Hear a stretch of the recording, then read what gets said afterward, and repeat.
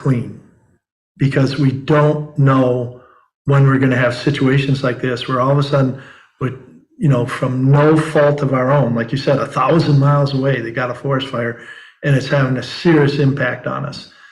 And if for some reason our sensitized individuals are saying, well, it's not that bad, and if it does get real bad or if it gets damper in the house, I can always go outside or whatever it is, that deferred maintenance or that deferred decision making really is going to have a serious negative impact on them in situations like this, because there may just be times where you can't get away, get away from the problems in your house by leaving your house. You outside, you may be actually facing greater problems than you have in your house. So the first item is just never defer, fixing things that you can fix now until some later date, just because it doesn't seem important to you. Well, it's the clean glass of water. It's not a concern because you don't see a problem. As soon as it's, brownish or discolored, now it's on your mind. Same thing with the air. Yep, exactly right. But it would be the same thing. That's why they have, on occasion, you'll have boil water orders as well, right? They don't know exactly what's wrong with the water system. And so they tell people to boil the water. That's why one of the things that they chat about, even in front of hurricanes and things, is get a few cases of bottled water so that you can survive, a couple of days if you have to without having water coming out of your tap. Fix your house. If you know you've got things going on in your house that are contaminants or whatever, get rid of those, fix it, do the remediation properly so that you've got a good, safe place to be. And then you can, potentially survive a little bit better during these outdoor air quality incidents. But putting that aside, because at some point that's water under the dam. Either they have fixed it or they haven't fixed it, but now they're still facing what's going on outside. So the first thing, and the first couple here, I'm just repeating the standard safety precautions that you're going to get from just about any site. If you don't have to go outside, or you can limit your time outside, don't go outside and limit your time outside. If you do go outside, wear some sort of respiratory protection. I know that I'm seeing a lot of information where people are talking about, you can use your COVID mask and stuff like that. And the answer is, the face masks that were being sold as COVID protection, I won't get into that whole discussion all over again, but that is not going to be appropriate, particularly for the sensitized individuals. At a minimum, they're going to need like an N95, and we recommend N99 or N100 filtering face pieces. So that's going to protect a lot coming in. And remember too that a entry spot for some of this contamination into your body is not just the nose and mouth, but the eyes as well. And fire residue is even worse because of the small particle. So when those get into your eyes and then get diluted by the tears and everything, it actually releases some of those chemicals that are on the particle itself. So the particle may wash out, and get it out of our eyes and everything. But what is left behind and what's being absorbed in through your eyes is some of the chemicals and stuff. So remembering to wash your face when you come in from the outside, wearing a mask to protect yourself, changing clothes if you've been outside for any length, you're not carrying a lot of this stuff in. A lot of similar things that we would talk about if you're coming in from a moldy environment or trying to protect yourself from a moldy environment. You mentioned about masks, and again, I agree. I don't want to go down that path and let's talk about masks, good or bad, but just to remind people that just because you're wearing a mask, whether it's an N95, N99, N100, half face mask with cartridges, it doesn't protect you from the gases. You're getting filtration from particulates only. Now, that's a good and a bad thing, because especially if you are a sensitized individual, you may also have additional health issues and stuff. You're wearing a mask that's doing a good job filtering particulates. You're going to reduce the amount of air that you can actually breathe in without straining. And again, if you're not trained to wear a mask, if you're not trained to know when you need to take the mask off, when to replace the mask, it could be just as serious as not having a mask. So again, training, preparing, I guess, is kind of in the same thing that you were talking about. Well, a little bit, although I would say in this particular case, as I mentioned earlier, by the time the contamination, goes 100 miles, 1,000 miles, whatever it is, the gaseous portions of that, we're not generally seeing high concentrations of carbon monoxide or even the elevated, levels of the nitrogen oxides and stuff like that by the time it hits like New York City or something like that. So wearing the filtering protecting mask is actually a very good step, because, as I said, even some of the phenols and the aromatic hydrocarbons, the volatile organic compounds, a lot of those are vapors. So that means that they're liquids that have been, the heat has evaporated and they're small droplets in the air. Then those droplets hang on to the particulates, and then the particulates get screened out by the mask. So that N95 is actually doing a fairly decent job stopping the vapors, which again have coalesced onto the particles, and the particles. And then, as I said before, the gases have pretty much dissipated. So I'm rather optimistic that the filtering face pieces, at least the good ones, can be a real benefit to individuals, and particularly to people who are sensitized. Well, that's a good piece of info for people to deal with. And again, if I just want to follow up, if you are wearing a mask and don't feel well, you may need to take it off, at least short term, and stop whatever activities you're doing. I think that's the real message. Try to get to where you feel comfortable and safe, and stay that way until this passes. Yeah. So something else I'm going to throw in, not a lot of people know this or remember this, but if you're wearing a mask, you need to be intentional about improving your liquid uptake, meaning you need to drink more water, people. And part of that is because the mask not only does a good job screening these particles and stuff, but it does filter out some of the water vapor. And so therefore you're breathing drier air, and the drier air is going to allow whatever particles do get through to go deeper into your system. And by drinking more water, you're going to keep your mucous membranes, hydrated, and, a little bit more ability to collect some of those particles, and then even to flush them through your system. There's pretty good studies that show that people who are being exposed to the wildfire smoke over a course of a few days will build up levels of different toxins in their body. And a lot of times that's just because they're not drinking enough water to flush them out. And I know several people, particularly in the naturopath and the integrated medicine field, who say green tea in particular, water and or green tea can be helpful in terms of just detoxing some of that stuff that's getting into your, first into your bloodstream and then into your internal organs and stuff, just because of the contaminants in the air. Well, just kind of on a side note, going in a slightly different direction, and I agree with what you're saying, and I just wanted to mention that wildfires, forest fires, things like this are not the only thing that cause these types of contaminations in the air that affect people and sensitized individuals. If you remember back, we had some recent volcanoes that had erupted and put so much ash into the air. It was affecting people thousands of miles away. It grounded air traffic through Europe for around a week. So there's a lot of things that are in the air that are going to affect people, and the sensitized group many times over, even more.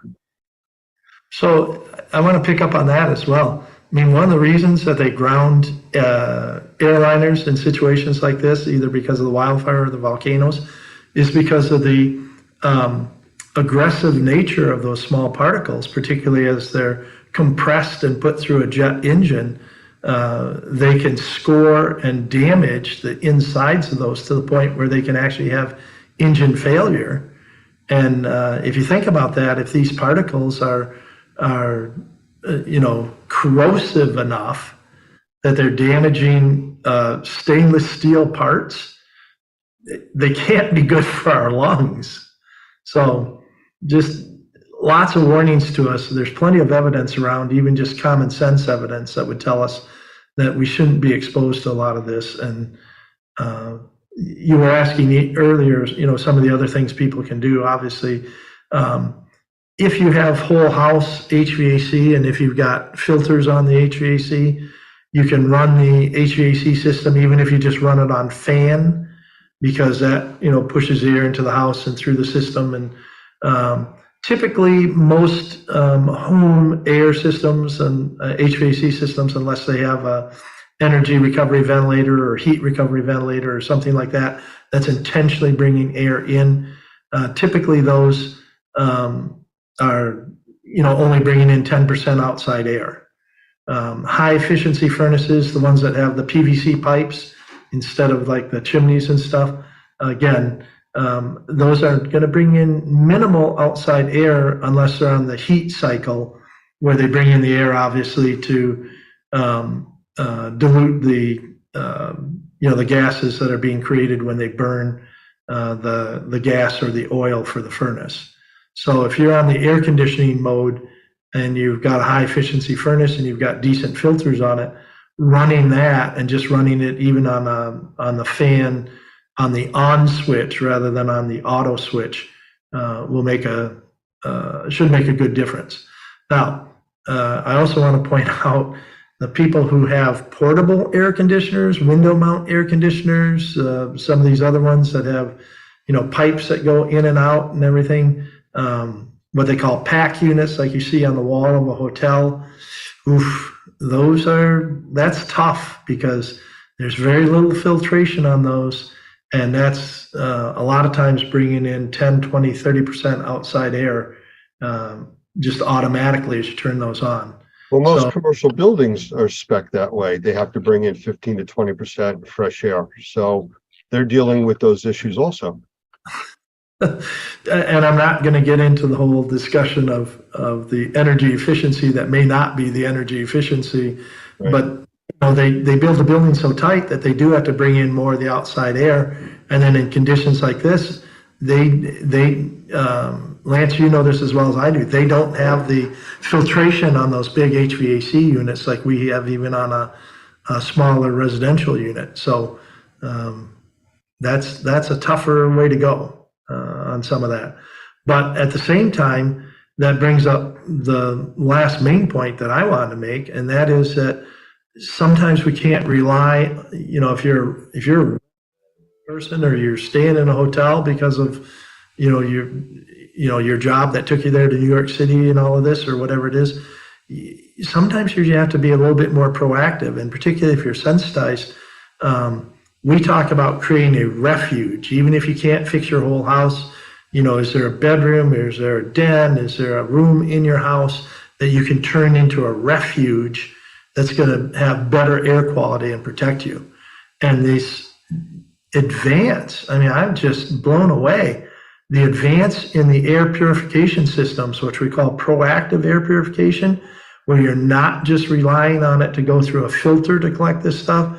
You've got ionizers and one of the better ones I think is this multi-cluster ionization and things. These sorts of products can help create these reservoirs of clean air inside a building, so that even if you have to run the air conditioner and it's bringing in some of this contaminant and your filters aren't the greatest, at least you can protect yourself in a bedroom where you spend 8 hours a night when you're sleeping and things like that. That can be a big difference. It's not a new concept. They teach and talk about that for hurricanes and tornadoes, to have a safe area in your home, a place that's protected from things coming through the exterior walls. Well, this is just taking it to another level where you're going to keep your breathable air as clean as possible. Well, I like that analogy. I mean, you're in those cases, for a tornado. So here in the Midwest, we don't have the hurricanes as much, but it's a tornado. And that's exactly what they tell you. You need to have a secure location that in the case of a tornado, you can go into and be better protected from, the damaging effects of the wind. And in a situation like this, particularly the people who are already at risk because they're sensitized, they need to have, think about having that secure location from an air standpoint, just like we would think about having a secure location from a weather standpoint. And doing that with some of these proactive air purifiers. Heck, I was looking at the Best Living Systems website yesterday. They've got plug-in models. I mean, literally just plug into an outlet and is enough to, have some air cleansing that's going on in a room size. They've got ones that are the size of, like a sports bottle or a drinking glass that's designed to fit in a cup holder in a car to improve the air quality in a car. But you can plug those in and use those in a hotel room or in a bedroom or something like that. And these are not necessarily, super expensive items or anything like that. They're reasonably priced and they're worth it. You know what? And everything you're talking about comes down to do something, improve your condition, be proactive yourself to try to take care of the environment you're in, stay in a healthier and a safer place during conditions like this. And it's going to happen more and more. We didn't really talk about statistics, but from the Weather Channel, they ran some stats yesterday saying that year to date, they have burned up in Canada and the US. Well, let me rephrase that. The yearly average for the US and Canada on forest fires is between 6.5 and 7.5 million acres. The fires so far to date in Canada are 9.3 million. So they're 50% over the yearly total of burned up forest and what it's putting into the air that we're all breathing and changing weather conditions around the world. And we're in June. And we're in June. And it's Right. first going to get hot, and the fire season's going to first come on, and then we got California to deal with and the West Coast.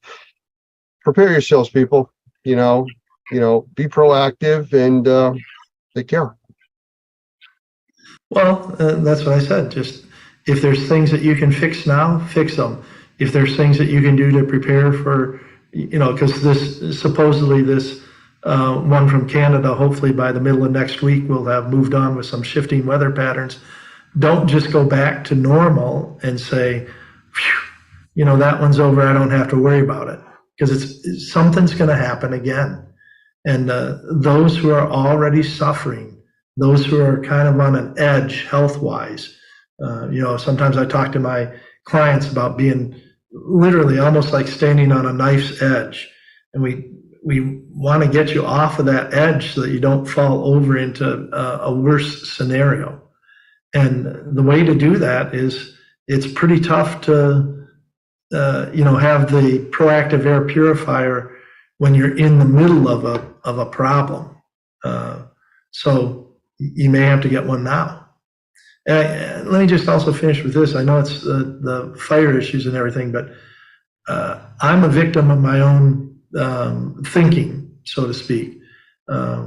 Neither my wife or I both of us are blessed that we don't have a lot of mold sensitivities or anything like that, even with all the crazy work I've done in the industry. And neither one of us really have expressed a lot of allergies over the years. And this summer, or actually this spring, over the last couple of months, I noticed that my wife was feeling less and less normal, so to speak. And finally, when we dug into it, it was turned out that she was having some respiratory issues and some stuff like that. And the initial doctor visit was, yeah, it's a really awful pollen season. We never followed the pollen ratings or anything because she was never, identified as being allergic. And once we got the idea that she was,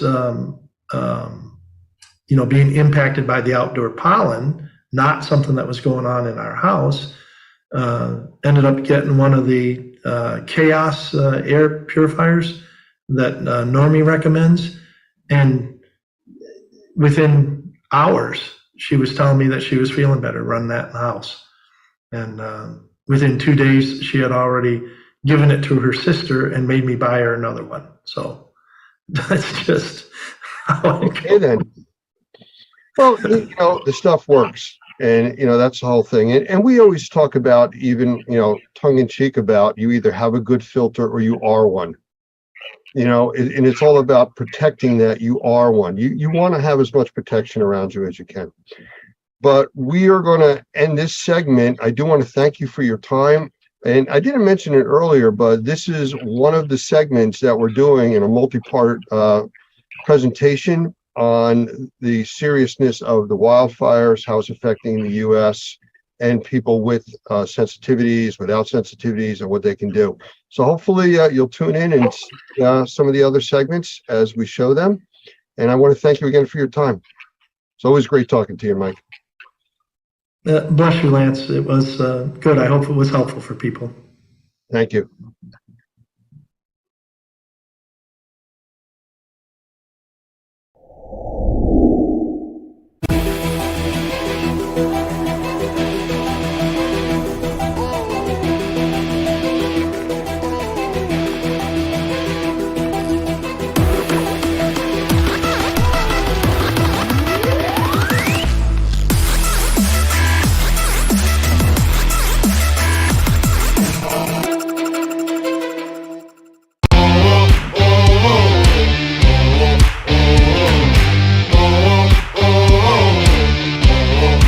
Everybody, this is Mike Balzano, publisher of R&R, as well as the Experience Events. Welcome to Trade Talks, Unlocking the Experience. This is episode 12, and good friend today. I say this every week, but I like this guy a lot. I met him about a year ago, and we bonded, and I'm happy he's such a big part of the experience. He's a teacher, a leader, a podcaster, an IAQ expert, a former policeman. I may have tipped it up right there who it is. A speaker, exhibitor. And he is currently and formerly was an EMT. We'll talk about all of that. Longtime friend of the experience. Please welcome from Normie, Mr. Lance Eisen. Welcome, Lance. Thank you, Mike. Thanks for having me. Oh, of course.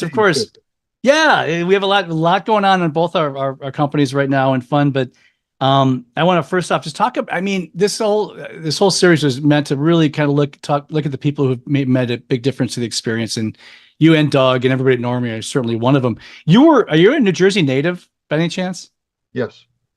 So you remain in New Jersey, is that correct? Yes, I have. Well, my family is here, so it's kind of hard to move away from kids and grandkids. They frown on that. I know. I know that we my wife and I came down to Florida a while ago, and I think that the grandkids is the thing that keeps people from snowbirding. The kids are one thing, but once those grandkids come around, now I'm not going anywhere, and I get it. So good for you. Yeah, it just makes it easier and it's more sense. If they move away, well, then all bets are off. But exactly. So, well, I tell you, we met, like I said, last year, and you've got a great background, one that I think is wonderful for this. You started and maybe you could talk about this a little. There's two things I want to talk about service-wise in general. People know you were a policeman. A lot of people know you were a policeman at Sarge, but I didn't know you were an EMT. How long did you do that for? Since 1975. And you're still registered, correct? Yeah, still involved with the volunteer organization. What do you think? What drew you to that originally, starting out? So this is what I want to do. You know what? As a kid, I had watched the ambulance come to my house quite a few times. My grandmother lived with us. I saw them helping people, and it just became kind of the norm, and it got my interest. That's amazing. My grandma stayed with me till she passed away when she was 98. So I learned a lot of Italian like that. But you did that, and then you went right into being a police. Now that was 1975. You said you still do it, but in 1979 you decided to join the police force. Was it just the next logical step in your head, or no? It was kind of strange. I mean, if you put yourself in the mindset of a 19-year-old, I was an EMT already. I was involved with emergency services. I was going to Rutgers University in a pre-medical program, and the opportunity came up where somebody said, "Hey, you want to drive a police car and carry a gun?" I was 19 years old. Sure. And And I had taken some tests, I got hired, and I started a career that, they talk about pensions and stuff, and at 19, 20 years old, you get pension. What's that all about? And that was a blur, that's gone. So, Yeah, for sure. I remember when they started talking about 401ks and people like, what is that? Some kind of football signal? What, I don't know what that means. And now you look back and well, like, you're so stupid. Why don't you just start? the pension is there, which is the reason I stayed. It's just, 25 years just blurred by, Ah, yes. and I'll tell you what, that makes it even scarier. I retired almost 20 years ago. Oh, is that right? Yeah, So from law enforcement. from law enforcement, you achieved your rank was sergeant at the end, correct? Correct. I can see that. I can see you being the boss, being the sergeant of a staff. But It was convenient. It worked. a lot of people, this is the 12th episode of this, and it's funny you said the magic words already, and that you started that because you wanted to help people. And I could, I could see a lot of pre-med. We've had people that want to be attorneys and this, and that, and say, no, you know what? I want to do something else. And especially then that led into our industry. I mean, so you retired from the police force, and what moved you to kind of get involved in the restoration industry? My story is very similar to the people that we deal with that have problems. 2 years before I retired from the police department, I wound up with pneumonia 4 times. And I kept going to doctors, specialists that, take these antibiotics, take more medication. Wasn't fixing the problem. I kept getting pneumonia. I started doing some research, and I took some training online about my living conditions, and I found my problem. It was in my air conditioning system. I'm not smiling because that's great news. Go ahead. I mean, I can see where you're going with this. Go on. I fixed it. And, I started telling people, yeah, this is what I did. Their answer to me was, come check my house. Mhm. That became a full-time business when I retired. No kidding. Yeah, I actually had to hire 4 inspectors to work with me because it was so busy. And there was radio advertising and a lot of other things involved with that, but it became an industry business for me. And that's how I got into it. And 2 years after that, I wound up with the Normie organization. And you accidentally started a business. I love that. And the pneumonia problems went away when you got better air. I'm guessing, right? Yeah, absolutely. Yeah, That's one. the pneumonia went away. It was caused by a fungal infection, fungal pneumonia, and it was because of the conditions of my indoor environment, which set the stage for everything else. Gotcha. And then you went to the right place because Normie is doing so many great things with IAQ and IAQ radio and everything else. And we're going to talk about that in a second. But I remember we've talked about this offline. And I talked to Jeff Jones, Microbial Warrior, about this too, specifically about COVID. He likes to talk about it. And we found out it wasn't touching things or whatnot. It was everything, all the particles going through the air. And hopefully if we have another chance at this, I'm preaching to the choir, I know. Hopefully we won't have another chance at this. We probably will. And sadly, we'll do a better job of fighting that next time, right? Oh, absolutely. COVID was kind of a game changer for this industry. I've been in it since 2004 with Normie since 2006. And we have been talking about indoor air quality. We've been talking about surface contact, the things you breathe. And people are like, yeah, okay, no big deal. And then COVID hits. And everybody decides that, hey, breathing is a thing. It's important. And it changed the industry. Yeah, absolutely. I think, and what I was going to mention earlier was that you said something when we first started about you want to help people. So you became an EMT and this and that. Everybody that does this show, that's what they say. And I think that really is a nice, you're sheepishly to accept this. We already tried once off the air, but you're a helper. You're a service-oriented people person, and you want to go, and I could see you doing those two things, then jumping into the restoration industry like you did. And I'm not surprised at all. It's a career of service, actually. And again, that's a statement, not really a question, but that's the way I see it. Well, yesterday, actually, I had a conversation with the manager of a large gym franchise. And we were talking about different things that could help his business out.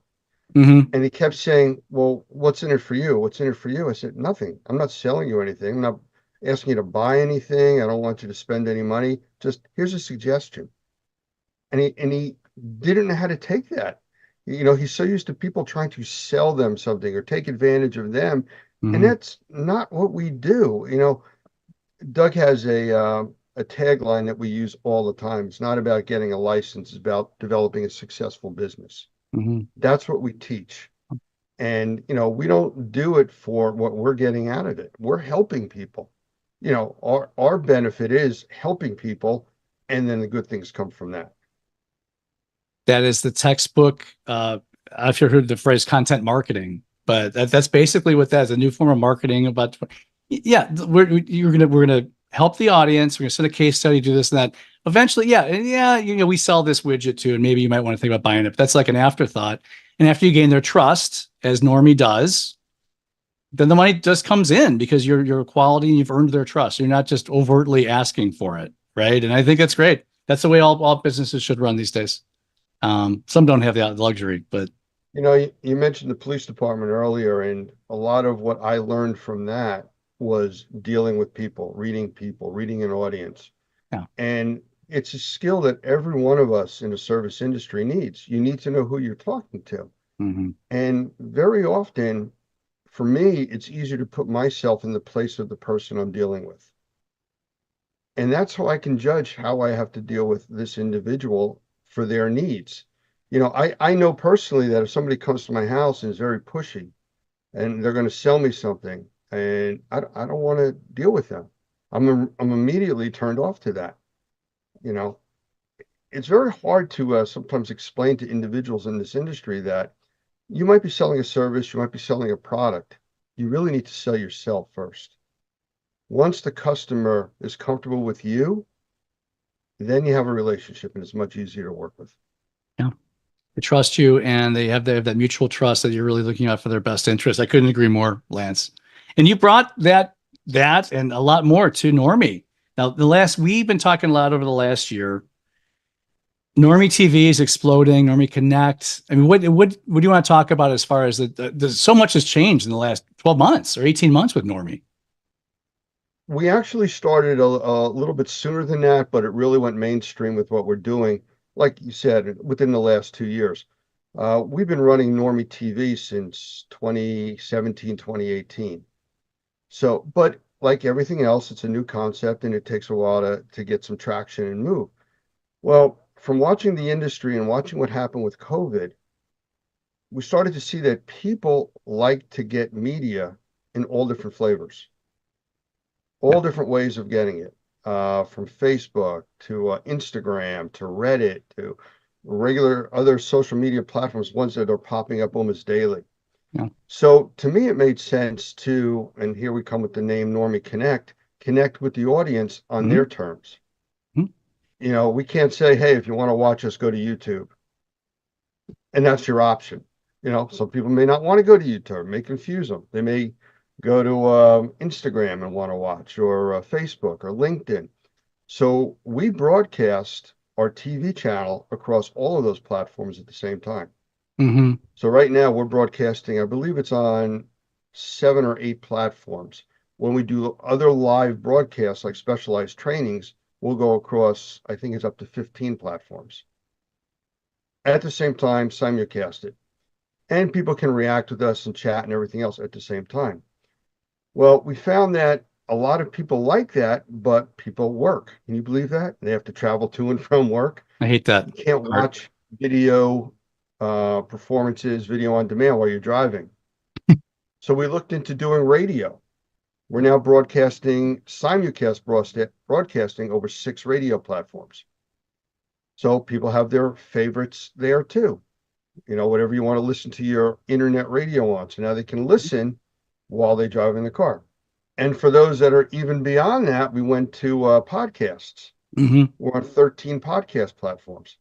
So wherever you want to find us, we're there. And you're promoting it. And I've been fortunate enough to be a part of a couple of the episodes with you and Doug, and I was flattered to do that. I was taken back by when I first learned about what you were doing, that just how is everything scheduled. It's almost like a TV network in a way. This is scheduled then. You could promote, hey, you're going to be on Jane Doe is going to be on at 4 o'clock. Make sure. And I thought it was well done. And you clearly put a lot of effort into it, and for good reasons. A lot of times, people put effort into things just to do effort, but this was targeted, and it's good. I think I love what you guys are doing. I've been outspoken about that the whole way. I really, really enjoy what you're up to. And I like the fact that the Experience is a sponsor this year. That we're very proud to do that. And this is where I have to mention that, don't forget, April 3rd to the 5th in Chattanooga, Tennessee, the Experience is coming back. Our next event, the Chattanooga Convention Center. When this airs, you still will have time to get some early bird rates as attendee. There's plenty of space on the booths available. Contact me or the sales team, and some great stuff. We put the agenda up about 2 weeks ago. Love it. I'm so thrilled with the speakers coming, including Lance Eisen. Now, you've been a big part, you and Doug and the Normie in general have been a huge part of the Experience for years. I mean, do you remember the first time you went to the Experience by any chance? No, and you can't see it now, but hanging behind me, I have from the ceiling a hook with all the badges that I've gotten attending, and there's a lot of them up there. Actually, I put a second hook up now. It's over 10 years, I'd say, that I've been attending the Experience shows. You've been a big sponsor of the Experience as well. You're going to be recording and doing things this time too. Is there any great Experience stories jump out that you want to share with everyone? Well, we tried something new last year where we went live from the Experience show across all of our platforms at the same time. And we were doing live interviews right there at our booth of all the movers and shakers, if you want to call it, in the industry. And it was fun. We had you there. You were talking with us. We did an interview. And again, we pushed that out over everything at the same time. And we had people all over the country watching what we were doing at the Experience while we were there. Yeah, it was creative, and I had a blast. It was funny. I thought it was funny. Maybe we need this time to get bigger signs, say you're on air or something. Because it was just funny. Everybody just came from talking to Lance during our interview, and me, and so like, hey, we'll give us just 5 minutes. But that adds to it because it's real. I know. It was funny. It was great. And that's kind of what we went for there. And everybody was well behaved. Mm-hmm. I mean, our booth was actually next to a bar, so it was really touchy, but no, it was good. We were very well behaved. This is the first time I'm sorry, Lance. People want to be by the bar a lot in this industry. I've noticed a lot of my exhibitors have that same request, which is kind of funny. Go ahead. I didn't mean to interrupt. Sorry. Oh, no, I absolutely like that. It's a short walk.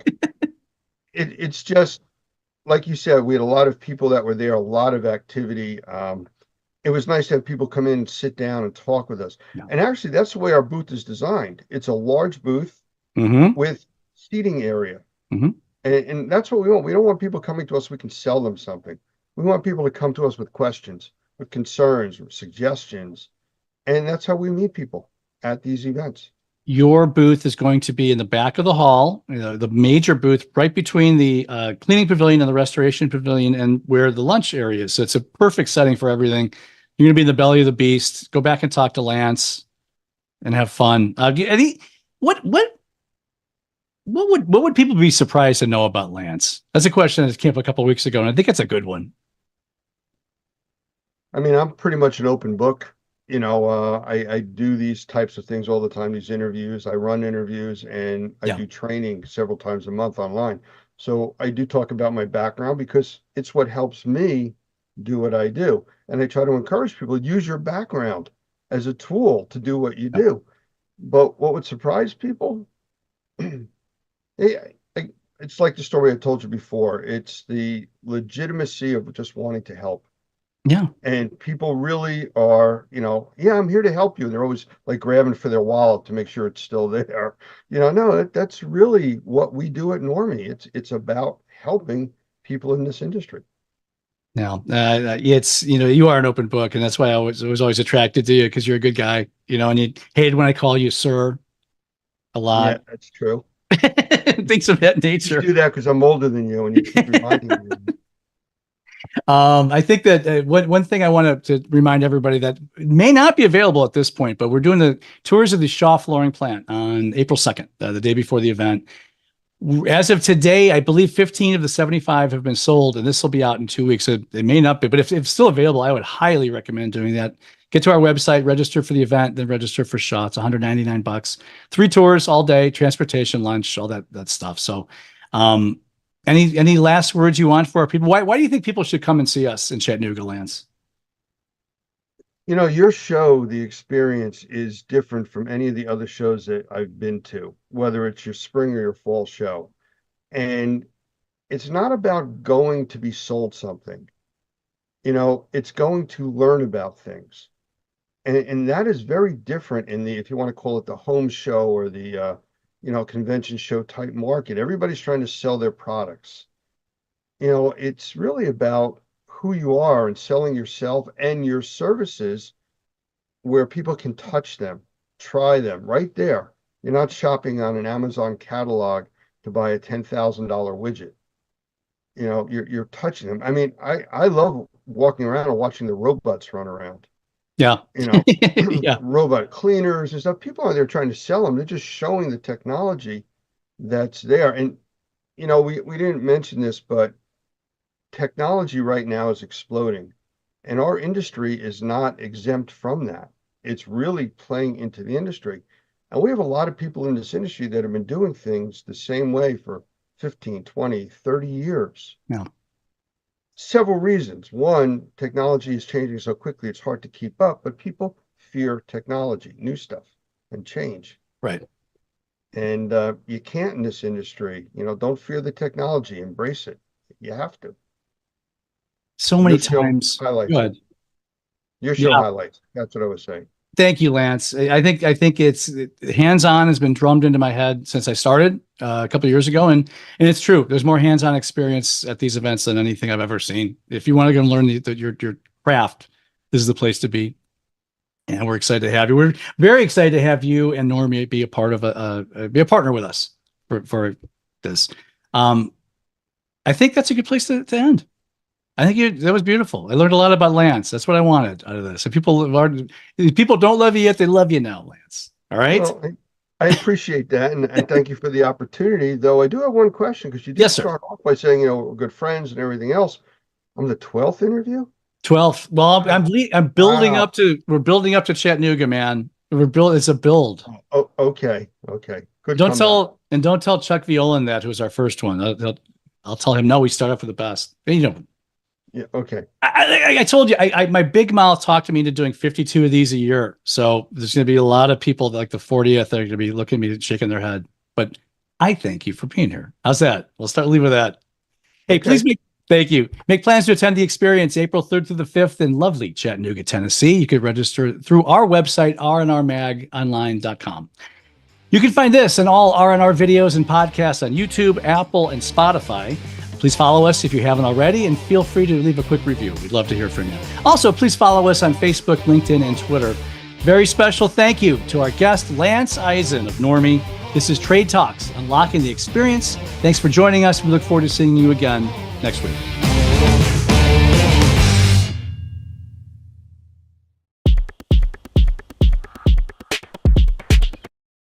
So at this time, I'm pleased to welcome Dr. Gavin McGregor Skinner, the Senior Director of GBAC, a division of ISSA, and Doug Hoffman, the Executive Director of Normie. Gentlemen, welcome. Thank you. Good to see you. Hi, Jeff. So we're going to talk about training. We're going to talk about issues in the industry. We're going to talk about the weather. We're going to talk about solutions. So to start it off, Gavin, why don't you tell us a little bit about what you're thinking here? What is it that the industry needs to know right now? That it takes a team to be successful, Jeff. And at the moment, we've got wonderful people doing very important activities when it comes to capacity building, certification, training. But when we go into action, when we have to go live with this, we go off full operational, we are all over the place. We're scattered. And so we're working with ISSA and Normie Now Alliance, with Doug and myself and many others involved. It's trying to bring some cohesion to all the islands of excellence that we have out there right now, especially when it comes to responding to disasters like we've just seen with the hurricane down south. You're telling me, Gavin, that there's a collaboration here happening with ISSA and Normie? Yeah, so through the ISSA Normie Alliance, Jeff, we've been working pretty diligently and being very focused on how to do better for the industry. And it's you just have to look what's out there in the media right now on all the discussions that emergency managements at the local level, the mayors have, and then go back to social media where it's going, hey, I need this humidifier delivered here. I've just run out of PPE. I don't have no more gloves. And you go, oh, well, hang on, guys, we should be more professional than that. We should be better organized than that. That sounds like a good idea to serve people, to help. Doug, do you know anything about this? Yeah, I was just thinking about what happened here in Louisiana when Katrina hit. We had been in business for about a year doing training. Of course, Louisiana had a licensing law, but the reality was that there was really not a focused central place where people could find the professionals that they needed. And as much as we appreciated, obviously, everybody from Tennessee and Georgia and Texas coming in to help, there was still that need. I think there was a vacuum for information. I remember doing several free seminars at a couple of libraries, people just hungering for information. And I think that's the idea here is how do we focus our energies into really helping these folks and helping them in a way that they're not going to pay the price years from now because maybe they had the work done incorrectly. So Katrina, that was a devastating storm. We've seen others, and recently we've seen even more. This has been a busy year for storms. So what you two are cooking up together sounds like a nice solution to help the industry respond to needs. Doug, I see Gavin's in a nice home there, but you're in an office or something. Talk about that. Talk about the training centers and what they can do for this concept. Well, thank you, Jeff. We're very excited about the fact that we're now being able to open up training centers around the country. Actually, we have one in Fort Lauderdale, which is our Normie Pro Academy South. We just opened this location, which is our Normie Pro Academy Central. And January 1, we're going to be opening Normie Pro Academy West, which is in Anaheim, California. So we're very excited about the possibility of being able to do training, not only from the initial training side of it, but also from the advanced training, which a lot of these guys need. Unfortunately, like so many things happen, somebody gets trained and they get a license and then you don't ever see them again. So what we're hoping is that we can provide the kind of depth of training that they need with this type of facility, that they can get the kind of advanced training they need on both the assessment side, on the remediation side, and then just in indoor air quality and microbials in general. So yeah, we've got a great facility here. Very excited about it. I think it's going to work out for us very, very well. And it's here located in a place where everybody wants to go. New Orleans, where we have great food, oysters. I have sampled some of the good food down there. So I'm assuming some of that good food makes it to this classroom. Maybe. No, that's the plan. In fact, a couple of our classes are actually on-site classes where we go actually into a facility and do an assessment. And some of those classes include lunches and dinners. So yeah, we take advantage of the resources as we can. Okay. Gavin, what do you think about this? I know you enjoy a good classroom yourself. Oh, it's so important, Jeff. The challenge that we have right now is, we have events occurring all the time. We've just had a huge event with the recent hurricane. We know the water will go down. We know the roofs will be repaired. We know the pictures in the news will go away, but the health problems will continue way beyond this. And the challenge we have is that how do we determine whether the building is healthy or unhealthy? The threats of disease are hard to see, but I think both Doug and I are in total agreement.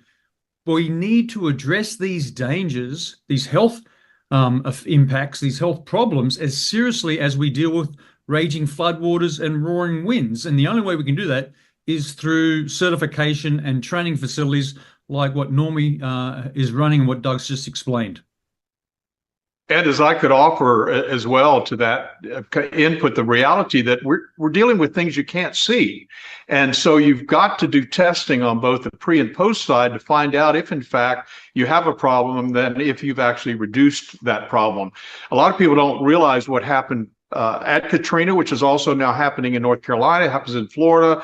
The water comes, it goes away. You may not have a mold problem right away, but how many of us saw the caskets floating down the lake? Now you're dealing with Cat 3 water, contaminated biological contaminants. So it's not just about mold, it's about microbials that you can't see. Thank you, Doug and Gavin. You know, it seems like a lot of industries out there have requirements mandated by state and government to get your nails done. Not that I do that. To get your hair cut, to get your furnace or air conditioning worked on, to get your plumbing done in your home or business. It requires someone with a license, and that process to get that license is obviously intensive at times. Are we seeing that happening in this industry? I know we published a recent article on Clean Facts about something in Illinois. I'd love to hear both of you comment on this. What have you seen? What do you think is going to happen in the short term and long term with this? But the states have taken a couple of different paths. Some of the states have actually created boards, and those boards are licensing boards. They've set requirements for what the licensing should be and who should actually meet that training requirement. Other states have decided that they would rather have a registration process, or at least advise the public on who they should use, who should be they should be using for their program, for their needs, whatever their remediation needs are.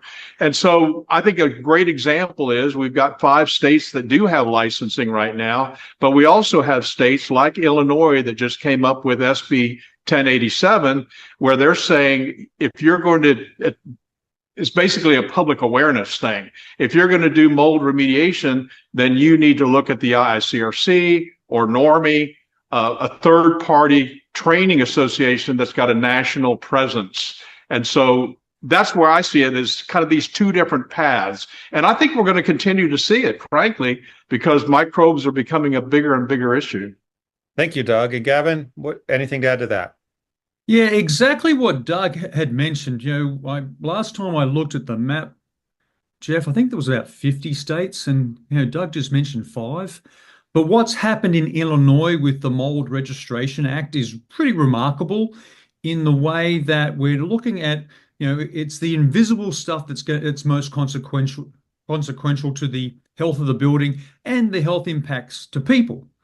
And what we're seeing now in Illinois, that Mold Registration Act comes under the Department of Public Health. Now, the Department of Public Health will want metrics, they'll want measurements, they'll want key performance indicators. So that's a whole fantastic new change to where the direction we're taking into registration, certification, and training all our first responders that are out there, whether it be a natural event or a man-made event or just an accident, water pipe breaks, for example. So the point where we're saying here right now is that the victims of all these disasters, right now, the problem with how we respond is that everyone throws money and resources in the acute phase, but there's not a lot of interest in the long-term phase, which is the health phase. So what are we doing 1 year, 5 years, 10 years from any event, any disaster, any emergency, when the attention's moved away, yet people are still dealing with it? And I think the Mold Registration Act and all the other licensing laws and requirements in those other 4 states are so important when it comes to professionalizing, becoming more professional at what we do, but doing it through a way of measurement and metrics and key performance indicators. Let's dig into that a little bit. You mentioned, here, let me set this up a little bit. An event happens, a hurricane comes through, there's damage, there's response, things are fixed as best as can be done in the moment. Gavin, you mentioned years down the road. What are we talking about here? Once an issue is fixed, isn't it fixed? Well, Ed, you're right, Jeff. Once you put a Band-Aid on a hemorrhage, it might stop the hemorrhage for a little while, but then it starts hemorrhaging again. What we're seeing when it comes to buildings that have come under disasters, emergencies, events where the building gets wet, water damage, Our job is to go there in the acute phase to dry it out.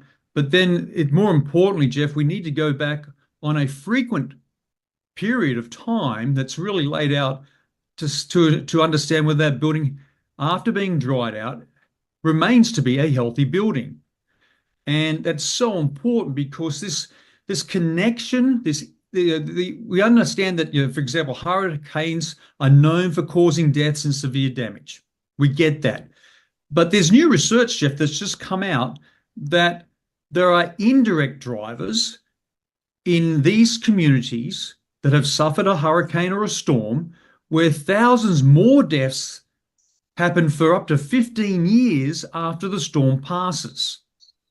And going from the emergency phase, the acute phase, to a medium to long-term phase, it's what's so critical in the needs for our certification, our training right now, but also in our business processes. Can I just point out something I think this really reminds me of kind of where we are, what you're talking about, Gavin, is remember 9/11? How many years after 9/11 were people dealing with health effects as a result of them being in those contaminated environments? And I think, yes, you're correct. You can fix the problem. Everything looks great. But again, if it's not done correctly or you're not addressing the potential health issues, that's a big concern. One of the things that was exciting to me about what Illinois did, and this is a step in the right direction. I can tell you in 2004, a lot of people reacted to, oh, mold, what's the problem? Mold's been around since Leviticus. What's the big deal?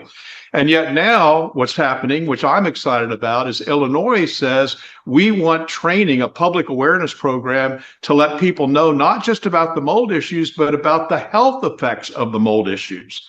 That's a huge step in the right direction. Doug, you mentioned Katrina a while ago, and that was in 2005. Were you there?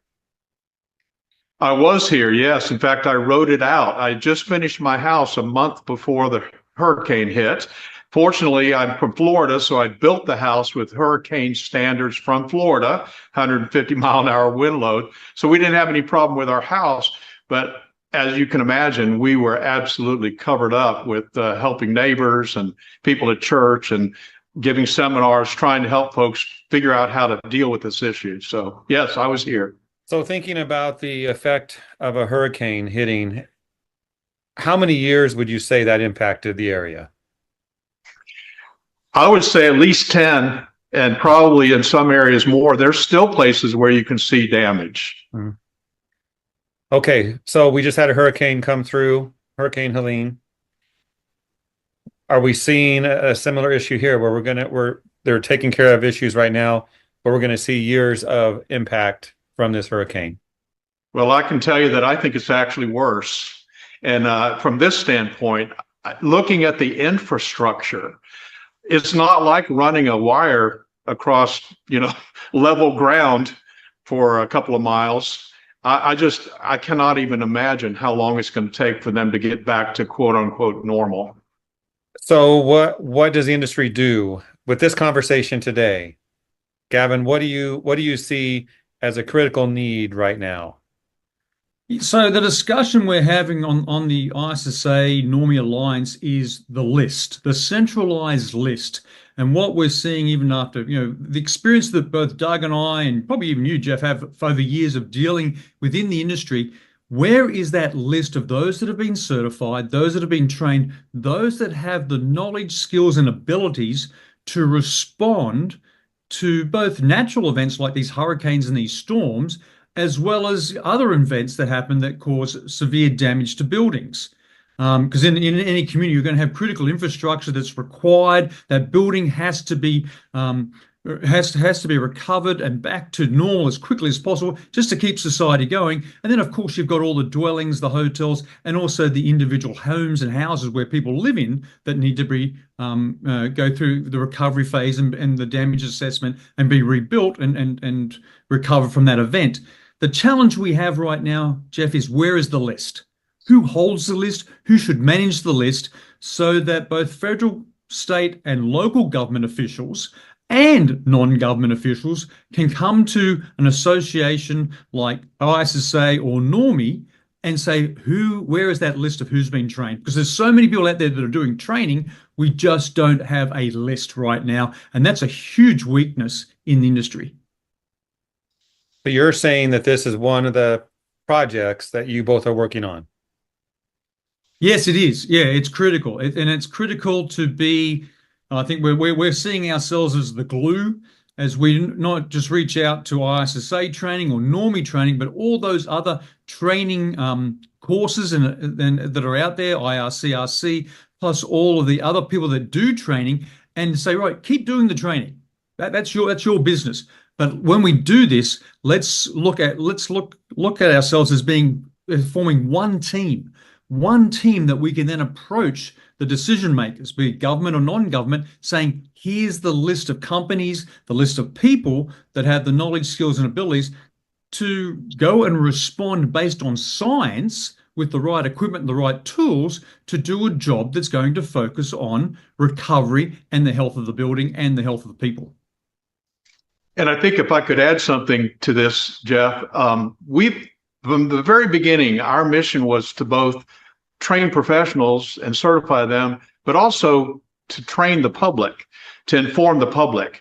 And I feel like I would be neglecting it if I didn't say our nonprofit 501(c), which is normieproetf.org, has some great documents on the landing page for people who are residents, to help them protect themselves during this process, and for volunteers.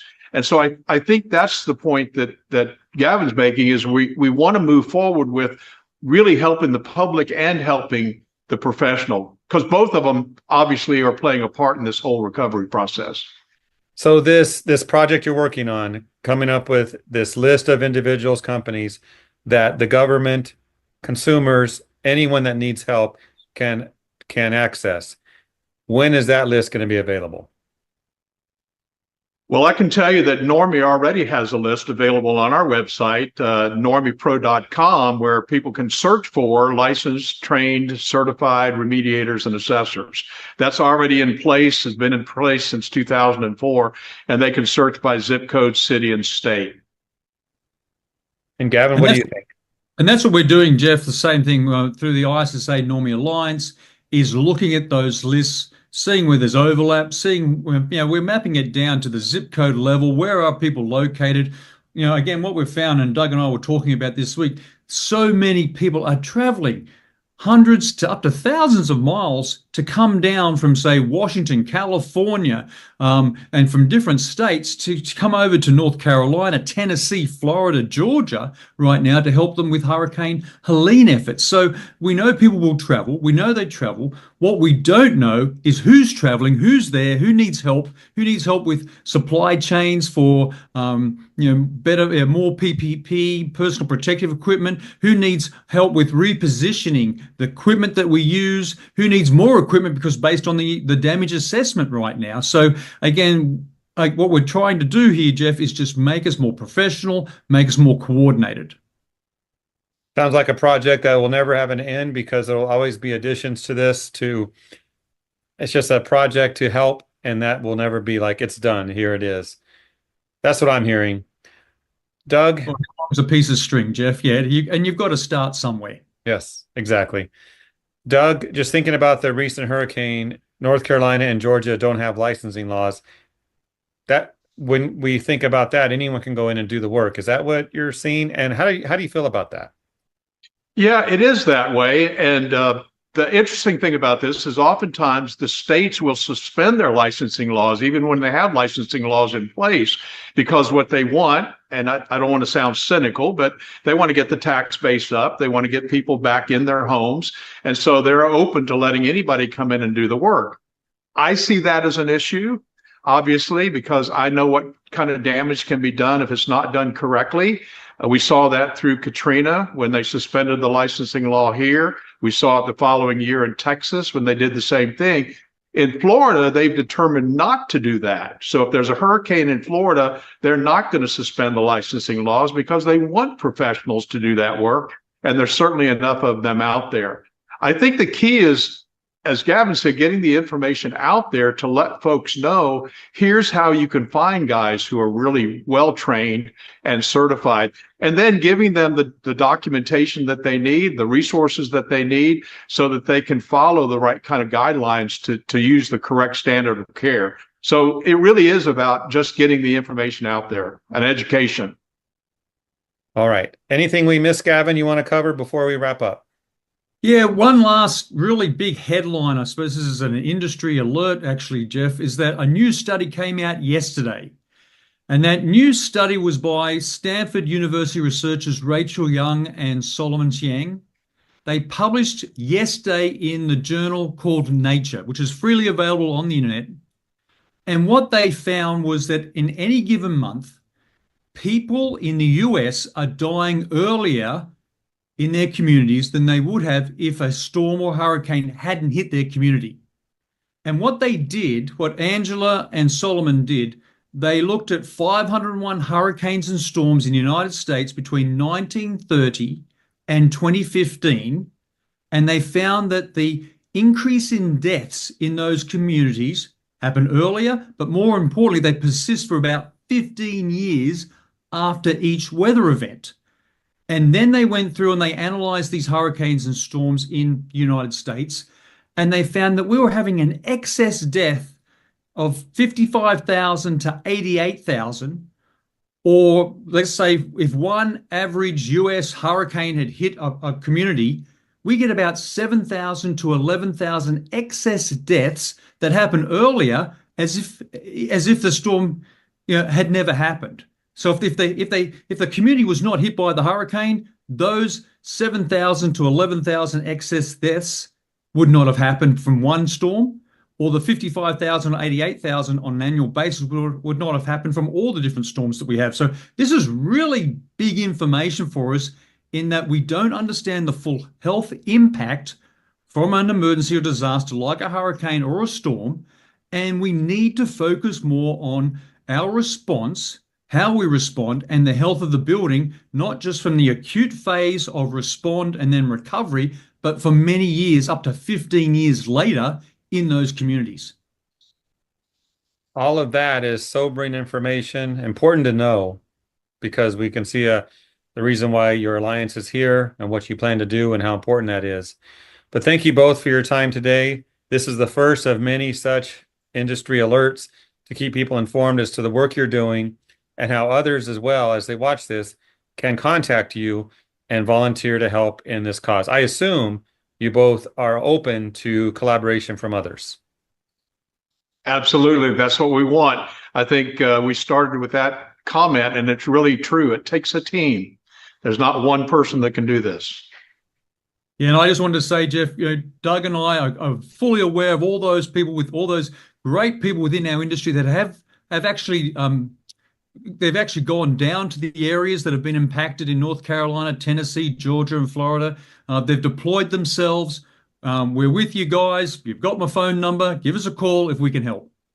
Thank you both.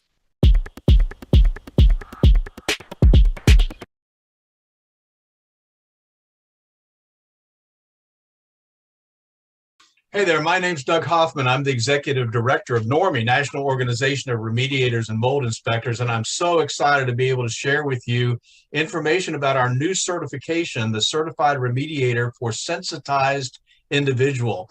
And this class is actually led by one of our new senior trainers, Michael Pinto, who's been in the sensitized individual field for many, many years. And I'm just going to turn it over to him and let him talk to you a little bit about why this class is so important for anybody that's in the industry. So, Michael, it's all yours. Thank you, Doug. I appreciate that very much. Just want everybody to know that the reality is that you're dealing with sensitized individuals, whether you know it or not. Anybody who's in the mold assessing and or remediation field, some of the people that you're coming across indicate that they've been made sick by mold, or they, as you do your occupant interviews to understand what's going on in the home, you may find out that they're talking about symptoms. Now, we are not doctors, but what we are professionals that are trying to help resolve some of these issues. So what this particular class does, is three things very specifically. It helps turn you into a better remediator. There's absolutely no doubt about that. You can be a good remediator, you can be an average remediator, but this will help you be a better remediator. And that's just good across the board. The real issue, though, is that for sensitized individuals, it's a necessity. You can't miss the details. The second thing that the class does is expand upon some of the things that just get missed in a general sense in regards to following the IICRC S520, the mold standard. Most people know about conditions 1, 2, and 3, normal fungal ecology, and visible fungal growth as condition 3. What gets missed is that whole condition 2, deposition of airborne spores. And that brings us to the third thing as well, is how much money are you leaving on the table when you're doing a partial remediation and focusing on removing the source material, but you're not even investigating or offering to do some of the whole house cleaning or the cleaning that is necessary to take the condition 2 parts of the office or the home and bring that all back to a normal fungal ecology rather than just the area that you contained to remove the mold in the basement or the mold under the sink or the mold in the bathroom. So all of these things come into play in the NCRSI course, but the biggest thing is it makes you a better remediator across the board. And I'm excited to be one of the instructors, not the only instructor, but one of the instructors, and just share some of these tips and tricks over the course of the 2-day class. So we hope to see you there, and you can check the Normie schedule and the best training system schedule for when the next course is. Looking forward to seeing you either online or in person. Thank you, Michael, and I'll look forward to seeing you at the next class. Absolutely, Doug. Bless you.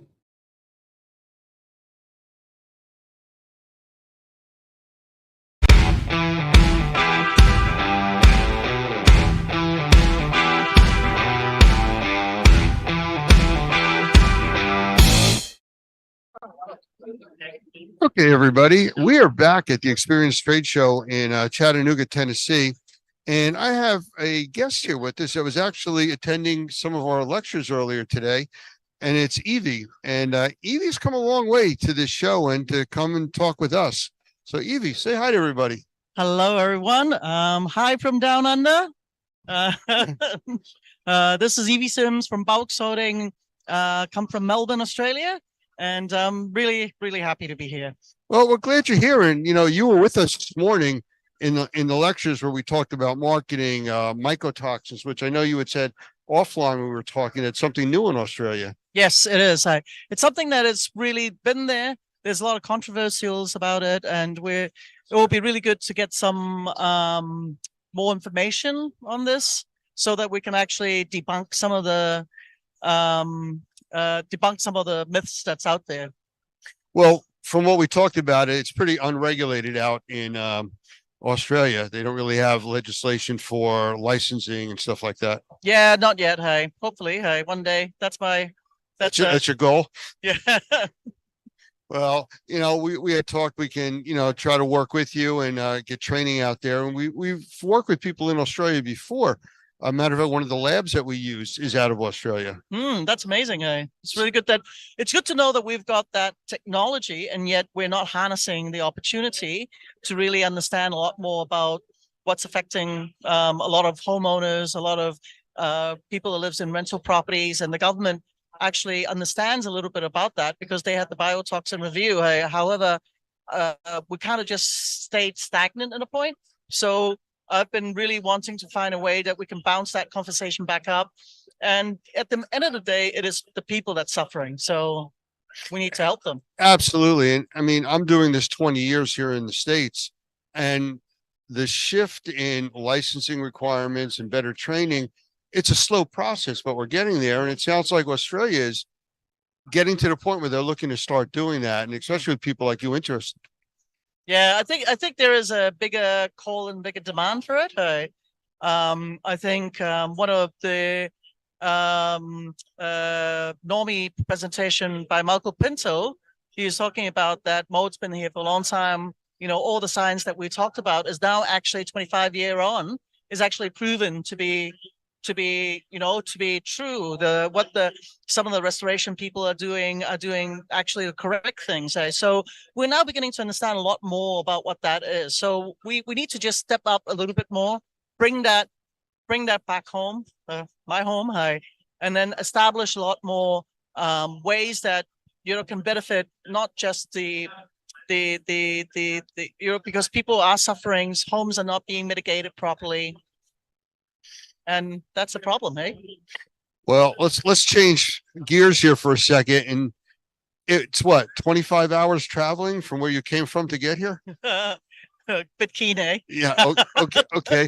29 hours in total. Okay then. So what brought you here?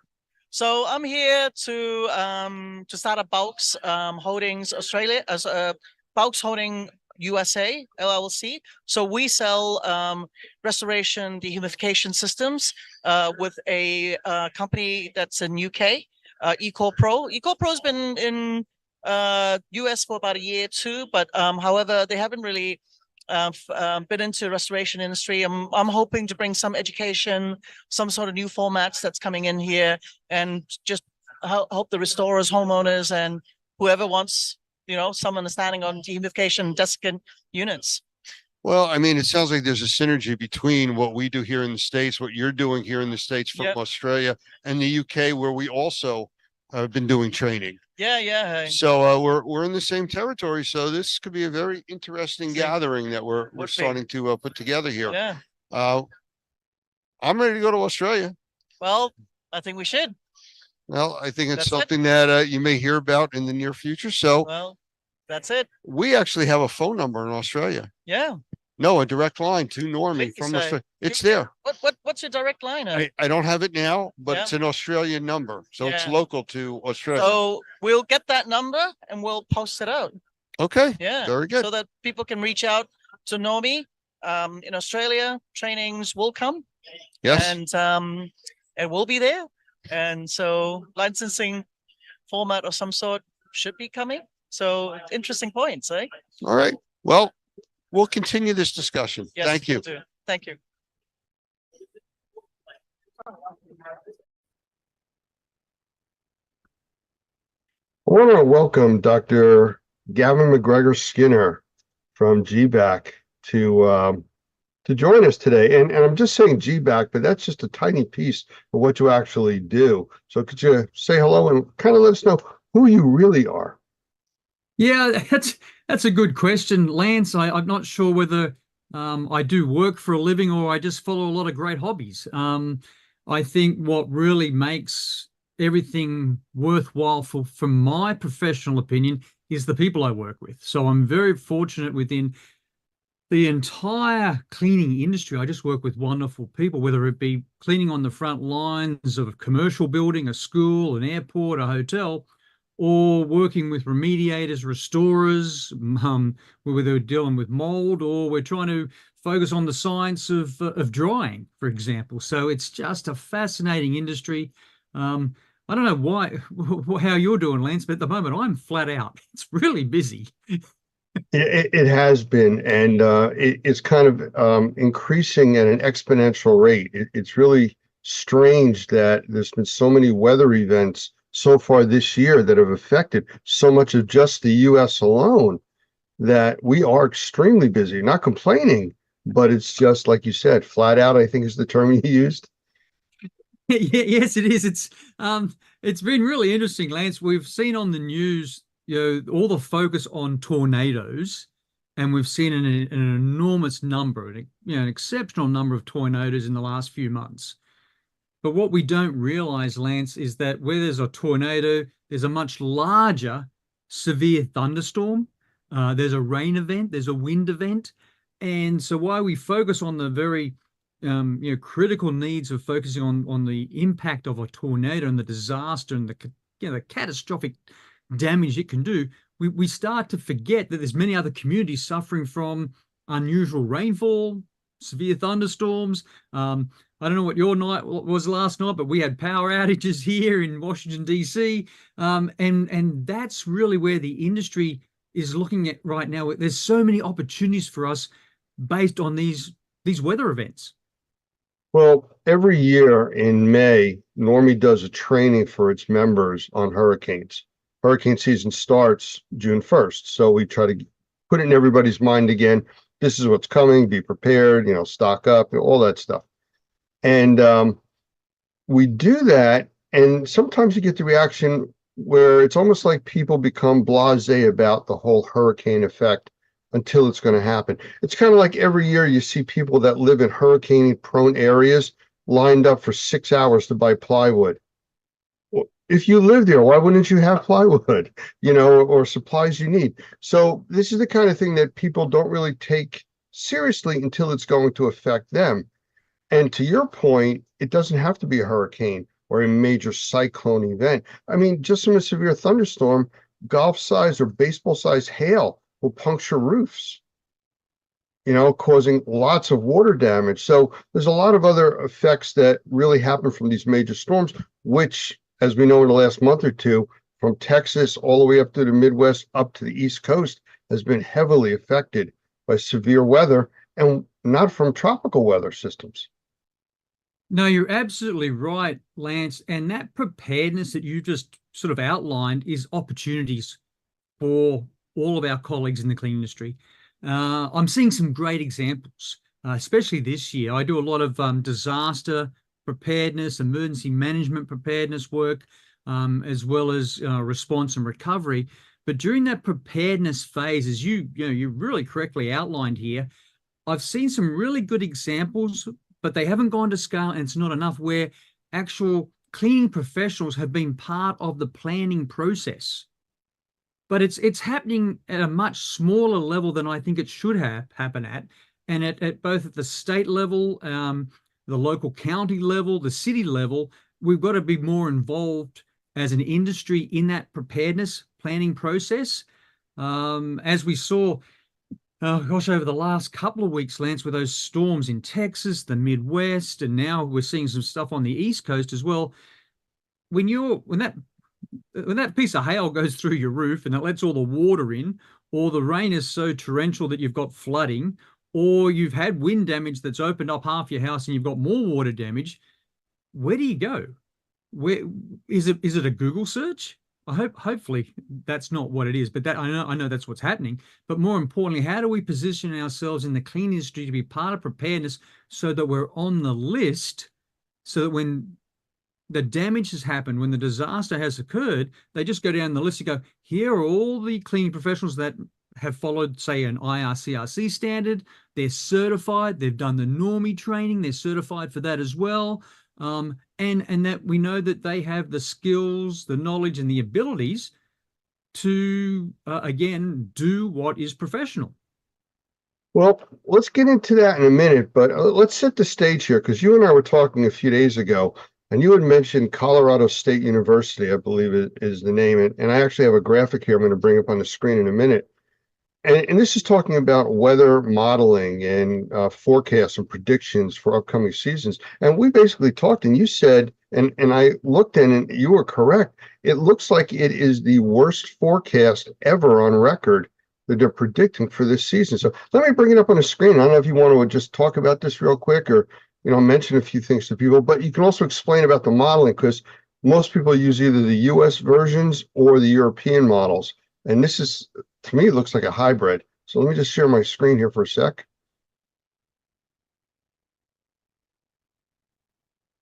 You should be able to see my screen now. Yes, I can, Lance.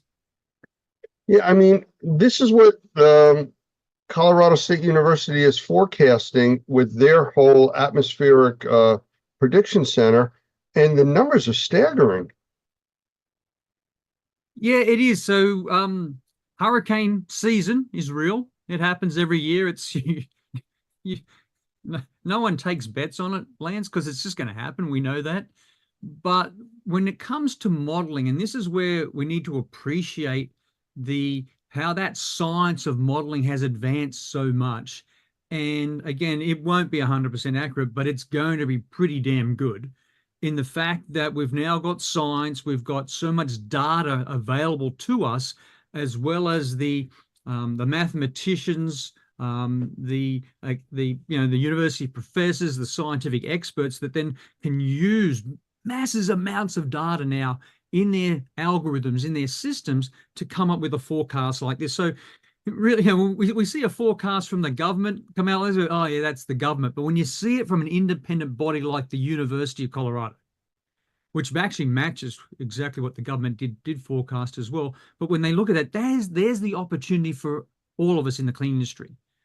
You're absolutely right. And I think it's the preparedness side of it and the triage side, which we can talk about in a minute, because, what do you do when you come into a disaster area? I mean, they're talking on here, the predictions for 2024 are almost double the average for the last 30 years. Well, it in is every category. When you look at named storm days, so don't just look at the storms themselves, the number of storms and how long that, remember Hurricane Katrina and how long that hung around. And remember the flooding and the disaster we had in Houston, that storm lasted for many days, not just hours. So we've got on this graph, on this table here, Lance, we've got the number of the named storms is higher than normal, but look at the named storm days. That's 115 in a season that runs from June to November. And that is double the average. Yeah, it's pretty staggering looking at that. I mean, they talk about the energy of the storms, 210 compared to 123 over a season compared to 30 years of data. It's amazing the numbers they're looking at for this year. So how do we define a hurricane? It's a rain event. It's a wind event. We're going to get damage to buildings. We're going to get water penetration. We're going to have drying issues. We're going to we know everything happens. Location is so important here. We know that those hurricanes will hit areas of high temperature, high humidity. We know what that leads to. Again, the possibility of increased growth of microorganisms, germs, and especially mold. So again, that science of drying is so important that it's done properly and appropriately. And again, we can now pre-position ourselves. This is what's so critical. I've seen so many examples from our colleagues in the industry going, I'm now moving from, and I'm giving you an example. I'm moving from Virginia or North Carolina, and I'm going to put some of my workers, my assets, my business in Alabama, in Texas, in Florida. Why? Because they saw that forecast. And it's so important, Lance, that as we see that level of preparedness from some of our colleagues, that we try to expand that to many of our colleagues, because a forecast like that is going to show that there's going to be a real need for the science, the evidence, but more importantly, to ensure that those people that do respond are certified. And again, so, those southern states, they're going to get hit, possibly the East Coast. We've seen those storms come up the East Coast like Sandy did, Tropical Storm Sandy did, 2011 or thereabouts, when it hit New Jersey, where you live, as well as when it went into, left hook into New York, the damage it caused. It was the water damage.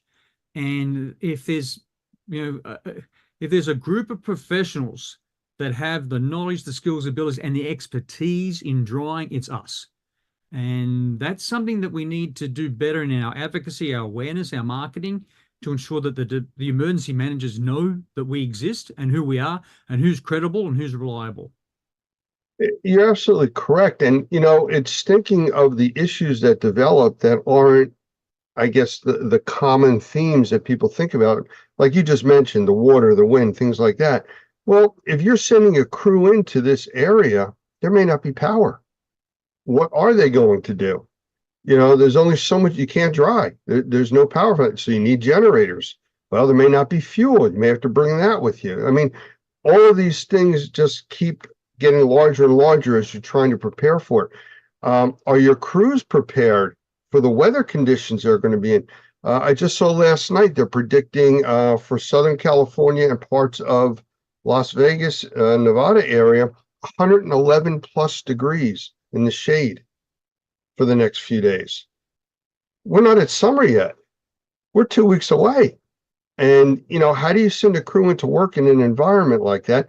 And yes, it's the desert, but you can have flood damage. You can still have problems there. Yeah, this is interesting, Lance. In the work that I used to do in like biological weapons, I used to respond to Ebola outbreaks in West Africa. You're in a hot, humid environment, and you're required to wear personal protective equipment. Actually, not required. You have to wear. This you get Ebola. That's a death sentence. It's this is a disease that didn't have any, that doesn't have a cure.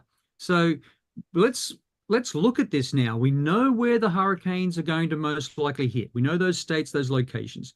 Yes, they're hot and humid. We know that our essential frontline industry workers are going to have to wear personal protective equipment. You can't clean these up in t-shirt and shorts. So how do we then train? How do we move quickly to ensure that they can work safely, they can work efficiently, and they can wear the personal protective equipment that's required in what I would really, these are hostile environments. And after a storm, it becomes even more hostile. And, so hostile or steer, whatever sort of terms you want to use, these are tough environments that I think we really have to go into that rapid training process right now of going, okay, guys, this is going to happen. We just saw the forecast. Lance just showed it. We've all seen it. We've heard about it. And we don't just wait now. We go into training mode. And how do we train people to wear personal protective equipment, to clean and dry and remediate, restore the way that is based on science, but to do it in a way that's safe for them, which is really, really important, so they continue and work the next day after that. And that's a critical need right now. It's going to be a tough summer. There's no doubt about it. Well, it's also training on how to approach this disaster area. If you're sending a crew in, what do? You run to the worst looking spot, you run to what you can manage. Are you going to be tied up for weeks on one job? You need to manage all of that stuff against your resources and what you're going to have down the road available to you. It's like triaging a terrible accident scene. You need to know where to put your resources. That's a really interesting point, Lance. Relationships matter. Yeah. And the point is that I just spoke to some colleagues, some good friends down in Texas. They've had some big storms. They've lost power.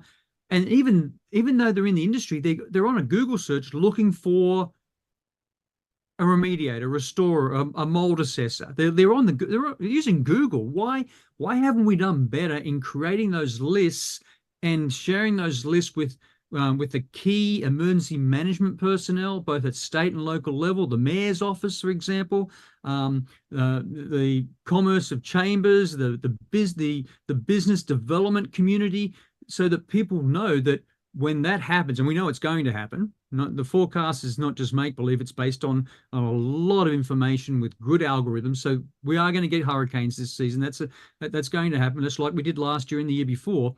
But more importantly, be better prepared as an industry to say, here's the list. Here's the list of people that have been, that follow the IRCRC standards. They're certified. They've done the training through NORMI. They've got the necessary skills and abilities. You don't rely on Google to fix these really critical problems that we're going to see based on water and wind damage. You say water and wind damage. I just want to mention something, and I've seen this over and over with not hurricane-sized stuff, at least by me, but with other types of major storms. People throughout the country have a perception of it's a Cat 1, Cat 2, Cat 3, Cat 4 hurricane. Well, that's a number. That's all that really is, and it's really looking at the general wind strength.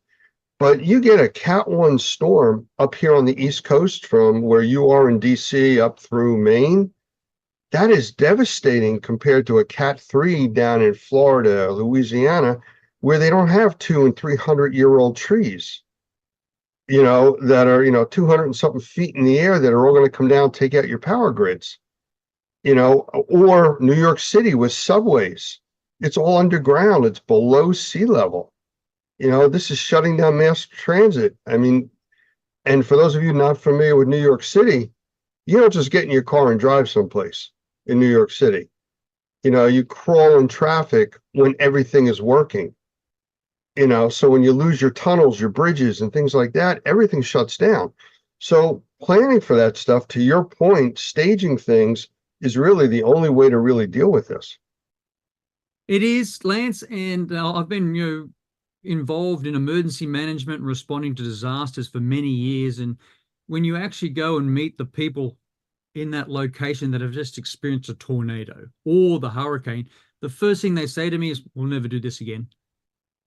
It Yeah. shouldn't take a real world example to change people's behavior going, no, next time I'm going to evacuate, or next time I'm going to be better prepared. That's not how life should work. And so it's really important right now. The question that I threw out to a group the other day when they were going to respond to some tornado damage and some big severe thunderstorms was, which car park are you going to? Where are you going to meet the mayor's office? Where are you going to meet the emergency managers? Where are you going to meet the people that are coordinating the response and recovery efforts? In what car park are you going to meet them in, so you can then be part of a coordinated professional approach? And no one knew this. They're going to drive into town and start making random phone calls or knocking on doors in the middle of a disaster.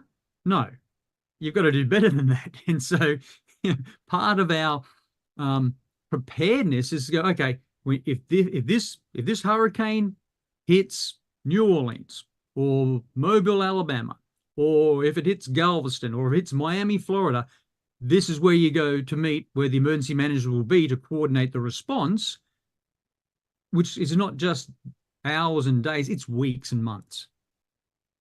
Well, the utility companies do that all the time. You see when they are expecting these high wind events, especially, they're moving resources from all over the country and staging them north, south, east, and west of where they're expecting problems. They can't put them in the area because then they become part of the problem, but at least they're staged to respond in. That's a great analogy, Lance. We often see photos in the media of the utility companies, especially the power companies, all lining up, meeting outside of the disaster area, getting ready to go in, because electricity power loss is so critical for so many people that we have to restore it as quickly as possible. Something similar like that might help our industry. We may not have to go in the day of or the day after the disaster, but we need to be there pretty soon after. And so where is that staging area? How do we become part of the community is really a good conversation to be having right now. There's different stages, as you're aware of, when you have these types of disasters. And the first one is rescue. That's what you're dealing with first. Rescue, you're trying to save lives. Property takes, second seat, or third, depending on what you're dealing with. But that process could take several days. Going in there because you want to go start drying out somebody's house, you're in the way of rescue efforts. So you don't want to be part of the problem either. When it switches over to, recovery, it's still not quite at that repair stage. Recovery is now salvaging what can be salvaged. And then you get into the repair and the build back and, restoring lives. But that's got to be coordinated. And you can't just go rushing in because you become part of the problem. We kid about it, but we say when you go to these types of storms, you don't want to fall into one of those two categories as a victim or survivor. Neither one is really where you want to be. Yeah, you're absolutely right, Lance. But a lot of the work that I'm involved in is under the umbrella of critical infrastructure protection. So it may not be going into a residential house or home to help. It's maybe the stadium that was acting as the evacuation center, or the school that needs to be up and running, or it may be a commercial building, or the airport that's been damaged, or the hotels or the convention center. So it's really, again, based on your risk assessment, based on your damage assessment, what are those buildings that fall under, say, critical infrastructure protection and needs, those buildings that we need for society, for the community to function, that have been damaged, that at least our industry can go in and help with immediately. So I understand that the cleaning of the houses, the drying the houses, that could come later, but the critical infrastructure stuff has to be done really soon after the disaster. One of the things that we found when Hurricane Sandy came through the New Jersey Northeast area was there was a lot of publicity about all the gas stations. They're ready to go. They're fueled up. There's plenty of gas. Nobody had power. There was no requirement for the gas stations to have generators. So they had full tanks of gas. Nobody could pump them. And that became an issue which caused new ordinances to go into effect, forcing gas stations to put in generator systems to be able to pump gas. Because they could get the fuel, they just couldn't give it to anybody. Same kind of thing. If you're going into these areas, you need to make sure you can get resources. Yeah, that's exactly that's so true. One of the things that I saw in Florida, I went down to after Hurricane Ian. Yeah, it was hot, it was humid. There was a lot of people removing debris in shorts and t-shirts. I saw a number of skin infections, and that seawater had come in. That's the surge was pretty spectacular, and that brings in a lot of different germs, microbes, fungi. So we saw some pretty nasty skin infections because it was either, people hadn't been trained on how to wear personal protective equipment, didn't know where to get it, didn't have it. The idea of going into buildings that have been closed for days and even weeks in a hot, moist, humid environment and opening the door without any eye, nose, mouth protection. Yep. And it was like I was in one area where I had a team, and I went, and they were gung ho, ready to work. They were working really hard, and they were about to go into a building. Went, stop! This building's been closed, guys, for nearly 3 weeks. It's hot. It's wet. What's in there, I don't know, but we aren't protected to go in there. But that took a little bit of a discussion and conversation to look at the risks and the hazards we're about to face, slow things down a little bit until we got the right protective equipment. So those staging areas are important. Having the knowledge and the knowledge and the abilities to understand what protects you, or what can, first of all, what can hurt you, and then what's needed to protect you, is all part of our training. So it might be probably something that you've covered in your normie sort of hurricane preparedness courses, Lance. Well, we do talk about that, and we actually have a website up for the public, hurricane.normie.org. It's there. It's always available for people to watch. We also have flood.normie.org. And, they cover a lot of the major issues. But from the cleaning industry, which is more specifically to what you do, I want to say general, instructions, but more of a recommendation for what people should do as business owners and homeowners, the two different things there. What should they do from the cleaning side? Right now, and this is something that I think both Normie and We Can Help at ISSA, is make those connections. Again, if you've been certified, you've got the proper training, knowledge, abilities. You follow the standards like the IRCRC standards. You follow the training like Normie provides or ISSA provides. If we know that you're trained and what you do is professional, then we're more than willing to help make those connections at the local emergency management agency level, the mayor's office, as well as the emergency management agency, to start creating those that awareness that's lacking at the moment. As I said, I've seen some great examples where I was doing exercises, tabletops and drills in the last couple of months, and there were cleaning professionals at those exercises. That's really unusual for me. They usually don't turn up. They're not invited. And I'm starting to see them become invited, Lance. And that then leads to that when the tornado hits, severe thunderstorm, or the hurricane hits, at least those decision makers in the community have a list of trained, professional, credible cleaning industry professionals. And that's what we can do right now. It's June. There's no storms, no hurricanes on the horizon just yet, which is a good thing. So now is time to make those relationships, share your credentials, your expertise, and get on the list so that when that disaster happens, they come to you for the business. Absolutely. And we have our Normie Pro site where people can locate Normie members throughout the country. But I want to just mention something to the general public that, would be seeing what we're talking about now. Quite often when these major disasters happen, especially in the states that have licensing regulations and things for people that are allowed to do this type of recovery work, sometimes they get overwhelmed in these states and they suspend the licensing laws and they let any contractors come in and do this kind of work.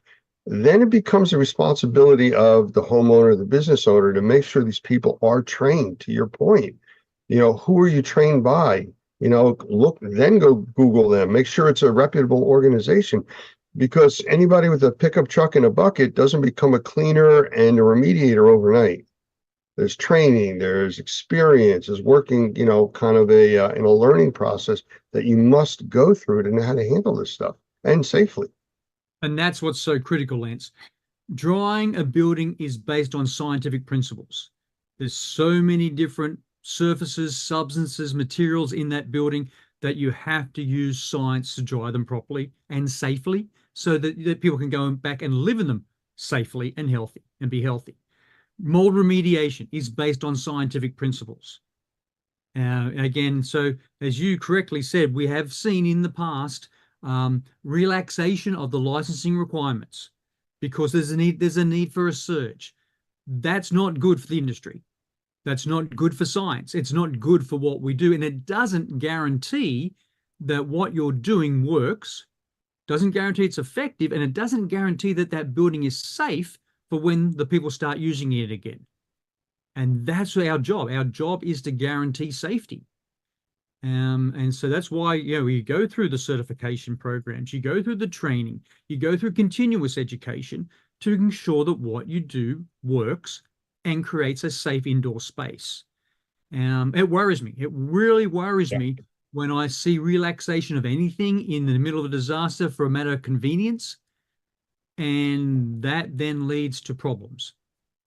Well, absolutely. And part of that problem is when a government entity issues an executive order or a bill is put through that changes the status quo, even if it's a short-term thing, people don't normally read the full impact or read into the full impact of what the bill says. I know with Texas, there was an issue where they suspended licensing laws. I think it was in the Houston area last time because of the massive flooding. They had like 40 inches of rain or something like that. But part of the executive order that was put out said that before the project could be finished, even if you weren't licensed to do the job, a licensed assessor had to clear it and guarantee there'd be no mold. But people weren't reading that far into it. They just said, oh, we don't need a license, let's go do the work. And people were getting in trouble with that. Yeah, and I think what you've highlighted, though, Lance, is critical. That the list that Normie holds is important. The list that ISSA have of our members, we know what training they've done. We know what they do. We know their capabilities. So it's really important that right now we work together to help our members be part of the team, be part of the disaster response and recovery teams. I think that's, for me, having been in the emergency management, disaster response industry for a number of years now, that's the biggest opportunity before the hurricanes hit right now, is if you're not part of it, then become part of it. If you need help in becoming part of it, reach out to us. Absolutely. Call us. We're here to help, whether, you're more focused on the cleaning side or on the remediation or assessment side. And truthfully, they complement each other. So it's not really different sides. It's just different pieces of the same, solution. And I think the word you used before, team, really sums it up. Yeah, and again, there's so many of our members that have got themselves organised. They're good case studies for us to look at. They're good examples for us to spread the word that this is how certain companies within our industry have got themselves organised to be part of that team, the disaster emergency management response team. But again, what I'm seeing, Lance, in the real world, there's so many more gaps and so many more opportunities to fill. Absolutely. Well, I know we had started off talking earlier about, the alligators or crocodiles snapping at our heels here. We got so much going on. So I'm going to really thank you for taking your time out of what you've been doing to do this interview. There's a lot of information here that people need to hear over and over, not you hear it once and I'm good for 10 years. You need to stay on top of this, hear things over and, 2 years from now, oh, that's right. I do remember hearing that. And that's the whole reason for training and for being prepared and staging and working as a team, because somebody else may remember what you forgot. Now, you're So- absolutely right, Lance. And if a company, an organization, if someone has had success in being part of that emergency management team in the response to disasters, share that information with us. We'd be more than happy to tell that story to others and spread the word. Absolutely. Absolutely. Gavin, I appreciate the time and thank you very much for joining us. Thanks, Lance. That was fun. Have a good day. You too.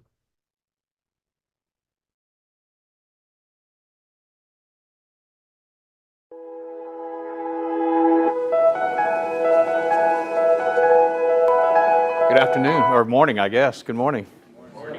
Yeah, so I'm sure that Mo told you when we created Normie in 2004, one of the interesting things was what we created it primarily for the Louisiana licensing law. And the Louisiana licensing law was the first law to go into effect for mold remediators in the country.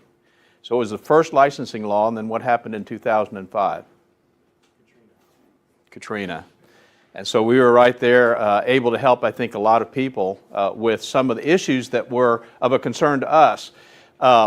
I'm not sure if he talked about the difference between the IICRC and us, but they come from the business more from we're not competitors, by the way. As you know, if you're an IICRC person, you get continuing education credits off of this class. So we work together. We just look at the industry differently.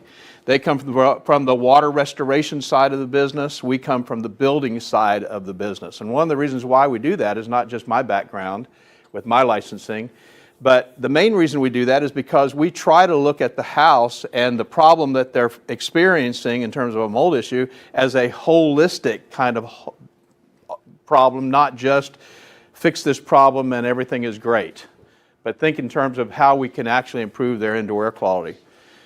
So when I was moved to New Orleans in 2002, I was actually doing some of the things that you guys are doing now and some of the things that we would recommend that you do in terms of ongoing IAQ management, which is what we call our sanitization protocol. How you create an environment in which mold won't grow. And that was really based on my book, Mold Free Construction, which you have access to if you have the Normie app. We do have an audio version there, so you can just listen to it. Might put you to sleep, but you can listen to it if you like, because it's on iTunes and on Audible as an audio book. But the sanitization protocol really does improve people's indoor environments, so you have the ability to do that. And I just want to tell you about somebody that I met when I was in New Orleans. I was doing some trade shows, and a radio program, and I got a call from a lady. Her name was Laura DeRocher, and she had 4 children. And her youngest child, who was 8, had some very severe sinus issues. In fact, as she was talking to me, she had, of all 4 of her children, the other 3 had constantly been to the allergist every month. Now think about that for a second. Every month, for years, they had been to this allergy doctor. And she had found some mold up in the kitchen area over one of the cabinets, and she was concerned about how that might be affecting their kids, because she heard me on the radio and she knew that mold was an indoor air quality problem. She'd never really thought about that before. It's mold, how could it affect my children's health? But she was putting 2 and 2 together. She was saying, maybe there is a problem here with this mold that I'm seeing. So I went out there and I did the assessment. It took the sanitization protocol. It was not the amount of mold or the type of mold, or there wasn't a moisture problem that actually was causing the mold. It was actually a HVAC problem with the relative humidity. So we did the sanitization protocol, put it in place just like you see it today, exactly the same protocol. And she was really excited because in about a week she was feeling better. Her kids seemed to be feeling better. She wasn't sure. But the interesting thing that she told me when I was there visiting her was that her little child, the one that was just a few months old, they had scheduled that baby for surgery, sinus surgery. And she said, we've decided to kind of put it off because things seem to be going better. We'll see how this goes. Well, interesting story to kind of shorten everything up. About a year and a half later, maybe 2 years later, I got a call from her and she said, I got to tell you an interesting story. She said, first of all, I got a phone call from my pediatric physician, the allergist. He was concerned that we had switched doctors because I haven't taken my kids to the allergist in almost a year. We decided not to do surgery for the baby, and the baby is doing great. Now, a couple of years old, doesn't seem to have any allergies to the environment and what's going on. She said, I think you really solved a bigger problem than you maybe think you solved.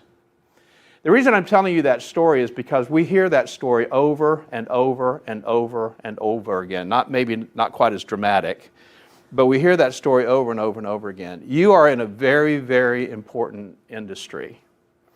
You may not realize it, but one of the reasons why it's regulated is because you're dealing with people's health. The health of your employees, the health of your clients. That's what you're dealing with. And rather than thinking about just being a mold assessor or just being a mold remediator, as Mo's probably told you, we want you to think in terms of being an indoor air quality professional, because that's really what you're doing. I'm sure Mo told you already that when you start cleaning up mold problems in an environment, it's almost like a surrogate of other things that are going on in the environment. If you're reducing the mold, you're also reducing some of the other contaminants, the bacteria, the viruses, the particulates, some of the other stuff that's going on in the environment. So you can make a gigantic change to the environment. So our goal is for you to really think in terms of becoming an indoor air quality professional. And this is really the first step. If you haven't thought about that before, this is really the first step in that direction. And I'll tell you the other thing it'll do for you. I've been in business a very long time. I used to tell people I was self-unemployed in the construction industry. Been in business a really long time. And what you want is you want to edge in the market that makes you different from everybody else. And it's not about price, let me tell you.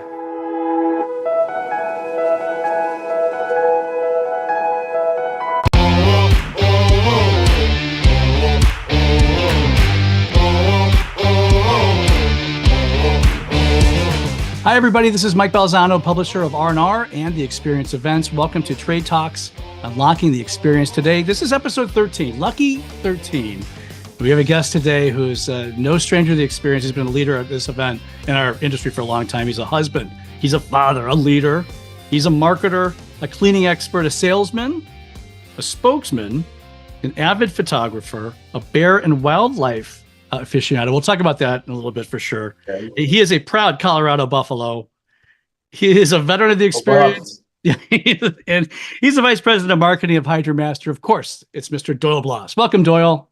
Thank you, Michael. I appreciate that introduction. I looked at some of the previous people that you guys signed up for this series of podcasts, and it's fun because they're a lot of fun people.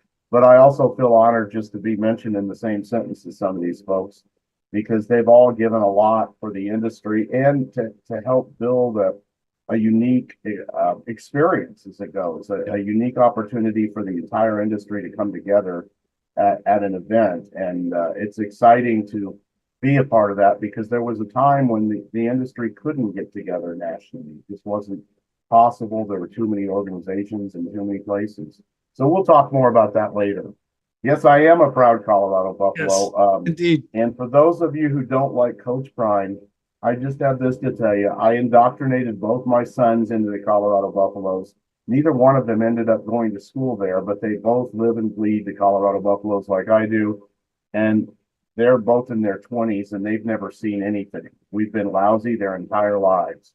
So we're hopeful Coach Prime gets us where we want to go. So we're excited about that. And yeah, I am a Colorado native, went to school at the University of Colorado, and my heart's in Colorado. But if you haven't looked there lately, the prices are in Colorado are about equal to the West Coast. So it's not a cheap place to live anymore.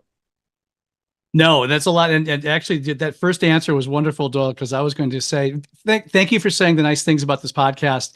the real secret is, yeah, they're great people I've been having on, but this is my first time doing this. So I'm looking at my favorite personalities in the industry. So I could just sit here and smile and let you do all the work. And it's working so far.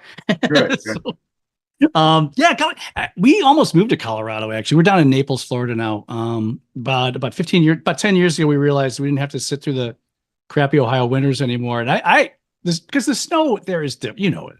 You get a foot of snow in an hour, and then it's sunny for 3 days, and it's just beautiful. We have another event we run there. I go every year. I'm really flattered. I just love being there with the clear air. Yeah, and people make fun. People keep asking me, why did you move to a little town in Kansas? And last week I was back in Everett at HydroMaster with our sales team and our production team, and we were having a bunch of meetings. And it took me about 10 minutes in the rental car on I-5 to remember why I like living in a small town in Kansas. So Yeah. the lack of we have one red light in our town, and it starts flashing yellow at 6 p.m. every night. So that's the kind of traffic I have to put up with. That's nice. That's I'm very jealous, actually. That is nice, especially as we're not 25 anymore and we roll along. It's Exactly. calm us down. Yeah, Now as most people know, or for the two people who don't know, you've been in the industry forever, and actually your family has been in the industry forever. Tell me a little bit about how Ralph got started. Your dad and he's founded Steamway at age 60. Is that correct? Well, he bought Steamway at age 60. He actually worked for the company for years before that. We lived in Illinois, and that's why I still root for the Cubbies. But Yeah. we moved from Illinois back to Colorado. We couldn't wait to get back to Colorado, and he went to work for a gentleman named Clark Seedloom, who had started. Clark was one of the original pioneers in the industry.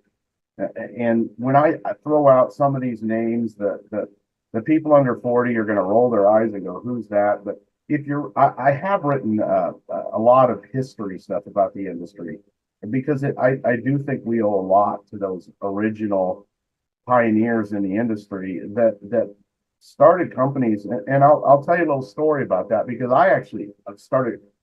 My dad went to work for Steamway, so when I was a teenager, I got an old Steamway portable. Those of you who've been around a long time remember the old Steamway 400. Portable is kind of an oxymoron. They weighed 168 pounds.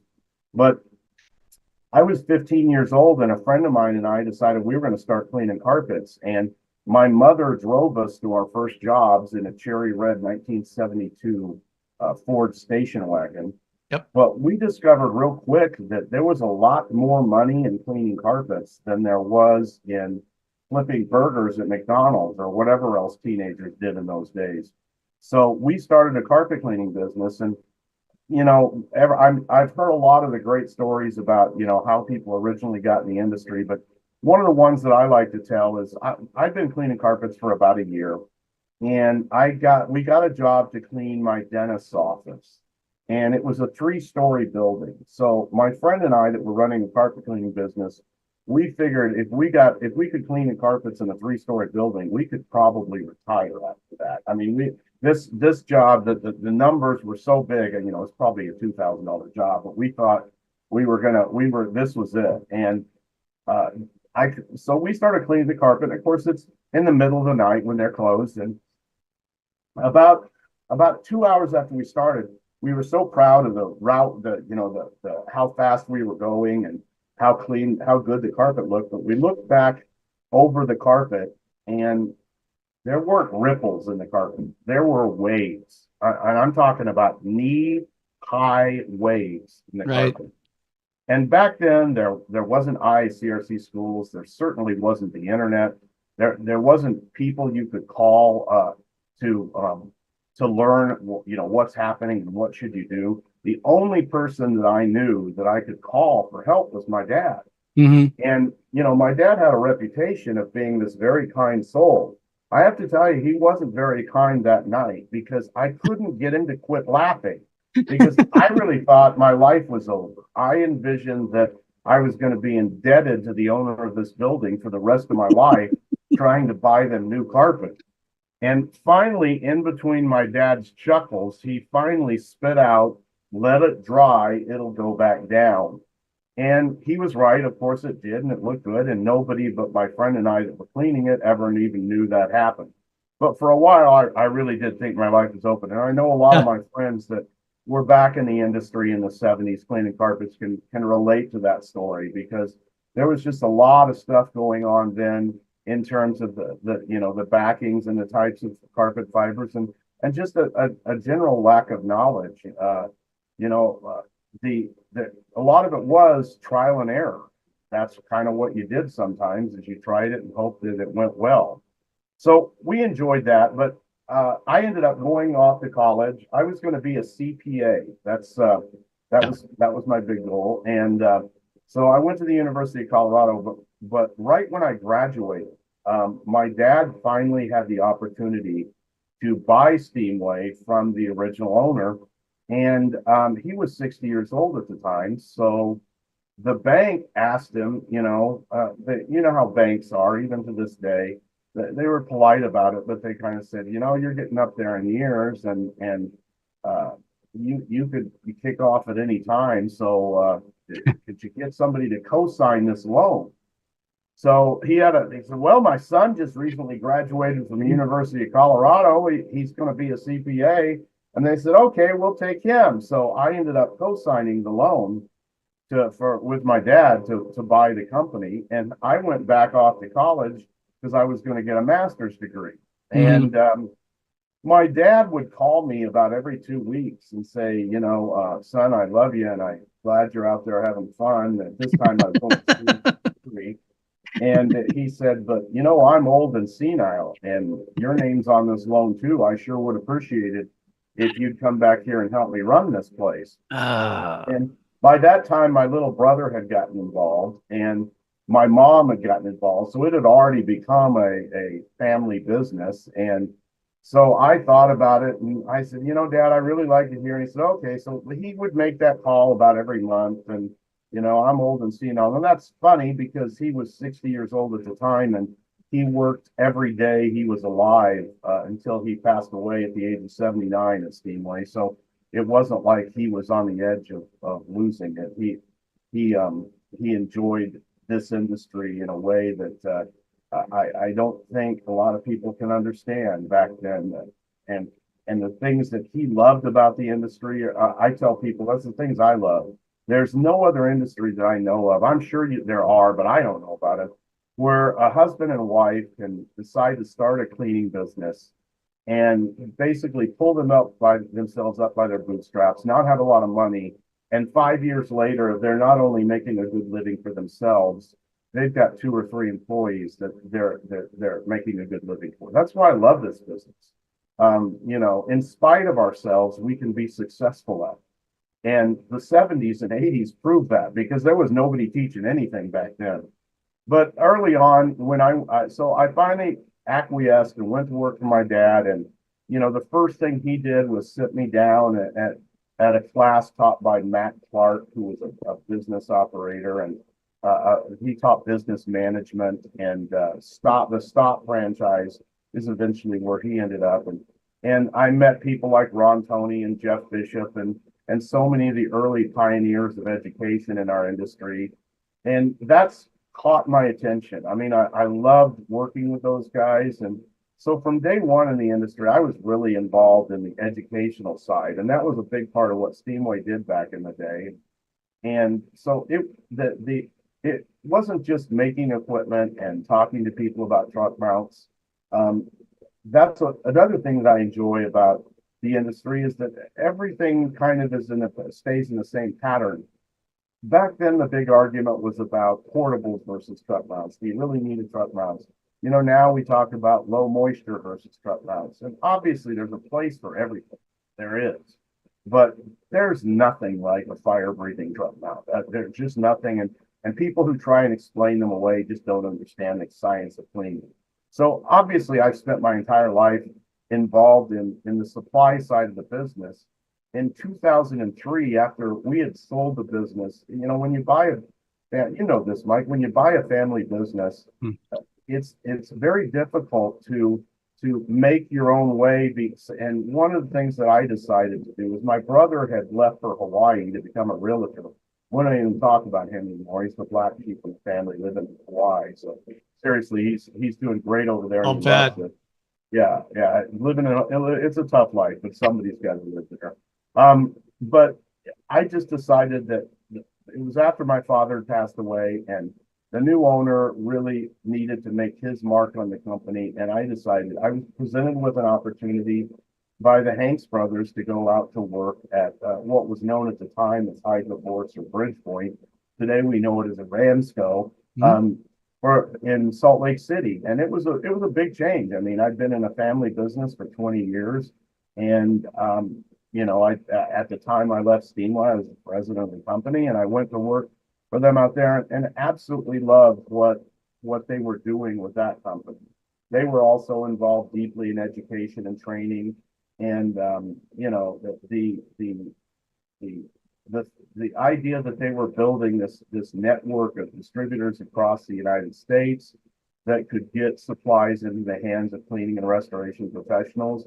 You know, I still laugh when I read on some of the forums about people complaining, well, my nearest distributor is 3 hours away. And well, there was a time when your nearest distributor was like 5 states away. So Yeah, move to Montana. Good luck with that. Go ahead. Yeah, Montana's, and yeah, we used to give a hard time to our distributor in Montana because he was selling so many truck mounts. We were convinced that he must be getting elk and bighorn sheep to go into the cleaning business.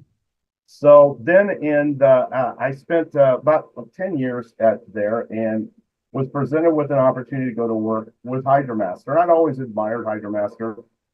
You know, when I was working at Steamway, they were a direct competitor, but Mike Palmer and Steve Brandt and the guys who built Hydromaster were friends of mine. And I, you know, working at Bridgepoint, we were a big vendor. We were a big distributor for them, a big customer of theirs. So I went to work for Hydromaster and have been there ever since, through a lot of different changes and ownerships and general managers.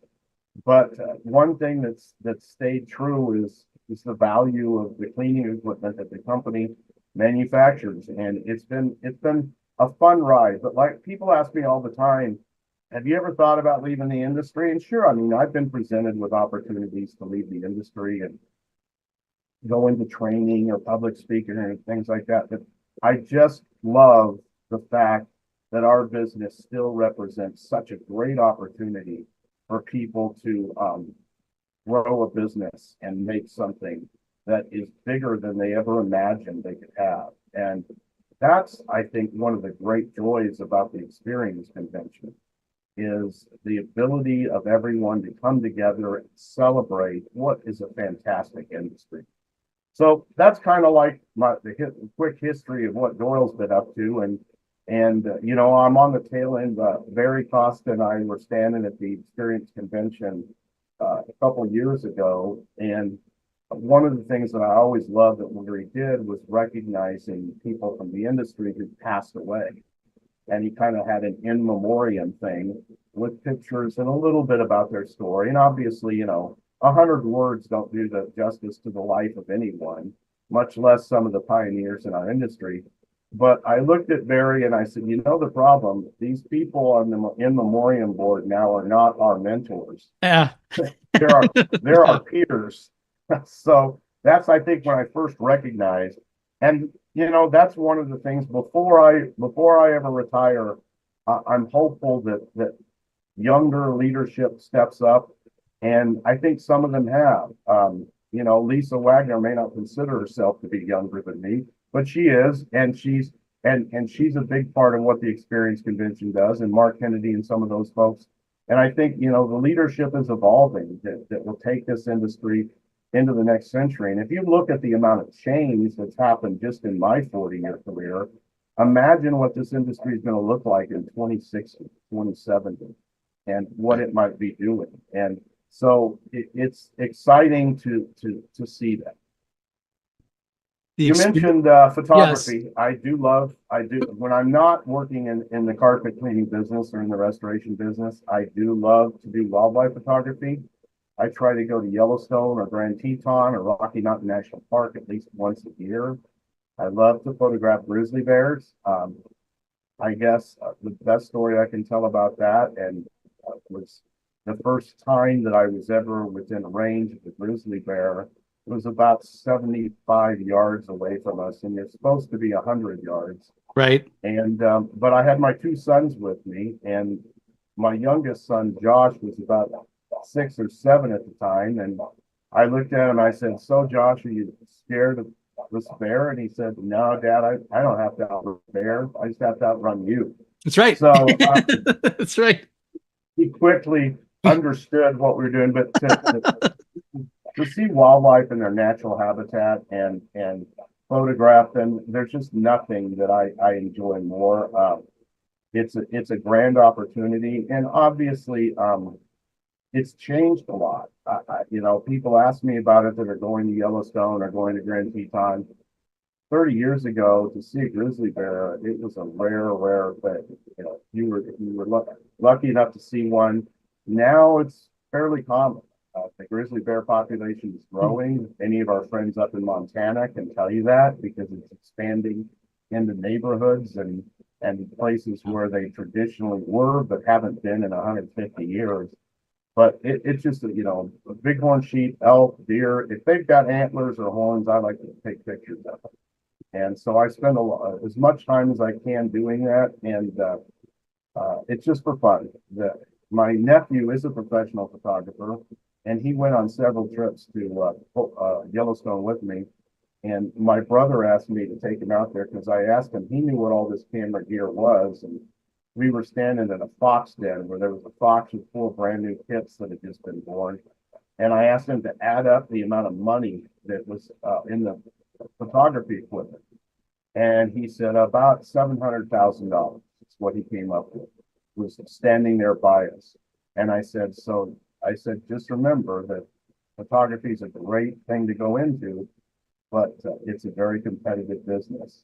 So he's actually ended up being a very successful photographer, but you know, he lives in Kauai, so he's got plenty of opportunities to take pictures of beautiful things. So that's what I like to do when I'm not doing things. I'm involved in church activities. I love to do that. My faith's a big part of my life and always has been. So I enjoy this industry and I enjoy the experience. So let's talk more about that. Well, I want to go real quick because you said some great things. I want to ask you some quick questions about first. You know, it's the 13th one we've done. Everybody, we drift into why did you get into the 2 answers. Well, number 1, we want to help people, which is true. And what you said is that it's an easy way to start the American dream. You know, it's an easy way to start a business and get started. And I think both of those whys are wonderful and make you more excited to get involved in this, in my opinion. Because everybody has the same thoughts. You know, we're helping people out at their darkest hour, and we can start a business. And anyway, also, when you're in business for yourself and a challenge comes up, right? Sometimes you honestly think, I must be the only person this has ever happened to. You know, this is right. There are some bizarre things that happen, but you know what? Over the years, I've learned if it happened to you, it's probably happened to somebody else, and somebody out there, maybe through trial and error, maybe through the education they got, they figured out a way to fix it. And as you mentioned before, I mean, we have some, I've been on my soapbox all year about getting our great leaders to mentor the next generation coming up. And I always have to explain that I have an AARP card too. I'm not saying go away. I'm saying you're the stars of this industry, begging you to help these kids find the way, because they're excited to come in. And I think that's great. Do you think your dad saw something in you? I mean, I know he tried to kind of trick you into signing that loan, as dads do. But do you think he saw something with this way to get you? Because you know what? I'm happy he's gonna be an accountant, but I know he could be great at this. Or I do. I think he thought I was way too dynamic of a person and liked people too much to be a CPA. Right. You know, if you think about it, you know, and obviously there's lots of wonderful people who are CPAs, but it's a desk job. It's behind the scenes. It's back in that corner counting numbers and doing things. And you know, I have a friend who went on to be a very successful partner at KPMG and has a wonderful wife and daughter and is super successful. But you know, he and I grew up together. We both went to school together to be CPAs. But yeah, I do. I think my dad thought, you know, he's a people person like I am, and he needs to be out with people. I don't have any doubt about it. You and your dad were huge and are huge parts of the experience events. And by the way, it's a good time to mention the next event is coming up April 3rd through the 5th in Chattanooga at the Chattanooga Convention Center. You can That's right. get And everybody has to sing "Pardon Me, Roy" is at the Chattanooga Choo Choo. Chattanooga choo-choos are involved, and Sean Bission is already working on he's a train guy, as you know. He's working on some choo-choo Yes. based fun. And listen, let me tell you a couple things about Yeah. Chattanooga. Number one, the train itself, where they have the Chattanooga Choo Choo, is an awesome place. It's fun. And people don't understand Chattanooga is a great place to go. I've traveled the whole world, and I think the best aquarium I've ever been to is in Chattanooga, Tennessee. So if you love sea wildlife, they have just an awesome aquarium. Perfect. What now? One of the things we know by our friends at Clean Facts event originally started the Ralph Bloss Award, the humanitarian award. What was the origin of that? I mean, obviously it's because he was such a legend in the industry. Well, I'll tell you, it was actually the brainchild of a gentleman named Evan Kessler, who Yep. was the publisher at the time of ICS magazine, which was a BNP meeting. And R&R. So he was Yep. our original Yeah, creator of this he was magazine. the editor of it at the time. Right. And he's still very good friends with our family. And as a matter of fact, just recently announced he's retiring because of some health issues.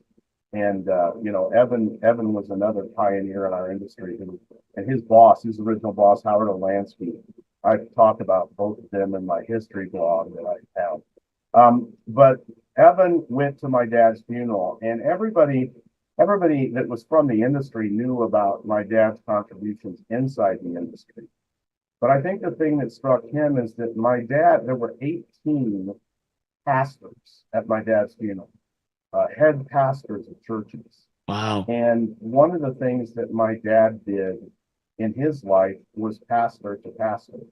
And what I mean by that, if you think about it, if the preacher of your church or your synagogue or whatever faith you might be, if the bishop, or whoever it might be that is assigned to, tender to the flock, who tenders to them? Because they're just people. And that was one of the things that my dad loved to do, was to encourage and counsel pastors.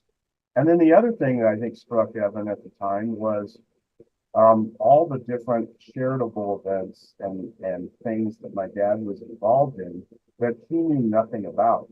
He felt like, I thought I knew this guy. And the church camp that I went to when I was a kid in Colorado had just named a cabin, and because of all his contributions to that church camp. And what it really came down to is if my dad got involved anywhere, anything, he got involved, and he did something about it. And so that kind of birthed the idea that there was a lot of people in our industry that do humanitarian efforts. Some of them are well known. Some of them you've never heard of. Some of their humanitarian efforts are well known, and some you don't know anything about until somebody tells you about them. One of the definitions of humanitarian is somebody who does something without recognition. And there's literally thousands of people in our industry who mentor and serve their communities in a way that most of us never know about. I read about a carpet cleaner in the United Kingdom who 2 weeks ago went to a job site where he was cleaning for a 93-year-old woman that was dying of leukemia. And he just said at the end of the job, he couldn't possibly bring himself to charge that one. And that's the kind of industry, right? People who care. And that's kind of what birthed that award, is that it recognizes people. Sometimes you've heard of them, and sometimes you have no idea who they are. And last year's winner, Jorge, he's one of the best human beings you could ever meet. And I didn't know Jorge, so he won the award. A lot of my friends knew him, but I didn't know him. And after meeting him, I'm like, wow, this is one impressive individual. And that's what's been the funnest thing about the award, is the people who vote on it, the people who vote on the winners.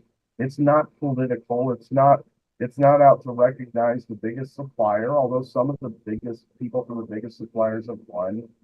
It's voted on by the past winners. Right. So it's like, and now we're up, 20 something winners. So it's always an impassioned thing. They take this the men and women on that committee take that award so seriously. You can't imagine how serious they are about it. And they take it and every year the vote is close because we always get 2 or 3 candidates that just stand out. And it's always very close. It's not like, that one person runs away with it. There's always 2 or 3 very, very worthy recipients. And there's literally 50 or 60 people that have been nominated over the years that have never won it.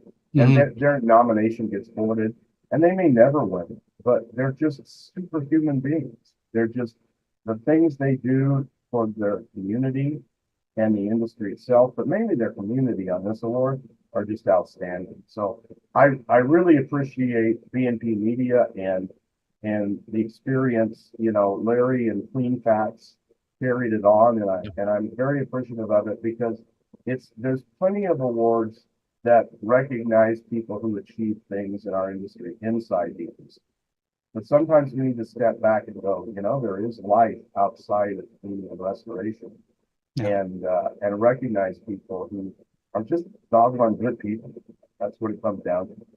Just again, doing these 12 little interviews, I've learned everybody's got such a great, you peel the onion back. They're good people. Like what you just explained, Lisa Lavender owned an Arena Football League team. Lisa Kennedy wanted to go to school to study Russian studies when the USSR crumbled. It's like all these interesting things. And I'd imagine it's not just the 12 people I talked to, it's an industry-wide phenomenon. The Ralph Bloss Humanitarian Award is such a big deal at our event every year. And I'm so glad that we're still doing it. And what's the first time you went to the experience? Well, that's a great question, Mike. The truth is that if you go back in time, before the connections and then what became the Experience Convention, there were 13 different trade associations, regional trade associations around the country that held their own events. And I feel fortunate that when I was traveling young in my career, I did get to go to a lot of those events because I've met people at MSPCA and NEIRC and SCRT and CFI and CCINW and PRCA, and I could go on with the alphabet soup, but the people that I met, just tremendous people. But the truth is that their events were local. And at the time, every manufacturer, there weren't a lot, the restoration industry wasn't nearly as developed then as it is now. Now if you have a restoration event, you've got consultants, you've got software, you've got all kinds of detection equipment, computer, you name it that has an interest in our industry. Back then it was people who made air movers and dehumidifiers and people who made truck mounts and portables and chemicals. And that's really all there was. And so you'd go to these regional events and, there might be 150 people there. I always tell my favorite story is my dad went to a trade show in Tulsa, Oklahoma. Now, if I'm going to plan a trade show, Tulsa, Oklahoma is destination that I would think of. But actually, I'm kidding it. But I love Tulsa. I live near Tulsa. Right, I understood. Yeah, I don't want to insult all my friends in Tulsa, but I think they would admit that nobody goes to Tulsa on vacation. But there were 54 exhibitors, and the attendance was 27. 27 people came to the show. But my dad, the ever optimistic, I said, so how do you? Oh, it's great. It's fantastic. We made lots of good connections. That was my father. There was never an event where we didn't meet somebody who was going to be an integral part of the future of our company. And that was his optimism. That was always the way he looked at it. But as you can tell, those events were expensive for the vendors. They weren't well attended. Generally, you were talking to people who, you and I talked about this, Mike. Who do I want to meet at a trade show? I want to see all my friends. I want to see all my customers. But to make it financially beneficial, I need to meet some people I've never met before who are newer to the industry and they haven't been in it 25 years and they've been using this brand of truck mount since the beginning and they're happy with it. I need to meet some new people. And so all you met were the same friends.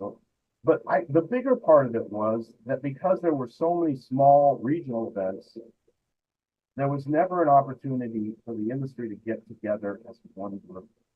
And so all the trade associations came together and Larry Cooper birthed the idea of, at the time it was called Connections. And it started, I remember I've been to every single experience event except one since its inception. And it started out, it wasn't a great success at the beginning, but it wasn't a flop either. It went really well because the industry was clamoring for a national event. And obviously, over the years, it became immediately obvious that in spite of what some of us think of Las Vegas, that is the place to go. That's where people go. You'll, But I feel exactly the same way, by the way. Go ahead. I like to tell the story. The first time my wife went there with me, was driving out of town, and she kept turning around as we were driving away from Las Vegas.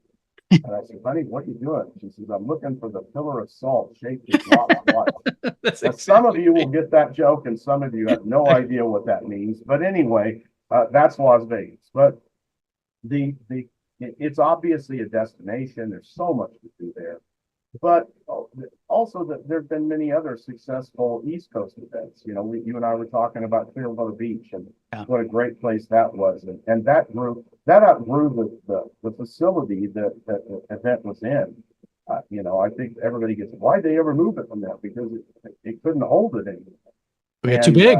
It got big. So the first events were fairly successful, but as you know, this industry is full of organizations, and I don't mean this to sound bad. It's not. They have an agenda that has to do with them, and so there were some groups that never did join the experience. Some trade associations, some franchises, obviously, that never joined the experience, but it became the go-to national event, and it really did.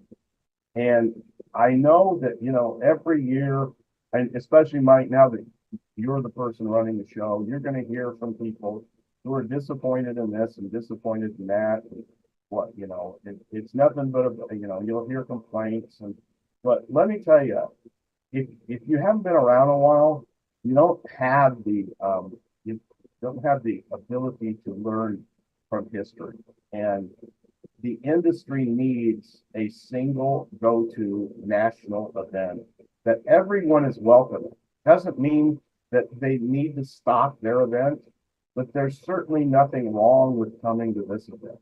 Mm-hmm. And it needs that. And as over the last few years, as you know, that the restoration industry has taken on a life of its own, and there's a lot of events because of the importance of restoration, first response, and things like that. As some of these bigger hurricanes hit, and literally people lost their lives in their homes and all that. You know, the government got involved in everything else. But I encourage people.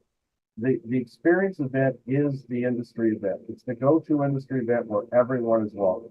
Anybody can attend. Anybody can exhibit. Unfortunately, Mike, you even let my competitors in. I don't know why, but you do. And it's a place that you can be at. And, you know, the truth is some of the manufacturers have backed away from the trade. And you and I know why. It's very expensive. It's very expensive to put on a trade show. If people had any idea how much you had to pay for that room a day. Yeah. No, for sure. Yeah. And if they knew that, you know, what dryage costs and all the things that the exhibitors have to pay to get in there. But in the end, it's worth it. It's worth it because it's the industry coming together. And the truth is, you need the exhibitors, you need the new equipment or the new software or the new, you know, consultant or whatever it is. You need those because that's what attracts people to come. But the biggest part of the event is sitting there talking to each other in the 10 minutes before the speech starts. And I don't think people understand how fun it is to be amongst peers who are there to help you grow. And that's, you know, I'm here to learn. Here's what I've tried. It worked. This didn't. That's the best part of the experience is the ability to learn from your peers. And the truth is, over the years with the trade shows, I think people miss, because carpet cleaning can be so competitive. Mm-hmm. People think that everybody's like that. some of my best friends work for competitors. I enjoy getting to see them and catch up with them, to find out how their families do it and all that. You know, the exhibitors in this, and it hasn't always been this way, but the exhibitors in this industry are friends with each other, and they enjoy getting together. And the truth is, we'd rather talk to end users, but if we get a chance to talk to each other, that's great too, and catch up. And so the experience is the go-to industry event, and it grew out of a need for the industry to have a single go-to place that anybody was welcome at. And it's a great opportunity to learn, a great opportunity to network, and the truth is, have some fun. I mean, if you like Vegas, you'll have fun in Vegas. If you don't like Vegas, you know, listen, if I can find things to do in Vegas, anybody can. I don't like 90% of Vegas, but there are things there that I had no idea how talented Donnie and Marie Osmond, as an example. So there you go. You're still going strong. That's one of the best shows I've ever been to. Well, I got to pull us in though. Before we go to Vegas, we got to go to Chattanooga, Tennessee. That's right. So let's focus on Chattanooga, because the East Coast event has always been smaller. Yeah. And depending on where it's been in Atlanta, it's been in Florida, it was in Cincinnati a couple of years back. Depending on where it's at, the audience kind of changes. And that's nothing wrong with that. That's actually can be a good thing, because it's different people every year for you to meet. But the upcoming event in Chattanooga, you know, the lineup that you guys put together every year is just phenomenal. And I know that there's some people out there who bellyache about the influence that this organization or that company has on the event, and this speaker and that speaker. But you know, some of the smartest people I know work for my competition, and they have things that they can teach you to help your business with. So the fact that they don't work for HydroMaster doesn't mean that they don't have value. It means that they do. There's a lot of value in what they have to say. So the people that are there, and you've been interviewed, you know, the Barry Costas and the Sean Baseos and Lisa Wagner's and Mark Kennedy's and on, and Chuck Viola, you've got Chuck and I think we're the first two people in the industry who actually taught somebody, you know, how to do cost analysis. And he's made a business out of it, and it just does a tremendous job. And on and on and on. I can't name everybody, but the show that you put together in Chattanooga is one that people would be crazy if they didn't consider going, especially if they're in the eastern half of the United States and they're not Vegas fans. That, you know, if there's a lot of people out there that aren't Vegas. If you're not a Vegas fan, then go to Chattanooga. That's right. Chattanooga's about as the opposite of Vegas as you can get. And we'll all go out and get grits and have a good time. There's nothing wrong with that. Absolutely. I've always said, Larry, he didn't name this the experience by chance. He wants everybody to have fun, have an experience, have a good time. But you're right. I mean, the hands-on is what brings a lot of attendees, and those attendees are the ones who are going to buy your products. And that's the whole point of it. One final thing I want to throw out there, that you triggered something that I was thinking about in another podcast about what I learned during COVID. And I think, you know what, we can all agree on this. I dare to say, is that you got to be with people. You know, we were without people for a couple of years, and bad stuff happened all over the place. We're still suffering from the case.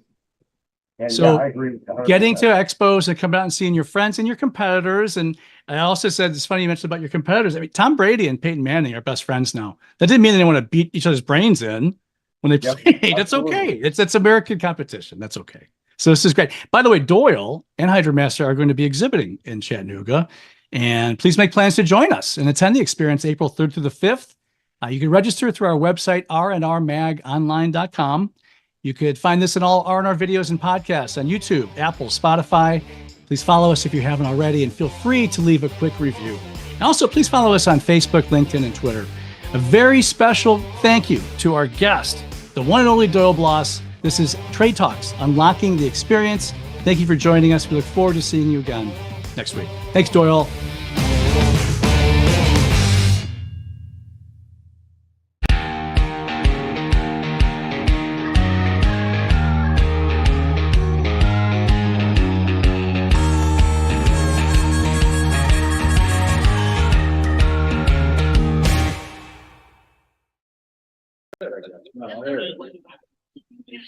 Okay, everybody, we are back live again from the Experience Trade Show in Chattanooga, Tennessee.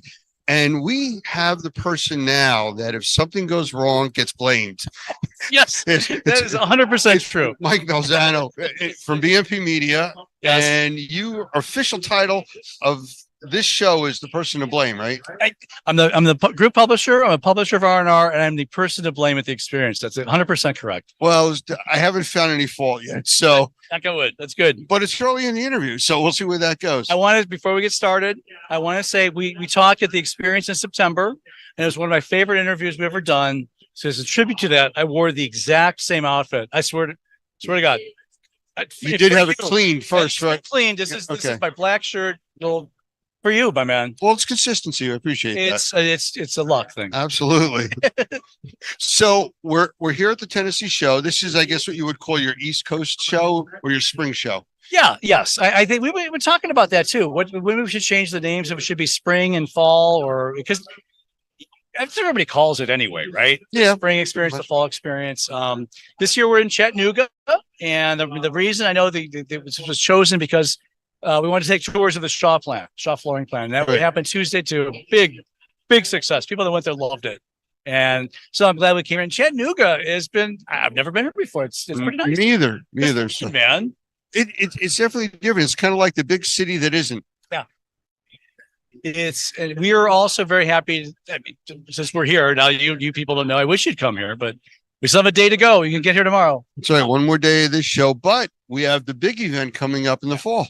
Yeah, the big event is going to be in the fall, Las Vegas, Caesars Forum. Again, we've been there for the last few years. We're going to be at Harrah's at the hotel, and we're very excited about that. The floor plan has been put up, and it's about half filled already. That's not a sales presentation. People are kind of really excited about that event, as are we. Well, I was talking to Scott earlier. Yep. And from BMP Media also. Yep. And we were talking about the size of the show in Vegas. Yeah. And I made a suggestion to him because he was always looking for suggestions. Hey, anything that would help? I said, yeah, Sure. Why don't you open up the Segway concession stand? Because the amount of walking, it's just massive, the place. It's getting from the hotel to the Caesars Forum is a lot. We here. What's nice about this here is we're literally a 5-minute walk to our hotel rooms and back. Yeah. There, you really got to think, oh man, I forgot I left my card there. Do I really want to go all the way back there? Waste an hour coming back and forth. Well, we're making fun of it, but I mean, it's got to be that big to accommodate that many people that go to the show. Oh, that whole city is like that, isn't it? Though you hear the stories of people saying, "Oh, there it is, they're right over there," and you're walking for an hour and a half, and you're still not there yet. But they've treated us very well. What we're doing this year, for those who went last year, we kind of turned the floor plan on its side. Mhm. Those who went to the event, they know that there's a huge video screen coming down the escalator. That's where the short floor is going to be. The opening is going to be there this year on the side. The reason for that not only is easier to get in that way, but we can put the conference rooms a lot closer. The conference rooms were a long walk last year. Remember that? Yes. So they'll be a lot closer and a lot more condensed, away from those drone people. Are they going to be They'll be back. at the same time? Yeah. Because half of them were in our training rooms that we were doing. And you know what? There's some. It was nice to see some crossover. And they learned from you, and they learned from things. And that was great. There was a lot of crossover. I mean, we were scanning badges. It's Yeah. like none of these would scan. We looked. Oh, you're here for the drone convention, Right. But so we're friends with our partners down the street. Well, A little bit. It worked out, and you know Yeah. what? It does expose a whole different industry to what we do. And truthfully, a lot of people in our industry are using drones now. Yeah. So there's crossover in both directions. Yeah, there's nothing wrong with new technology and utilizing it. And they certainly are. And you're right. It crosses over. IAQ and what you're specializing in these days. Everybody should be talking about that. Yeah. And we're happy to have our little niche of it in our show. So we're happy. Yeah, that pesky thing about breathing. we talked about stuff. Yeah, if only you didn't have to breathe, it wouldn't be a big deal. Right. You're just so much easier, in your daily lives. So anything else expected to happen here in the next day or so? Any surprises? No surprises. I was so happy. Lisa Lavender, Barry Costa did a wonderful job on our restoration pavilion. Also, Mr. Manis and Sean Bissiano have done a great job with the cleaning pavilion. I'm so impressed with the professionals and they've done. They kind of. This was a transitional show. Everybody knows it. Right. And they just grabbed the wheel and took it. And I'm so happy with my team for fighting through this. And I think the people who are here are having a great time. We're excited. Well, that's the one thing about this show that's different than all the other shows that are out there. Even, I mean, you don't come to this show like it's a home show where you're coming here to sell stuff. Right. You know, you're coming here to meet people Yeah. and form relationships and alliances with other people in this industry. Yeah. You form relationships, but more than that, it's hands-on. The hands-on things we're doing, those pavilions. Today's session, I mean, Wednesday and Friday, day 1 and day 3 are traditional agenda sessions you're used to. Right. Today, Thursday, it's all hands-on training, a lot of carpet and rug cleaning. It was just a great day of learning, and I think people know that. We all know what a traditional event is like, and there's nothing wrong with that. But that's what separates us from everybody else. No one does this like we do. You come if you want to learn, you come here. Yeah. You get your hands dirty and learn and figure your craft. Coming out of Vegas last year, I guess I'm not surprised at this, but we found that 85% of the attendees of that event were from a company of less than 50 people, which is not a big surprise when you think about it, but it made me change my thinking. I'm like, holy cow, and we could probably make that 20 people or less. These are all small business owners trying to grow their business, but either by learning how to do things better or business management. And we tailored our messaging this to them. I think it's gone okay. I think so. And it works. I mean, this morning because we had 3 sessions this morning about building containment. Yep. And air scrubbing and setting up lay flat and all those different hands-on skills that a lot of people that were there never did before. Right. You know, a few of them, unfortunately, we said, anybody ever do this? And guy raised it. Oh, a volunteer, come on down. You know, T7 raised his hand. Well, isn't that what the old thing when you volunteer and everybody just steps back? Steps back. Yeah.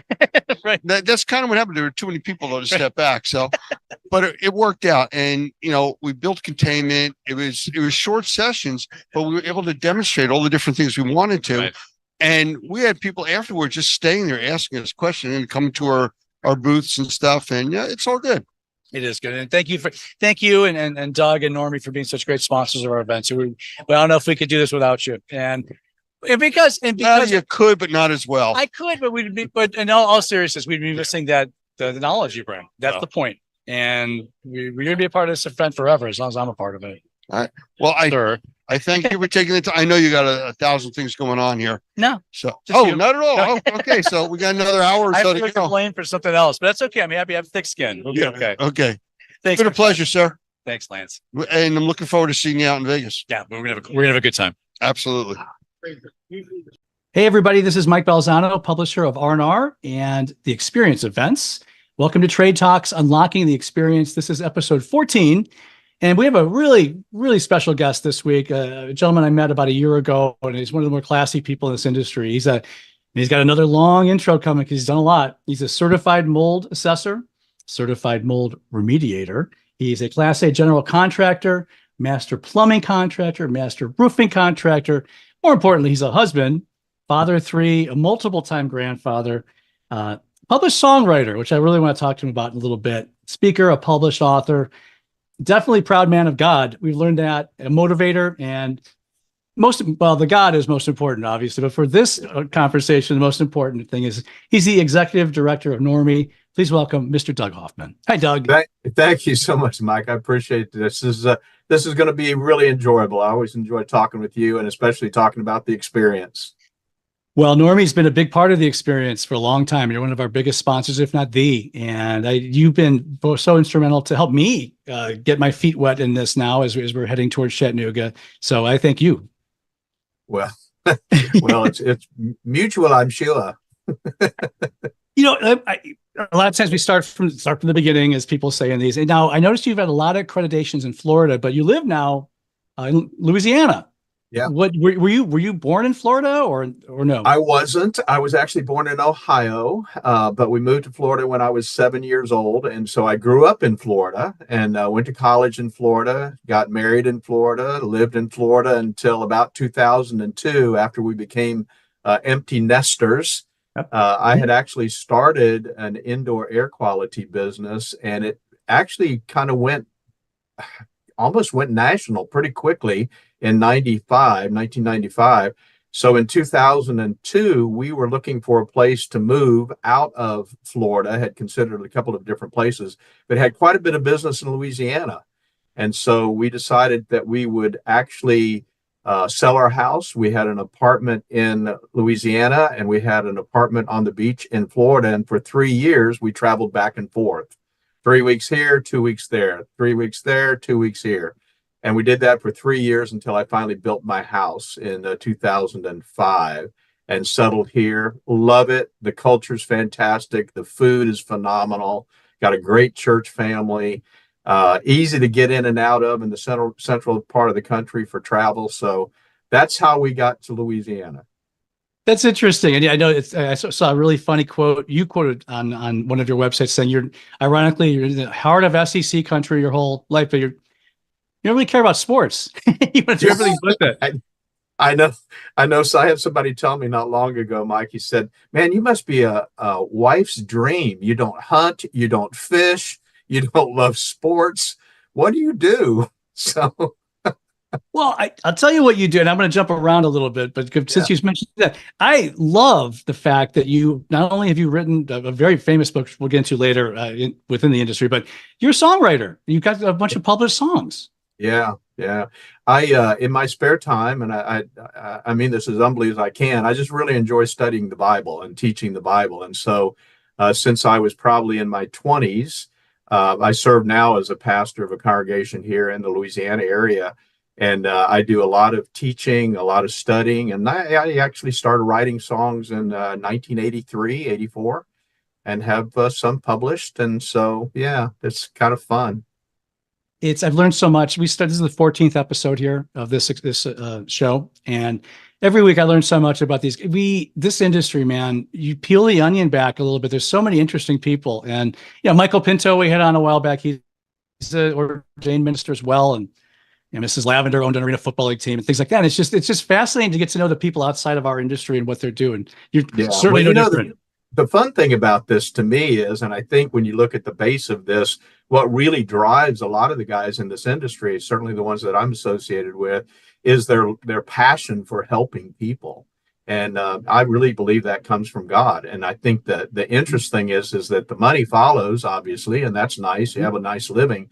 But the point is that think about all the people that you help every single day. And to me, that's the real pleasure of what we do. Boy, Doug, all 13 people I've spoken to before you echoed that.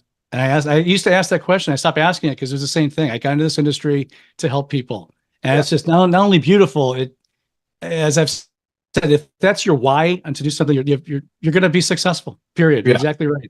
I think that's great. Well, that's exactly right. And that's the fun part, isn't it? It's hearing the stories about people who are living better lives because of something that you helped them with. Yeah, indeed. Now you started a long time ago as a contractor and business owner, about 40 years ago, right? Yeah, I did. We touched on that a little bit, but can you go on that journey on the business side? Yeah, so it's funny because my dad was a plumber. He wasn't a plumbing contractor, but he was a plumber, worked every day hard, just like a normal trades guy would. And when I was 13, he said, I'm going to teach you the plumbing trade. You may never use it, but you will never go hungry. And so over the summers, I would work with him doing rough-ins and setting pipe and setting fixtures. And I just learned the plumbing trade. So that's what I did when I was a kid. And then, of course, after I went to college, I thought I wanted to go into sales or something else. I did that for several years. And when my third child was born, I decided, you know what? I think I'd like to get back into the construction industry. Mm-hmm. So to my wife's chagrin, Mike, I became a plumber's helper, became a journeyman, and then got my contractor's license, and then then from there I started building homes. So got back into the construction industry. So yeah, been doing that a long time. Well, I ran through all of your accreditations at the start, and you definitely have the entire gamut of the industry covered. And you know what? There's nothing wrong with what you did. And you said your wife's chagrin, but we talked about with a couple other people about just there's still a skilled worker shortage, and people all want to go to college, and that's fine. I did that too, but there's nothing wrong with going that route, and you could do pretty well, and it's helpful. So my wife's chagrin was mostly based on the fact that my salary was cut by 2/3. Plumbers helpers don't make a lot of money. but They- she got to yeah. know our mortgage company very well. they're like that. But you again, you stayed the course, and now everything's going great after. Yeah, after it is. years. It is. And it gave me such a great foundation. We always talk about the difference between us and the IICRC. We've got a great relationship with them, of course, but they really come from the water restoration side, which is great. We need that. If somebody has a water event, they got to deal with it, dry it out, worry about the mold. We come from the building science side. And because we come from the building science side, the only people who need our solutions are people who breathe. Because now we're talking about relative humidity issues, we're talking about air infiltration issues, we're talking about a lot of things that people have issues with, regardless of whether they've ever had a water event or not. So I think we do kind of fill in the gaps in some ways for the industry. I think that's a great tagline. I've heard your friend Lance was on here a couple of weeks ago too, and we're not that important unless, of course, you breathe. And then we might be kind of important to you. Hey, when did you start working with Normie, by the way? Well, actually, I created Normie in 2004. In 2003, I had gotten a call. I was living in Louisiana back and forth, but I'd gotten a call from the contractors board in Louisiana in 2003, Mr. Moreau, and he said, listen, I read your book. He said, you obviously know something about mold. We're putting a licensing law in place. Will you come work for the state and teach on the licensing law? And I said, thank you very much. No. I've been self-unemployed all of my life. So if you'll allow us to create a trade association where we can actually support these guys in the field, then we'll do it that way. So that's how we formed Normie in July of 2004, to support the Louisiana licensing law, but primarily to support the guys in the industry. And since then, every month we're doing free continuing education training for our guys. And I do a little research on that. That was a big miss by me that you created that. That's very impressive, and I apologize. But now speaking of the book was Mold-Free Construction. And what drove you to write a book about that, though? So no offense to any builders, but what I learned when I was a builder was that a builder will do anything that you are willing to pay for. But for the most part, they're not. In most cases, a builder is not going to build the best house he can possibly build in regards to mold-free or reducing the possibility of microbial growth. And so what I did was I decided to write this book for homeowners. And so it's a step-by-step process. If you were building a house, starting from the way the house is laid out, with the foundation, the exterior, the interior, all of that, how do you build a house that would be microbial or mold-free? And of course, that doesn't mean there won't ever be any mold in it. The idea is that how do you seal it up with reducing the air infiltration issues, reducing the moisture intrusion issues, taking care of making sure that you're doing the best you can from an indoor air quality standpoint. And so it's basically a checklist type book, chapter by chapter. It leads to the end of the book, which is a checklist that they can then go to their contractor and they say, this is the house I want to build. And then when he says, okay, it's going to cost you X number of dollars, then you can make the decision as to whether you want to do it or not. But it's obviously would be building way above minimum code or minimum standards. So that was the impetus. That's what got me excited about writing the book, was being able to address homeowners, people that were interested in building a home. And in the media and content, especially, we have a term called evergreen content, which means that you could write it and it doesn't have time specific. And the fact that you reread the second version of this out in 2018 tells me that it holds the test of time, what you wrote in 2004, right?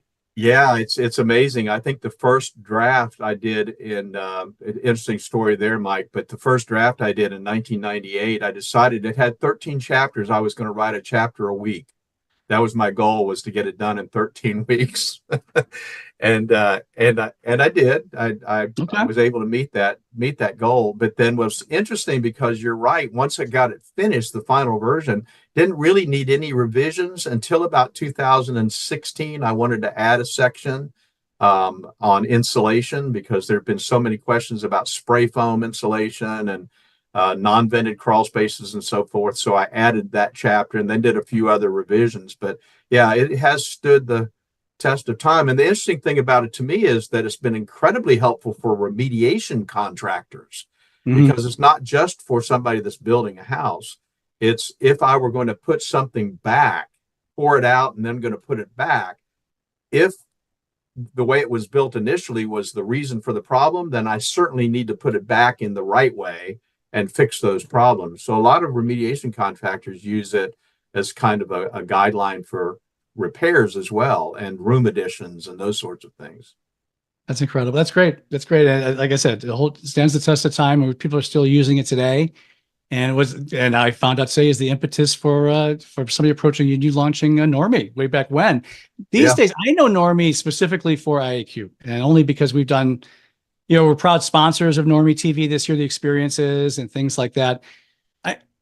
Boy, this is a silly question. Why is IAQ important these days? I sent that to you. I'm like, I know it sounds silly, but let's talk about it. Well, I tell you, the thing that's the most exciting thing to me about where we're headed is back in the probably 2006 or 7, when we first started talking. Of course, we put mold in the context of indoor air quality, because you can use mold as a surrogate basically for other indoor air quality issues. You fix mold problems, you're fixing indoor air quality issues. But what was interesting was back then in 2006 or 7, the small percentage of the population was what was considered environmentally sensitive. And yet today that population has grown to between 20 and 25%, have the potential to be environmentally sensitive. Michael probably talked about that, Pinto, a lot. So all of a sudden now people are talking about mycotoxins. And that a lot of those can become airborne, biotoxins, endotoxins, a lot of those sorts of things. So I wrote an article several years ago about, it was called Look Up. And if you want to know what's on your surfaces in terms of quote unquote dust, look at the supply registers. I was in a restaurant this last week, and I looked up and I said, Neva, my wife, don't look at the supply register. It was just filthy, and stuff that's in the air is dropping down, on our surfaces. We don't think about that the stuff that's on the surfaces also becomes airborne. And since so much of our nutrition comes from the air we breathe, I think it's probably one of the more important things that we can do to address our health. I think, and we all, I said it's dangerous to say we can all agree on something these days, because it's rarely you could say that. But after the pandemic, I think we could all agree that, we're all wiping off surfaces, and that had its importance. Really, what we learned was the problem was in the air, correct? Yeah. And all the problems going through the air. And Normie's does a great job at educating people on this. I talked to somebody the other day about this, Mike, somebody that I'm actually doing an assessment for. And it was interesting because they had never thought about this. They talk about viruses and how long they can actually stay in the air. And you remember that there was that whole discussion with COVID, how long will it actually stay in the air if you sneeze? And what wasn't considered is, what about all those little submicron particles that are floating around in the air that you can't see? And what happens if you sneeze and a particle of the virus gets on that little particle that you can't see? Now it's on a surface and it's floating around. How long is that going to stay suspended in the air? So I think when you really get down into the nitty gritty of air quality, there are so many aspects of it that you can address, and you can improve the environment. And that is going to have an effect in most cases on our health and the way we feel. It's a topic that is at the forefront of, really should be the forefront of everyone, scientifically or not, in society these days, keeping everything clean, protecting the ductwork. I spent a long time with a magazine called Snips, which dealt with ductwork, and IAQ was a big deal. So I have a little head start. I don't know what you know, but I had a little head start on this. And you do. Hey, by the way, good time to mention that we're going to be heading to Chattanooga in about just a little bit. The next experience is going to be April 3rd through the 5th at the Chattanooga Convention Center. Get your tickets. There's plenty of spaces. We have booths available, and you certainly can come even the last minute to attend. We have a great agenda. I'm really proud of the agenda, led by you, sir, and Lance and Mr. Pinto and everything. We're so happy. You're gonna see, I think, about 5 or 6 sessions from various people in Normie, hands-on. Yeah, and we've got a one day that's virtually the whole day is hands-on session. We're Yep. going to build some containment, do some negative pressure, talk about air washing. A lot of guys don't talk about air washing. They don't really understand how that works. We're going to talk about that. We're going to talk about utilizing our PRV 24K, which is a sanitization equipment that can be used during the air scrubbing process. So it's a fun time to be able to talk about a lot and demo a lot of different new ideas. How long have you been? I know you've worked with Larry for a long time as well. How long? When was the first experience you attended? Do you remember or no? I do remember. In fact, I was invited to attend by Larry because he was actually forced, he says, to invite me. He didn't know who I was. And so anyway, I was invited to the Atlanta show in the spring, and I went to the Atlanta show, and we sat down and started talking, and we really hit it off. It was like he understood where we were coming from, that we were coming from a different side of the industry. He was very familiar with the ICRC, but didn't know us. And really from that point on, we just kind of became friends. And so that's how that relationship started. Yeah, and you've been a big part of it ever since. Any good, that'd be funny. Any good stories you remember from your time at the experience, things that happened, experiences? Well, well, they're all unique. Every time it's unique. I think one of the things that I've said over and over again to our team with our members, and like I said, we meet with them every week or every other week now with our continuing education training, and we tell them, if you're going to go to one conference, industry conference, this is the one you need to go to.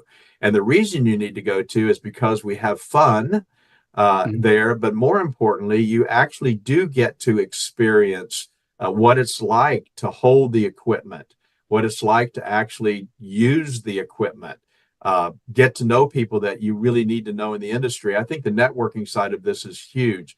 And I'll tell you, one of the things that's been exciting to me is that I think we were able to bring to the table, and I don't want to take full credit for this, but as you know, the mold industry is split into two professions, into the remediation side, which is the trade side of it, and the assessment side, which has traditionally been the industrial hygienist side of it. And now, of course, there's whole licensing for the certified mold assessor. So you've got the assessment side and the remediation side. And I think we were able to at least be instrumental in bringing the assessment side to the experience. And that I think it fills a gap in the industry, because even remediators and restoration contractors need to know how to do assessments. And so that's one of the things that I think we're going to be able to talk a lot about at the experience coming up in Chattanooga. No, that's great. And as I said before, you're going to be on stage a lot, and I'm very proud of that, because we need to make sure we keep this going. One thing that was hammered into my head as we made the transition to BNP Media owning these events was hands-on. And to your point, fun, family, but hands-on especially. This event in spring is different from the fall, because in the fall, it's a traditional 3 days of agenda that you go to most conferences you attend or expos. The middle day here is all going to be extra hands-on. We have the restoration pavilion, the cleaning pavilion, and a whole day of hands-on. So get down there, and we're very proud of, like I said, we're very proud of the agenda, and you're going to learn something if you come to our event. You're going to have some fun. What in your opinion, outside of the hands-on, why should people make their way to Chattanooga?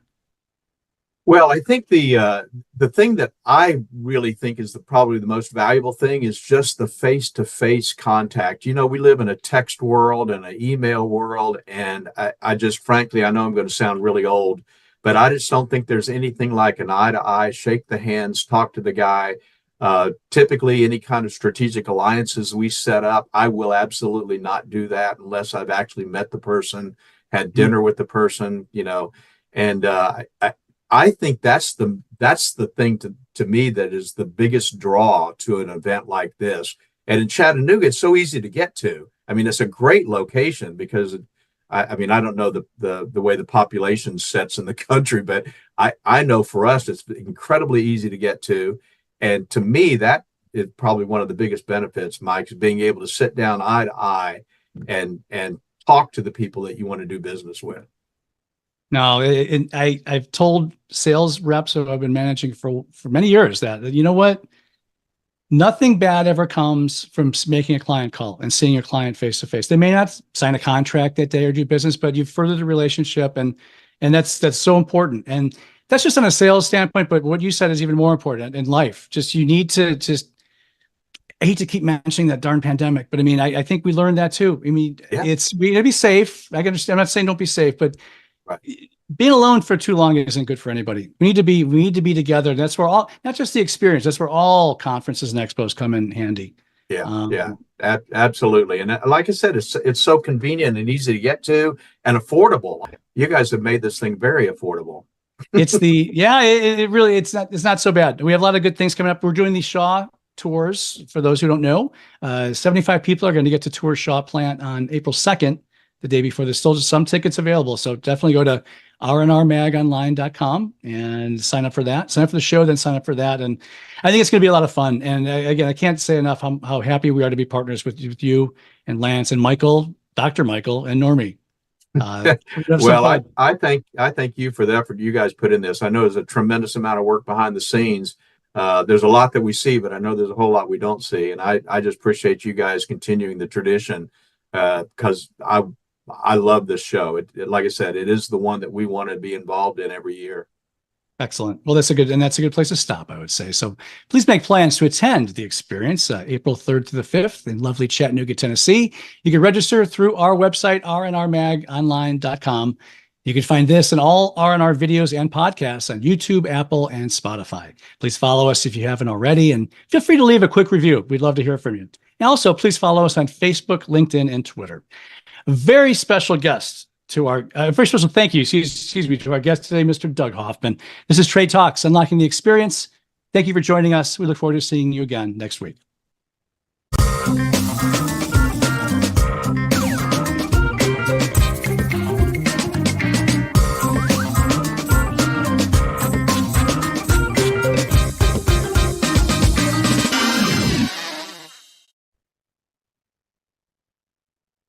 So I'm talking today with Chad Adams from Pure Maintenance, and I want to welcome you to this interview that we're doing here right now, and ask you just briefly if you could tell us where you are located.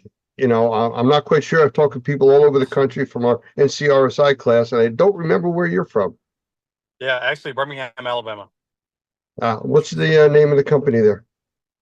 Pure Maintenance of Alabama. Okay. That's what I thought. Just wanted to make sure.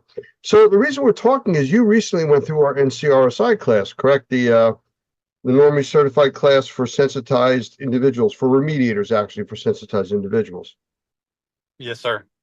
And we're kind of looking for your take on it. You know, has it influenced you in any way, like where it's kind of changed your business model since you've had that class?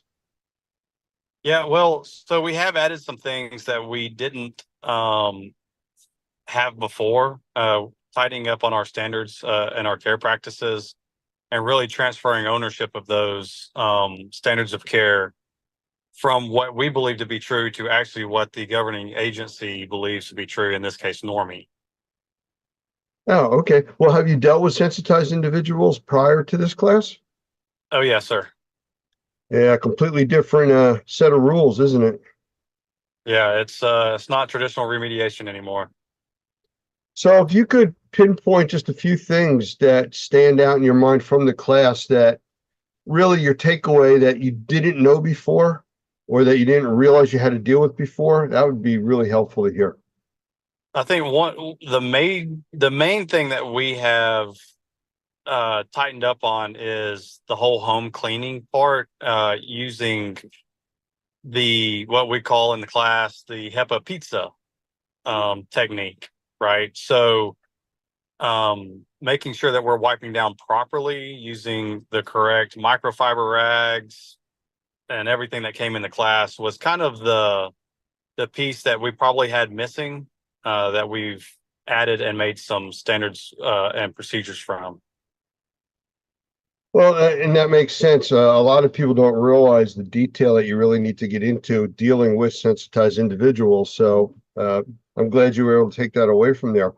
As far as support and resources. I know that the class is filled with that. They talk about it constantly. Michael Pinto, Doug Hoffman, about the different resources and things are there.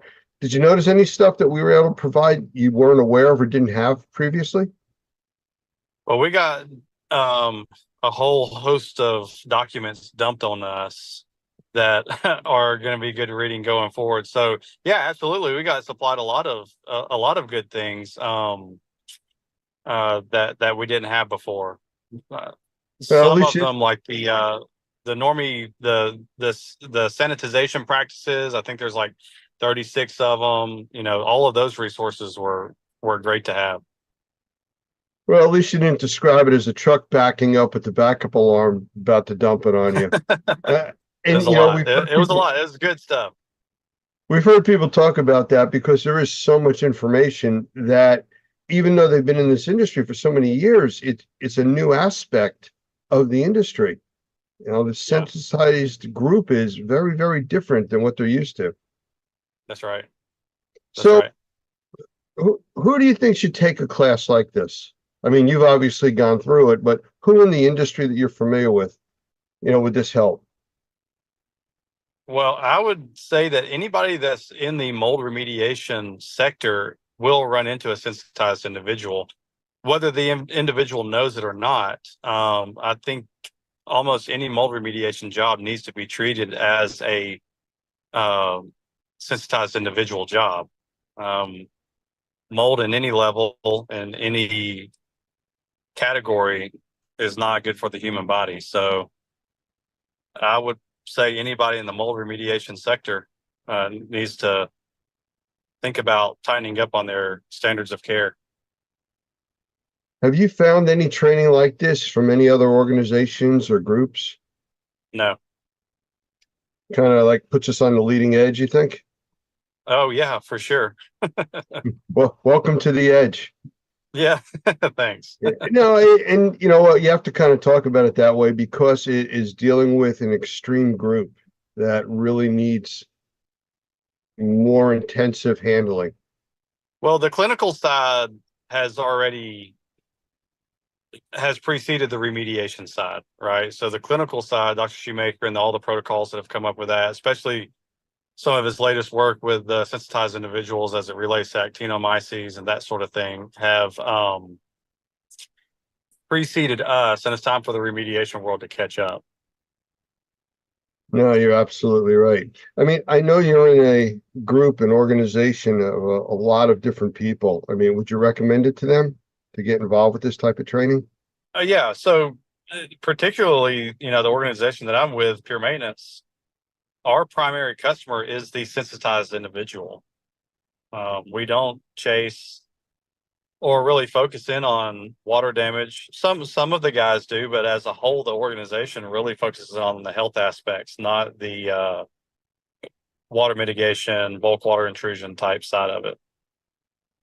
Well, that's been kind of like the missing piece that, you know, the medical profession's been dealing with. They're treating symptoms, but not addressing the cause. We address the cause, but not the symptoms. And putting this together makes a big difference.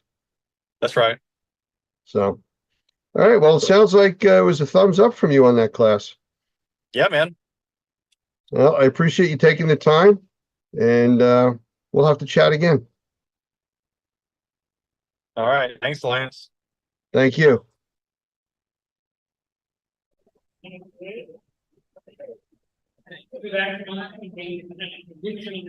And hello, everybody. We are back again at the Experience Trade Show in Tennessee. And I am sitting here with Jeff Cross, who is the media director for ISSA and all of their magazine publications. Correct, Lance. We have 3 media brands: ISSA Today magazine for our members, Cleaning and Maintenance Management for facility cleaning and building service contracting professionals, and Clean Facts for on-location floor cleaning and restoration, which is exactly what this trade show is all about.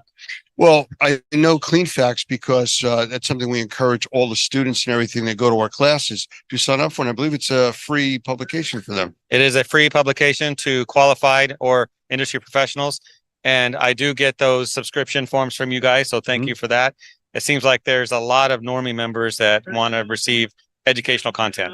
Well, we teach about the remediation industry as far as assessment and remediation, but the whole cleaning side is all part of it, the sanitization. So it's a natural fit. It is. So CleanFacts is a dual publication in a way. We service those that are involved in the cleaning industry, that side of it, and the other half is restoration. So, and they both cross borders, right? A lot of cleaning companies do restoration companies do cleaning. Almost every time I talk to a restoration company, it seems like they came from a cleaning background. You might need to keep the mic up because everybody It's loud here. decided to talk now. That's okay. Pay attention to this one, everyone. This is the one. That's absolutely everybody. Yeah. Normie Booth right here. We're good. And we got CleanFacts with us, Jeff Cross. I mean, this is it. And the funny part is I do interviews of you, and then different times of year, you're interviewing me.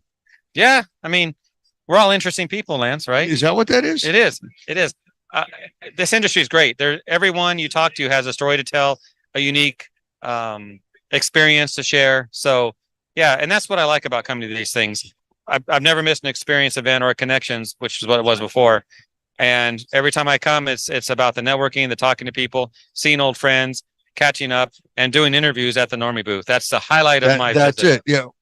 Well, we've only been doing that for a few years, so I don't know what you did all the other years. This is my second one. I know that. Yes, it is.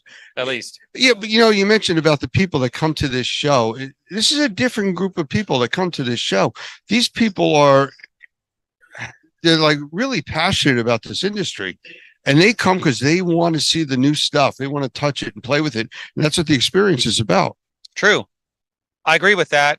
And I think everyone here is special. They come for the equipment. They come for what the exhibitors have to offer. But again, to default back to one thing I value is the networking.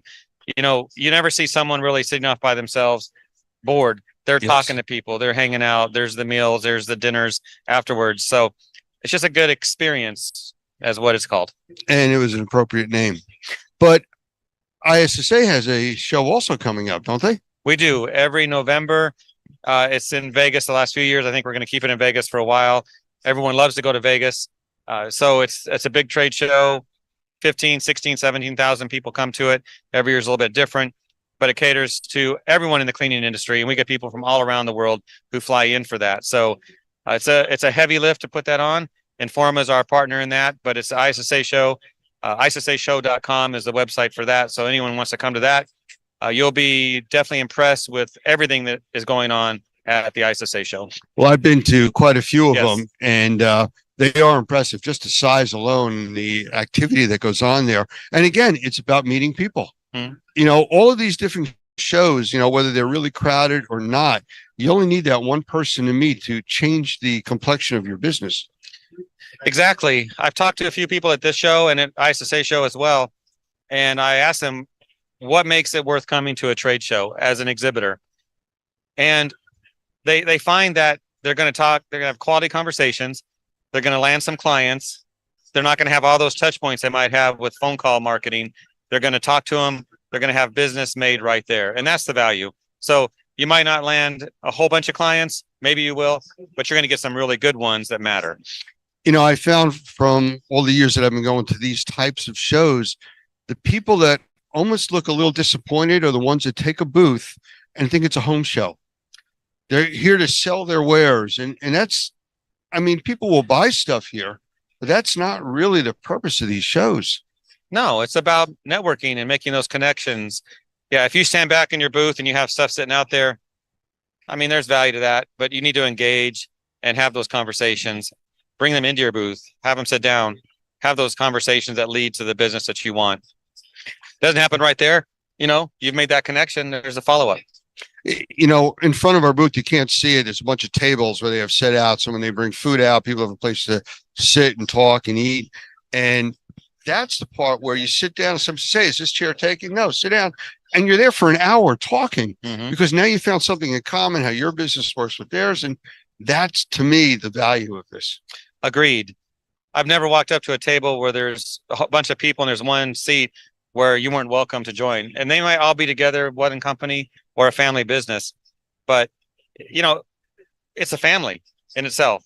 An industry can be fragmented or it can be together and as a family. And that's how I think the cleaning and restoration industries are. They're family. Everyone is in it together. You do meet some who are direct competitors with each other, Right. but I don't see any problem with that. I think everyone here agrees with that. There's plenty of work to go around. We can help each other and we can help the industry. Absolutely. So if somebody wanted to get in touch with your magazine or get a copy, where would they go? So the best, easiest way is go to issa.com/media. That will lead you to everything we do in media. Our magazines, our webinars, we do video productions, have a program called Straight Talk, Take 5 with Clean Facts. So everything is in that portal, issa.com/media. Or if you want to go to CleanFacts, it's cleanfacts.com. That's the publication specifically for this industry. But all of our brands fit a place in every business when you think about all the things that we do in the cleaning industry. Okay. Well, I appreciate you taking the time. I know you've been doing some interviews walking around here. I just saw you shooting an interview while I was watching you before you came over here to do your interview. So we're all busy. Yes, we are. It's good. Yes, we are. I thank you, sir. Thank you. Look forward to seeing you at the next show. All right. We'll see you there. Take care.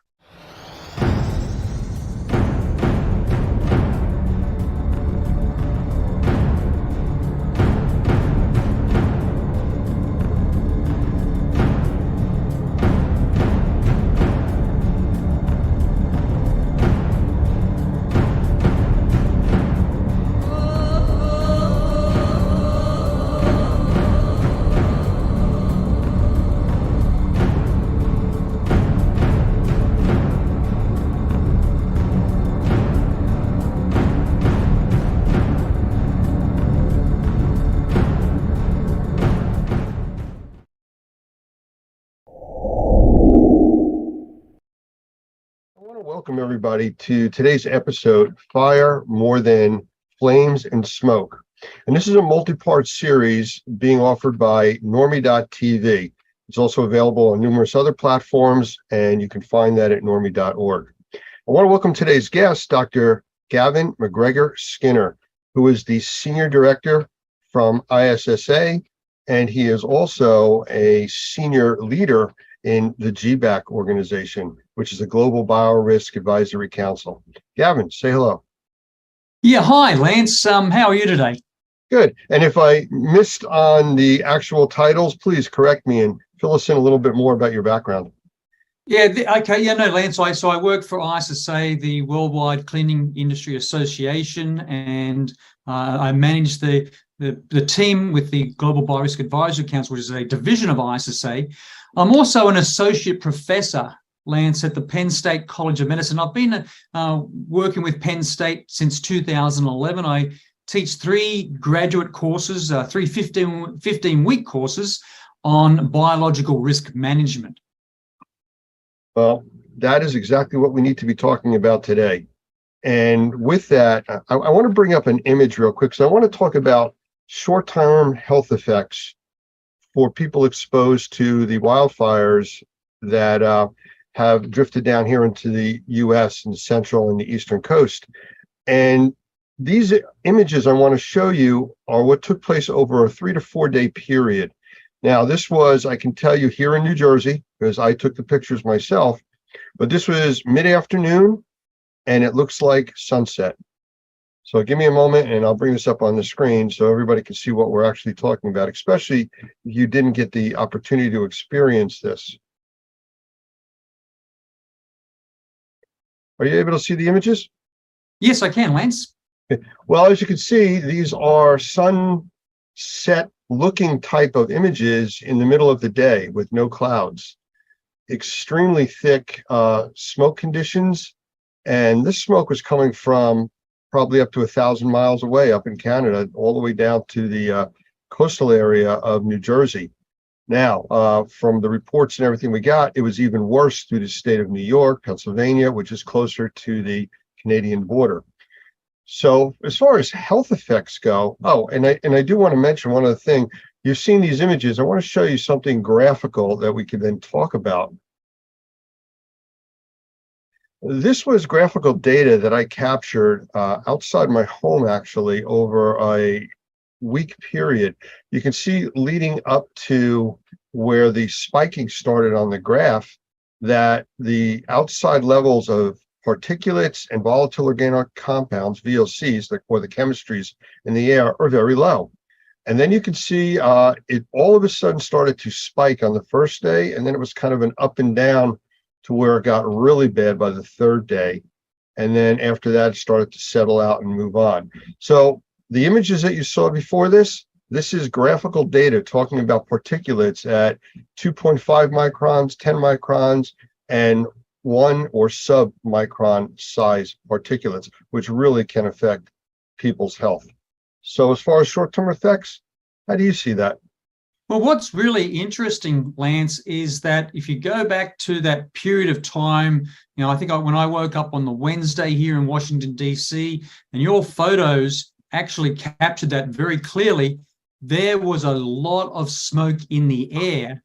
And we knew the fires were in Canada.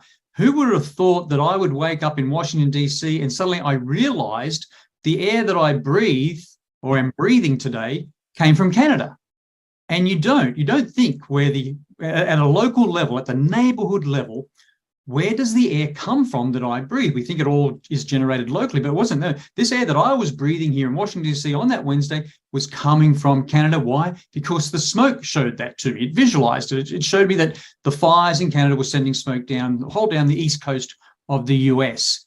And I think everyone needs to understand smoke anywhere is just bad for the human body.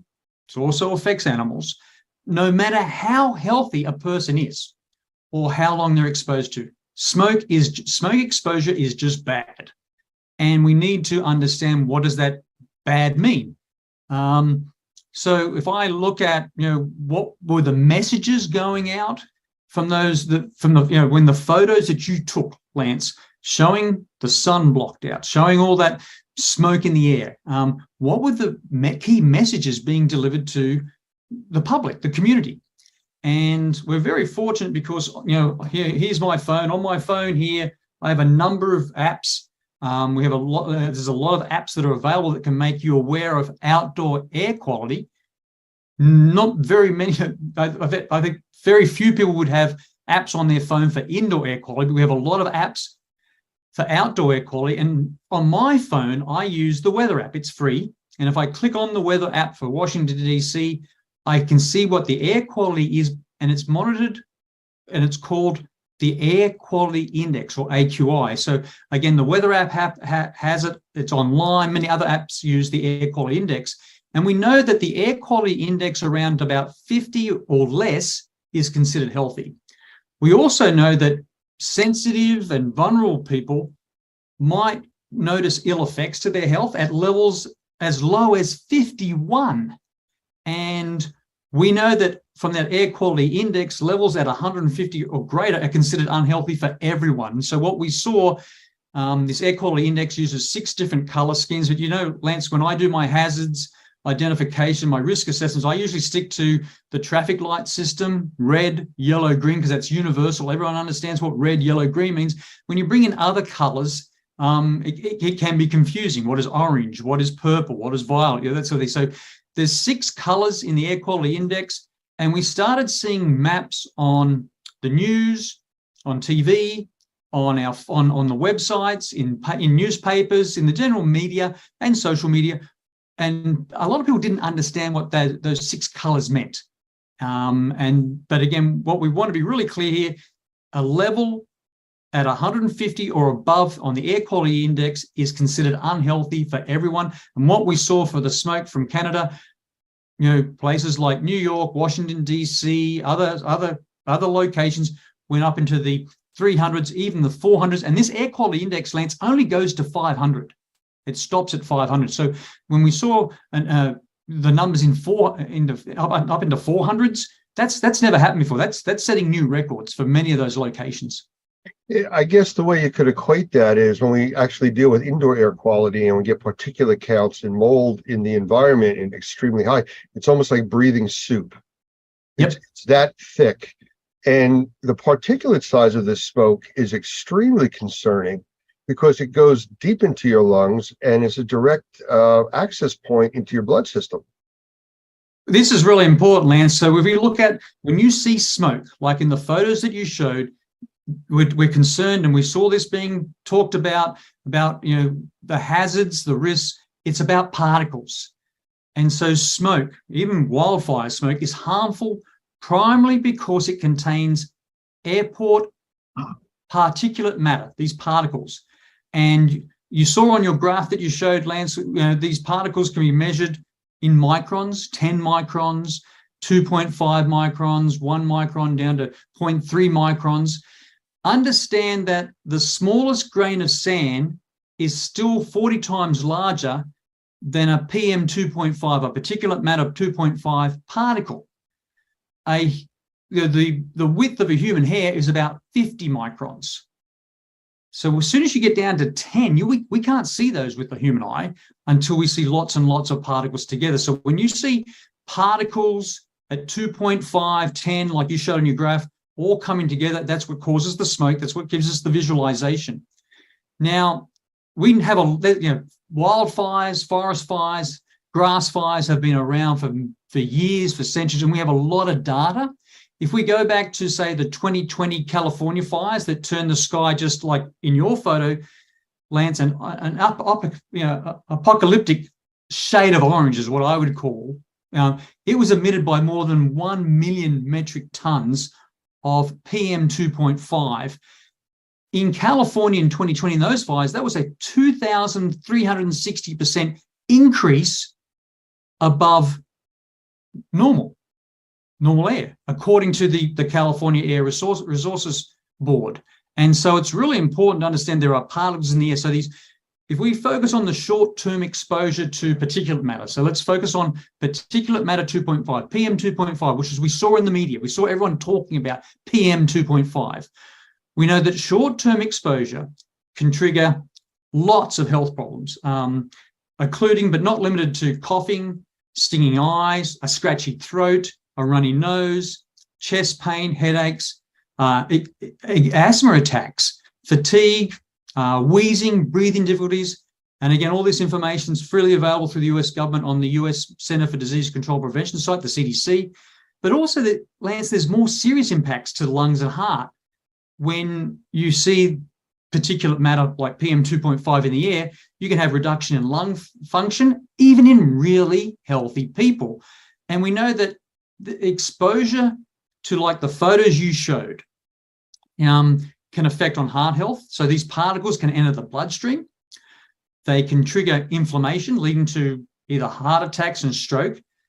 They can worsen the health of people who have conditions like diabetes. And we also know from research that Harvard University has studies, and there's other studies out there that have shown that wildfire smoke increases the risk from infectious diseases. So that in one Harvard University study that I'm familiar with, it estimated that the PM 2.5, the particulate matter 2.5 emissions from the 2020 wildfires in the states of California, Oregon, and Washington state were associated with about a 12% increase in COVID cases and over an 8% increase in COVID deaths in 2020.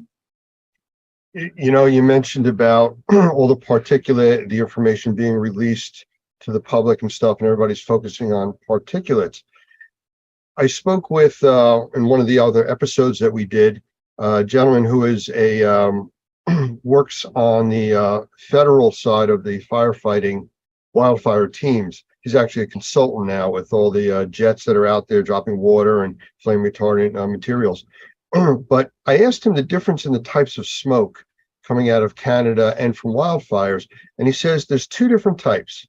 One is the type burning the forest, just like a campfire. You're burning logs and vegetation, stuff like that.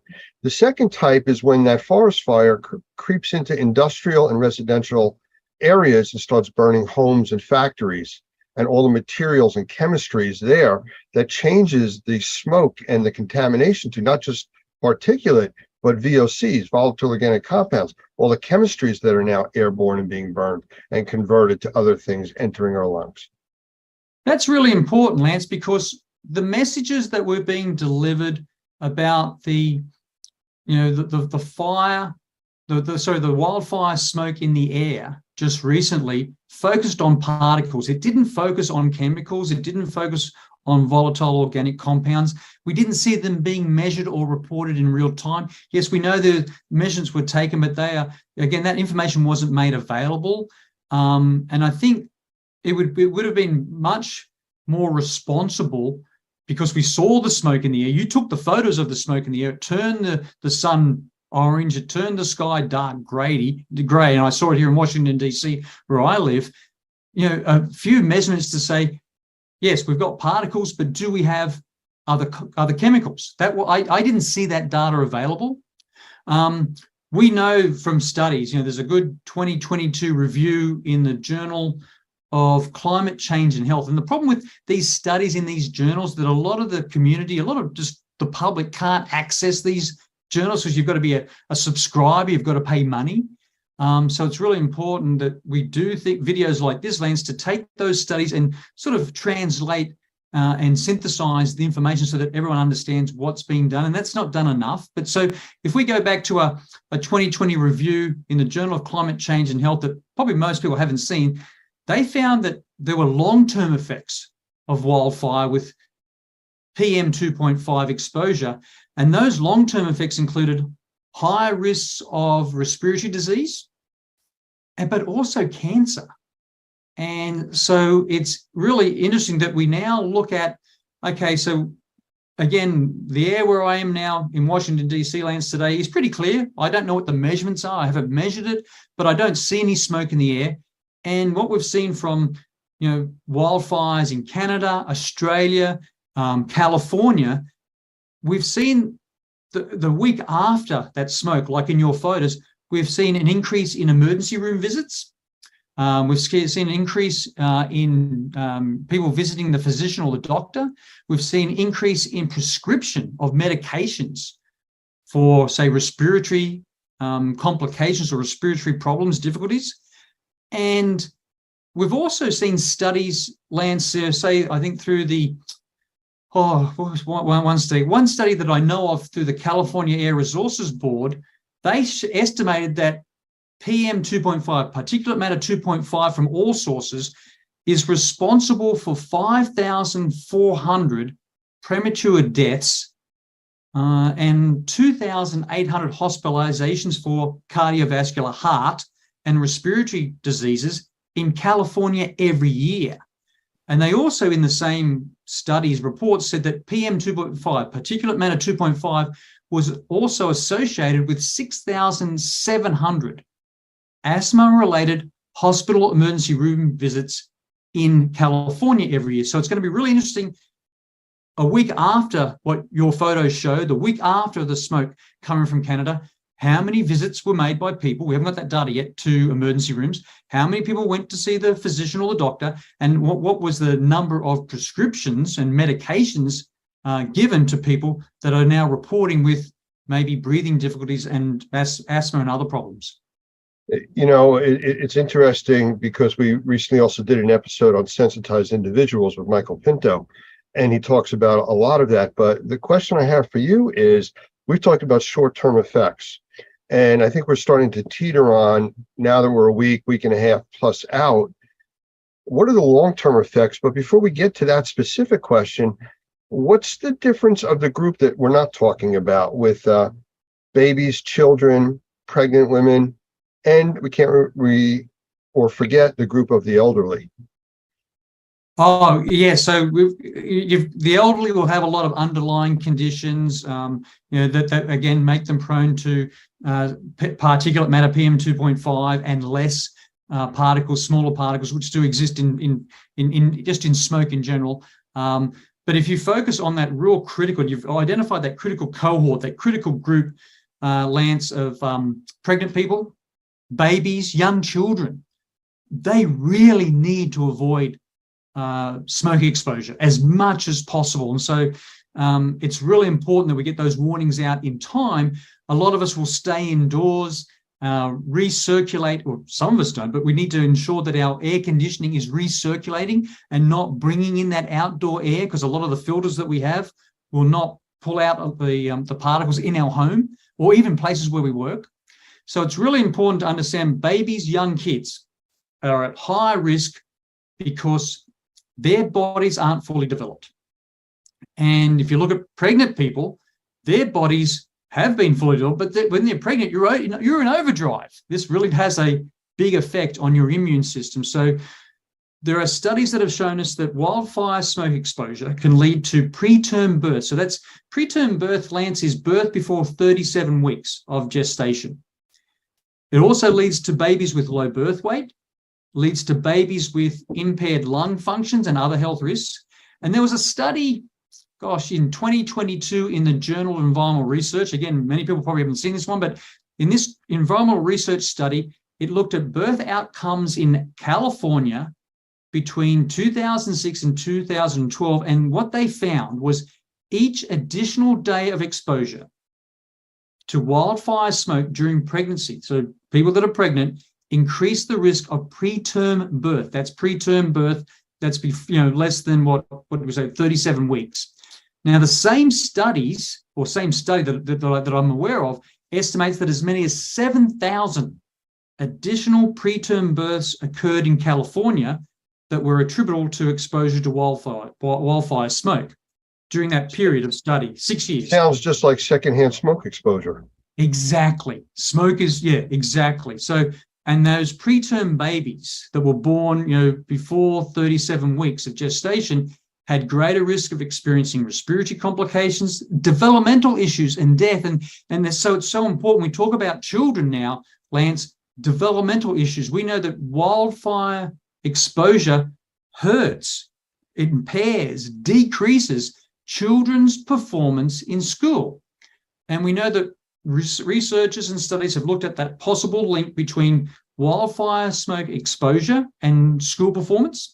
We've seen those studies done in the US and also Australia. And so a study that I'm aware of in the US used standardized test scores from 2009 and 2016 for nearly 12,000 school districts. And they compared to a school year with no smoke to a school year with wildfire smoke. And they found that the cumulative smoke exposure may have reduced student test scores by roughly 0.15% of a standard deviation. That may not mean much to people. That's a lot. And that information was published in the Journal of Nature in 2022. That is a significant decrease in people's ability to learn, to understand, to think. Again, that information does exist. There's so many effects, and we're starting to touch on the long-term effects. I've noticed from people within the circle that I travel starting to report eye infections, earaches, ear infections, sinus infections. And this is all a week after. I was kind of predicting out 2 weeks for people to start to have issues. But as far as the long-term effects, because the smoke cleared out, didn't do anything with all the debris left behind, all the ash that's dropped out of the air. I know the cars here had a grayish color to them, for days. And we haven't had rain for almost 4 weeks. We finally got some rain to wash some of it out of the atmosphere. But this is just something that is continual. And these particulates don't just vanish. Oh, no, you're right, Lance. And so we always say, dirty air leads to dirty surfaces. That those particles in the air will eventually come down and land on surfaces. So if I look at my car parked in the street over that course of the smoke in Washington, D.C. last week, I can see the particles on my car. It's a black car, and I can see how dirty the windscreen got and how dirty the surface of the car became just from that smoke. It's really interesting that when we start to talk about, it wasn't that bad or it didn't really affect me. I only had the short-term effects of, particulate matter 2.5 or less could be, a coughing, stinging eye, scratchy throat, runny nose, chest pain, headaches, fatigue, wheezing. I run with a running group here in DC, and the people that ran last week told me on the weekend, we just don't feel good enough. We don't feel well enough. We've still got a scratchy throat. We still are wheezing. We've got some breathing difficulties. We can't run with you, Gavin, on the weekend. And would they make official data, official statistics? No, they wouldn't. So that's, the information that I've collected just through the group of friends that I have here in DC. So a lot of that information would never be recorded anywhere. And it takes then a lot of effort like we talked about the Harvard study, Harvard University study, and the California Air Resources Board studies to then study the long-term effect. And a lot of people then will say, well, that happened years ago, and they don't relate or see the link between the time they were exposed, that week of being exposed to smoke, versus they might have respiratory disease, cancer, or cardiovascular inflammatory problems with heart attacks and strokes. Those correlations really aren't made because it's happened so much longer or over time since the actual acute event of being exposed to wildfire smoke. That's always a challenge for us, Lance. It's hard to tell people you've got to, there's a hazard, there's a risk, you've got to take precautions, you've got to do this, when they don't initially feel the really significant bad effects either that day or the next day. You're right. And, you had said that, which is what everybody else is saying, the news media, all officials, about staying indoors. But it's the same agencies like the EPA that are saying that in normal conditions, your indoor air quality is 5 to 10 times more polluted than the outside air. So they're telling people, especially sensitized individuals, children, things like that, to be outside, especially if you're having a positive reaction to your normal home. But now we're telling people to stay inside in the polluted area that is an issue, which is still less polluted than the outside. Well, Lance, this is so important. So you actually showed real data. I think, was that data outside or inside data that you showed on That your was graph? outside. That was outside. So I have 6 indoor air quality monitors in my house, and I know the alarms went off. I know that I have friends who also have indoor air quality monitors, and we know these are affordable. So these are affordable. So it's important that you see the baseline of where your indoor air quality is, because that's what my indoor air quality monitors measure. But then you can see how the outside air coming in can influence that, and whether and we've heard this a lot of discussions, Lance. Well, maybe you can't protect all of the inside of your house or all of the inside where you work. Maybe you have to identify a room that has an air quality monitor with maybe an air quality device that cleans the air, and people should stay in there while there is a risk. And I think it's really important that we emphasize to everyone, Lance, those indoor air quality monitors, as well as air quality purifiers right now, they're affordable. It used to be cost was an issue. Not anymore. You can buy those, you can use those, and I would highly recommend that if you reach out to us, and we'll provide you, with a list of those that we have done our research on, we've done our due diligence, we know that they're backed by evidence and science, and it really will change people's behavior and improve their quality of life if they start measuring more. We see measurements for outdoor air through the air quality index, but wouldn't it be great if at the same time more people could have indoor air quality monitors in their home, even their cars, for example, and be able to then see the numbers, react appropriately, change their behaviors, and actually come up with solutions that improve their air quality without waiting till they get the symptoms we just talked about. In one of the other episodes, I was in a discussion and I used the glass of drinking water as an example. People want to take a nice, clear, crystal type of look of water and drink that. If you were to make that water cloudy or brownish, people say, I'm not drinking that. Well, air is the same thing. The difference is it's not in a small container. So you don't see the pollution. You don't see anything other than if you see like a lot of pollen on your car during spring, something like that. Oh, it's the allergies are bad. That's why I'm coughing. But other than that, people can't see particularly because it's microscopic. So they take breathing for granted. And that's one of the most critical things that we do. I also use the example in another one where a person can go 20 to 40 days without eating.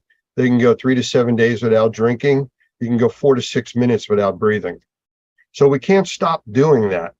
So like you said, a safe room, an environment where if they are struggling, they can go into that for a few hours, give their system a break, feel better, and then go back out and do what you have to do. Especially since the indoor air quality is normally so much worse than the outside air, which unfortunately, because of this pollution problem from the smoke, made the outside air so much worse. Yeah, and that's how we all work together, Lance, through NORMI, GBAC, the Global Biorisk Advisory Council, a division of ISSA, our subject matter experts, we sit there, we know that there's a way of making the unseen seen, be visible. We know how to identify those hazards and then calculate the risk, likelihood of something happening and the consequence if it happens. And, we all know that we use that definition of consequences, how bad can it get? And so much of our air, as you correctly said, Lance, water is unseen. It can be contaminants, pollutants in the air, contaminants, pollutants in water, and it still appears, it looks, or even smells safe and healthy. But unless we measure more, we will never be able to improve. And that's why I think we all talk about that, it's so important. The tools are available, the equipment's there, the expertise is there, the science is there to start measuring more and then working with subject matter experts to interpret properly, appropriately what those measurements mean so that people can act, change their behavior, develop, implement solutions. And I think last week was a really good example with the smoke in the air, colors on a map, 6 different colors with the air quality index. And in my own personal opinion, maybe 6 colors is too much. Maybe it's confusing. Maybe people didn't understand what the colors. And then when we had the colors, we also got numbers. Here's 425 in New York City. Here's 350 in Philadelphia. Here's 308. All these different numbers came out for different locations. I don't think people realized what the number means. So if you give a color, if you give a number, then you must give an interpretation, a so what, and you must tell the public what to do. Well, there are other things that are also affected besides what we're talking about now. We've talked about, the young, the elderly. We've talked about pregnant individuals. We've talked about sensitized individuals. There's a few other things we need to talk about. Number one, and I know and I mentioned this in another episode, that it sounds a little bit on the dramatic side, but from this heavy smoke condition, we actually got a glimpse into what a nuclear winter would look like. The temperatures that are normally 80, 85 degrees in New Jersey this time of the year were barely able to get out of the 60s. It dropped the ambient temperature almost 20 degrees every day while there was smoke. Once the smoke cleared out, the temperature went back up to normal. Now that affects plant growth. It affects our food source. And speaking of food sources, it affects livestock with breathing. They're outside creatures. And we can't forget our pets, especially the ones that either have, like doggy doors that go in and out or outside pets. So how does it affect them? Yeah, really important, Lance. We knew in Washington, D.C., the National Zoo was closed to all people, closed to visitors because they had brought the animals indoors away from the smoke. Now, are all the enclosures at the National Zoo on air conditioning that recirculates? No, it's not, but at least that would decrease to some level, some degree, their exposure to the smoke that was outside. Again, in horses, equine asthma is real. And we know from, fires in Australia, information and data from fires in California, horses can suffer inflammatory diseases. We see equine asthma increase after forest fires or wildfire fires. That data is available. That's known. That's been studied. Less so in companion animals like dogs and cats. But yes, we do know that, again, those animals are breathing the same air that we're seeing that we would breathe. Really interesting, just a couple of anecdotal reports that I've received from colleagues and friends here in DC. They had to let their cat or their dog out to go to the bathroom, the toilet, or just get some exposure outside so they wouldn't go mad inside when they run around. Opening and closing that door very briefly to let us say a dog out. And the people that had indoor air quality monitors saw that by just opening that door very briefly to let their pet out, changed their indoor air quality on their monitors significantly. And what I mean by that, if they were sitting at like a 95 to 98%, it dropped down in some of the photos that I received down to 70, 73% in that very brief period. So it's not like it takes a long time for the smoke to rush into the house. when you opened the door, that smoke came in, and that indoor air quality monitor then measured it, and you saw in real time, right there and then, a change in your indoor air quality, by a number. The challenge we have, though, is how to interpret those numbers. So yeah, again, Lance, the many animals can't go indoors; they were exposed, and again, a lot of this data won't be measured, but we do know from studies that we do see inflammation problems as well as respiratory problems in animals exposed to wildfire smoke. One of the things, just like with very young children, animals can't really tell you what's bothering them. You might see the animal acting up or different or lethargic, but you won't know what's really going on, just like with children. So it's something you need to pay attention to. Don't forget about the pet that was outside all day during that smoke. They may start to have issues going forward. Yes, I'm a pet lover, can't help it. Oh, but very important, Lance, my dog Buddy did not want to go outside last week when we had all the smoke in the air. Now he doesn't want to go out in the rain either, so Well, yeah, but he loves the snow. But you could see it was really interesting that to be at the door, trying to let him out, to get some exercise, to go to the bathroom.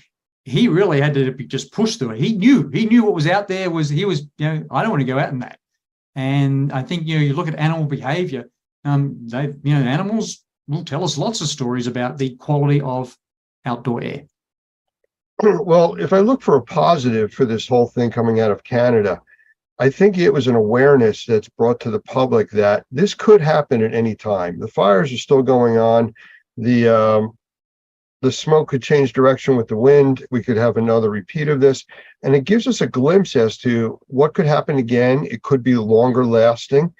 And how do we deal with that going forward? I mean, it's just like the people in Florida and the Gulf Coast that live in a hurricane-prone area, but they don't go and buy plywood till 24 hours before the storm's going to hit. The storms are going to be there. Prepare ahead of time. Like you had said, you can get monitors to know what's going on in your home. You can get air purification. You can get better filters. I mean, the term we use is you either have a good filter or you are one. Yep. Really important, Lance. Again, I'm going to go back to my cell phone, my mobile phone. In times of tornadoes, hurricanes, I'll get messages on my phone, take cover now. So, a government agency has interpreted the risk of the tornado, the storm, the hurricane, and I need to take cover, seek shelter. What I found in the messages that were given out on my phone, it wasn't that clear. Yes, your photos show clearly there was lots of smoke, lots of particles, and maybe other substances in the air during when you took those photos. But the messages I got on my phone, in the media, on TV, social media, in the newspaper wasn't clear enough to say, and then it wasn't just some groups that were going to be affected, it was going to be everyone. And it wasn't really, I think, this is very, summer is just starting here in the US on the East Coast, West Coast, in the Northern Hemisphere, it's just starting. We're very early in the wildfire season. And I think we've got the air quality index with numbers and colors. We've got messages that went out, warnings, but I think this is the time to be clear on what actions, what do you need to really, really do to protect the health of you, your family, your loved ones, and your pets and your animals. And I think this is a good opportunity. What happened last week, learn from that and say, right, how do we do better in giving very clear, actionable advice? Tell people what to do and how to do it using what everyone's carrying right now, Lance, one of these, the cell phone. Well, I think education is the important part, and the public education is really important, whether it's through PSAs, public service announcements, or just making it available for people to call, reach out to the ISSA group, to Normie or Normie.tv. We can help guide people, to where to get more information that's factual, not just somebody selling a widget and, here's the best thing. I mean, I saw people walking around with paper towel masks because they knew wearing a mask was going to help with particulate. The paper towel mask was useless, but, somebody said, well, use a paper towel, it'll help. Well, does it help? Yes. It's like emptying a swimming pool using a tablespoon. Yeah, you are emptying it, but your effect is really, really limited. And that's a good point, Lance, because we've gone through the the 3 years or so of a COVID-19, pandemic, people have masks, or they know where to buy masks or have accessibility to masks. The challenge we have, Lance, is there's so many people in our neighborhoods, our community, in our cities, our towns where we work, that they have to work outdoors. We saw when the photos you took, the smoke in the air, we saw the schools cancel all outdoor activities. We saw professional sporting bodies like the Major League Baseball cancel games. But again, that's for the population that was going to go watch a game. That's for the kids that were at school that wanted to play outside. What about the people that have to work outside? Where was the actionable solutions, the information there to say, you work outside, we need you to work outside, this is what you do. I really professionally and honestly believe, Lance, a lot of that information was missing, and a lot of people in our towns, in our communities, our neighborhoods have to work outside. They have no choice. I just read an article of the lawsuits that came out of 9/11. And Christy Whitman was one of the named individuals in that, I think director of EPA at the time, or one of those large organizations, where she came out and said that the air quality a week later was okay for people to go and work there and return to New York City. And 15 years later, she was found guilty of all this misleading information and stuff, because the data showed it was unhealthy.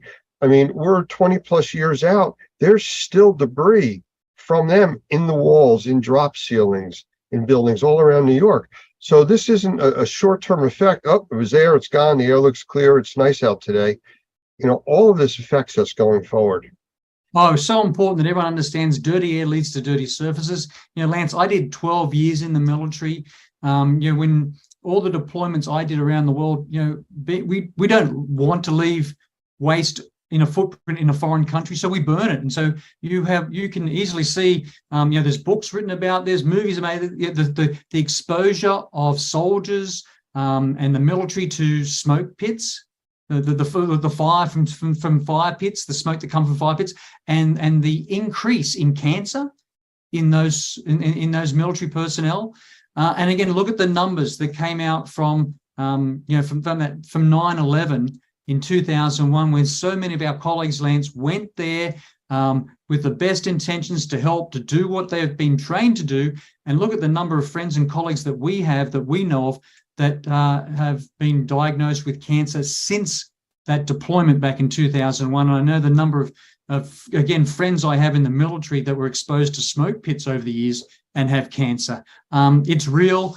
What it means, we have to do better when we go to respond to those important acute events, to try to mitigate them, respond to them, and then go into recovery. We've got to do better in our training as well as our equipment to protect what we know in the long term causes inflammatory disease, heart disease, lung disease, cancer. Absolutely.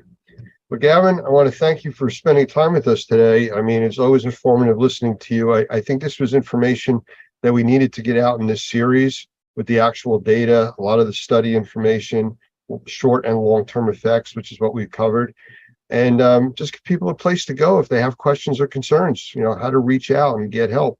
The Normie organization at normie.org, ISSA organization, GBAC. There's a lot of credible sources out there that are out there doing this for the right reason and trying to educate the public. So I want to thank you for being part of that. I want to thank you for being part of this series that we're doing on fire and smoke. And we'll do this again. You're more than welcome, Lance. Again, we're even at Normie and ISSA and GBAC now, we are still working right now. How can we do better in translating the information we know, the research we know, into helping people understand this is what you need to do when you see that apocalyptic look in the sky. The sun is blocked out. It turns bright, hot orange based on smoke or particles in the air. And it's something we're still working on, Lance, and hopefully we'll be able to do better and get better information out to everyone.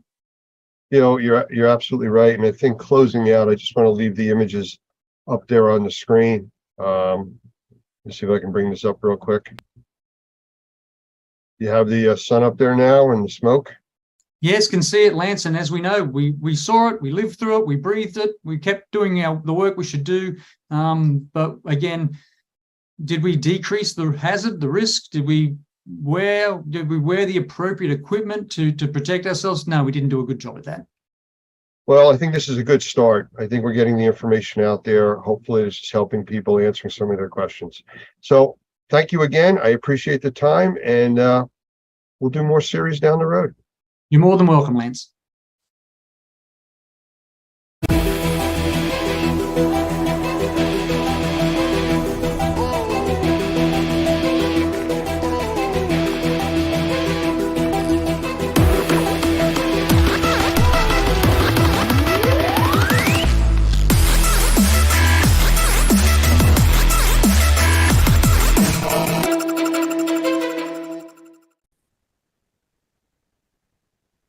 I want to welcome today's guests. We have Doug Hoffman, who's the executive director of Normie, and Mike Balzano, who is and I want to get this correct, it's the group publisher for BMP Media. Is that I'm correct? a group publisher. All the other group publishers are already shaking their head at me. But who's he is? I'm one of many. Yes.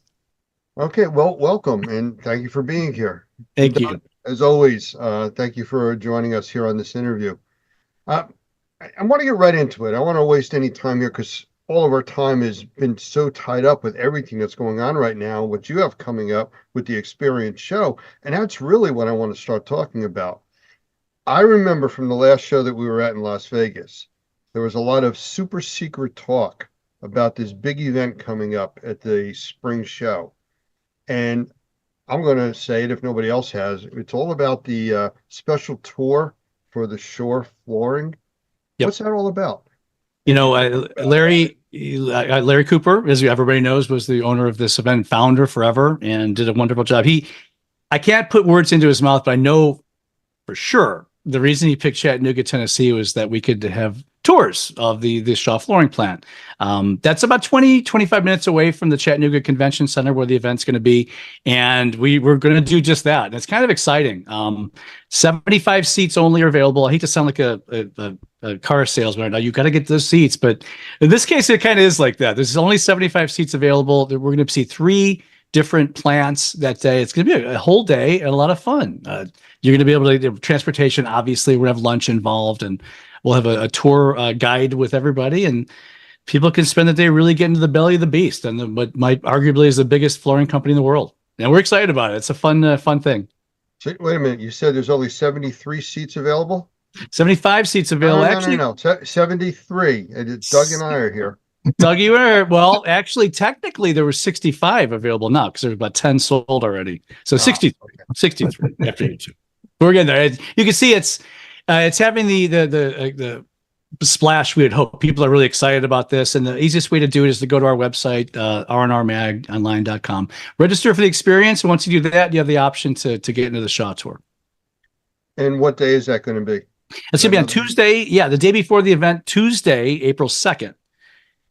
Meanwhile, back at the convention center, where the Coys are going to be doing a workshop, and Howard Partridge are going to be doing the same workshop they did last time, which was very successful. So, can't make the Shaw Tour, don't want to go to the Shaw Tour, you got something great back home too. Okay. Well, I just wanted some clarification on that. And there you go. I still say 73 seats available. 63.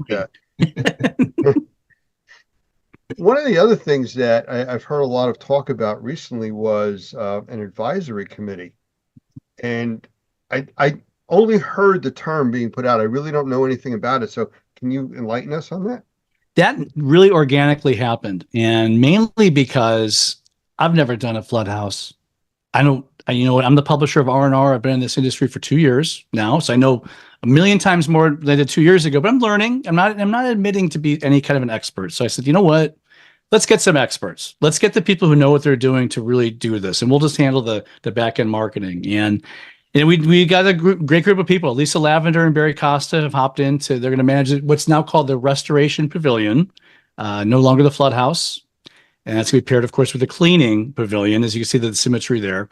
Sean Bissillon will be back, as well as Lisa Wagner and Mark Kennedy working on that. The Coys are on the committee, and And me and Andre Hansen, who's the event manager. And all of us together are working on the different segments to do that. I would love to have the gentleman, two gentlemen I'm looking at from Normie on that team as well. And we will in the future. But you guys, as we're going to talk about a little bit, you have a pretty big role anyway at our event. So you have your hand, you're doing plenty for us than extra stuff. So we appreciate that. But the point is, BNP Media bought it. Not a lot of people knew who we were besides R&R. No one knew who I was. So instead of that goofy guy that keeps showing up on the podcast, let's get some actual people who know what they're doing to do this. And we've done that. And you can see the wheels going quicker now, and it's exciting. I tell you, I think that's just a great idea, Mike. I think having guys that are in the industry, they got their hands in the industry all the time, that's going to make it so much better. One of the things I've always said about the experience that I think it is just different from any other conference that we're a part of is that it really is an experience. You can go there and you can actually do and touch and feel the industry, which is really pretty cool. I've told our members for years, if there's only one show you go to, this is the show you go to, because it works. Thank you, Doug. And yeah, it was, I've said many times, it wasn't, I don't think he named this accidentally. There was a reason why he called it the experience. He wanted to be an all-encompassing experience for our industry and the people who come. And hands-on training is the big deal, even more so in these spring shows than in Las Vegas, our big show in the fall, which always is the big blowout every year. The spring show, in fall, you have 3 days of straight agenda days. The spring show, the first day and the third day are agenda days, and the middle day is kind of a hands-on workshop agenda all day. In addition to the restoration pavilion, in addition to the cleaning pavilion, you just come in and learn how to do things. And I don't know if there's any other event that really, definitely not to this level, can provide that for everybody. Well, I know what we get involved with building our training facility, if you want to call it. You know, when we break away and we're actually, the lumber is being delivered, you know, so we're in there building stuff for a day or two prior to our training. So yeah, this is very different than the other shows that we go to. And we want to make sure we don't, this is, as I walked around Las Vegas and talked to the two of you gentlemen and all of our sponsors, and like, we don't want to make wholesale changes, but on the other hand, this is definitely a time for new ideas and new changes. And people were, as you know about our industry, they're not shy about, oh, good, here's my 7 ideas I want, which is fine. I asked for it. So I think we're going to try to kind of walk the fence a little bit. We're going to keep all the traditions to keep it hands-on and the experience, but hopefully some new tweaks, which will excite people as well. Well, I mean, you started talking about some of the stuff coming up, but why don't we just cover the agenda? If you can do that. I don't know if you want to do it from memory, if you want to bring up a website. Well, I mean, I don't have to bring up, the entire agenda is there on our website. I could do what I want to talk about is definitely from memory. And I just kind of did mention that there's a lot of people who've been coming to this event for 24 years. And they said, gosh, we're hearing the same kind of speakers a lot. Not that they're bad, they're wonderful. But is there any way we can get some new people? And there's other people that want to just keep it the same. And I like I said, I understand both sides of that fence. So what we're doing is a little of both. It's led by our keynotes, 2 gentlemen who haven't been here in a long time. Chuck Violand from Violand Business Management and Jim Pemberton, who's a cleaning legend. I don't know if he's ever spoke at the experience yet. Our friends Lisa Wagner and Mark Kennedy were beneficial in getting him in. I think it's great. And it's funny with R&R, we're much more cleaning based than we used to be, but we're R&R. It was named that way for a reason, like the experience. So I hear my wife Darlene talking to cleaning people in the other room, and she says, "Hey, Jim Pemberton's going to be a keynote," and they just all go bananas, like the Beatles are coming. So I can see how important this gentleman is. So we're really happy to have him. Eric Sprague from Super Tech and Katie Harris from Spot On Solutions, and a lot of other people. And we got the legends. I'm looking at 2 of them right now. Normie's got have a huge say in this event. I think you're doing with you and Mr. Pinto and the 2 of you at like 7 different sessions off and on. Right. And that's very important to us. Hart Partridge will be talking again.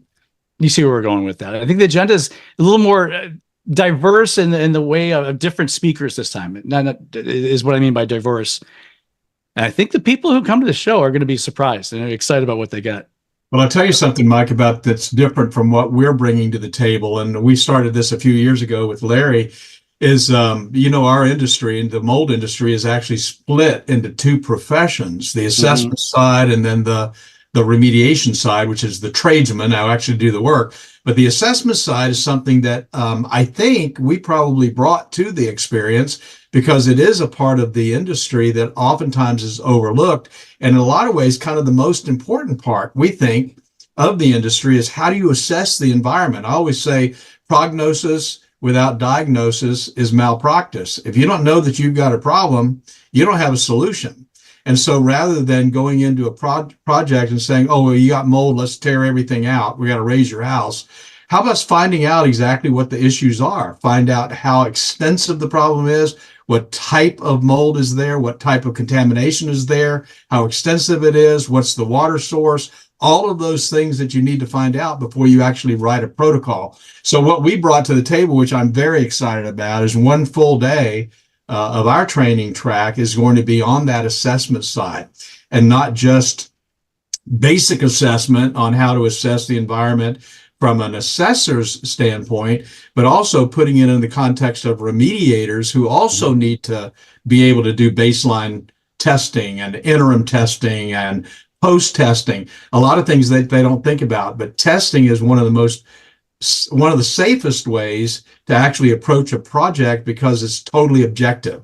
You're dealing with objective diagnostics. It's not about how you feel or smell or any of that kind of stuff. It's this is the problem. Now I need a solution. So I think bringing that one day, especially that first day that we're going to do our training track on the assessment side with Michael Pinto, with Lance, with myself, talking about, and some of that's going to be hands-on testing products. I think that's a really exciting place to be. And so thank you for the opportunity to do that. I think it makes a big, big difference in the industry. That's such a great thing to say, Doug. I'm sorry, Lance. That's such a great thing to say, Doug. I again, with my industry knowledge and whatnot, I would imagine you're right. I mean, imagine these disasters happen, and your first natural instinct is, let's just go in there and take care of it immediately. And someone's got to have the cooler head and say, wait a second, let's assess what's going on. Let's do the assessment, start from there. I mean, I think that's absolutely right. And we're happy to give you that mouthpiece. Well, thank you. And I think the other thing, I'll slow down here in a second, Lance, so you can ask your question. That's the other thing that I think is so exciting is with Michael Pinto there, he and I now are teaching a class on remediation for sensitized individuals. And I remember when we started with Normie in 2004, by the way, this is our 20th birthday. So when we started with Normie in 2004, there was only about 6 or 7% of the population that were considered environmentally sensitive. That is, that they could not take a standard type of remediation project. You'd be back there again if you did it that way. They needed special help.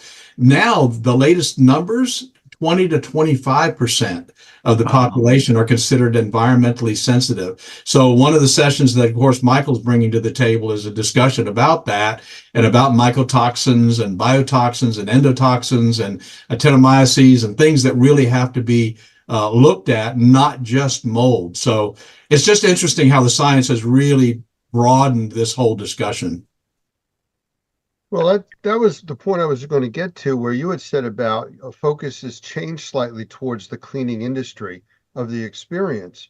But the strange thing, or the interesting thing, strange isn't the right word, the interesting thing about it is all of these different vertical markets are all positioning themselves now under indoor air quality, which is what we're talking about. So even though you have carpet cleaners and you have regular cleaners and you have HVAC people, it all comes under indoor air quality. And that's what we're there for. It's all about the air you breathe. And every person out there is part of that niche market that has to breathe.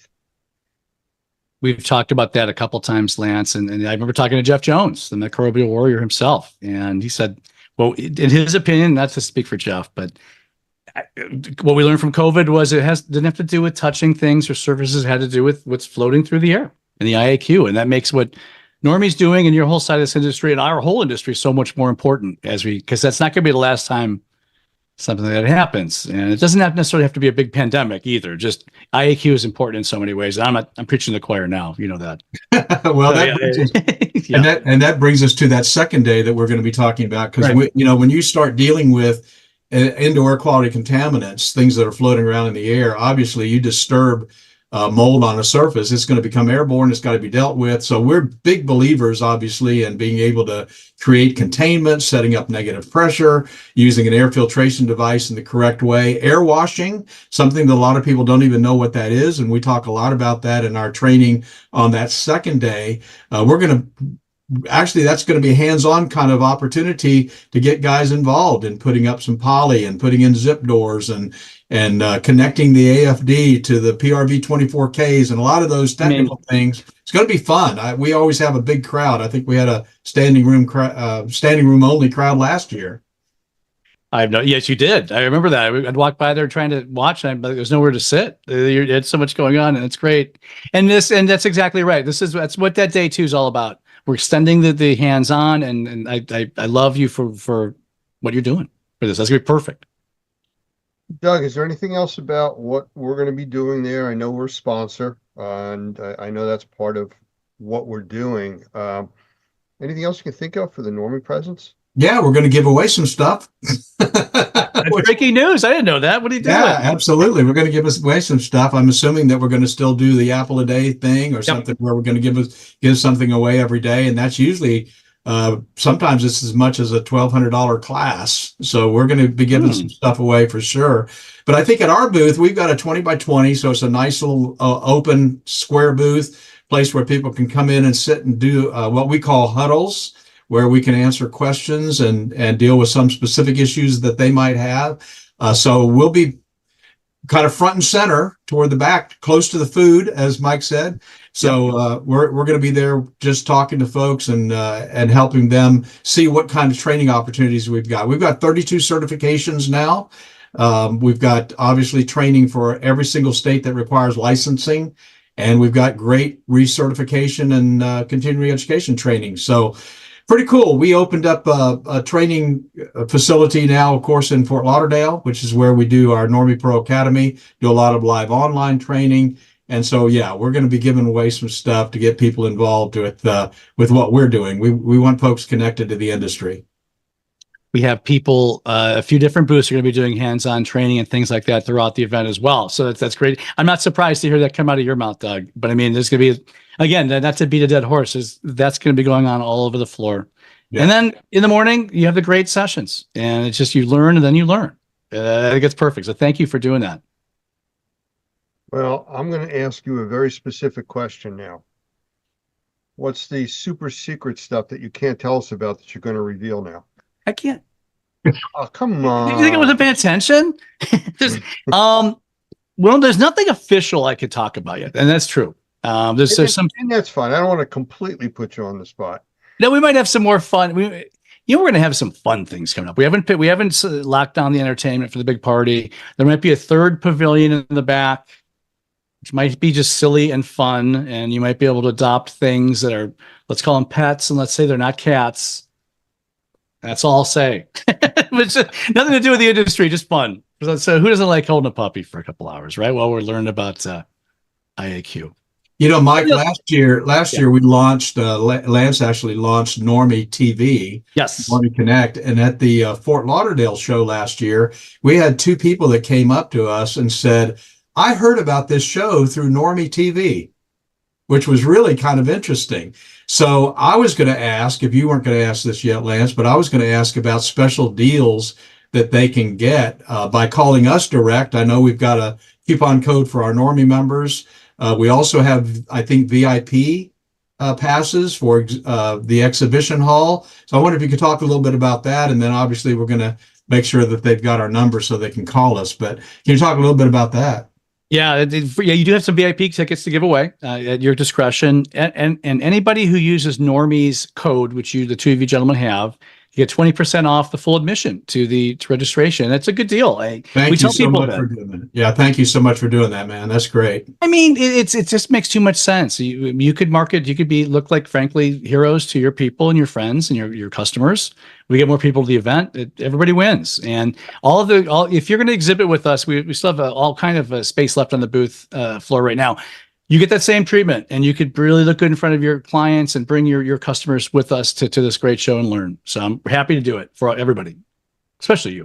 So what are the dates? Dates are April 3rd to the 5th in Chattanooga. And don't forget, the 2nd is when you get to the Shaw Tour. And what's the number, Lance? 63. We have 63 people left. Something like that. Yes, A yes. smaller number. That's all. And Go ahead. Go ahead, Doug. I was just going to say, I have one more comment I just want to make, and then I hope it's okay and that you'll feel good about this. If not, we'll edit it out. But one of the things that I've learned about shows, and when I got into the indoor air quality industry in 1996, I did 32 home shows that first year. So I've been to a lot of shows. And here's what I've learned about the experience is it's not always packed wall to wall people. But what we've learned is that the people that are there are serious about the business. And you've got such a high quality, I think, such a high quality of leads. We've said every time we've gone to a show, we've built relationships that we could have built no other way. And so for what that's worth, I it's about going to a show that you know is going to work for you, even if there's not 100,000 people there. It's not about the people, it's about the quality of the people that are there. Yeah, no, I unquestionably. And I think that's, as we mentioned a few minutes ago, we want to make sure we're not doing any wholesale crazy changes. That's the vibe we want to keep. We want to keep the people coming. And I think that ties again back to the hands-on training, Doug. I think that's what the people, if people want to come and get your Frisbee tchotchkes and stuff are fine. But these are the people that come to learn something are the ones you want to know. And that's right. That's right. They want to see the newest techniques, newest products, newest laws. Yeah. Yeah. That's exactly right. Yeah. It only takes one good contact at a show like this to make your business. And that's to the point of it doesn't have to be jammed. And the quality and level of the education that's there and the people that attend for those purposes are the people that you want to meet. And those are the contacts that you want to make. You know, it's funny, we're talking about the size a lot, and it's no secret the Las Vegas fall event is usually about double the size of our spring show. And I remember talking to our team, and I was like, tying into what you guys, you gentlemen just said. I mean, we have good people coming though. Let's embrace that. Let's embrace this. This is more of I'm not going to use the word boutique, but it's more of a targeted, smaller show where you could talk to the exhibitors, you could talk to the speakers, you talk to the attendees, and we have all kind of great opportunities to do that. And this is an opportunity you may not have in any other event. And Vegas is going to be great. Everybody always goes to Vegas. It's fun. There's going to be twice as many people there too, which is on paper wonderful. But to your point, Doug, I mean, this show might have a lot more value. It may not, but it might. So get there and find out, right? Well, it pulls people on the East Coast that can't go all the way to Vegas. I mean, that's what I think that's been a really smart thing about the experience is having that show in the spring on the East Coast and then on the West Coast in the fall. It's brilliant. Whoever thought of that, kudos. Well, I'm sure there's Mr. Cooper. I think that one thing I can say, Lance and Doug, to next year, not official yet, but it's about as official as you can get. I've heard from everybody and their mother who ever attended this event, and they want to go to Florida. They want to go back to Florida again, and it's okay. Well, we can do that. Okay, I live in Florida now, so that's easy for me. And so the RFPs went out throughout the state last week. So we're going to be in the next month. We'll be able to announce where the next spring event is. And the state though is almost. It'd have to be a miracle not to be down there. So people could bring their families down to the beach and have fun, and while they're doing that, come and learn. And I think that's a good recipe. I hope. All right. Well, did you give out the website? I don't remember hearing that. It is r&rmagonline.com.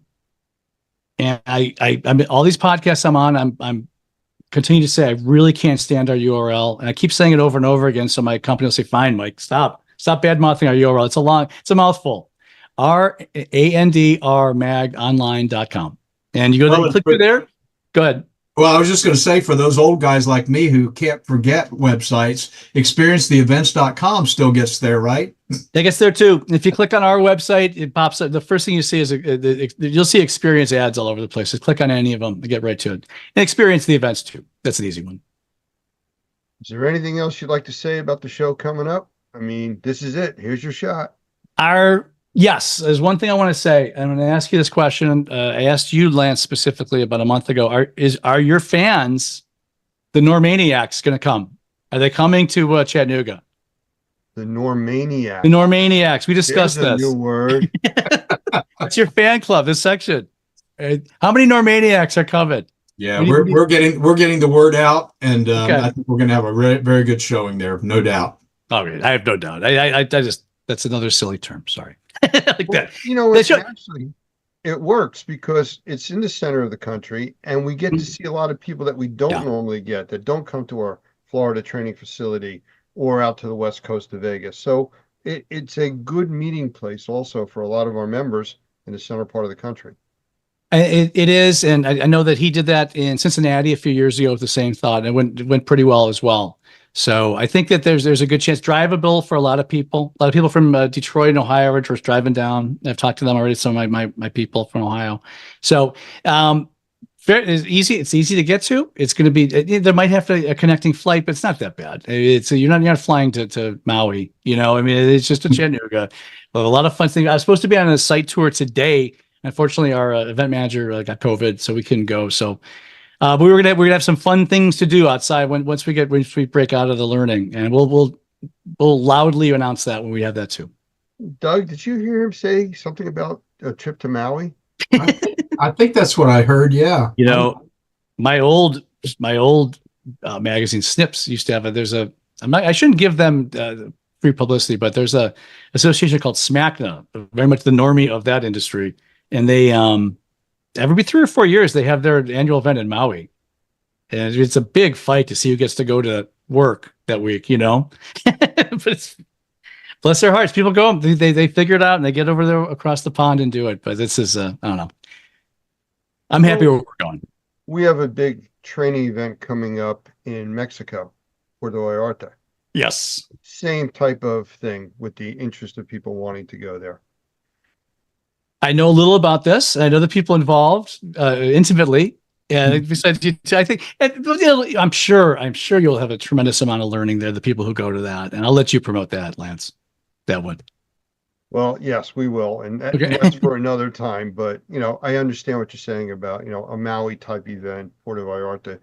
Yes, there is a romanticism around those locations. Sure. Doug, Well- do you have anything else to follow up with here? I really don't. I want to thank Mike for him and his team and how hard they work to make this thing happen. I'm very excited about it. It's going to be a great few days with you guys. And if there's anything we can do to help facilitate, we're at your beck and call.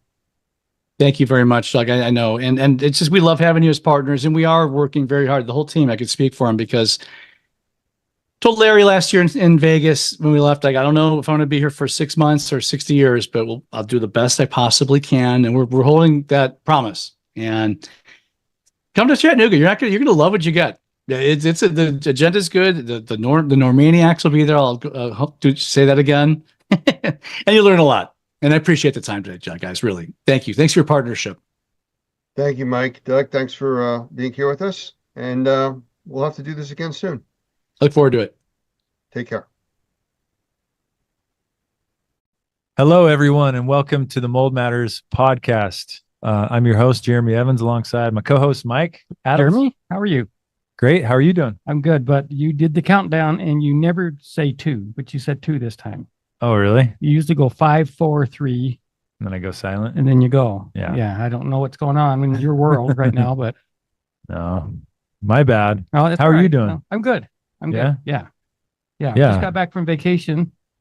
Took the family to Disneyland with 6 grandkids, all under 7 years old. Oh, wow. How was that? Actually, no, all under 8. One's 8. It was a lot of work, Jer. It wasn't a vacation then? No, it was fun. It was fun. That's fun, but A it's lot of work. tiring. Yeah. Okay. Yeah. So I'm good. All right. So you're rejuvenated. Yes. I haven't had any vacation, but I feel rejuvenated because we're having a special guest today. We have a great guest. A good friend of ours that we've become friends over the last year or so, Doug Hoffman. For those of you that are in the mold remediation or mold certification, or just in the mold industry in general, I've probably heard of Doug. He's been around the industry a while and kind of made a good name for himself, especially in the last several years as a quality instructor on how to mitigate mold, how to build your home such that it's going to be less inclined to grow mold. He's got a book on that we might talk about here a little bit later. And so I'll give a little bit. Doug, you're already online, but we're going to give you a little introduction here. Doug is the founder and executive director of Normie. So, you know, we've talked about Normie a time or two on here, I think, but there are a couple of organizations that do training and certification for mold remediators, and Normie is one of the top premier organizations out there. It stands for National Organization of Remediators and Mold Inspectors. Is it mold inspectors or microbial inspectors? It's microbial inspectors. Oh yeah, that was a change, right? Good catch, Mike. It was a change, about a year and a half ago. I forgot about Good it. Well, catch. Just when people think I'm not paying attention in the world. Yeah. Yeah. I surprise them. Yeah. That is we won't go into it, but that's an important distinction, right? Right, Doug? Yes, it is. It is. So, his life passion has been helping people understand how to live healthier indoors and empowering them with the ability to have clean air. I remember you saying one time in your book, I think, that you spent part of your career building homes that made them moldy, and then now you're doing the rest of your career to reverse the effects of some of those early mistakes that you saw in the industry. Yeah, so that's exactly right. Yeah. But anyways, Doug, we've been glad to get to know you, and we're glad you've come on the podcast. We found great synergy with Doug, and we kind of have that shared vision of trying to help people live happier, healthier lives by helping the microbial, load in their homes and things like that. So welcome, Doug. Well, thank you. I appreciate it, guys. Mike and Jeremy, great to be with you today and excited to share some information. I think one of the things that I love doing is teaching and training. And I think I've always believed that the person that's the best trainer is the one who can take complex subjects and make them easy to understand. And that's what we try to do in our training programs. And I appreciate your recognizing that. And hopefully today we're going to take a subject that's sometimes a little complex and make it simple so that we all understand how it can affect our health. Yeah. Yeah. I think, Well, I guess if you had to encapsulate the topic of what we're going to talk about under one umbrella, what would you say?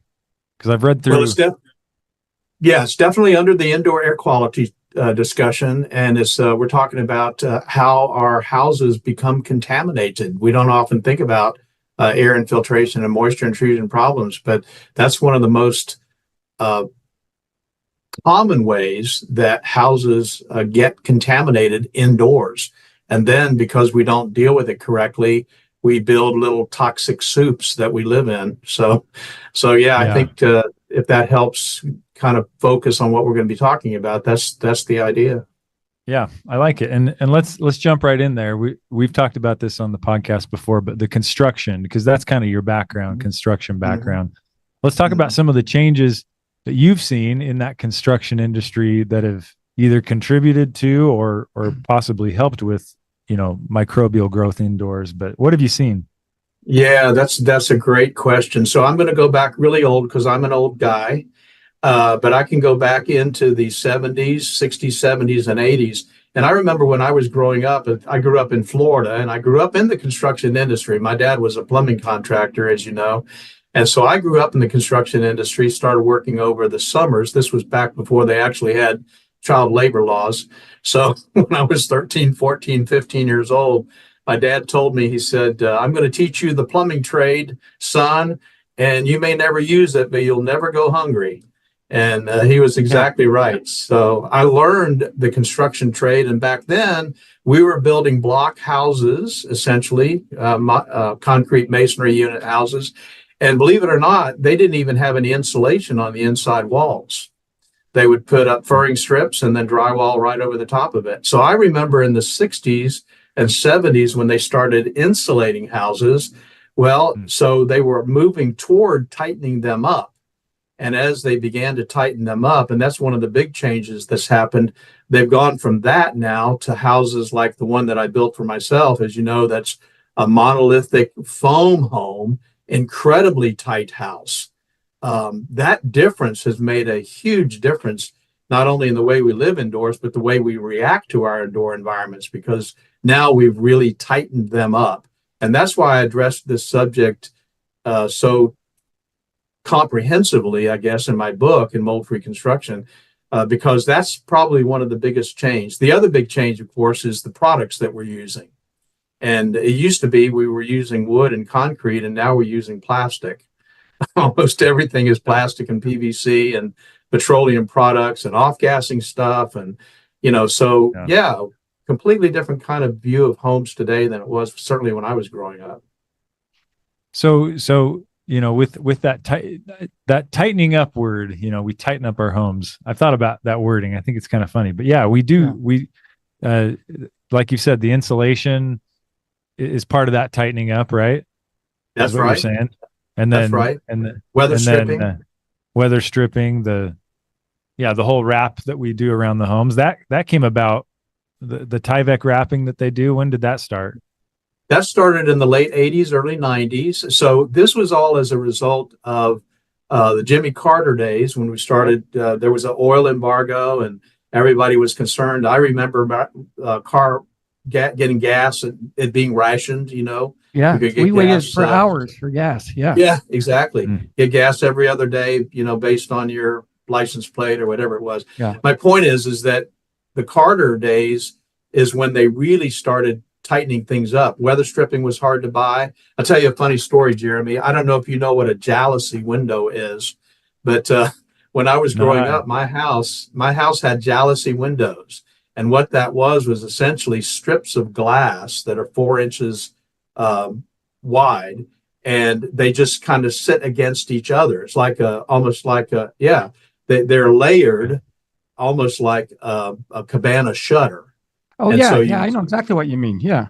Oh, Yeah, so you open it up or you close it, and there's this huge gap between each layer of glass. Yeah. Well, I remember at our house in the late 70s going through and putting weather stripping between every single one of those panes of glass. Yeah. Wow. All the way around the house. We did a so- church house in Kauai that had those windows around the entire church house. Yeah, Hawaii, exactly. Yeah, which So was they're still great for around. ventilation, but Yeah. Well, and isn't that how it goes? As you see innovation, even still, I mean, they're innovating in the construction industry, in the plumbing, in all the industries, there's innovation. And you always have to wait to see. Well, the pendulum always swings too far. Yeah. Yeah. They want to fix a problem and it goes a little bit too far this time fixing that. Yeah. Yeah. But you don't see it for the, you don't see it immediately. It might be a few 5-10 years down the line before you start to see the effects of maybe that decision. I think that's right. And it's I put it in the category of giving the absolute benefit of the doubt that the motivations are right for the changes that we make. It's the unintended consequences. It's the things we don't know are going to happen when we make this choice. And I think that's what happened then, because there was this conflicting interests, basically, between energy savings and how is it affecting our indoor air quality. And there wasn't ever a consideration about both. Yeah. So let's launch into that. Tell us about, the unintended consequences. Yeah. Because our homes are definitely much more energy efficient. I can attest to that. I live in an older home right now that was built in the 60s, and it feels drafty. Right now in the winter, we're in the 30s, getting down into the 30s Fahrenheit, and you can feel the draftiness in certain parts of the home. Mm-hmm. So I'm not quite as tight as the newer homes, but yeah, what are those unintended consequences? Let's talk about those. So I'll tell you one thing that's interesting, Jeremy, you may or not know, but there are some cities now, San Antonio is one of them, that requires that you do a blower door test when you build the house. After you finish the house, before they'll give you a certificate of occupancy to prove that you've constructed a very tight home. So it's becoming part of legislation across the country to build these really, really tight homes. And so there's good to it. And as long as it's balanced, as long as you understand exactly what you're doing, I think there's some real benefits to having a house that's really tightened up, where you don't have a lot of the air infiltration issues that are going to contaminate our indoor environments. Yeah. So, I was going to throw in this is off the subject just a little bit, but along the same time that we started wrapping the houses tighter, like, late 70s, early 80s, we also, maybe it was in the 70s, that huge switch to sheetrock or drywall as opposed to lap and plaster walls. And then also particle wood or particle board or, pressed wood came along. Yeah. And I often think that stuff just led to all kinds of mold problems. You put a drop of water on a piece of lumber, a good piece of lumber, that water just sits on it, right? You put a drop of water on sheet or on pressed wood or particle board, it immediately soaks in. Yeah. And so we've done some dumb things as well with the building materials, and the changes with what we've done. Yeah. Would you agree with that, Doug? No, absolutely. I think you're exactly right. I think obviously you're not going to build a house out of stainless steel, but the bottom line is if you don't consider what kind of products that you're using and where you're using those products, absolutely, you're going to create some problems with them absorbing moisture where otherwise other products absolutely wouldn't. So yeah, I think you're right. Yeah. And so, with air infiltration, that's kind of where we're going, air and moisture filtration, but with the tightening of the homes and minimizing the air infiltration from outside to the inside, because this is actually something I want to hear your thoughts on this. I want to hear the negative consequences of it, but because you do often hear, and I actually, in many cases out here in Utah where it's dry air, I've kind of, there are many cases when I think, yeah, we do need that fresh air to come in and it kind of helps. Fresh moving air, can often be a good remedy for some issues. So talk us through a little bit, because it sounds like you're saying air infiltration, generally we want to mitigate from coming inside. Talk about the consequences of that and what we need to do about it. Sure. Well, the air infiltration issues that we're talking about, I think, are a little bit different in the South than they are in the North. Different in dry climates versus high humidity climates where we are. But I guess what's common with all of that is that yes, fresh air is a really important addition to our having, I think, good air quality. You've got to dilute the contaminants. I know that's one of the things the EPA says the answer to indoor air quality pollution is dilution. And there's a lot of truth to that. I mean, if you take a glass of oil and you put it in the ocean, it's not going to have much of an effect. But you put a glass of oil in your sink, now you got a problem. So the idea of just the volume of air that you could bring in from the outside makes a big difference in terms of diluting the contaminants. But from an air infiltration issue, I think what we don't think about, Jeremy, are the things that you don't see that's coming in with that air on the airstream itself. And even if you're in the north and you're dealing with dry air, so you don't have a relative humidity problem, which we have in the south, when you're bringing air in from the outside, you're bringing in high relative humidity, much higher than you want indoors, 70, 80% in some cases. But besides that, what about the stuff that you can't see? The pollen, the mold spores, the microbes that are floating on whatever it is that's outside that's floating around in the air, those nanoparticles that you can't see. You see them in a shaft of light in the morning, when you're looking at your bedroom window. Well, all of that stuff is in the air outside as well. And so now what's happening is that, like a little magic carpet ride, it's riding on that stuff, and the microbes are riding with that stuff as it comes in through those cracks and crevices in the windows and the doors. And so that's what I think actually needs to be mitigated. And there are a couple of ways to do it. That doesn't necessarily mean that you have so tight a house that you have no air infiltration. That wouldn't be a smart idea. But the idea and the way we approach it, and I certainly did with my house when I built that, is to have a place where I am bringing fresh air in through a fresh air makeup. And now I'm controlling the air that comes into my house. So I'm still bringing air in from the outside. But in my case, and the way we train on this, and my thoughts are, I'm going to bring it in, but I'm such an indoor air quality geek that I'm going to make sure that it's cooled or heated and filtered and purified before it ever comes into the environment.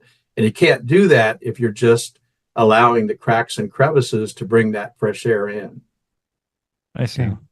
Years ago, I was a maintenance manager for a pretty good sized company. And we had a big fancy computer controlled HVAC system for our plant. I think our plant was maybe 80,000 square feet or something. It was a big plant, but I could control, I think they call them the economizers. I could control the economizers and decide how much fresh air I wanted versus how much do you want to try to save on your electricity bill, you know? Right. And I was always like, look, man, we all just seem way more productive if we get lots of fresh air in here. So I kind of, it wasn't my money. So I didn't worry about the electricity bill. I just turned that thing up and got as much fresh air in that building as I could. And it paid off. Especially a plant where you've got chemicals and Right, kinds of stuff like that. Exactly. Yeah. Yeah. So it Jeremy, does if I kind of could sound. share- Oh, go ahead. I'm sorry. I was just going to share a concept with you. I'm talking about just kind of making it easier to understand.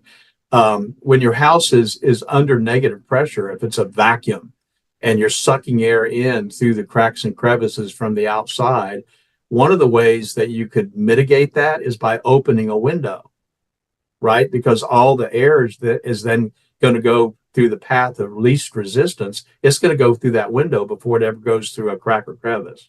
Yeah. So that's the concept of fresh air makeup. If you can control fresh air coming into the HVAC system, like Mike just talked about, you're bringing air in from the outside, but you're controlling it. And because it's the path of least resistance, then it's going to lower the chance of it coming through those cracks and crevices. Yeah. You know, Jeff and I were just down in California helping a lady out, remediating her home. She hadn't been able to live in this home for a couple of years. And we treated it, and she said it's better, but it's still not quite right. And I didn't think it was. I left the day we treated it. I left and I thought, well, I don't think we got it, Jeff. I told Jeff, I don't think we've got it. Went back the next day, started to really look around because it was rainy the first day and kind of later on in the afternoon. So we really started looking around, and we had treated the crawl space, but I hadn't really looked at the crawl space that close. But what I did the second day is she had two hatches that went into the crawl space from the inside of the house. One was in the master bedroom and one was by the front room. I took both of those covers off and just put clear plastic over the covers and taped them tight. That plastic blew up like a balloon. I mean, so it told me all of her crawl space air is ending up in that house. It was incredible. Yeah. It's amazing. Yeah, that the pressure, negative or positive air pressure on a home. So you talked obviously if it's negative, that means it's kind of it's a vacuum. Your inside is the vacuum, right? It's pulling in from the outside. Your door's going to slam shut when you open it. Yeah.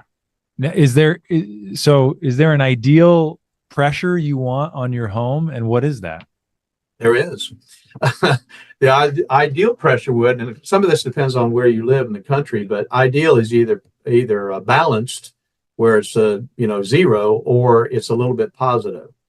And if you're going to a hospital, almost all of their surgical centers in that hospital is under positive pressure. And the reason is because they want to blow the microbes out, believe it or not suck them in. Right. So just positive out pressure, to the waiting room. That's right. Yes. That's right. Where we're sitting waiting on our sick patients. I think a little bit under positive pressure is a good idea. That's not always easy to accomplish, and it's got to be done right from the beginning. But balanced is what my goal has always been, and that's what I did in my house, was to make sure that it was absolutely zero balanced. And so then if it does go under negative pressure, when you turn on a bathroom fan, or you turn on the range hood, or you turn on the dryer, anything that's going to suck air out of the house, now is pulling fresh air in through that fresh air makeup. So that's what I think, from my humble opinion, is what we really want, is just a balance of not negative or positive.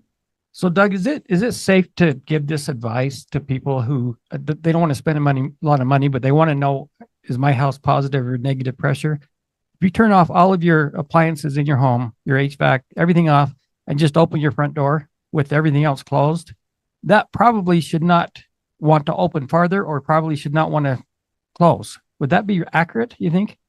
I think that is accurate. Unfortunately, though, Mike, I think a lot of the times a negative pressure or positive pressure is as a result of the HVAC system.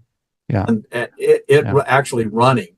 And so if it's sized improperly, then it can put the house under negative pressure or under positive pressure, where if it were turned off, you might end up with just a balance, zero. Right. Yeah. So sometimes it's the biggest contributor, especially if it's sized improperly, the biggest contributor to creating that pressure differential. So it's the size of the HVAC unit that contributes to the positive or negative pressure. Is it also the amount of returns versus supply registers? Does that play into it? So it's kind of an equation of those things combined. I can see how that could get kind of complex. I don't know how to, I wouldn't be the one you'd call to say, help me fix my pressure per se. Come balance my house, Jared. Come balance please, my if you house. could. Yeah. But I can imagine it being complicated. Like I need to figure out if you got the right size first. Yes. And then, okay, maybe you only have one return and I don't know. And where is the return located? And It is a complicated process, but fortunately, there's a lot of science behind it. And unfortunately, a lot of HVAC guys don't know that this exists. But you probably remember in my book, what I did for my house was I hired a mechanical engineer, and it only cost me a couple of $100, but he ran what's called a manual J and a manual D. The manual J calculates the load calculation on exactly what size air conditioning system you need based on that house, that specific house sitting on that specific lot. That's the manual J. And then the manual D designs the ductwork. So when you do that, now you're kind of in the commercial arena. They always do that for commercial environments. Yeah. They just don't typically do it for residential environments, but that's how you solve the problem that you're talking about. Retrofitting is not easy. If you have a house that's under positive pressure or under negative pressure, it can be done. It's just not easy. It's not nearly as easy as to do it from the start, which is another one of those unintended consequences. I saved a few $100 because I didn't hire a mechanical engineer. Now I got to deal with the consequences for the rest of my life, Yeah. Yeah, that makes sense. So let's Hey, move. let me ask one more thing that keeps sticking out in my mind. On this house I talked about in California, it was a fairly modest, just a Rambler house, one level, but they had just a ginormous air conditioning unit on the outside. Yeah. Is that as big an issue as an undersized or oversized furnace itself, or how does that play in? Is it the furnace you're looking at, or is it the air conditioner, or both? Yeah, it's actually the air conditioning, the sizing of the air conditioning system itself, I think is probably one of the most neglected areas addressing indoor air quality. And the way I think about it is this way. If it's oversized, an air conditioning system is primarily designed to dehumidify it, to take moisture out of the air. That's what it's primarily designed to do. If it's oversized, then it's going to short cycle and it's not going to run long enough to get the moisture out of the air. So you got a moisture problem. On the other side, if it's too small, it's going to run and run and run and run and run and never get the moisture out of the air. So you've got the same result, which is what you and I deal with all the time, mold. You've got the same problem on either side. If it's undersized or oversized, you're going to have a moisture problem. Yeah. So in that crawl space example that Mike gave, because that's technically not, a living space usually. And so, that's almost a whole nother deal, right? Because the HVAC system, if it's not plumbed, down into the HVA or down into the crawl space, you've got the living space that, say you get that under a neutral or positive pressure, that crawl space could have its own dynamic in and of itself, right? Absolutely. Yeah, absolutely. It's an artificial environment. Yeah, it's an artificial environment, Jeremy, almost like your attic, It's your attics are typically much hotter than it is outside, right? It's like your crawl space is much wetter than it is outside. So it's an artificial environment that's creating problems. And now if that's not sealed off and isolated from the conditioned space, from the living space, then you're going to have all kinds of issues inside. Yeah. I'm just thinking, is there any way, because, we've talked about this in the podcast, how often that moldy crawl space causes issues inside the living space, right above it. I mean, it's just impossible to keep the mold and contaminants from coming up. Stack effect, or maybe it's pressure issues. I'm not sure what it always is, but is there any way to mitigate that, from Yes. pushing up into the house? And what do you suggest there? Yeah. Well, absolutely. I think so. Here's a concept. I know you'll really like this. You'll grab onto this, but we always tell our guys when we're training them that, especially on the assessment side, if they're doing mold assessment, they need to go to a subdivision somewhere where they're building houses and look at those houses and the crawl spaces under construction and see how many holes there are in the floor. Holes for plumbing, holes for electrical, holes for the tub, Yeah. And if you don't seal those up, what's going to happen? All that stuff in the crawl space is going to come up into the environment. Yeah. So yes, it's not an easy task retrofitting, but what we think in terms is you really only have two choices with a crawl space.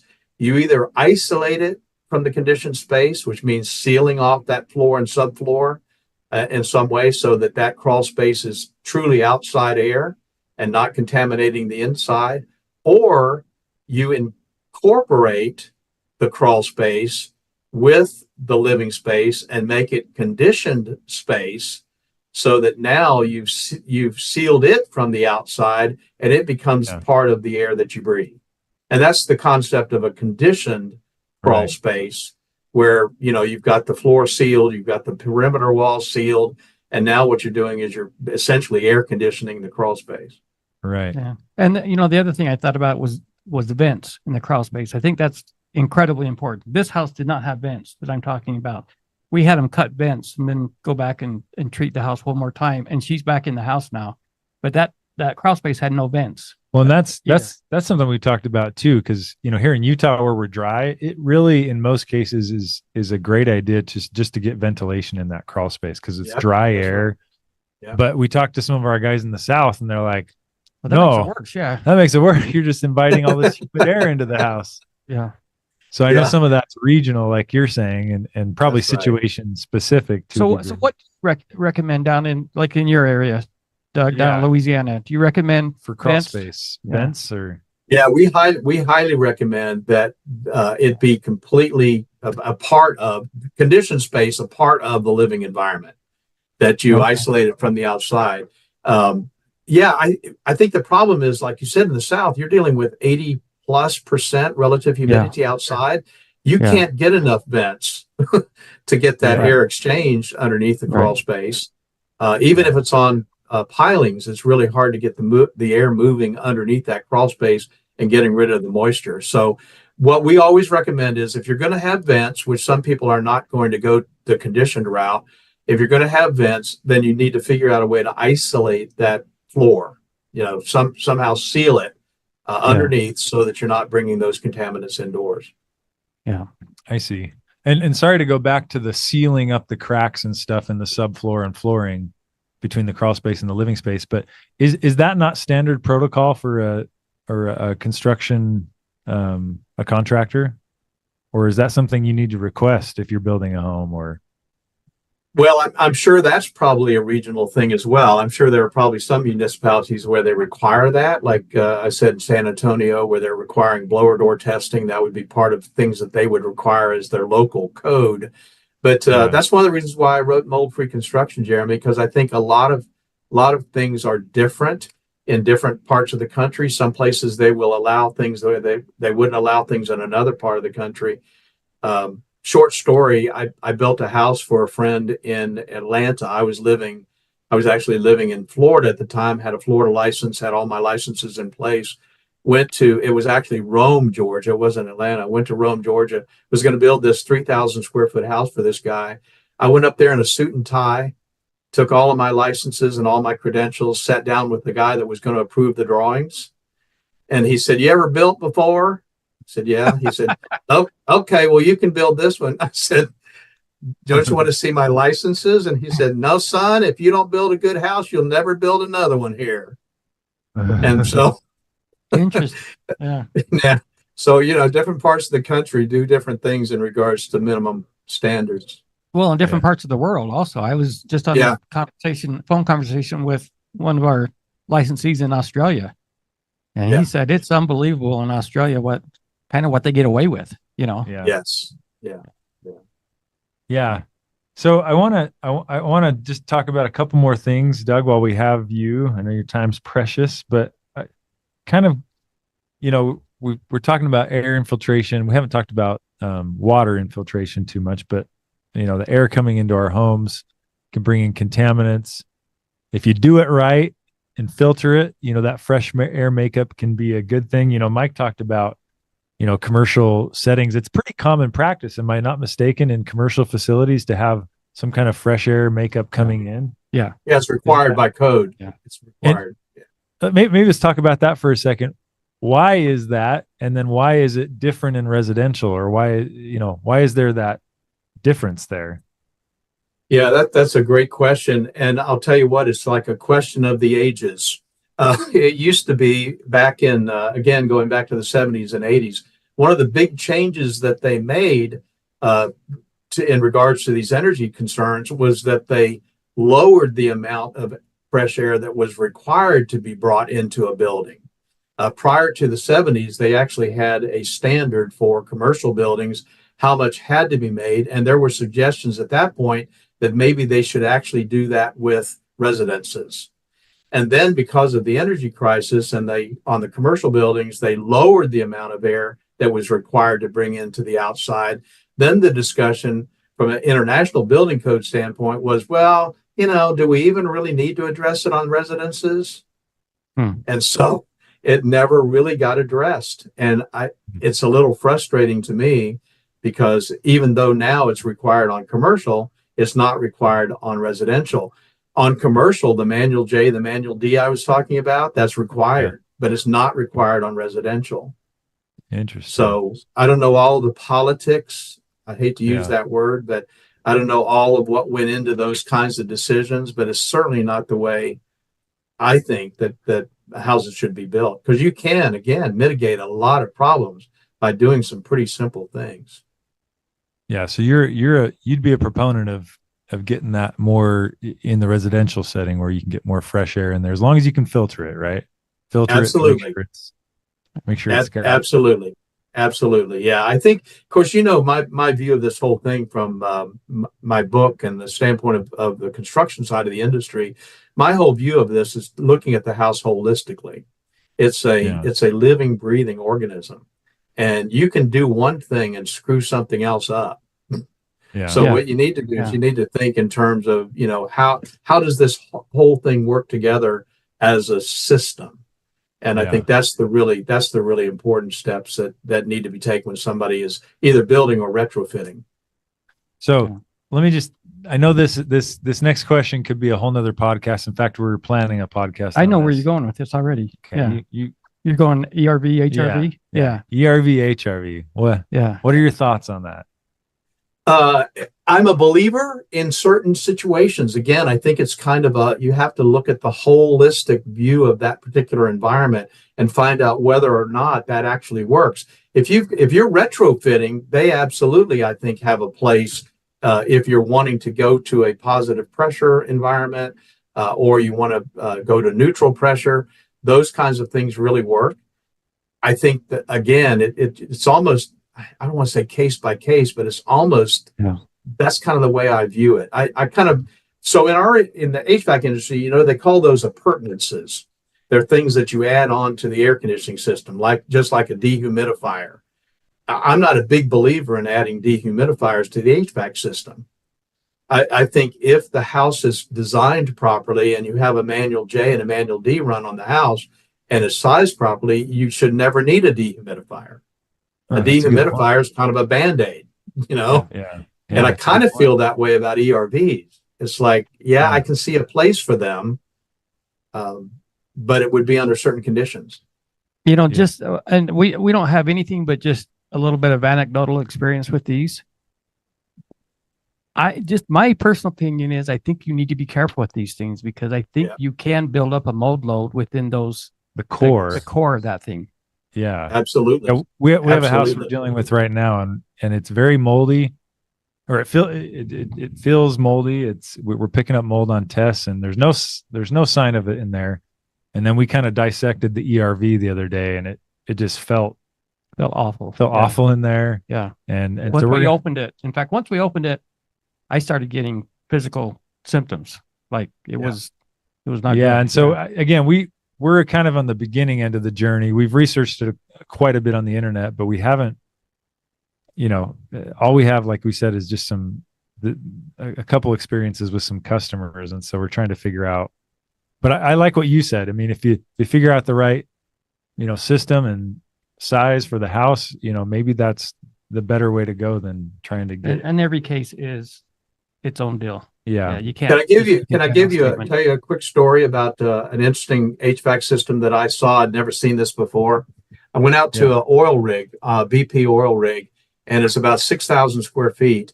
And one air conditioning system cools the entire rig, 320 rooms, individual rooms.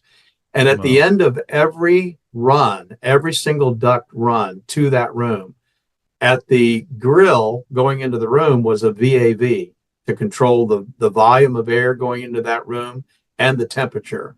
So every single room had its own thermostat. Now they had a computer running this thing that took up a whole room. But the point is that when somebody went into their room to sleep and they wanted it 65 degrees, they could have it 65 degrees and the person next to them have it at 72 degrees. So that particular appurtenance, that piece of equipment, you can imagine throughout that entire rig, every single one of those was unbelievably contaminated with mold problems because they all have a coil, they all have fins to direct the air, and it was just a massive cleanup job. And so you're exactly right. I think that's the kind of thing you're looking at. Now, in that environment, they didn't have a choice.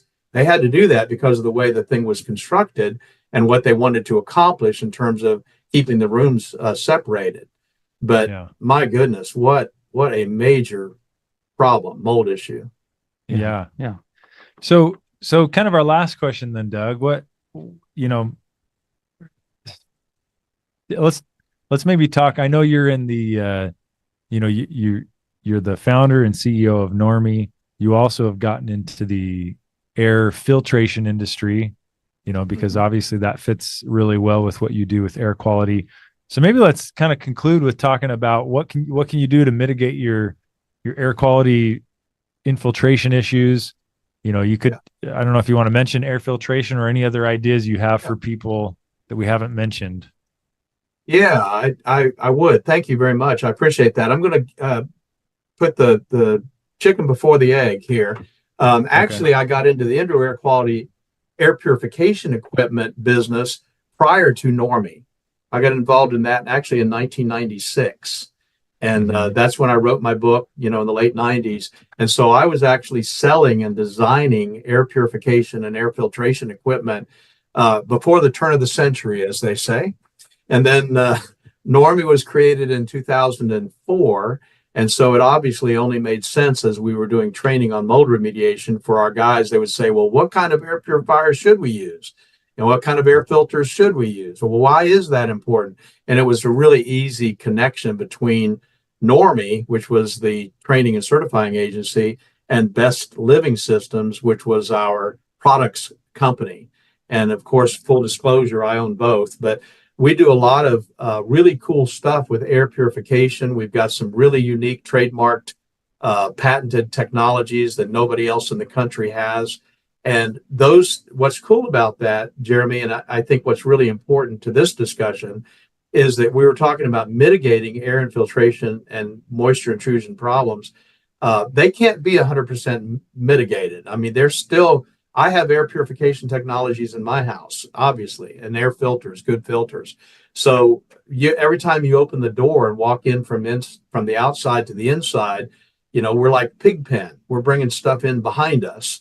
And so you're no matter what you do in terms of effectively dealing with air infiltration and moisture intrusion problems, you've still got the everyday contaminants that we're dealing with, the flecking off of our skin and odors that we get from cooking and all those sorts of things. So we're big believers in air purification and air filtration technologies, high-tech stuff, and that's what Best Living Systems is all about. And I appreciate your giving me an opportunity to talk about that, because it's some pretty cool stuff. We just won a honorable mention innovative award from ASHRAE on some of our air purification technology. So it's a big deal. And of course, our members have opportunities to make those available to their clients where it seems to fit. Yeah. Yeah. We've began using some of your Best Living Systems products, and I'm a big fan. I think it's a great addition to what we do in our work, especially with, you know, one concept that we've always tried to share with our customers is, after we're done, we want to make this home very inhospitable to mold. And that's kind of the idea there. Just arm your home. Yeah. That mold does not like to hang around in there. Yeah. Well, Mike, that's why we get along so well, man. I know it. We're kindred spirits. We talked about that. Yeah. I know. I've been saying for years, when we tell our remediators and our assessors to go out and do mold projects, it's not just about fixing the problem. It's about fixing the problem and then making sure you're creating an environment in which that problem is not going to come back. Yeah. And, you know, that's way beyond just a hit and run kind of approach that a lot of these guys take. We had a guy come to one of our conferences, and he was speaking about how to get repeat customers. And we were like, no. We don't want repeat customers. We didn't do our job if we have a repeat customer, you know? That's right. That's exactly right. We do it right. We don't have to have them come back to us. Yeah, exactly. So we could do a whole nother podcast on some of the cool technologies. Let's do it in a while. Yeah, maybe if you want to come back again, Doug, we could do on the PCO technology, because we've mentioned it here and there, and I think it's kind of an exciting thing. And I guess I will say, this is a caution I always have to make, because I do run into a lot of people who think that they have a legitimate mold issue in the home. And they mistakenly believe, if I put this device in my home, that's going to fix my mold issue. You know, there's a couple step process. You got to really mitigate the mold, or do a really comprehensive sanitization protocol like we do. Mm-hmm. And then that second step of putting in some air filtration devices, or some of this PCO, photocatalytic oxidation technology. And some of the ionizers that you guys have come up with, and probes and things. I think it's a very, anyways, it's just a great way to, like you guys have said, to make the home inhospitable. If you'll come back, we'll have you tell us all about it. But for now, Doug, every guest we have on the show, as a token of gratitude, we let you kind of advertise for yourself.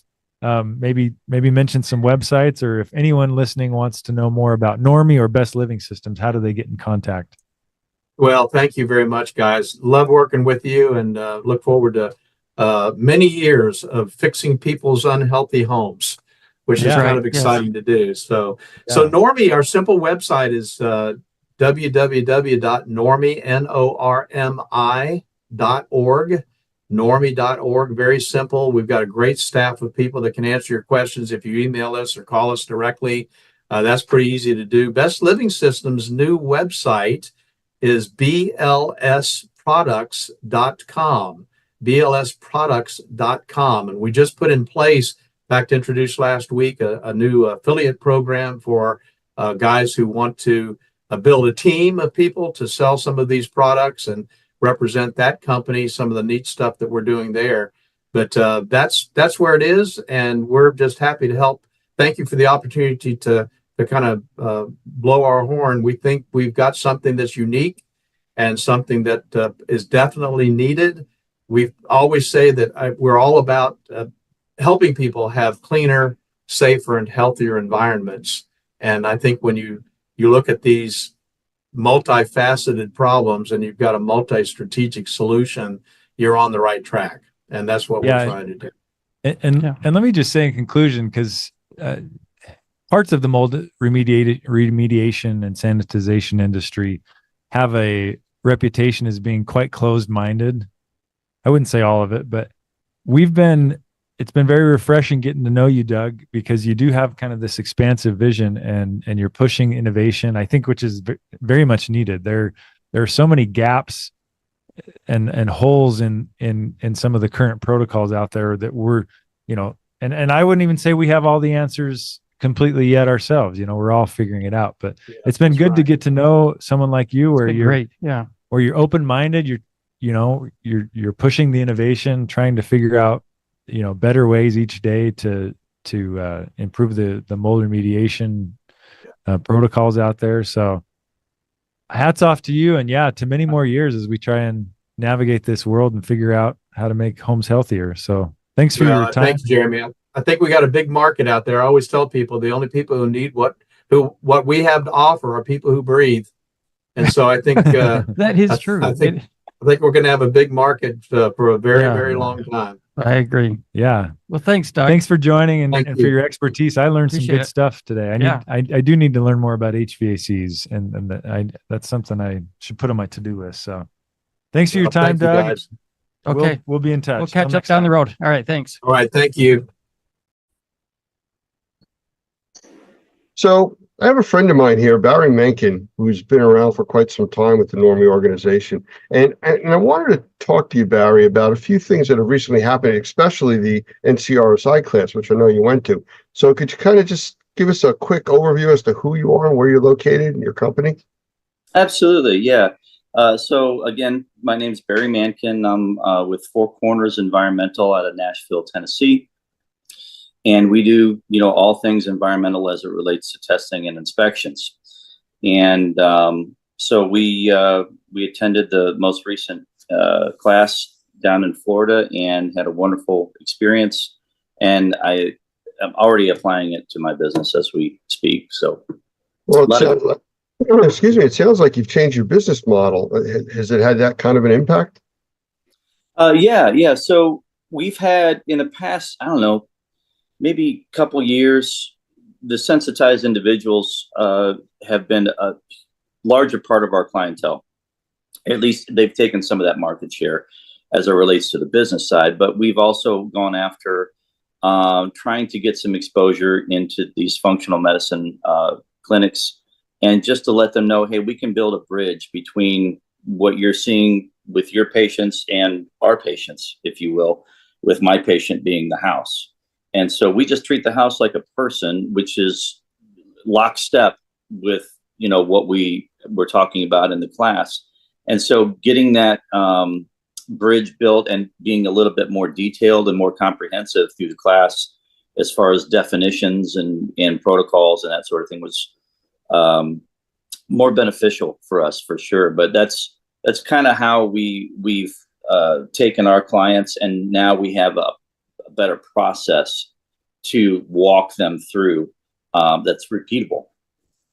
Well, it sounds like you've been dealing with the sensitized individual group for a while. I mean, it was like 5% of the population like 15 years ago, and now they're looking at up to almost 25% that could be affected as a sensitized individual. So from the NCRSI class that you took, did you get anything new out of it that's helping you move forward with this group? Yeah, I'll just mention one term that was talked about in class. I love the HEPA pizza concept. So, but yeah, it's other than just it's kind of like a think tank. The type of people that are in this class are usually the guys that have been around and that have been dealing with this for a while, and they all have different approaches. They're from different parts of the country. And they have their own set of sensitized clients for different reasons, where, I'm in the South and we have a lot of high relative humidity down here. But, guys out in Colorado, it's going to be a whole different ball game, so seeing how their approach is for their people, when we're dealing with maybe more particulates as opposed to more mold counts, or somebody's got an asbestos thing or whatever, cleaning is still applicable across all different platforms. And we're trying to take those same cleaning concepts and make them applicable across the country, right? And so that process has been really good to get nuggets from guys in other parts of the country. And that part I really, really enjoyed, and it was very, very helpful. The other part is just the level of detail and having the process and talking about a process that, again, is repeatable. That just learning how to formulate that and say, okay, once we identify that this is a sensitized individual at whatever pain point that they have, now let's bring them up to here and say, this is more of a, you're going to need this protocol instead of like the standard. And just defining that for somebody and categorizing that, getting them on that path. That whole part was wonderful. You know, I've gone through the class several times and monitored it for different presentations of it also. And one of the things that stands out to me is all the resources that are kind of made available to the guys taking the class. Did you get anything from that? Any new resources that you didn't have in the past? Yeah, well, you know, expanding on that through, you know, Wonder Makers and what he has done there through his organization, of course, and how that all of those concepts that he has had as his kind of woven into the program, and getting that slice of it, you know, adapted into the class, all those different concepts. Again, it's detail. And once we're dealing with these type of people, and this level of care, if you will, we have to be in the detail business now. It's more than just following the standards and having a protocol. And, you know, as important as all of that is, we're dealing with now such a level of detail that every little thing matters. And I think just having those specifics as it relates to the cleaning process and extra steps in that process, and how those steps actually have value for somebody and how that's quantifiable on the back end or throughout the process, so that you can make sure that it's working. All of that was very beneficial. And it's just, again, how good do you want to be? And this isn't that class for the guys that just want to get by and get started. This is that class for those guys that want to be. I was going to say, who's the class for? Who should take this class? Yeah. So, I mean, if you've been in the business at any level, of course, I don't do the remediation myself. That's not my business model, and other companies do. So, but with what I do, I'm lockstep with some of the remediators here in town. And we have those conversations and say, hey, here's the standard. You know, this is what we're going for these type of people.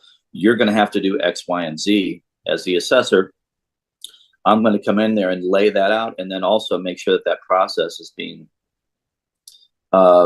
adopted and implemented properly, you know, to make sure that the outcome for these people is you know, successful.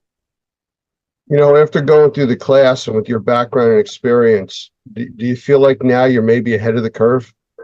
Yeah. Yeah. It's, you know, once you get this designation, it just not only builds your confidence. And of course, before you take this class, if you're not already confident in what you're doing, you shouldn't be taking this class. But if you are competent, know what you're doing, you want your game to be the top and be able to compete with anybody else in the country. And not that it's a competition, it's about health. It's about changing the landscape of what health is in a home, in my opinion. To me, this is the best path to be able to say, all right, here's the new standard, guys, for these people. And Normie's handle on that is top notch, you know, so I've benefited from it. My whole business model is based off of, you know, my training through Normie through the years. And it's obviously, you know, helped me quite a bit. I'm pretty slammed. So, and thankful. So, well, I know we talked a few minutes before we started talking here today, and you said how busy you were, and I do appreciate you taking the time to meet with me. But maybe in the future, we can get back to this and see how it's been working out for you. Absolutely. There's actually, you know, 2 different clients right now that they're having remediation happen as we speak.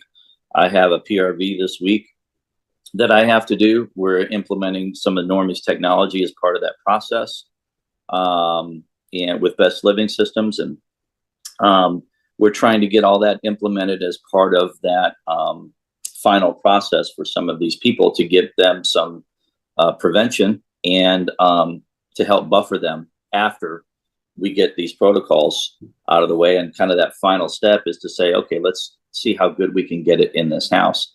And so all of that's being implemented this week on a couple of different jobs. I have a PRV that I've got to do today for a highly sensitized individual, where same situation. We already had technology put in there. And so, you know, these people come to us and they are so sick and they are so, I guess, at the end of the rope so many times. When you can hold their hand through a process, build that trust, and give them some hope to say, hey, it's not that I know what I'm doing necessarily, even though you should know what you're doing. It's just collective to say, hey, we have a handle on this in the industry and we're going to follow these protocols. That's what gives you that confidence. And then you can just hand that over to these people and help their homes, give them a place of that's safe to heal in their home. So that's the idea. Well, I'm curious in a future interview to find out how you made out with those people. Thank you. I appreciate that. All right. Well, thank you for your time. I appreciate it. And we will talk again soon. You got it.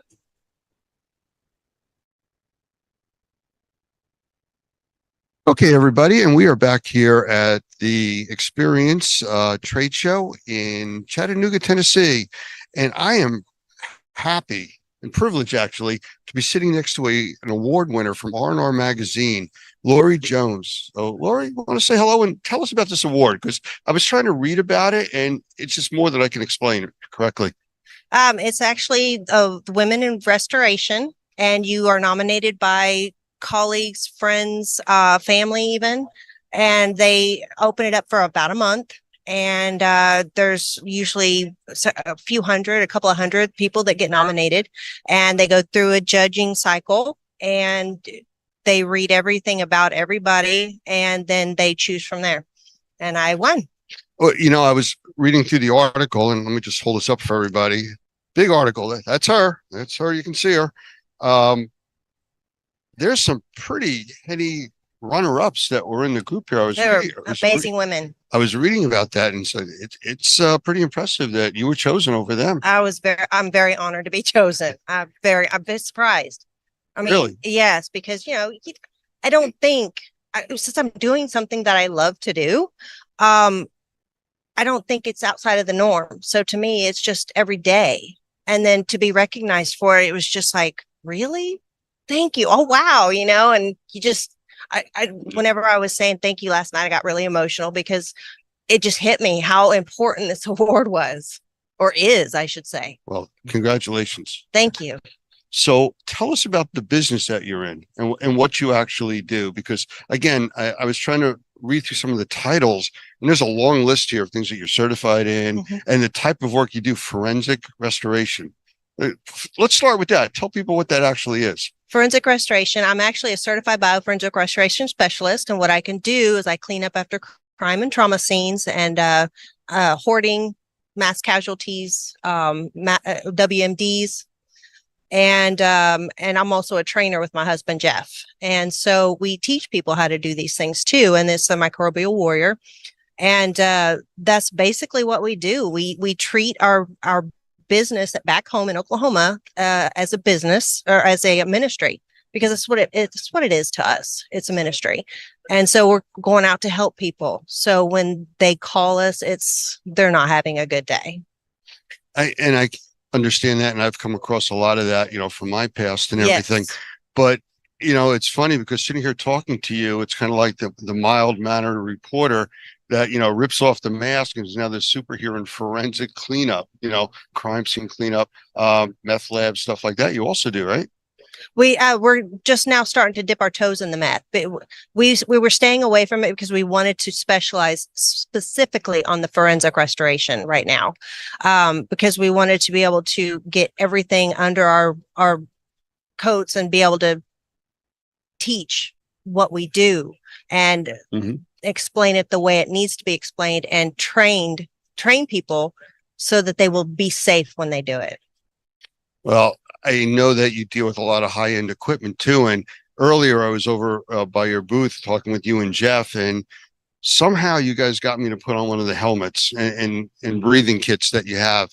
And this thing was pretty impressive. I mean, I've done a lot of work through the medical side and through the restoration side where you're wearing N95 masks, half face masks, all kinds of PPE, but this is like next level stuff. What is that thing I was wearing? It's a helmet and breathing apparatus all in one? It is a Max Air unit, and what it is, it's a PAPR, and it's powered air purifying apparatus. Resuscitator or something? Yeah, something like that. Something like My that. brain's not working right now, but it literally takes air and puts it in through the filter, and it goes over your face, so it's positive air, so you don't have to have a fit test. You can wear your glasses and you can have facial hair, so the men love it. And I understand that because it's positive pressure, you can be in fairly contaminated environments, actually more contaminated than wearing just a regular N95 mask or even a half face mask. Correct. Because it's protecting your eyes and everything else. Correct. This is stuff that when we're talking, you said is also used in the medical community. Yes. See, I've never seen that, but how do they use it there? Same way. They put them on, and if anybody were to sneeze at them, it wouldn't matter because they have a cuff over their face, and so that would protect their three holes: their eyes, ears, or eyes, nose, and mouth. So it protects your three orifices, and so you're protected. And like I said, it goes through a high efficiency filter, so it won't go through that filter. So medical grade type filtration for all the nasty stuff that's out, even like when COVID was really a thing, it would be protective for that. Yes. Well, that's interesting because I know that a lot of our people through emergency services, medical services, I mean, they were wearing 2 and 3 masks at a time, you know, trying to protect themselves. And it sounds like this is something that does it all by itself. Yes. And plus with those masks, people were getting rashes around their faces because it would irritate their skin. You don't have to worry about that with this. Ah, okay. Well, again, I was wearing it. I know Doug took some pictures of me. I'm afraid to see what he did with those, but I'm sure we'll find out in the near time. So what do you have planned next? You already won the Woman of the Year in Restoration Award here. What's next? Just get more and more people trained to do their job safely. That's our goal. And where are you located? Oklahoma City, Oklahoma. Is that where you teach, or do you guys teach No, all we over? teach pretty much everywhere that has a facility that can actually accommodate what we do, because there's some facilities we use real blood and real brains from the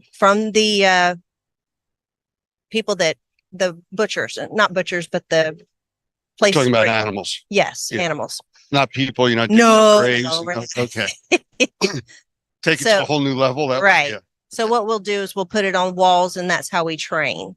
So you're actually getting in there and you're cleaning up these substances off the walls and floors or wherever we had put it, and then we test you.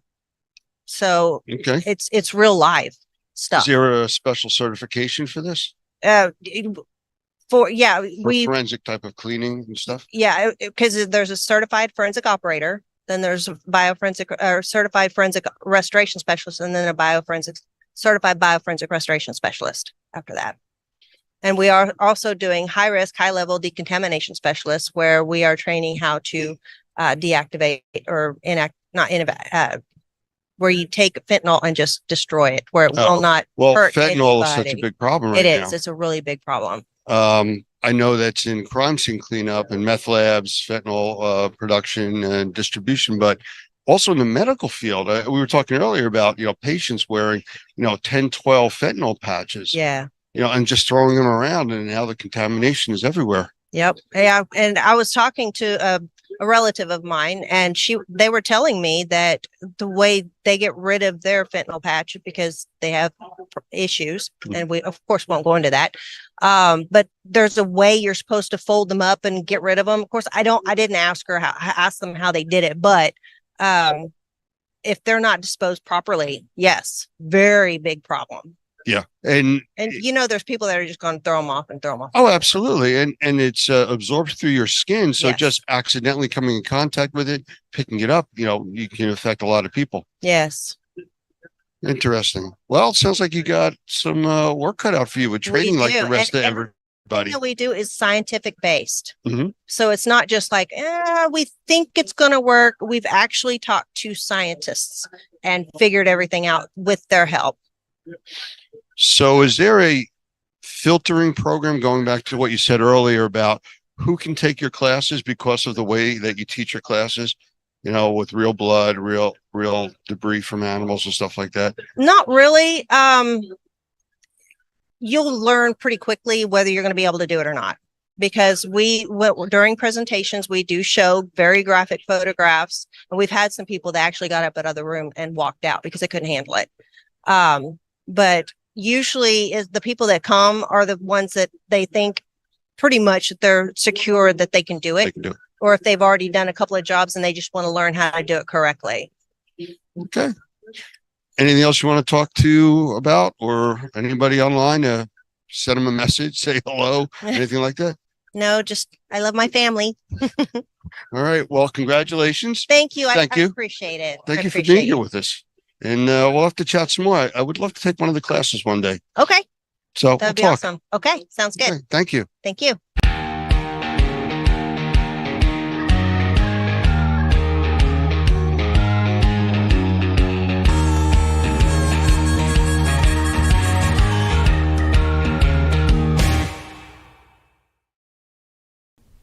When you start on the pathway toward professional success, you have to know what the goal is and how to get there.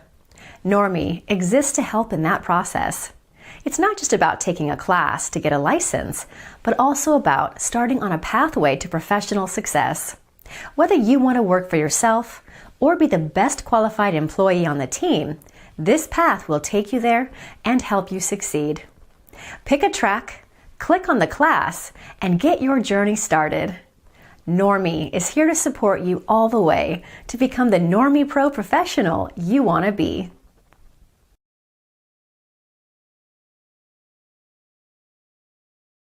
Come to the blind presentation after we're finished with the interview. So for 5 minutes, we're going to be doing the blind and window treatment. And if you would like a raffle ticket, find the train engineer. Hey, everybody. We are back live from the Experience Show in Chattanooga again. And I have Michael Pinto with us. And we've talked many times on these different TV platforms that we're broadcasting on now. But he was doing a presentation today, actually following the presentation I did. So I want to bring him in to say hello and talk a little bit about what he was talking about. How you doing, Mike? I'm blessed.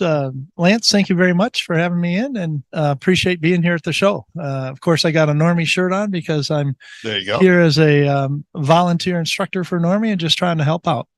Well, I kind of felt like I was the warm-up act for you this morning because you went on right after I did.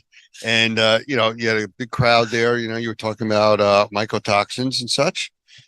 That's good. I don't know if I've ever had a warm-up act There you before, go. so I'm impressed by that. I think I'm moving up in the world. Well, I actually, they had me sandwiched in between Doug starting his presentation. His ended, mine went, and then, you following what I did. So it was a good group that I had. And I think I saw yours was much bigger even. Well, and I think the rationale for what they did actually makes some sense, all kidding aside. So Doug started off this morning talking about assessment. You were then talking about how to market a mold business. And then I was talking about a more specific aspect of the mold remediation industry, which is the mycotoxin cleaning and even getting in a little bit into the sensitized individuals. And so if somebody had been on the Normie track, that actually made logical sense in terms of how to proceed in that area. You start with a general assessment, then the general marketing of the business. And then if that's successful, and one of the things I was trying to explain to people is that you have to take another step to get good at the mycotoxin cleaning to help the sensitized individuals. Oh, absolutely you do. But this just clarifies that I was wrong about that it was a rock, paper, scissors thing, getting the order set up. It was actually a rationale to it. So what did I know?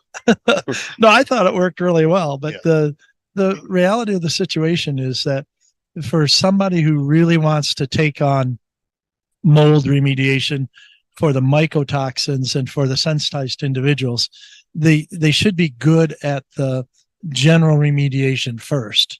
It's a tough way to do it, to come into the industry brand new and say, okay, I'm going to focus on the sensitized individuals, or I'm going to focus on mycotoxin cleaning, because there's so much, background level stuff that they need to know to then add on to get there. Well, it kind of would be like somebody going to become a specialist in medicine before they became a doctor. Exactly right. Yeah. You You don't need the want- basic skills first. Yeah. You don't want somebody who doesn't know the pinky from the toe to, be a specialist. You've got to work your way up through all that. So Yeah. good analogy. I'll be using that in one of my classes, I'm sure. That's okay. I'll send you an invoice. We'll Yeah, do- that's fine. Like Yeah. that's ever going to get paid, but go ahead, send it to me. Yeah. Just as somebody that cares. I know how that works. Right. That's right. Love you too. Right. Yeah, there you go. So another experience show, you've been to many of them. We have, this is their smaller event, but we know that the one coming up in the fall, late summer, early fall, that's their big event out in Las Vegas, Correct. which they're already selling. And I think they told me more than a third of it's already sold. So it's going to be a big show. Well, and it's interesting. I've been at enough of these things. I don't necessarily ever downgrade just because it's a smaller number of attendees.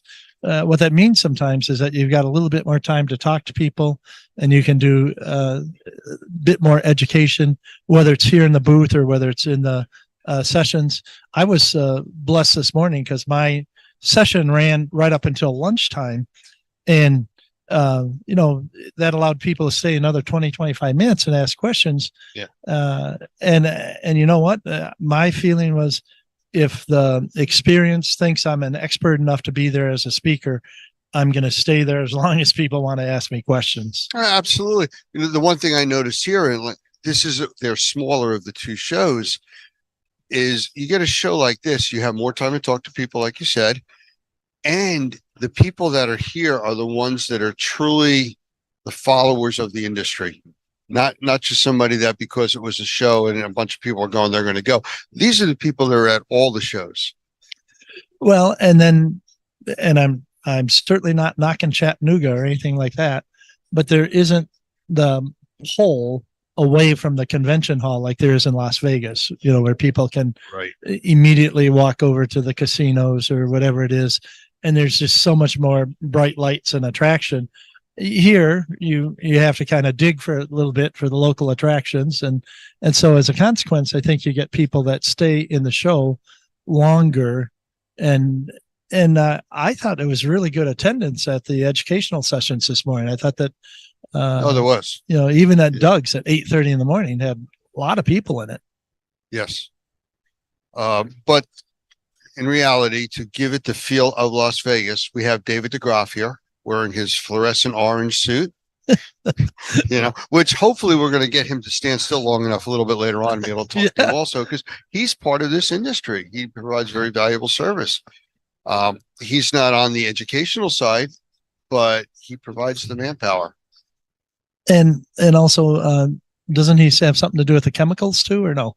No. He's more of a manpower provider. You have a major job or disaster. Okay. You need 200-300 people. That's what you call. Okay. He sends the crew in to help out with that. But back to you and what you were doing. Everything you talked about this morning, the people that come to these types of things are starving for. They want that information. They're hearing it from the customers about mycotoxins, endotoxins, all the types of problems like that. So, and I'm not trying to toot my own horn or anything, but one of the things that I really work hard at in these presentations is to make sure that it's not only good information and credible information, but it's digestible. So several times I noticed during the presentation today, I was talking about studies, as in medical environmental studies that get published in peer-reviewed journals, that a lot of times the layperson just isn't going to A, take the time to get into that, or B, is going to get lost in it. And so being able to read those, extract the 2 or 3 core items from it, link it to core items that I've taken from other studies, and then make sense of it all. That's what the process was all about today. And it was, as a speaker and as an instructor, I think you're familiar with this as well. When you're up in front of people, whether it's in a classroom or in a presentation setting like that, you can look at their eyes and you can figure out most of the time whether they're getting it or not. Absolutely. And it was, to me, that was the most gratifying thing today, is I'm looking out at the people in the audience and they're getting it. And that, again, is not because I'm such a great instructor or anything, but because I'm working hard to give them factual information. And a couple of questions at the end, I had to tell them, I don't have an answer for you, and I'm not going to make one up just to sound like I'm an expert. But I will go back. I took some notes. I will go back. I'll do some research, and I'll be prepared for that question next time. Yeah. And you know what? Again, back to the point I made earlier, the people that are here because this is their industry. They want to be here and they want the information. They want to be in front of the customers, asking them questions that they can't answer. They want to have those answers. That's why they're here. That's why they come to listen to you talk. Well, and I think the other thing too is, particularly in mycotoxins, where it's kind of a cutting edge, newer subject matter in the industry and stuff. How do you separate the fluff from the reality?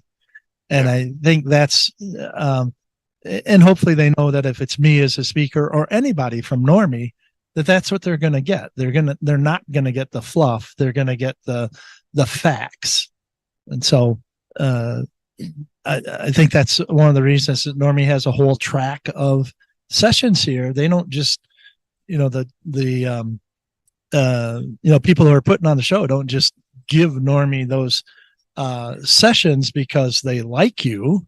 They give them to Normie because they know that you're going to bring people into the show and into the educational sessions, and you're not going to lie to them. I started this morning when I was talking to the group with mine.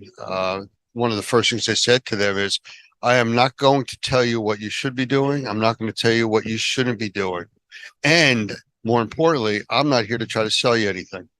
And they all started laughing because they're so used to these power plays when they're in these types of events, people trying to sell them their wares. It was pure information. It was pure suggestions. And they appreciated that. Yeah. You're giving them information rather than an infomercial. Exactly. And unfortunately, because of, just the presence of YouTube and TV and everything else, a lot of the information is really wrapped into infomercials. So just as a counterpoint in some respects, I was telling my group that right off the bat, I don't take any finder's fees. I don't take any commissions. If I mention a product or a company or a name or piece of equipment, it's because I think it works. And because I've seen it work, or it works in this particular venue. And you want to make sure that you're not pushing this stuff too far. But the fact of the matter is, when you aren't encumbered by that, I'm not a salesperson for any of these people. That gives you a lot of freedom when you're doing credibility. Well, thank you for that. Yeah, I think that's also the case. That's a very big part of it. And people like that. People are looking for the reality. They're so tired of being sold things, or the snake oil salesman telling them that things will do things that they're not capable of. We weren't doing that. It's all about, here's information. We're not telling you you need to use this.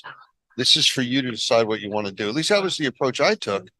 And they appreciated that, and then they got engaged in it and wanted to talk more about it because they had experiences like I was describing to them.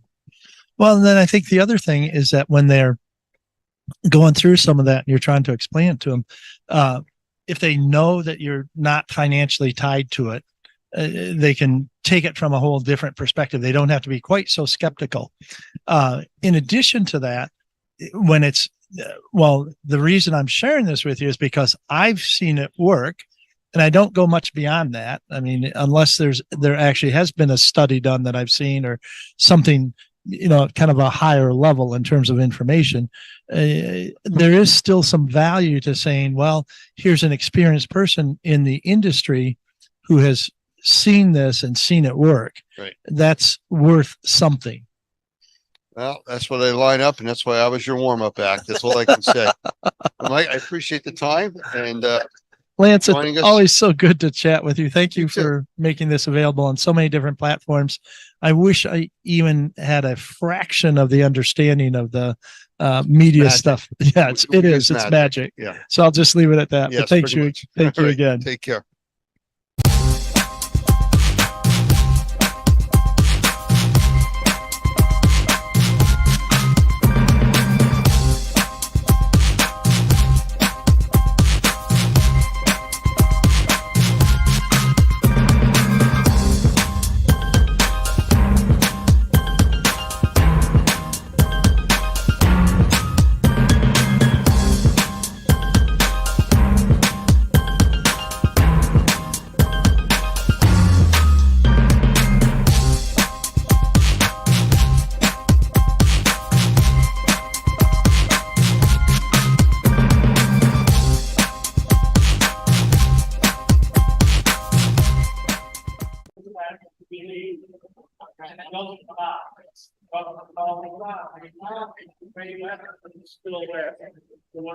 Everybody, we are back again in Chattanooga at the Experience Trade Show, and I have one of our Normie members with us, Barry Menken, and he's been around for quite some time, and he's always interesting to talk to, and he has some definite insights into this industry. So, Barry, welcome. Thank you. Thank you so much. I'm really excited to be here. We try to get to these, a couple of times a year, and obviously other organizations as well, and just to stay connected to the industry so we can be on top of our game. Well, one of the things, and I do appreciate that, I want to mention is that you guys were late this morning and missed my presentation. and I was told to point that out. Yes. Well, my hope was that I would be able to get a copy of it later so that I could digest it properly and really get a deeper hold of it. This is a snooze you lose event, so sorry about that. So what brings you here? This is a ride for you guys, isn't it? A little bit of a ride, not too bad. We're actually out of Nashville, Tennessee. So, about 2.5 hours for us to come down. And basically, this event, I think, is really beneficial just because there's so many different players here that crosses different industries, but we're all trying to get things clean at the end of the day. So that whole joke in the industry is, what is clean? Well, there's several different people here trying to clean from different angles, from different, sects of that business or different industries. Yeah. And so to be connected to them, I think, and to understand their approaches and the products and processes, and it's really, I think, helpful for everybody to be able to play together, if you will. And it's funny because you mentioned about getting things clean, and we've started using different terminology that you can't really get something clean because what is clean? But we can make it cleaner. We can show where you started. We can show at the end how much better it is, cleaner, healthier, safer. And yeah, and that seems to be a theme traveling through this whole thing. Absolutely. Yeah. And, today we can see things that we couldn't see before. We can see past 0.1 microns, right? So we have different things that we can say, you know what, we can do better. And, so much of the industry standards, I think, address the minimums. And, nobody should be bragging about getting a D-, like if you're just doing what code says. If you're in like the building industry, it's like, well, it passes code. Well, that doesn't make a healthy house, and in our industry, it's like, let's not do the minimum. Let's find out how good we can be. And the technology now can help us do that. Yeah, it's funny. We use more or less a joke when we talk about things with people doing testing and stuff. And to your point, a doctor that graduates med school last in his class, lowest possible score, he's still called doctor. Right. But being proud of that, yes, you're a doctor. Congratulations. I'm glad you did it. But then again, look at the people that really scored way up top. They're really engaged in the industry. They're there for the right reasons. Yeah. And that's what this kind of show is about. Yeah, I would say when I come to these shows, the people that come here, especially not necessarily even the vendors, but the people that are coming, they're hungry. And if you care, you're going to show up. And those are the people that want to be excellent at what they do, and learn from you guys, right? Yeah. So prime example. And to me, I've grown exponentially through Normie, and just being connected to all the different organizations the best way that I can, and help take the right things out of each one, and try to find out what works for my business model. And it's been very helpful. So very thankful. I'll give you a moment for a shameless plug. Who's the company? So my company's name is Four Corners Environmental, the number 4. And I've got 3 companies. So basically, I have a home inspection business still. So what we try to do is our take on how we deal with the environmental side of the business. We come from a water end, from the outside in. So I'm looking at the building science, not just from the inside out kind of thing. I want to look at the grading. I'm going to look at the gutters. I'm going to look at foundational issues. Then we get into HVAC issues. We dive into all of that. And we see holistically, how's this house operating? What's the moisture? How's that reacting? And how are all these systems working together? And then we're just measuring food and water at the end of the day. You know, mold needs the same things that we do to grow. We're made out of the same stuff. You know, so we're just trying to help people manage the food and the water well, especially in a humid climate like we have, where we have high relative humidity all the time. So listening to you, how do I get you to raise your level of dedication to this industry? Because it sounds like you're in hook, line, and sinker. Yeah, I mean, I was a contractor for a long time. I've worked for different companies as I was younger, and I've worked with my hands my whole life. You know, so once I got into the inspection side after I sold that company, everything just kind of hurt. So I mean, I couldn't physically do it anymore. So, but I had all the knowledge base, and then I wanted to fill in the holes that I didn't know. And I've just been so hungry ever since then, because the more you know you can help, and the more viable you can be in your industry to have the answers for people that need healthy homes. And so Normie's been, again, a huge part of that process for me, and a practical approach for a lot of my clients. So, well, and that's the whole idea. It's to keep it practical, to keep it doable, not make it so complicated and difficult and expensive that people can't afford to have the help that they need. So exactly. And, you know, so many companies just come in and they just want to spout out how much they know and impress people, you know, by however many letters they have behind their name. And the letters are important. You have to know what you're talking about, but so much of this is how you communicate to your clients, not just the what, so that they can actually utilize the knowledge and start to apply those things to their home and have solutions. So how many of these experience shows have you been at? This is my 3rd or 4th one, I think. So, okay. Yeah, this particular show. Mm-hmm. Have you been to the Las Vegas version? Yeah, that's the one I was at last year. Or was it? Yeah, last year. Yeah. That is their bigger show of the year. This is kind of like their warm-up show they do in the spring. Right. And then in the fall, they do the big show in Vegas. So looking forward to that. Me too. Yeah. You know, it's usually a good time out there, and exciting, big, too much walking now. Yeah, it's good for us because we usually eat a little bit too much while we're out here. So that is true. All the rich foods and everything. So, but the walking's good. So, all right. Well, I appreciate you stopping by. I know you're here with a few other people. You're wandering and looking at everything. So yeah, enjoy. I appreciate you coming by. Appreciate it. Thanks for having me. Thanks for stopping.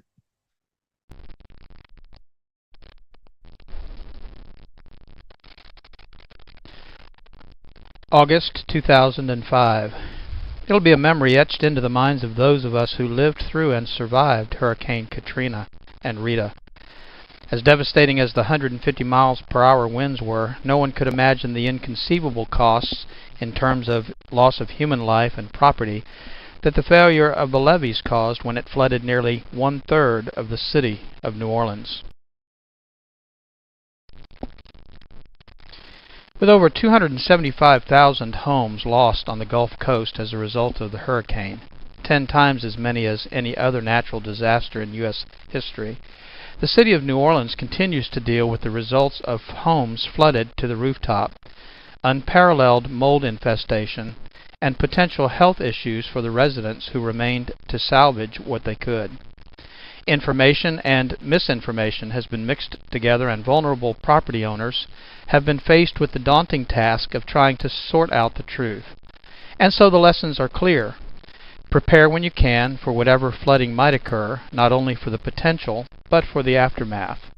And whether a natural disaster or the result of someone's mistake, anyone and everyone can suffer the devastating effects of flooding.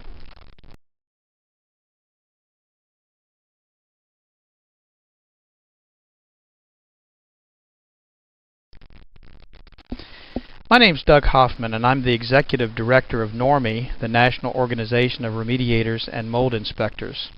The information you're about to hear is designed to provide steps, guidance, and assistance for reacting to flood conditions in your structure. In most situations, a common reaction to a water flood event is to simply react and plan afterwards.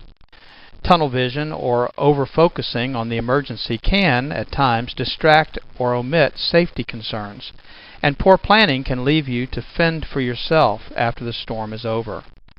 Caution and common sense should always be employed before any action takes place, and I hope this presentation will help you focus on the real issues both before the potential flood and consider the solutions available to you in the aftermath. Without a plan, the results of a water flood event will be worse than you've imagined, so there are several things I'm going to ask you to consider during these first few minutes we have together.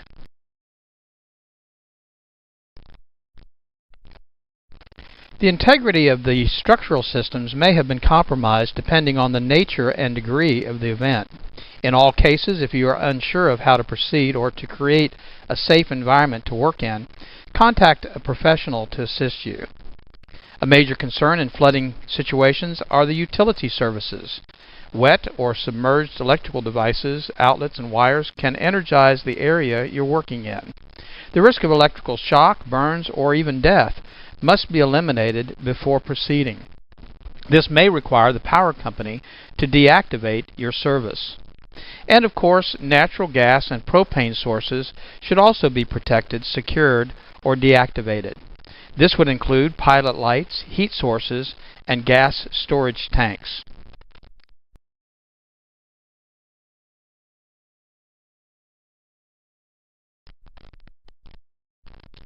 Depending on the severity of the water event, structural integrity should be considered in regards to the foundations. Foundation support could be weakened or damaged, allowing structural collapse. And with the utility and structural concerns addressed, the next major concern is the source of the water. Common sources of a water loss are as follows: a broken or leaking pipe from a drinkable water source, sewage or septic lines, groundwater, or a combination of those sources. And of course, you have to be concerned about the sewage and septic lines when you consider some of not only the sources, but the problems that could result after a flood. A general rule of thumb would be to consider any water that you would not drink as being contaminated. This would include water coming in contact with chemicals, human and animal waste, debris, and other unknowns.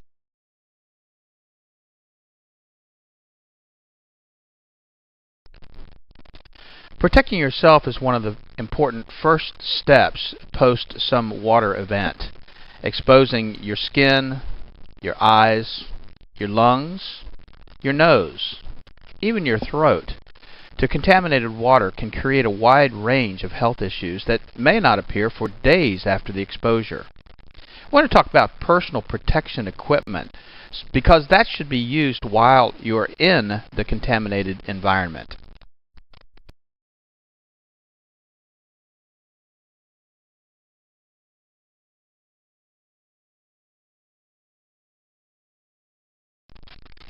Personal protection equipment can include a wide range of items, including boots, clothing, gloves, goggles, and even a mask. We recommend, under normal conditions, a N95 or dust mask that you can find pretty much anywhere. In some situations, the contamination levels are so high that you might even require a respirator. But each situation would require different types or combination of these types of protection. With safety and health concerns addressed, corrective action can then be taken.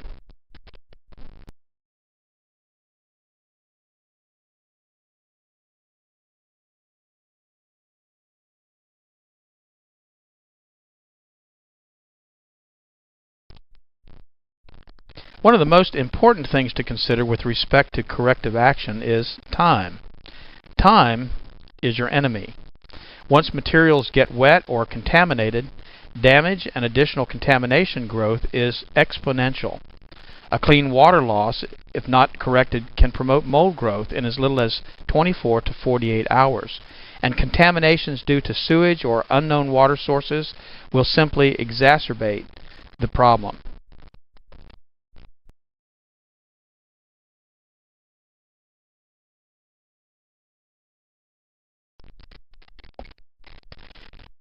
Drying materials and surfaces in the least amount of time should be of the utmost urgency, and oftentimes power is not available, and so having a generator available will be a great source of power for some of the tools that you'll need to dry out the areas that have been flooded.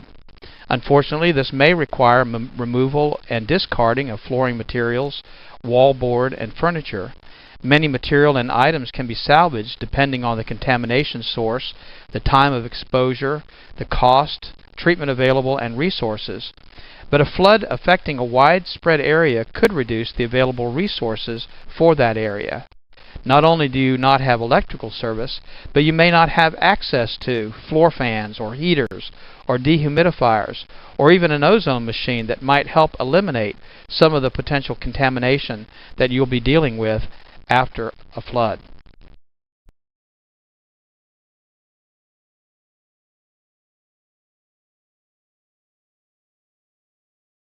The following suggestions may not be appropriate in all situations. However, in all situations, safety must be the primary concern. Prior to or during a developing flood condition, remove any movable items, at least as many as you can, to higher ground and secure those locations if possible. Of course, the order in which those items should be removed is a personal decision, but things to consider are the cost of that item, the sentimental value, proximity to the flood, maybe the ability for it to be moved and the practicality of it. Removing items such as furniture and floor coverings prior to getting saturated will make the cleanup process, of course, much easier. Structural and decorative materials such as wallboard and carpeting are a major problem once they get wet. Most of these materials absorb moisture and can expand the damage beyond the water level. Wallboard and other materials such as pressboard or OSB oriented strand board allow water to travel in an upward direction well above the water line. An example would be wallboard in as little as 1 inch of water can wick or draw moisture upward several feet. This also creates a problem inside the wall cavity which cannot be reached or cleaned. The rule of thumb is to remove the wallboard a foot to a foot and a half above the highest identified wet area of the wall. This will allow access for drying and cleaning building materials in the wall cavities. Up to this point, we've described different conditions, causes, and precautions. In the next section, we want to describe pre-planning and corrective measures.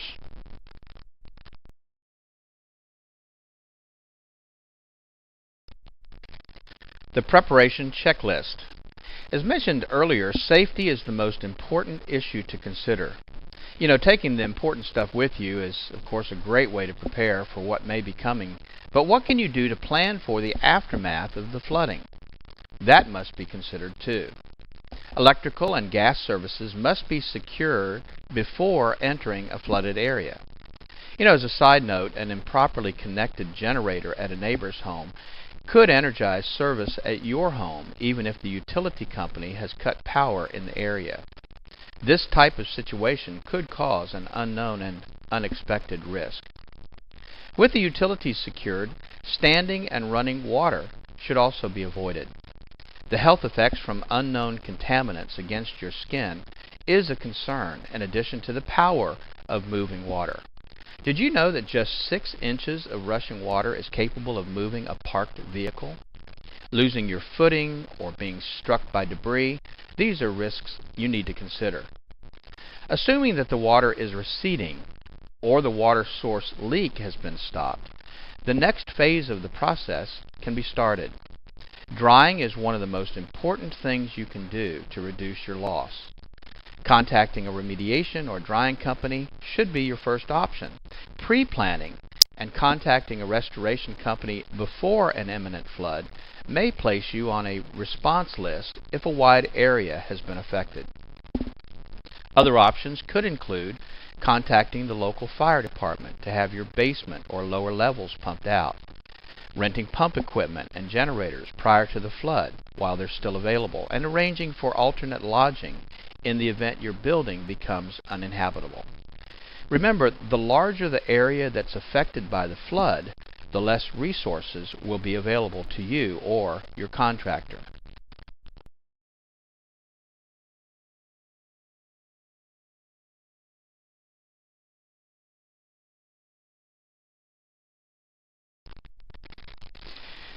Here are a few internet resources for finding qualified contractors and some definitions we think you should know to protect yourself. NormiePro.com is a great resource for you to find certified mold assessors, inspectors, remediators, and other indoor air quality specialists, and you can find those certified contractors by your zip code.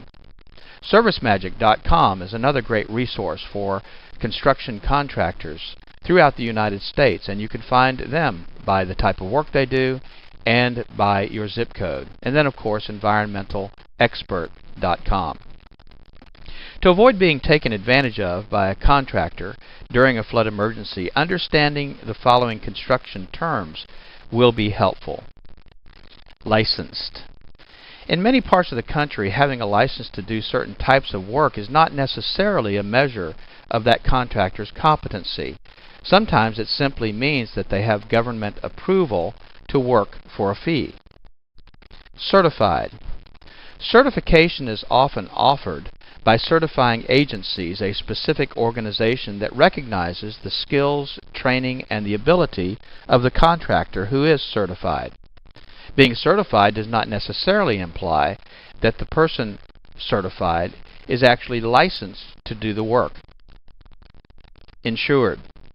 A contractor stating that they are insured is a pretty general term and could simply mean that they have auto insurance.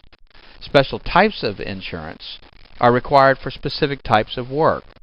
For example, general liability insurance is not appropriate as coverage for mold remediation work.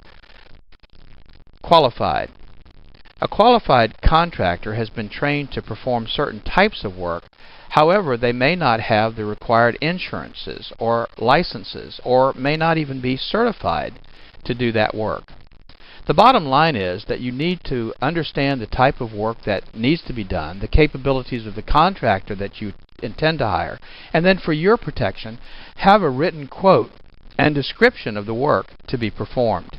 Make sure that the contractor that does the work is licensed by the municipality in which he's working, that he has the proper type of insurance, and request a certificate of insurance evidencing that specific type of insurance for the work he intends to do, and make sure that he's trained, either qualified or certified, to do the work for which you're hiring him.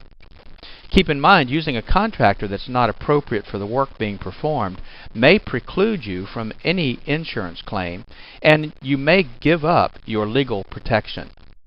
If you cannot obtain a contractor, your only option may be to do the work yourself. With the decision to do the work on your own, we must stress that safety must be the main focus of your efforts to clean up after a flood.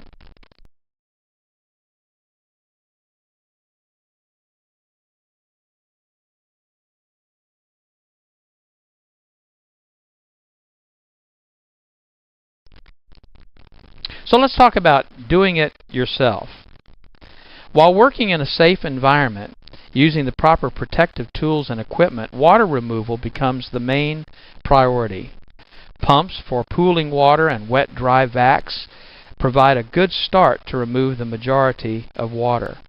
Rugs and carpeting and padding, if saturated or contaminated by an unknown water source, should be removed to allow drying of the subflooring. Sheetrock or wallboard materials and insulation that have been submerged should be removed 12 to 18 inches above the highest wet area. As a hint, removing 4 feet of wallboard is easier to replace with a 4 foot by 8 foot sheet of material. It's easier to do that than to try to cut and fit in smaller pieces. Once the bulk of wet materials have been removed, air movement and turning on your air conditioner if the power is available should be provided. And this would include running the HVAC, heat or forced air systems, using dehumidifiers and fans to increase air movement, and applying sanitizers like ozone machines to help prevent mold and bacteria growth. Sanitizers are extremely important when dealing with sewage and water from unknown sources. Heat drying systems can also be used by trained professionals to dry the environment. However, improper use could result in fire or permanent damage to materials by drying them too quickly. Remember that the drying process may take several days to more than a week, depending on the extent of the exposure. Secondary or collateral damage may start to occur in that time. Mold and other microbial growth may start to appear on surfaces exposed to moisture or elevated humidity levels. And if you have a situation where you start to have large areas of microbial growth, the drying process in most cases was not done adequately or fast enough. There is available at enviroscreening.com, for instance, do-it-yourself testing kits to find out if the mold that's been growing in your environment is the type of mold that might need to be removed or dealt with differently than common molds. In this case, it's recommended that you seek the assistance of a professional mold inspector, a qualified sampling technician, or a remediator. Health concerns become additionally critical as the environment conditions deteriorate.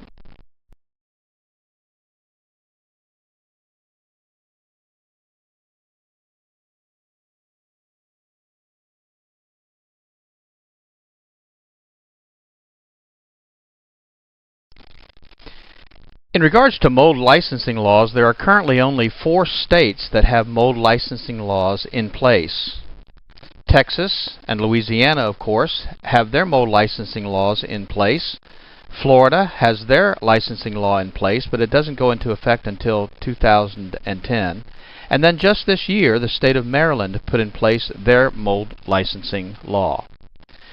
The important thing is that you check the qualification of the indoor air quality specialist or the mold inspector or the mold remediator or assessor in your state to make sure that they are licensed, certified, and insured before they begin any work.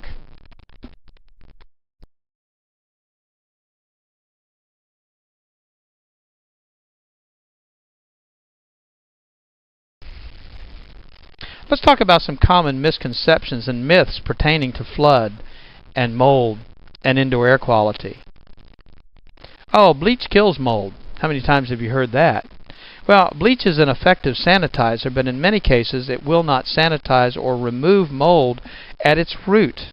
It will bleach out the color, of course, so that it goes clear, giving the appearance that the problem's been removed, but it cannot, in many cases, get down into the microflora and destroy the mold at its root. Oh, just get rid of the water. Everything will be fine. Well, that's not always enough to protect your property. Most of the affected materials do have the ability to retain moisture, and elevated moisture levels are the main cause of much of the residual damage from flooding. Well, lots of air fresheners, that'll help. Well, that's not true.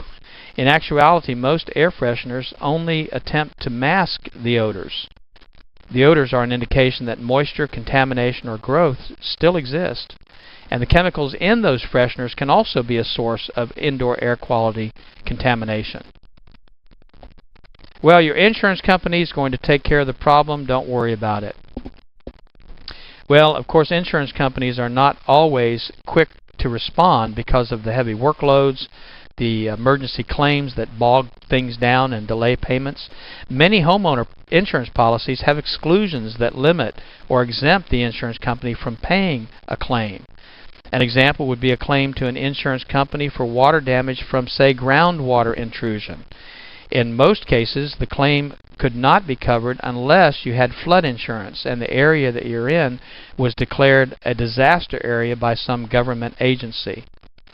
A similar situation may occur with mold damage, and the water damage in the home may be covered by the insurance company, but the mold damage as the result of the water would not be covered.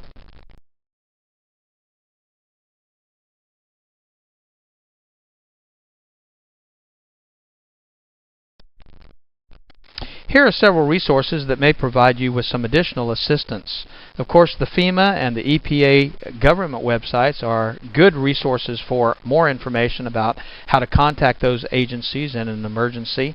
And also at the normie.org website, we've located a lot of resources for you, articles in regards to antimicrobials, information about mold screening kits, and other things that we feel will be helpful to you. We highly recommend that you seek professional assistance when dealing with a flood, mold, or indoor air quality issue. And please remember that the information that we have been providing to you is really for your information and not intended to replace professional training and assistance.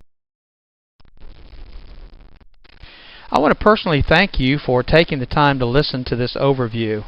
I am hoping that you will benefit from the resources we've made available to you, but also from the training that we offer industry professionals to help you through the process of getting things back to normal.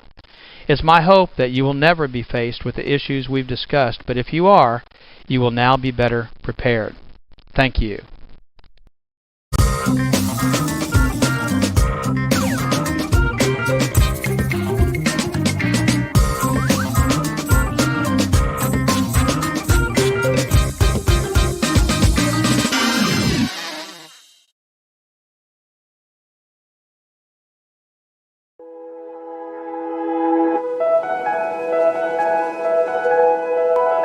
Good afternoon, or morning, I guess. Good morning. Good morning. Yeah, so I'm sure that Mo told you when we created Normie in 2004, one of the interesting things was what we created it primarily for the Louisiana licensing law. And the Louisiana licensing law was the first law to go into effect for mold remediators in the country. So it was the first licensing law, and then what happened in 2005? Katrina. And so we were right there able to help, I think, a lot of people with some of the issues that were of a concern to us. I'm not sure if he talked about the difference between the IICRC and us, but they come from the business more from we're not competitors, by the way. As you know, if you're an IICRC person, you get continuing education credits off of this class. So we work together. We just look at the industry differently. They come from the water restoration side of the business. We come from the building side of the business. And one of the reasons why we do that is not just my background with my licensing, but the main reason we do that is because we try to look at the house and the problem that they're experiencing in terms of a mold issue as a holistic kind of problem, not just fix this problem and everything is great, but think in terms of how we can actually improve their indoor air quality. So when I was moved to New Orleans in 2002, I was actually doing some of the things that you guys are doing now and some of the things that we would recommend that you do in terms of ongoing IAQ management, which is what we call our sanitization protocol. How you create an environment in which mold won't grow. And that was really based on my book, Mold-Free Construction, which you have access to if you have the Normie app. We do have an audio version there, so you can just listen to it. Might put you to sleep, but you can listen to it if you like, because it's on iTunes and on Audible as an audio book. But the sanitization protocol really does improve people's indoor environments, so you have the ability to do that. And I just want to tell you about somebody that I met when I was in New Orleans. I was doing some trade shows, and a radio program, and I got a call from a lady. Her name was Laura DeRocher, and she had 4 children. And her youngest child, who was 8, had some very severe sinus issues. In fact, as she was talking to me, she had, of all 4 of her children, the other 3 had constantly been to the allergist every month.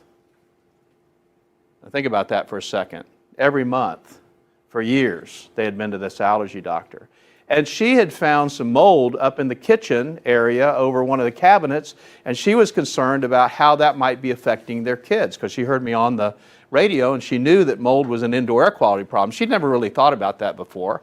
It's mold, how could it affect my children's health? But she was putting 2 and 2 together.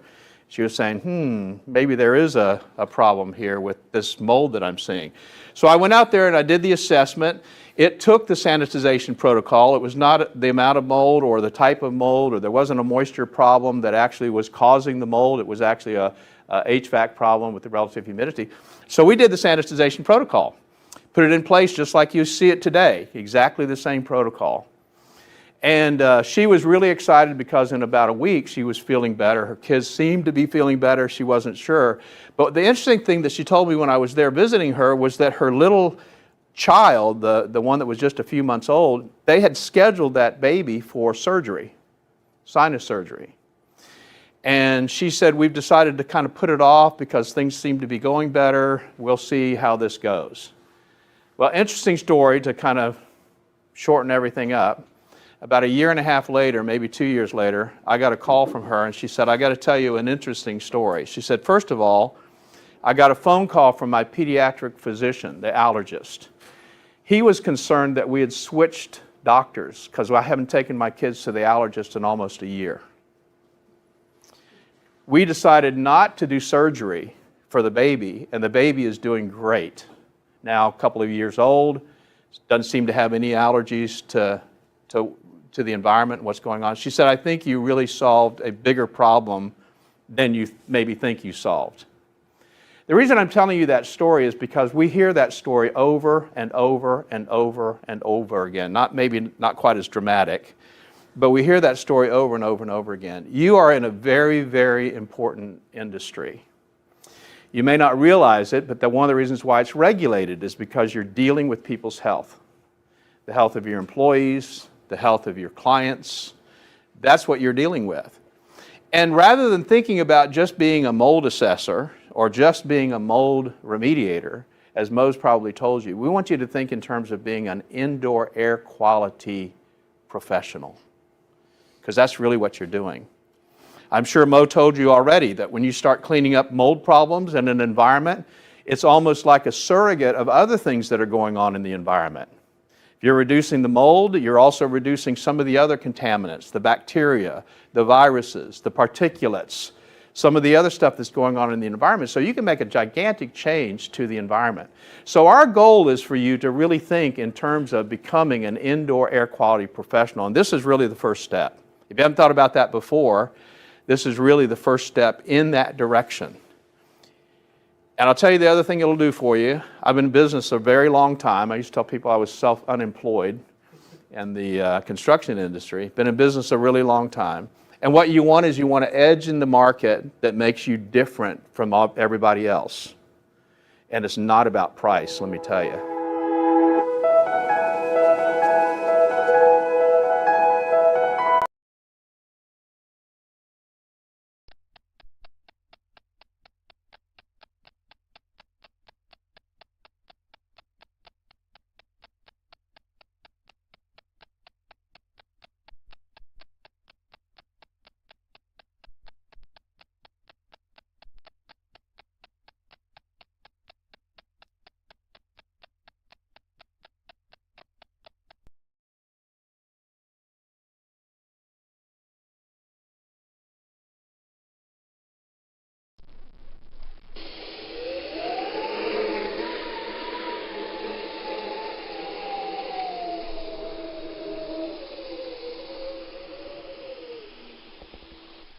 Hurricanes. If you didn't know any differently, they'd seem at the beginning like any other storm. And that's the deceptive part, the devastation, the flooding, the loss of life, the imprint of the loss of heartfelt memories, all occur after the storm has passed. The latest technology gives us the opportunity to be prepared way in advance of impending danger, and yet we wait. Or worse yet, we decide to stay. We risk so much when the effects of these devastating events could be so easily diminished if we had only listened. As the storm approaches, it very quickly becomes too late to gather the important possessions and memories, too late to batten down the hatches, too late to protect our property or sometimes our very lives. With the aftermath of Katrina, I can assure you I have changed my game plan for the next Katrina, and I hope you have or will change yours. My name is Doug Hoffman, the Executive Director of NORMI, the National Organization of Remediators and Mold Inspectors. We train mold professionals to assess, evaluate, and solve the problems associated with water events, both major and minor, as those events result in mold damage to property, and in conjunction with the Normie Pro Environmental Task Force are ready to help when disaster hits. Check our resources at normie.org and normieproetf.org for current ways you can help yourself and others when disaster hits. Sometimes an event is so horrific that it results in massive flooding and wind damage. We lived through Hurricane Katrina right here in Louisiana and have been privileged to help hundreds, maybe thousands of Katrina victims rebuild their lives after one of the most devastating natural events ever to hit the Gulf coasts of Texas, Louisiana, Mississippi, Alabama, and Florida. We learned some very important lessons, and we're hoping this short video will help you prepare for the next major event that may hit your community. With thermal imaging and from a satellite, the images are staggeringly beautiful, but closer to Earth, in the midst of the rampage, frightening doesn't begin to tell the story. Being prepared for what might be coming and then managing the recovery will help you keep your mind on the important task ahead. The unpredictable nature of the season simply requires it. The dates of the North American hurricane season span from June 1st to November 30th. By no means will these dates prevent the forming or sustaining of a tropical event in the Gulf of Mexico, the Atlantic Ocean, the Caribbean Sea, or the Pacific, but these dates are a guide or a timeline based on previous storms over the last century. Dropping your guard or dismissing weather events outside of these dates could result in being caught off guard for an approaching storm. But these dates, in particular, are a time to be specially aware of the news and weather reports. 26 named storms churned in the Atlantic in 2005, and many of them hit land.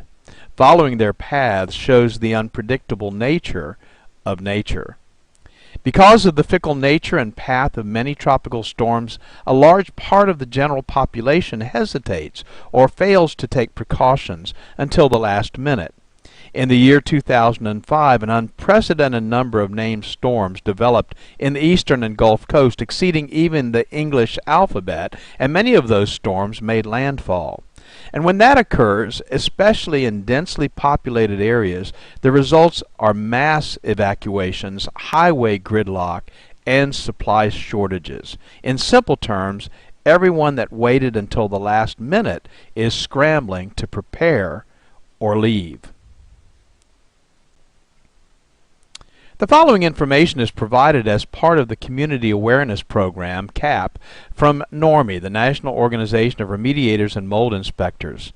Additional CAP programs can be found at normie.org or at flood.normie.org and include realtors awareness, first responders awareness, and other information targeted to specific groups. These are presented in an effort to fulfill our mission and fill a void in accurate and timely trainings. How often have you seen news reports about the long lines at hardware stores where residents of areas prone to tropical events are waiting in lines for hours to purchase plywood or other needed supplies?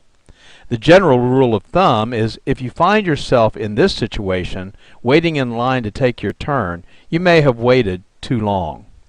Our goal at Normie is to provide you with general preparation and safety information for your time before, during, and after the event. Let's get started, and please feel free to take notes or revisit this video often. Sometimes a reminder can be very timely. So let's get started. Plan to be prepared before the event. Know how and where to get emergency information from your local emergency management offices. Follow instructions for evacuations if you are advised to leave, and leave. Understand that if you do not evacuate or find yourself in a situation where you need emergency assistance during the event, you may be on your own until the event has passed. Emergency services will also be stretched beyond normal capacity, and assistance may be days or weeks away. Remember that people that choose not to evacuate when instructed to do so are either victims or survivors. Neither title is as a result of good planning. When you do evacuate, if you have carefully planned your evacuation route well in advance of the evacuation and you know where you will be staying, life will be much easier while you are displaced. So if you are not prepared to fend for yourself for an extended period of time, consider relocating prior to the event. If you have the time, tidy up the house, wash and put away the dishes, clean the coffee pot. When you return, you'll feel better about this kind of detailed planning in advance and appreciate the preparation you've made for your return. And of course, traveling during the event is not advisable in most cases. Some of the following information are recommendations from FEMA, the Federal Emergency Management Agency. And they suggest, before the storm, make plans to secure your property.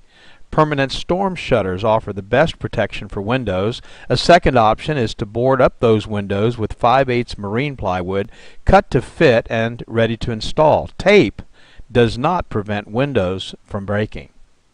Install straps or additional clips to securely fasten your roof to the frame structure. This will reduce roof damage. Be sure trees and shrubs around your home are well trimmed. Charge your cellular phone and refill your meds. Clear the gutters and downspouts of any extra debris that could become airborne. Secure your boat. Consider a safe room, a place where you will not be hurt by broken glass or structural damage. Take your outdoor furniture and put it indoors.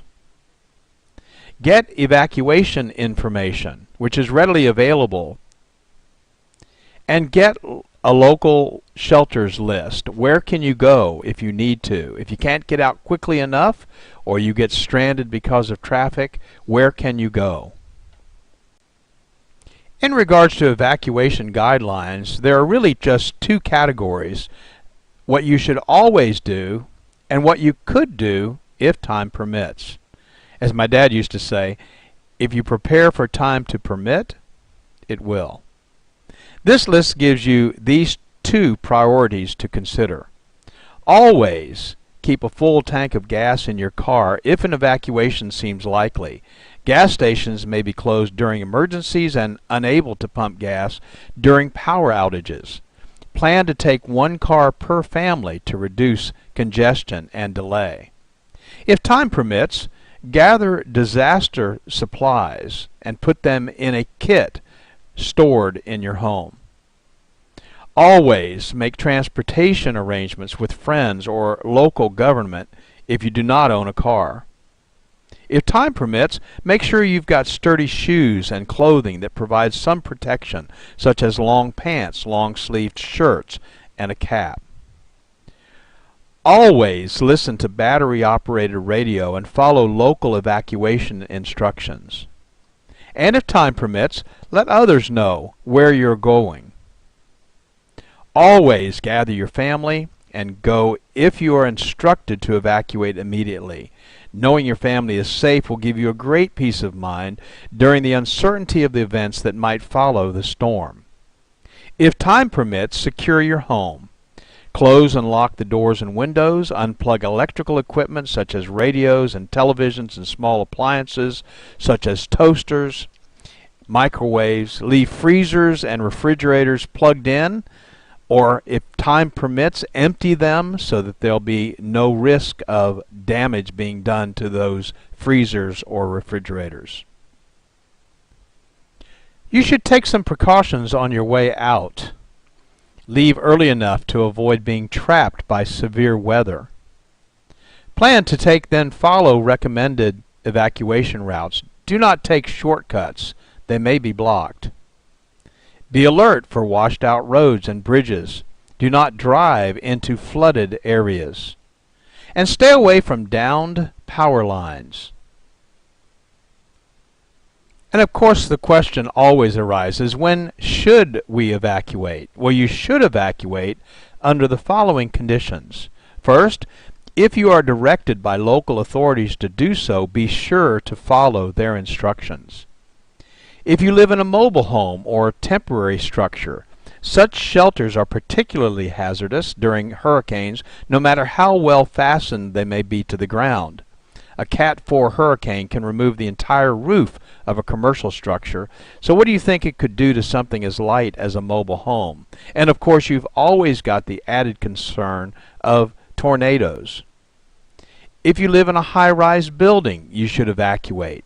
Hurricane winds are stronger at higher elevations, so your safety might be jeopardized if you decide to stay. If you live on the coast or on a floodplain near a river or on an inland waterway, flooding might be the biggest concern because a storm surge of some kind always precedes a hurricane. The Gulf Coast of Louisiana and Mississippi experienced anywhere from 15 to 40-foot surges, enough to totally wipe out the coastline for several miles back into the non-water frontland. If you feel you're in danger, you should leave. And if you have health issues that might need emergency or regular attention, you should go to a place where your concerns can be addressed readily. So what if you decide to stay? Well, you definitely want to listen to the radio or TV for information, so be sure to have plenty of batteries for both. Secure your home. Close the storm shutters, secure outdoor objects, and bring them indoors. Turn off the utilities, if instructed to do so. Otherwise, turn the refrigerator thermostat to the coldest setting and keep the doors closed. This will ensure the preservation of frozen foods for some time following the storm should power not be restored for a long period of time. Well, frozen foods could last for a couple of days in the freezer, even without power. Turn off propane tanks. Avoid using the phone except for serious emergencies. Moor your boat if time permits.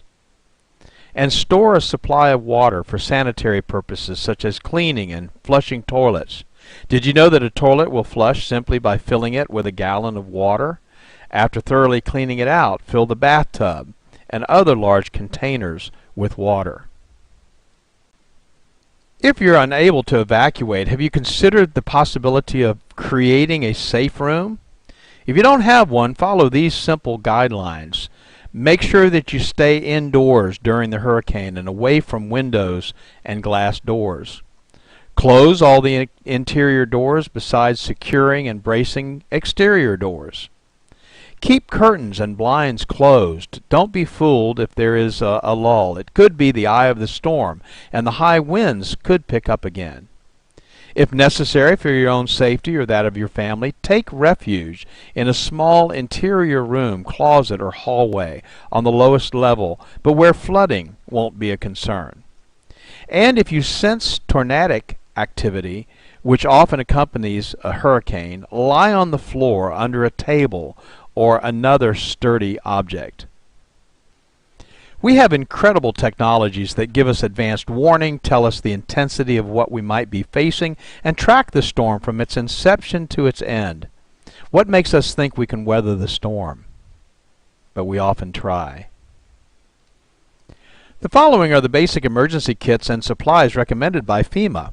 Basic disaster supplies should be stocked in preparation for what may occur during and after a flood, hurricane, or other water event.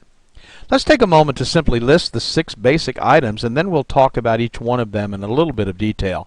This checklist will serve as a great starting place to be sure you are prepared. There are 6 basics you should stock in your home: water, food, first aid supplies, clothing, bedding, and sanitation supplies, tools, and specialty items. And keep the items that you would most likely need during an evacuation in an easy-to-carry container. Possible containers could include a large covered trash container, or a camping backpack, or even a duffel bag. First, water. How much water do I need? You should have at least a 3-day supply of water, and you should store at least 1 gallon of water per person per day. A normally active person needs at least 1/2 gallon of water daily just for drinking. Additionally, in determining adequate quantities, take the following into account. Individual needs vary depending on age, physical condition, activity, diet, and climate. Children, nursing mothers, and ill people need more water. Very hot temperatures can double the amount of water needed, and a medical emergency might require additional water. How should I store water? Well, to prepare safest and the most reliable emergency supply of water, it's recommended that you purchase commercially bottled water. Keep that bottled water in its original container and don't open it unless you need to use it. Observe any expiration or use by date. If you're preparing your own containers of water, it's recommended that you purchase food-grade water storage containers from surplus or camping supply stores to use for water storage. Before filling with water, thoroughly clean the containers with dishwashing soap and water and rinse completely so there is no residual soap. Follow the directions below on filling the container with water. If you choose to use your storage containers, choose 2-liter plastic soft drink bottles, not plastic jugs or cardboard containers that have had milk or fruit juice in them. Milk protein and fruit sugars cannot be adequately removed from these containers and provide an environment for bacterial growth when water is stored in them. Cardboard containers also leak easily and are not designed for long-term storage of liquids. Also, don't use glass containers because they can break and they're heavy. If you're storing water in plastic soda bottles, follow these steps. Thoroughly clean the bottles with dishwashing soap and water. Rinse completely so there's no residual soap. Then sanitize those bottles by adding a solution of 1 teaspoon of non-scented liquid household chlorine bleach to a quart of water. Swish the sanitizing solution in the bottle so that it touches all surfaces, and then after sanitizing the bottle, thoroughly rinse out the sanitizing solution with clean water. Then you're ready to fill the bottles with water and seal them. Food. However you do it, you need a checklist. Put it in a magnetic clipboard attached to the side of your refrigerator, a post-it note on the inside of a kitchen cabinet, on your PDA or your phone app. But make a list now while you're calm and in your right mind. And remember these important points. Store at least a 3-day supply of non-perishable food. Select foods that require no refrigeration, preparation, or cooking, and little or no water. If you must heat food, pack a can of Sterno and matches. Select food items that are compact and lightweight. Avoid foods that will make you thirsty. Choose salt-free crackers, whole grain cereals, and canned foods with high liquid content. Be sure to include a manual can opener. That might come in very handy. And include a selection of the following foods in your disaster supply kit and put them in a waterproof container. Foods like ready-to-eat meats, fruits, and vegetables, canned fruits, juices, milk, soup, staples like sugar, salt, and pepper, high-energy foods like peanut butter, jelly, crackers, granola bars, trail mix, vitamins and minerals, foods for infants, the elderly, or special dietary needs. And don't forget comfort stress foods like cookies, hard candy, sweetened cereals, instant tea, or coffee. First aid supplies. First aid kits can be purchased, but some people prefer to make their own. So we've listed here 18 things that should be included so you could supplement a pre-packaged kit or develop your own. You'll need to decide which items you would want to include or exclude based on budget restraints, but even the seemingly least needed item could become extremely important in a life or death situation. Take the time to study this list, and we've provided a printable copy of this list as a resource at hurricane.normie.org website for your review. And a medical kit, again stored for safekeeping, could include the following items: aspirin or non-aspirin pain relievers, anti-diarrhea medication, an antacid for upset stomach, syrup of ipecac to induce vomiting if advised by the Poison Control Center, possibly a laxative, and maybe an activated charcoal, again for use if advised by the Poison Control Center. Emergency and safety items might also include these items, which would be safely stored but probably not in the same box with the first aid kit. Gas cans, ice chest or two, disposable cups, plates, eating utensils, and paper towels, black trash bags, vinyl gloves, maybe moistened cleaning towelettes. Again, having these items far in advance of an impending storm is simply the best way to avoid having to find them in an emergency and when you might be in panic mode. And by all means, take the time to contact your local American Red Cross chapter to obtain a free basic first aid manual. Clothing, bedding, and sanitation supplies are extremely important, and especially if you live in a cold climate, you've got to think about warmth because it's possible that you would not have heat. So include at least one complete change of clothing and footwear per person. A light jacket or coat, long pants, a long sleeve shirt, sturdy shoes or work boots, and of course waterproof would be preferred. Hat, gloves, and scarf, rain gear, thermal underwear, blankets or sleeping bags, and sunglasses. And on the sanitation side, don't forget the toilet paper, soap, liquid detergent, feminine supplies, personal hygiene items, plastic garbage bags with ties for personal sanitization use, plastic bucket with a tight lid, and disinfectant. Maybe even a little bit of household bleach for sanitization. Next on our list is tools, and there are a lot of tools that people don't think about needing until they need them. Mess kits or paper cups, plates, and plastic utensils. An emergency preparedness manual, and there's some good ones out there. Portable battery-operated radio or television and extra batteries. Flashlights and extra batteries. Cash or traveler's checks and some change.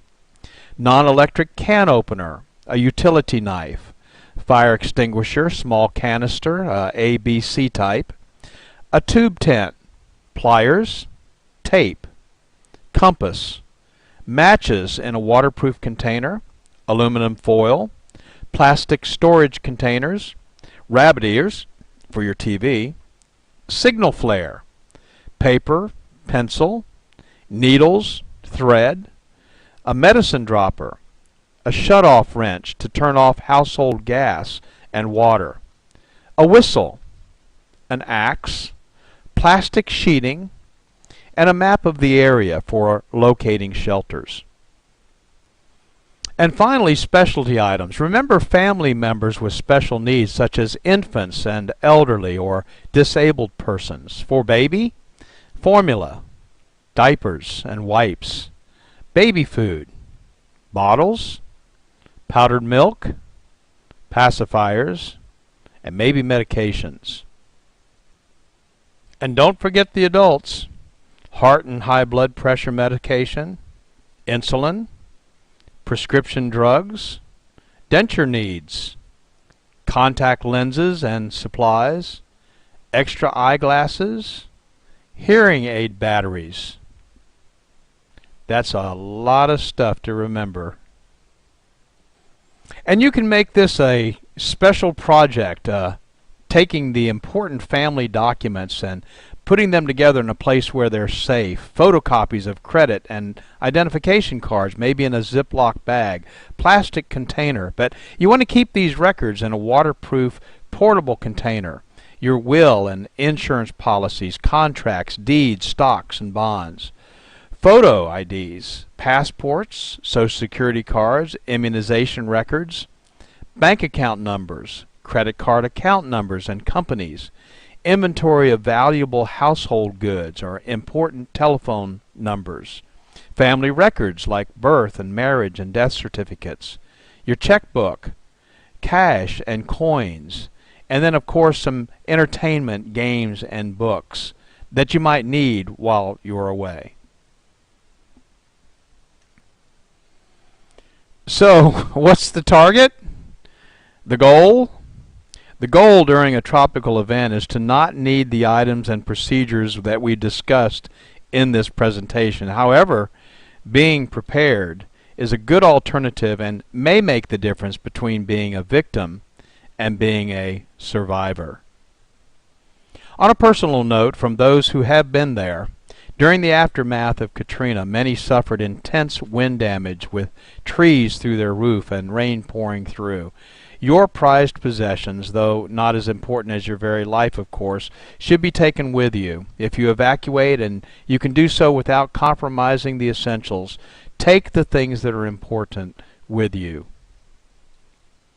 I want to personally thank you for taking the time to watch this video. It's our hope that you will never be in a situation where you will have to consider all the things we've discussed, but if you are, now you're prepared to be prepared and survive. For more information, go to normie.org or normieproetf.org or email us at support@normie.org. We're here to serve you. Thank you very much.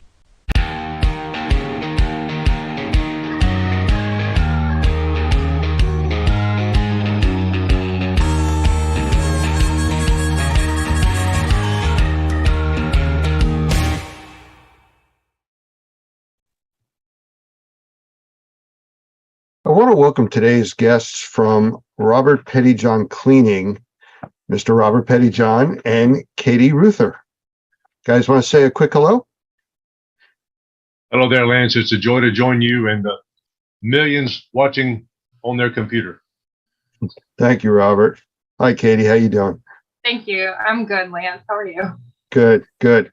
Well, let's get started here. And for those that don't know, Robert is one of our senior trainers.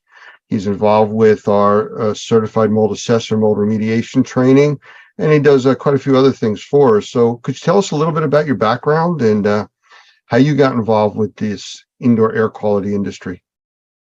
Well, Lance, it started by cleaning carpets. My wife, Karen, and I were living in Kentucky at the time, and we were looking up at the light fixture on our ceiling and saying, we're going to be here the rest of our lives, or we're going to do something else. So we had an opportunity to go to Hawaii.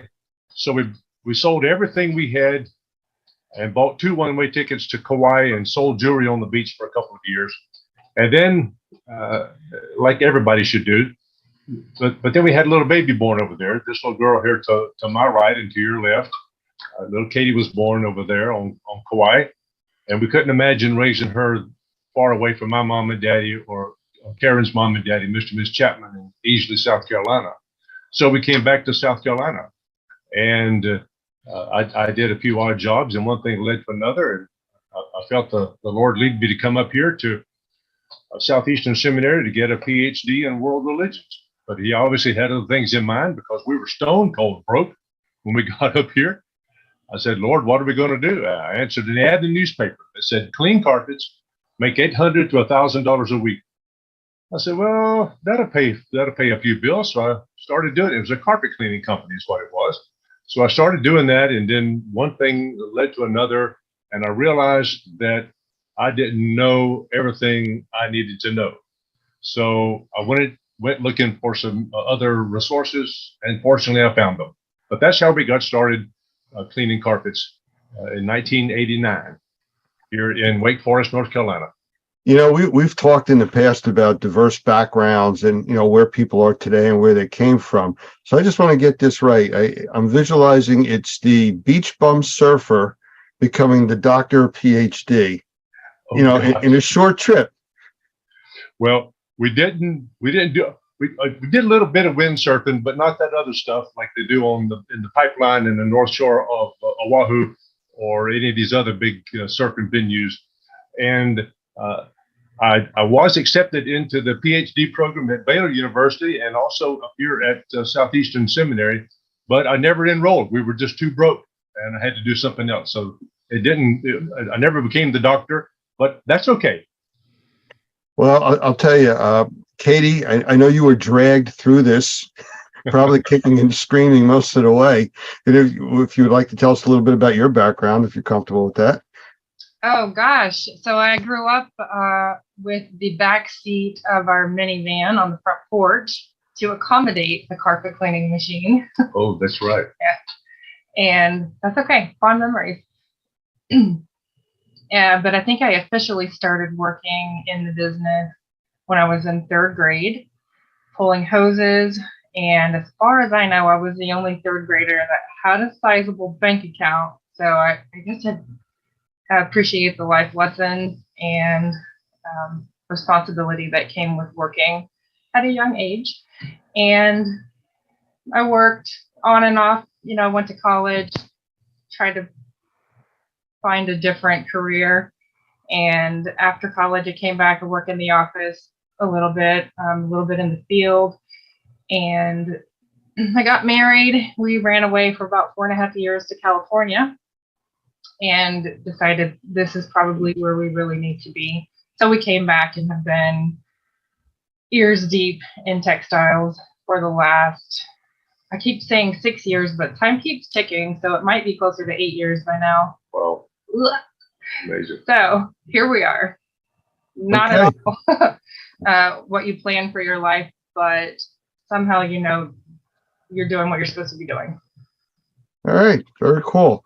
Well, I like to know a little bit more about the backgrounds, and a lot of our viewers, want to know who the people are that we're talking to. So thank you both for that. So let's get down to it. I know what you do is fairly technical as far as the technology that's used, the methodology for cleaning. It's not just spraying a chemical on something and cleaning it. So how did you figure out how to do this? Did you take training, or did you just reinvent the wheel, or how'd you wind up doing what you're doing? Well, we got started in our training because I had done some work.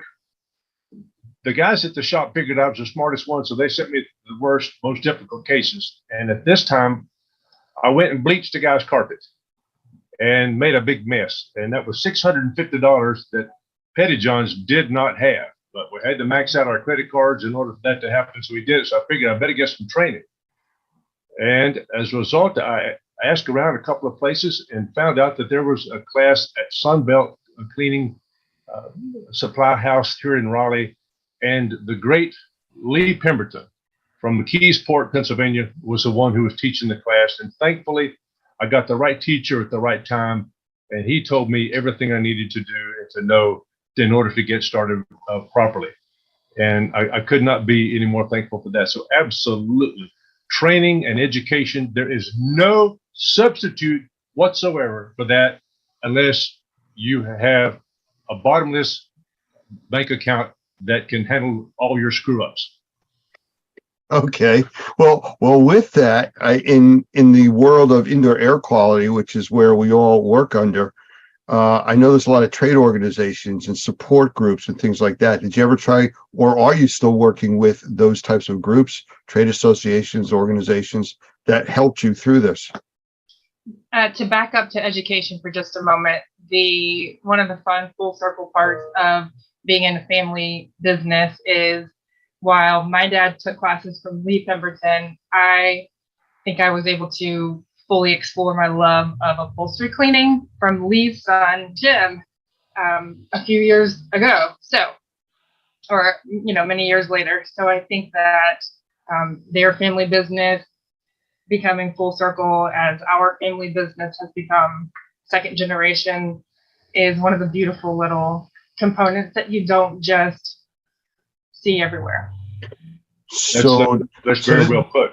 Yes, it is. But does that really mean that when you were in 3rd and 4th grade, you were helping him with his homework? Oh, no. You're exposing all our family secrets now.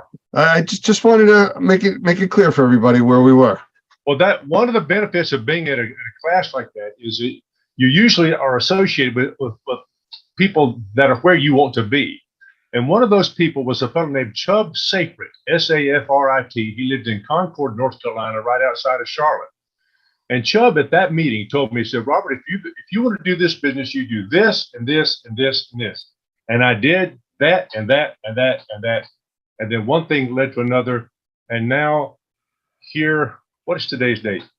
24th. The 24th of what? March 24th in 2023. I'm being interviewed by the great Lance Eisen and the Normie crowd, along with my baby daughter, Katie. And I'm so very thankful to be here. But that would not have happened had I not been in the right training organization, doing the right things by people who knew what they were talking about. Well, I understand, and I thank you for that. And I understand that you've been a part of and some leadership in organizations too along the way. That's where I was trying to go to with this, to kind of talk about your path to where you've gotten to now with the different groups, support groups, organizations, things like that you've been involved with. That's a good question. Well, you ask good questions, man. Thank you very, very much, Lance. Well, yes, both my wife and I have been privileged to serve as president of the Mid-South Professional Cleaners Association, the finest regional trade association anywhere in the country, without question. My daughter Katie is on the board of directors right now at Mid-South. We were the founding members of the Association of Drug Care Specialists that is headquartered in Dallas, Texas. One of the charter members of that organization. I'm one of just a handful of certified drug specialists here in the United States, the only one in the Southeast. I'm also privileged to be a part of the Restoration Industry Association, where I'm one of about 125 certified water loss specialists in the whole country. And that's a real big deal. So you begin whenever, years ago, we used to go get gas and we had to get paid for it inside the convenience store. And when I came home, Karen said, "You went to the gas station, didn't you?" I said, "Yeah, how do you know?" "Because you smell like smoke." You remember that everybody smoked inside those gas stations. Well, that's the way it is now. You start to smell like the people you hang around. And fortunately, being a part of this national organization for remediators and microbial inspectors known as Normie, I'm beginning to smell like you, Lance, and I'm so thankful for that. I know there's a compliment in there someplace. I'm just not quite sure how far I have to dig for it. So I'm just going to kind of move on, and let's talk about indoor air quality, as long as you talked about, smells and things like that. Rug cleaners, carpet cleaners, I've seen these guys with their trucks and they go out and they spray some stuff on the floor and vacuum it back up and they're off to the next job. But why wouldn't they be more focused on how it's affecting the rest of the environment with indoor air quality? So, I mean, how do you view that component of what you do? Well, one of the benefits of being involved in an organization like Mid-South is that back in 1989, when we first started, we ran into a fellow. His name is Dr. Michael Berry. He was in charge of the Research Triangle Institute, and at the time was a very, very close friend of the Mid-South Professional Cleaners Association. As a matter of fact, one of his students, a guy named Donald Pumphrey from up in Brown Summit, North Carolina, did a cleaning of the Frank Porter Graham Child Care Center in Chapel Hill, and discovered that the recidivism rate for people who got for the kids that were in that carpet cleaning, they got their carpets cleaned regularly, was much, much, much less. They almost never ever got sick. So Dr. Berry, in his book called Cleaning for Health, I don't know if people can see this. This is the one that Dr. Gavin McGregor Skinner is very interested in working with right now. But he says in his book some very, very powerful things about this business of cleaning. He said, in carpeted buildings, check entrances. It is especially important for you to analyze how or where unwanted matter gets deposited inside. This matter can be wet or dry or oily when it rains or snows or whatever the case may be. But he also says something very, very profound.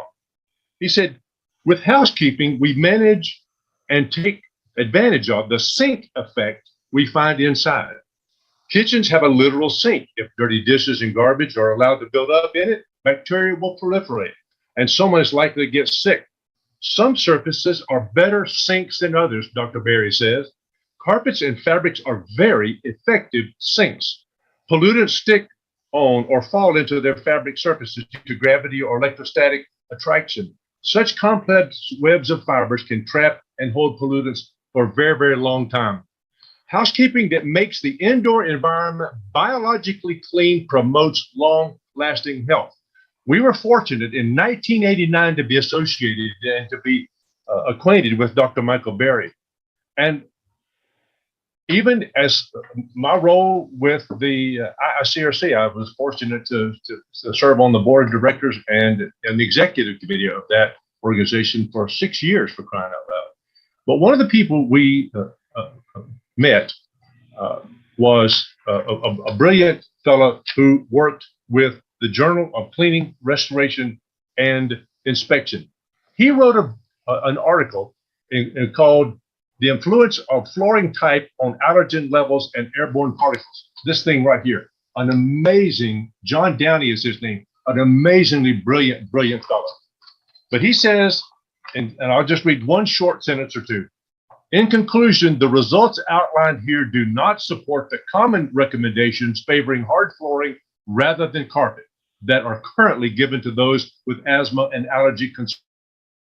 Adds to the growing body of research that suggests no flooring type is definitely preferable over another. We hear so many people, Lance, as you well know, who say, rip the carpet out, take the carpet out.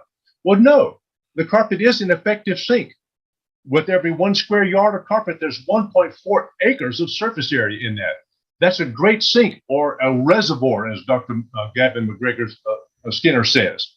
But that reservoir, that sink, needs to be emptied on a regular basis. Hence, what we're here for today is we are impacting people's indoor air quality in ways they will never have any indication. So, well, industry that does this, that allows us to do this, sir.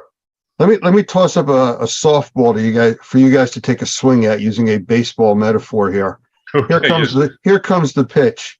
In most structures, what is the largest filter in that facility or home? Katie? The carpet. There you go. Pretty much what you just said. I mean, it's a massive filtering system, and it's so important to address it the right way.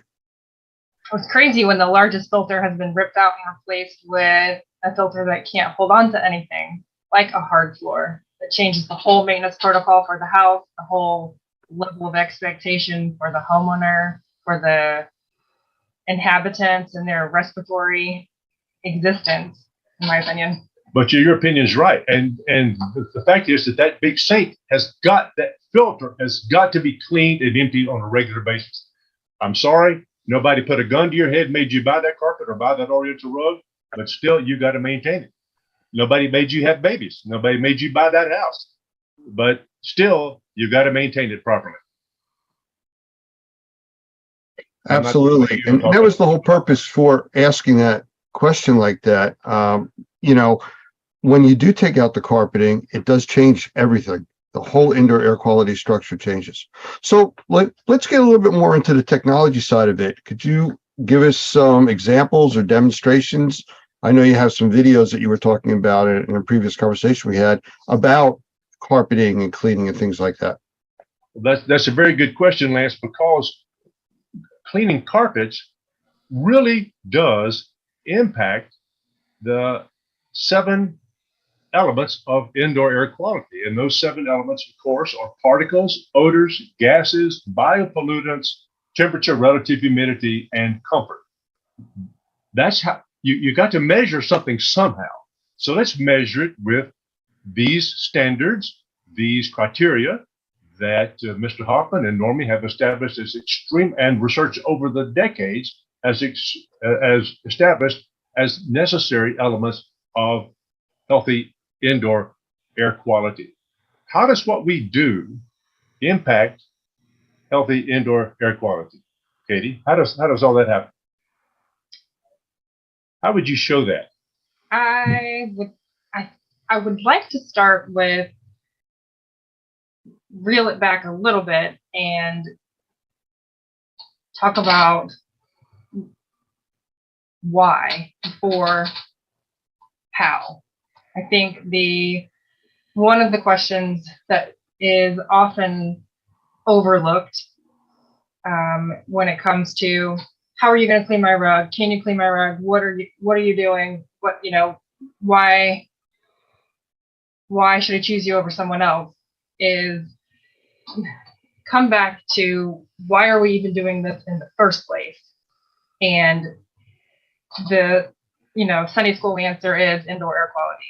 But there are other answers to those questions. And those are going to be very simple. Why do you do what you do? Because it's important to your precious customers for one, but you've got to also understand what you're doing. Where does this rug come from? Where do these textiles come from? How did they come about even in the first place? And I think you may have a couple. We're going to show you a couple of videos, Lance, and your audience too. They're short videos. They're not going to last forever. But sometimes a picture says more, 1,000 words, 10,000, or whatever it is. Short videos, like an active picture, so you can just catch a little glimpse of interaction, and not necessarily watch the whole movie. And you got some of those videos? I think I've got a few. Oh, that's great. Let's do it. Okay, we'll go for it. Good. All right. So let's do a share screen. Meeny, meeny, miny, moe. So why do we clean rugs? Oh. One of the first whys is this right here.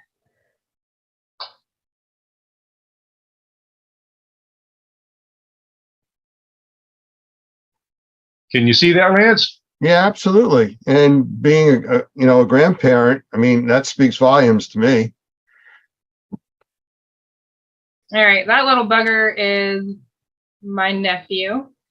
And clearly, oh, there's my niece.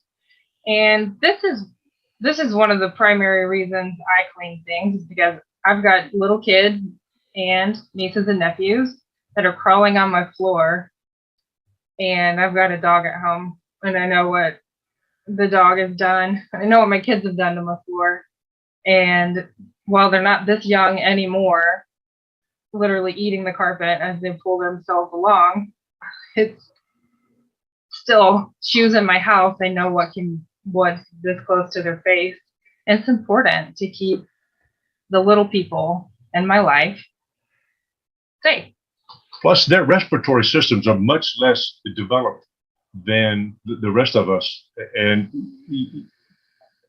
there's that bell curve of life that from the very beginning, you're more sensitive, and then at the very end, you're more sensitive too. So not only for babies, but for seniors in their homes, for people who are having elective surgery, for people who are bringing children home from freshly been born. Oh gosh, there's all kinds of reasons. But this is why we do what we do, dadgummit, is because there's people lives that are dependent on what we're doing. We're cleaning for health, my friend. That's a big deal. Well, one thing that's a little different is most indoor air quality mold assessment work is measuring environments in that 4 to 6 foot breathable range. That's kind of the standard that most industrial hygienists look at, and testing is done at, because most people exist in that area breathing wise. The children that we're looking at, they don't fall into that range. They are way below it. They're down in the more humid area. They're down where the bigger particles are collecting because they're heavier. So they're more exposed to more, and the carpeting. So I agree with you completely. And if people don't take their shoes off when they come in their house, that's the single most important thing you can do to maintain your carpets, by the way. We clean for a lot of Asians, and they're accustomed to taking their shoes off, and their slippers, they call them. We lived in Hawaii, and everybody would take their slippers off when they came into the house. Well, these people that we clean for from the Philippines and from other Asian places, their carpets, I said, what are we here for? And they said to clean your carpets. Well, they look fantastic. Why? Because they don't walk on them with their dadgum shoes. They take the shoes off before. It makes a huge difference. Okay, let's look at some more videos. Let's have some fun today. Okay, Kate? All right. So as a company, Petty John's, we do a lot of oriental rug washing, area rug cleaning, loose rugs, not to differentiate between install carpeting. And matter of fact, there's a rug on the back right behind us in the screenshot. That is an Afghan war rug with the tanks. Yep, the tanks and all that. That was made at a special time. We have a rug here on the wall from Tabriz in and Iran. We got a bunch of rugs out there from Iran and from Turkey, Syria, from up in the Four Corners area of our country where the Navajo rugs are. Big deal. Let's show the video, see where they come from. So before you clean something, it's helpful to have an understanding of how it's made. And I like to differentiate between loose rugs and installed carpet, because there's a lot of, can't you just clean my rug in my home? It's sitting on the floor just like my carpet is. Well, the construction difference between broadloom carpet that's installed in your home and a hand knotted Oriental rug, or even a machine made loose rug, is wildly different. The density of the tufts, the material, the backing in and of itself is just wildly more accessible and meant to be cleaned in home on a broadloom installed carpet versus a hand knotted rug, which is super dense, and a lot of that dry soiling is going to get driven into the foundation, and it's just not accessible from a cleaning standpoint in the home. While Katie's looking at these videos, let me say one thing to you, Lance. You used the term broadloom a while ago. Hey, Robert, hang on one second. If you're guys are gonna talk for a while, stop your share so we can see you on the big screen instead of just a little screen with your files. Okay. Oh, that's fine. So I understand. So that was just the tiny amount of background before we get into where does the Oriental rug come from, or where does the hand knotted rug come from?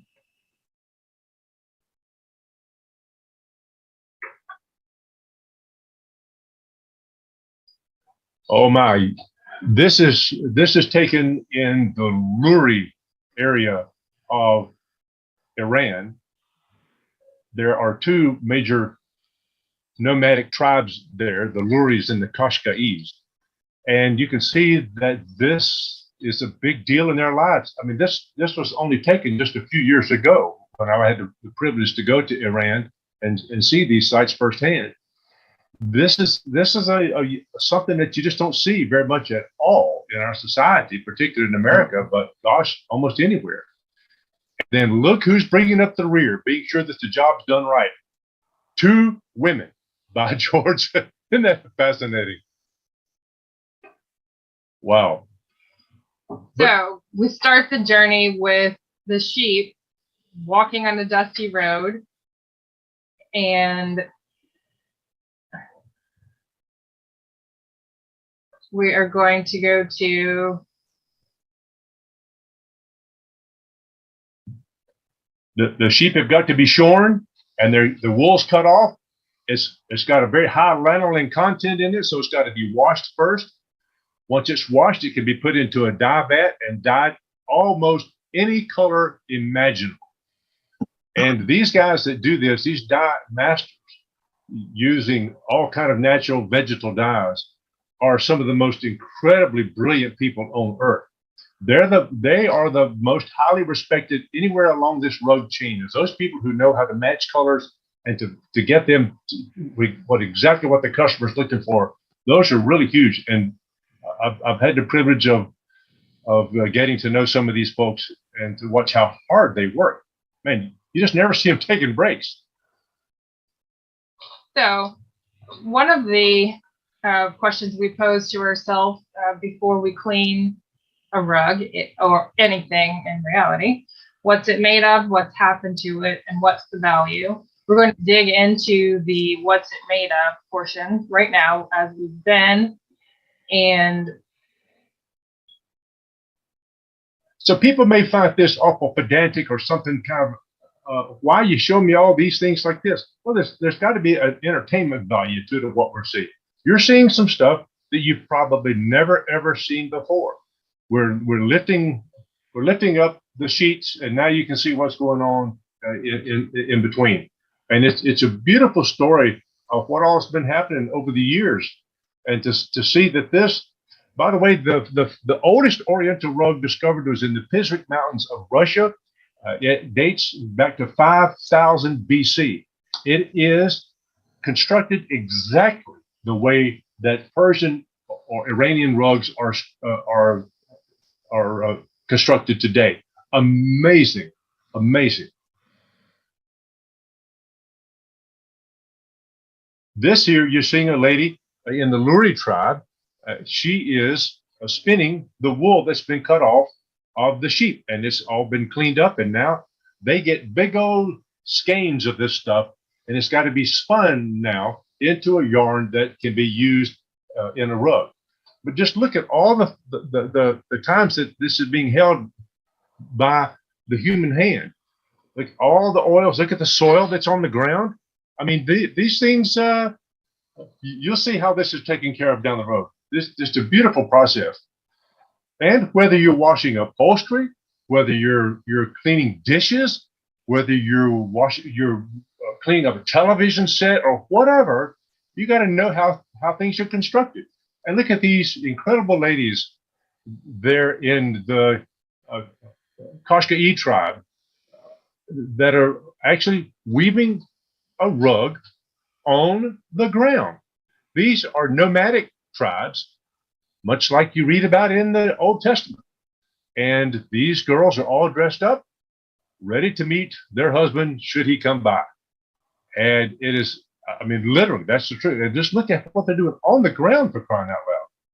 Wow. If this doesn't want to make you want to preserve the investment, we're, as Ron Toney says, who's the IICRC #1 certification, by the way. Ron Toney says we are able to preserve time spent.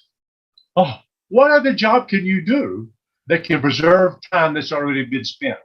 I've got 2 daughters, and a lot of these people who are making rugs, as you'll see in the videos, they're all women. Men are out there smoking cigars and drinking tea and trying to sell something. But no, these ladies are the ones working. And by washing a rug properly, we're preserving the time that they spend on this. Just look at the incredible dexterity that these ladies have got in their hands. They're taking 2 or 3 of these yarns together, and this lady is cutting this yarn off as she goes. Those knives are unbelievably sharp, but her fingers, no slices whatsoever. Just a beautiful, beautiful context of why we do what we do. And if you don't know why you do what you do, it becomes a game of gossip, somebody has said. No, you've got to know why you do what you do. This is why we do it. And once the rug is finished, it's got to be finished. So let's see what's going on here. If you've ever felt a wool rug on the back of the rug, it can feel kind of scratchy and kind of rough. Well, in order for that not to happen, they actually set fire to the bottom of a rug.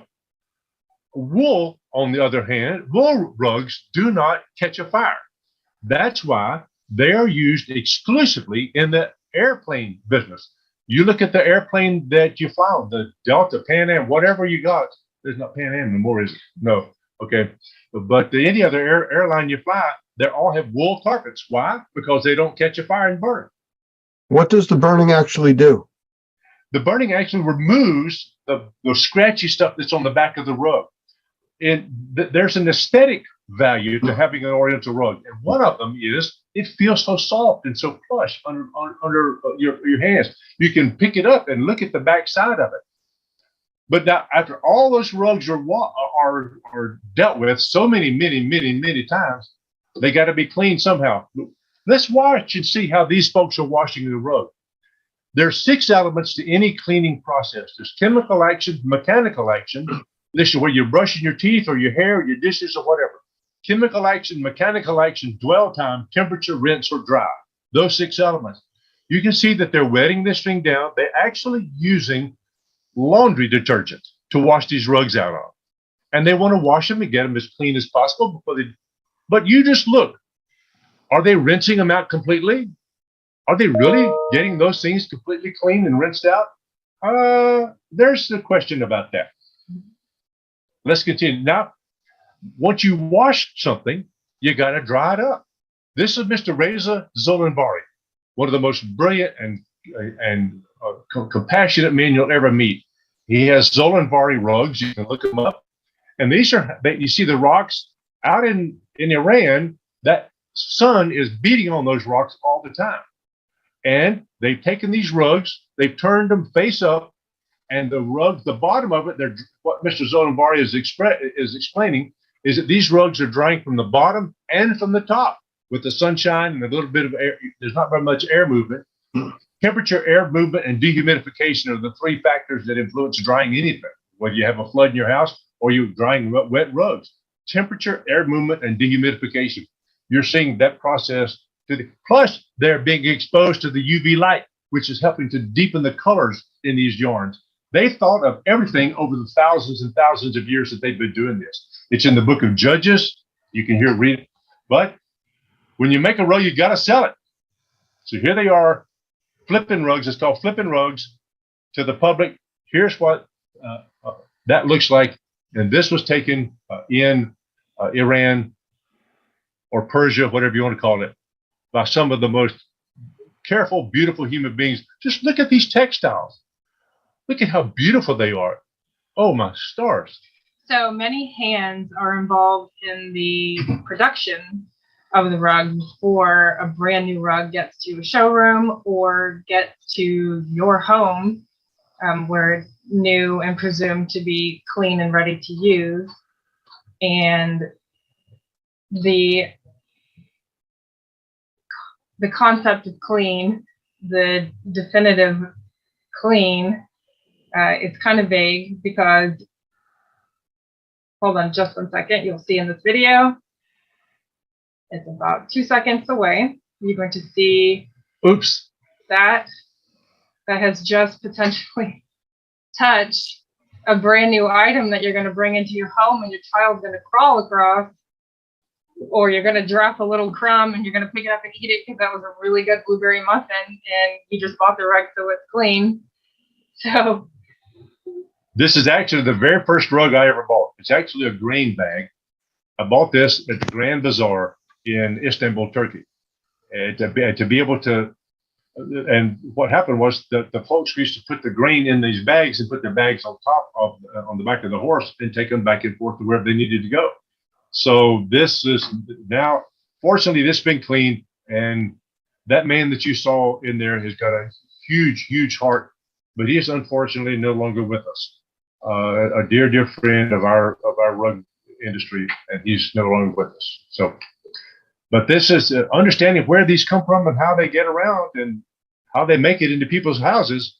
There's a story behind every one of these rugs. There may not be a story behind a carpet, but there's almost always a story behind an Oriental rug. We bought this rug in Ephesus on our honeymoon when we were on the Mediterranean Sea. We bought this, the very first purchase we bought, we went downtown and bought it at the rug shop. And now this is the first thing we ever bought as a married couple, somebody would say. Or I don't want to start crying or nothing, but my granddaddy taught me how to dance on this rug. Or this is when my brother and I used to play the Hot Wheels around the outside edges of the guard border on these rugs. All kind of stories behind them. And you just mentioned one about your mama a while ago. There's stories behind them all. And these are very, very real. A lady brought a rug into us the other day, about 6 or 8, 9 years ago, something like that. And it was a polypropylene, tore up and all that. And I said, ma'am, if you'd prefer, we could just go ahead and put it up back there. And I was pointing to the dumpster. She said, oh, no. This is the only thing my mother ever gave me. I can point to you in our shop right now where the two of us were crying, and we cleaned it just like we cleaned the governor's rugs, even better. This was a big deal to me. We made this just like it was. It belonged to Jesus himself. So that's just. You know, when you're talking about how the rugs were made, the care that goes into them and everything else, I mean, just like with anything that you would want to clean or repair or fix, you have to know what it's made of. You have to know how it's constructed. Otherwise, you're blindly going in there and possibly doing something to damage it, throwing bleach on it to get the dirt out. Well, that's going to take out the color, or using the wrong type of equipment to disassemble something. So it's really important to understand how things are constructed, which is what you just showed us. So thank you very much for that. is that whether it's a rug or whether it's your hardwood floors or anything, I know that you and I have had water damages in our home. As a matter of fact, today I'm getting all the CPVC plumbing removed from my dead-gum house, so I don't want to come home to a flood. And they're replacing all that stuff. Well, I've had floods in my house when we came home and it was wet, and you've had floods in your house too. And to know for the restoration contractor or the remediation contractor to know what it's made of before he starts just sawing into something is just really huge. You made an excellent point, Lance. That's a beautiful point. Yes, sir. Yes, sir. Well, let me ask you a question. If you were able to talk to homeowners and business owners, what would you tell them to do to protect their rugs or floor coverings, whether it's carpet or a throw rug type of a thing, oriental rug? Oh, that is a great question. You should know the answer to some of that, Katie. How to protect your rug? Well, I like to kind of refer to the American healthcare standard on this one, and you can kind of go one of two ways. You can go preventative or you can go corrective. A lot of people find it easier to just go corrective. I'm going to eat this now, and if my pants don't fit, I'm either going to buy new pants, or if the doctor tells me to lose weight, I will. It's almost always easier and to your advantage to be preventative and cheaper. And cheaper. Maybe a little more expensive in the short term. Always cheaper in the long term to go preventative. That means taking your vitamins, get your butt out of bed in the morning and exercise, or do some sort of meditation or something and get yourself right for the day. Also, preventative is imagining in the future what's going to happen. Somebody's going to spill something. Somebody's going to find something you said so funny that their soda spews out of their nose. They're laughing so hard. Then you've got to deal with cleaning up. That's happened. That's why I said that. Well, and you're exactly right. We have the ability to think and to project ourselves into the future is really, really huge. Well, one of the components here that's so important is by showing people the reality of how things are done, how things are made, and how things should be. And now talking about the preventative compared to reactionary.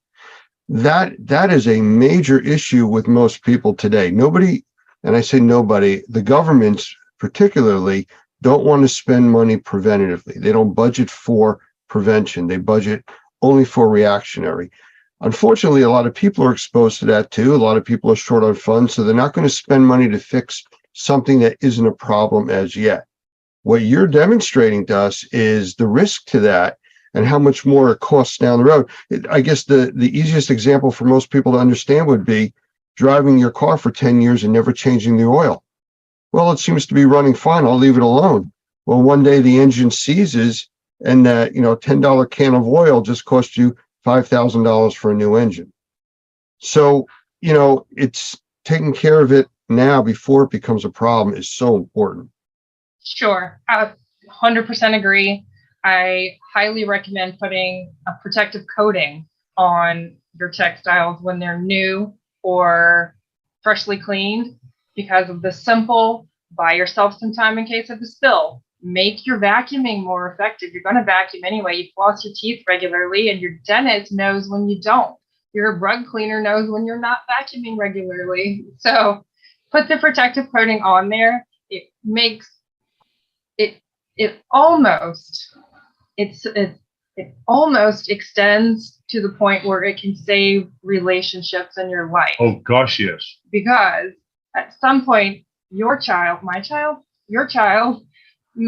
spill a chocolate milkshake on your dad's rug.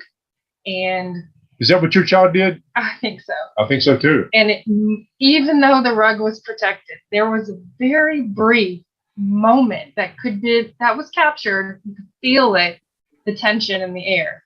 Had that rug not been protected, I know what it's like to spot clean a protected rug and know what it's like to spot clean an unprotected rug. It's just a lot more difficult. And I don't know what the result's going to look like. But It was a timeout. Everybody stay calm. I need a paper towel. I need a spoon. I need a little bit of water on a towel. And the milkshake scooped right up into the towel. And within, honestly, about 2 minutes worth of work, we had that rug back to pre-loss condition. And there were no hard feelings other than the milkshake, the effort put into the milkshake, which you can't help. But stuff is going to happen. But you bring up a good point. A lot of times, people in there who are visiting with you in your home, they'll spill something and they'll never tell you. They'll just overlook it and hope you don't notice it or something. And now you've got some funky mess somewhere down the road that you got to deal with. Had that rug been protected properly, like you said, or at least have the knowledge of somebody that knows what they're doing in order to clean that rug or that piece of upholstery or whatever the case, those things are very, very expensive. And being able to take care of that. And that is also one of the components of indoor air quality, which is odors. And some of these odors don't show up until the humidity maybe get high in the air or something. Now it gets kind of funky. So these are real life situations that we come across with all the time. So to bring one of your previous questions back full circle, what is the carpet cleaner? What does the rug cleaner even have to do with indoor air quality?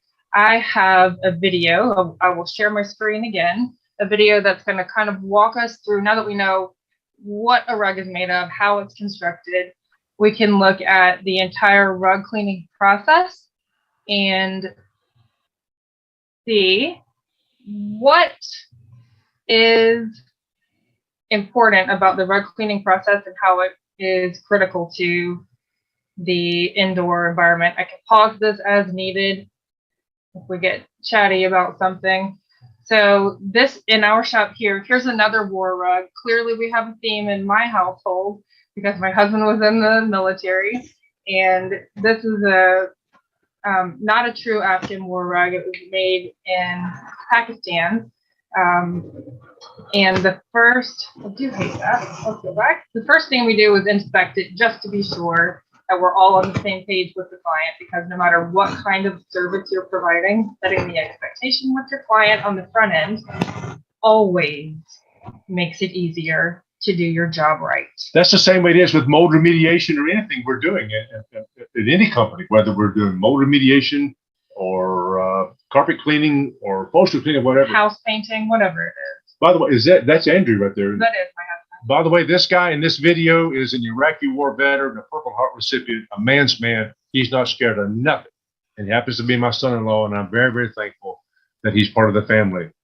So the last little portion was the tumble duster, and this is compressed air, 125 CFM, 125, what else? PSI. PSI, man things, that's okay.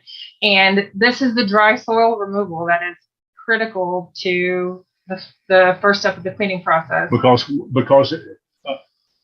can you pause it just a second? Yep. Procter & Gamble back in the 70s did a study of what was in dirty carpets, and they did a dirty upholstery because they wanted to sell a product over the counter. And they discovered that about 78% of the soil that's in carpet is dry particle soil that can be vacuumed and taken away. The other 20% is a roughly 10% water soluble soil and solvent soluble soil, the other 10. So knowing that, we got a rug or your carpet care professional, whatever, gets 80% of it clean by simply vacuuming or dusting it correctly and properly. Amazing how much of that. And hence, what are we doing? We're improving indoor air quality. But if that's all we did to that rug right there, it goes back in as a much more healthy part of that customer's indoor air quality. But look at all that dry particle soil, and these are big chunks. We're not seeing the little stuff. So you see the dusty, the skin cells, the things that come in off your shoes. And I think you've said in the past, if you were to only do this, you'd still get an 80 on the test, which I'd like to point out as a child was not acceptable. And as a rug cleaner, I still don't think it's acceptable. So we'll continue on. I am slightly embarrassed that's how much came out of a rug from my house. That's okay. So Here is 1,200 gallons of naturally softened rainwater that we harvest from our roof. And we will put a rug, depending on structural integrity, condition of the rug, and soiling, will go into the wash tub. A couple different factors will play a part into it. So swimming around with a little cleaning agent, the rug will release the water-soluble soils and things that can be addressed by the cleaning agent. And if there's urine in the rug, it'll spend a little more time there. This is one of the elements of the cleaning process. There's 6 elements to any cleaning process. Chemical action, like you saw some detergents inside that wash tub. Chemical action, mechanical action. This is mechanical action. You brush your teeth, for instance. This is brushing your rug's teeth. Chemical action, mechanical action, dwell time.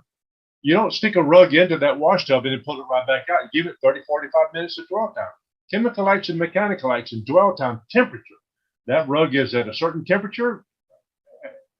Then rinse and dry. Those 6 elements. If you wash your hair, you rinse it. You don't just walk out of the shower. No, you rinse yourself off. The same thing happens in a rug. You rinse it off. And we put now, this goes into the wringer rinser to where it's rinsing a rug off. If you could stick yourself in there, it would be really good. That would hurt. No, it hurt, wouldn't Okay. it?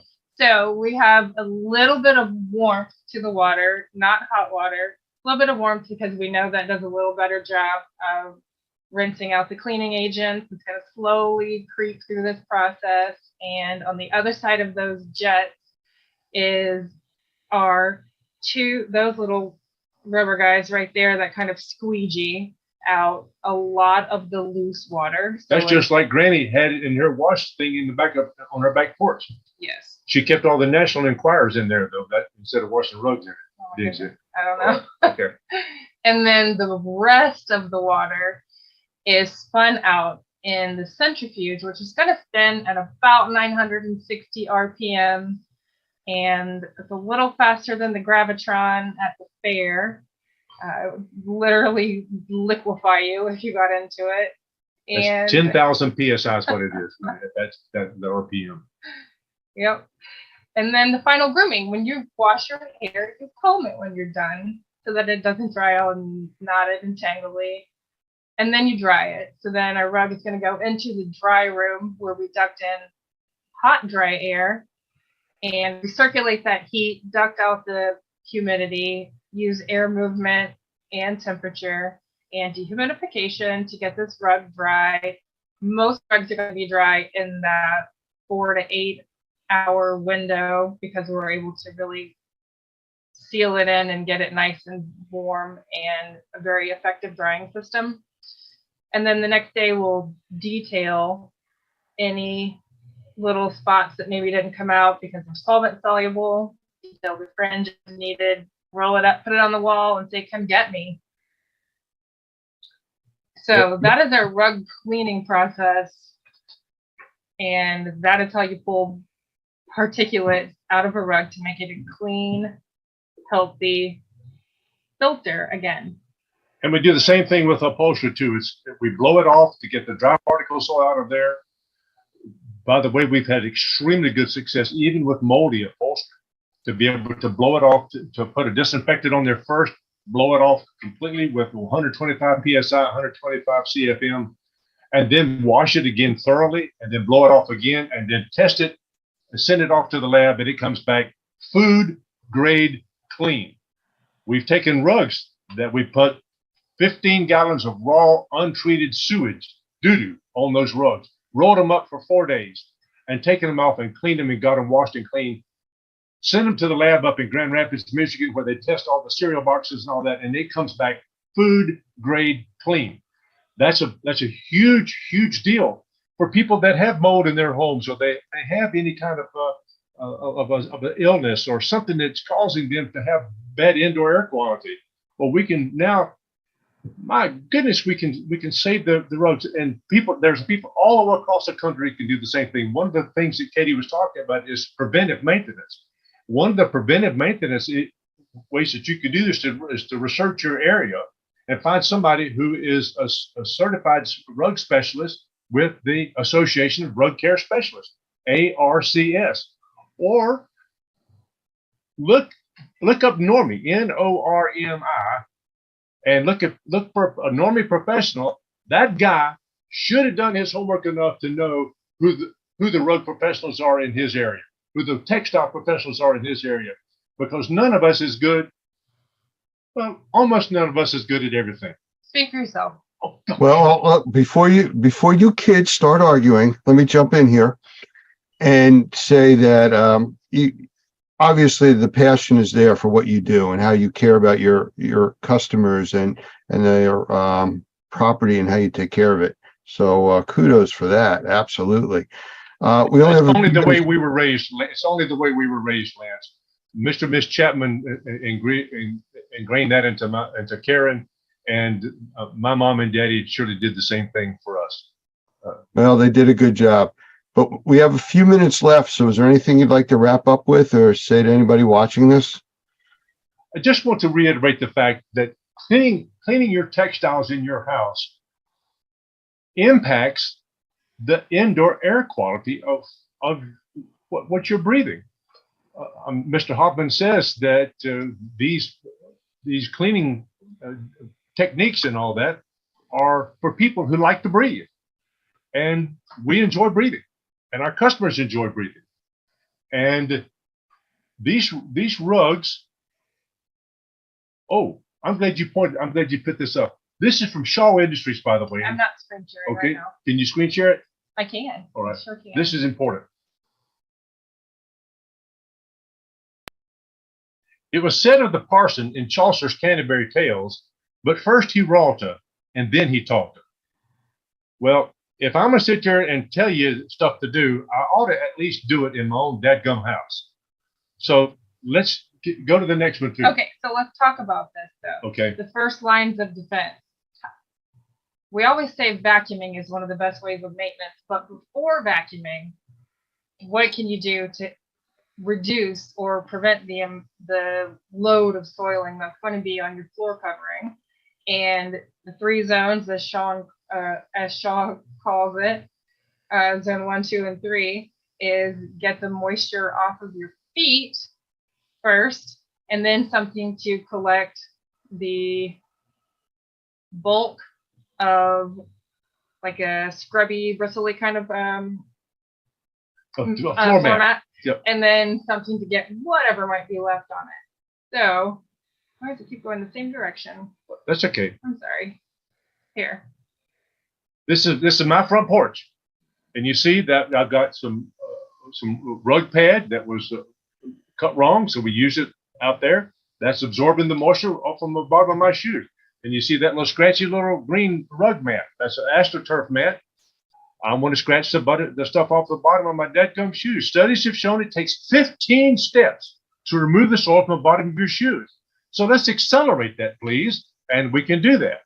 And then another thing we do is we put a nylon walk-off mat there and put our shoes over to the side so that we're not traipsing that stuff all in our house. Why?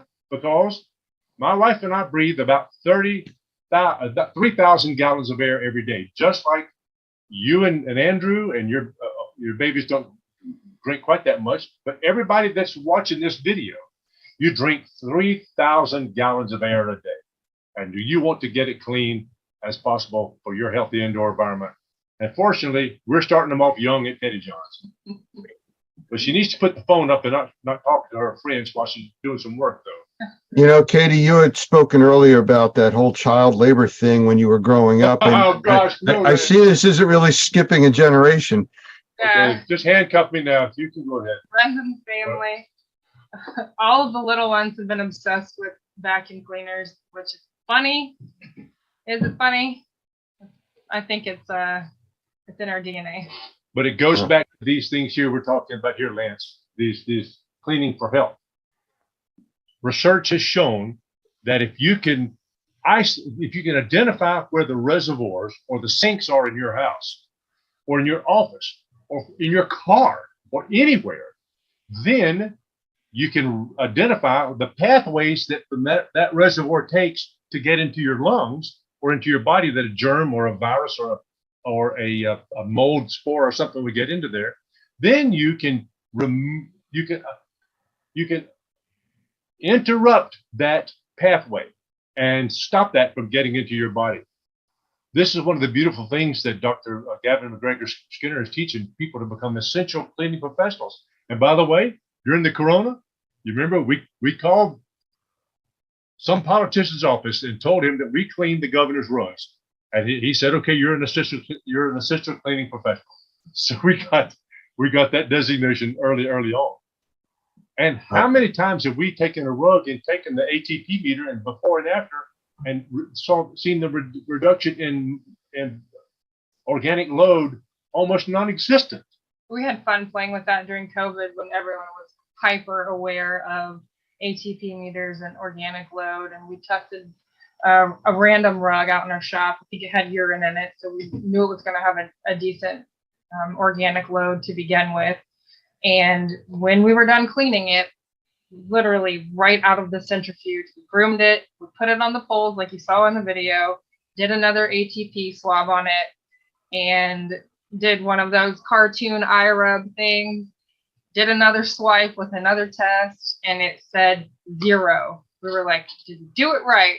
Unbelievable. No. Well, I'll tell you what, I want to interrupt you here because I think you're giving away all the secrets to part 2 of Pettyjohn Cleaning here. So we're just about out of time for this segment. So if we can wrap this up, maybe we'll do another segment in the near future and go into some more detail on that. Well, fortunately, this business is in our blood. My granny lived at 25 Liley Street in Somerville, Georgia, right across from the Bigelow Sanford rug mill. And she babysitted all the children for the executives of that place. My uncle was a dolpher there. Both of my aunts worked in that rug plant. And my daddy's PhD is in organic chemistry, for crying out loud. And he worked at DuPont for 35 years as a senior research chemist with them, and developed a lot of different textiles that we use today, as a matter of fact. And fortunately, it's in our blood, but also a respect for the people who made this rug is in our blood, and respect for our precious customers is in our blood too. We're not here. John Donne says, no man is an island unto himself. We're not here by ourselves. No, we're part of the whole. And what we do impacts people's lives. And that's the beautiful thing about Normie, is that Mr. Hoffman and you, Lance, and Roger, and all those guys, and David, and all those guys out there are just are preaching this sermon over and over and over again. And it's taking. I think our society and our culture is really beginning to develop a huge appreciation for proper indoor air quality. And thank you, Lance, for what you've done and for allowing us to look under the sheets to see what's going on at Pettyjohn's too. Well, Katie, Robert, I thank you very much for spending this time with us. Very educational, and maybe we'll do this again with a part 2. Well, that'd be fun. Thank you. Thank you so much, Lance. Thank you, Lance. Take care.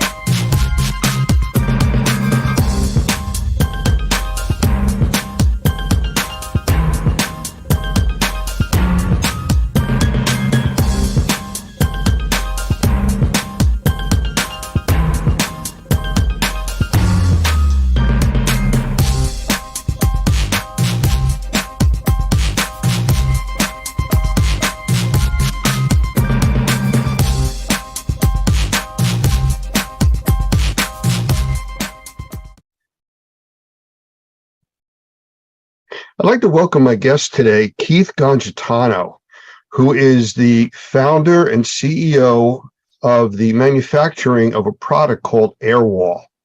And I'm going to bring Keith in here in a second, but you'll see in the background one of the Airwalls, and that's what we're going to be talking about today. So, Keith, how about a quick hello? Hey there. How you doing, Lance? I'm glad to be here. And we're glad to have you. So I'm going to get right into this. And I got a few questions right off the bat, because when I see your email come to me, it says the Zeppelin guys. And I'm kind of curious as to, we've always called you or associated you with the Airwall product, but the name of the company is Zeppelin. Is that correct? Yeah, it's Zeppelin. You know, it's when we first founded the company, you got to find a name, and since it's inflatable, Zeppelin just kind of seemed like a cool name, and we went with it, and we designed a logo for it, but then the product needed a name, mainly because if it's going to have a line item on Xactimate and other things, it needs a name. And so it became Airwall, and then over time it became Airwalls by Zeppelin, which is containment from A to Z. So it's just kind of one of these things. But if you look us up, you'll find us both on Airwalls and Zeppelin. Okay. Well, so where did this concept come from? Because in the remediation and healthcare and restoration type of industries, this is something completely new. It is new. It evolved is what it did. It started with me helping a friend with his restoration company back in the summer of 2017. And I was in a crawl space. It was a miserable experience. I spent 3 hours trying to build a chamber so that we could get the subfloor dry. And among other things, I got bit by a spider and bruised and battered, and managed to only build marginal containment, a chamber. It was terrible. And so I invented the crawl space tool. It was just kind of one of those fully formed ideas in my head. I just knew how it had to work. Convinced a friend who's now a part of the company and pretty much has been since the beginning, because without him, a lot of this stuff wouldn't exist, just because he's the one that knew how to build it. His name is Cole, and I convinced him to build our first prototype for crawl spaces.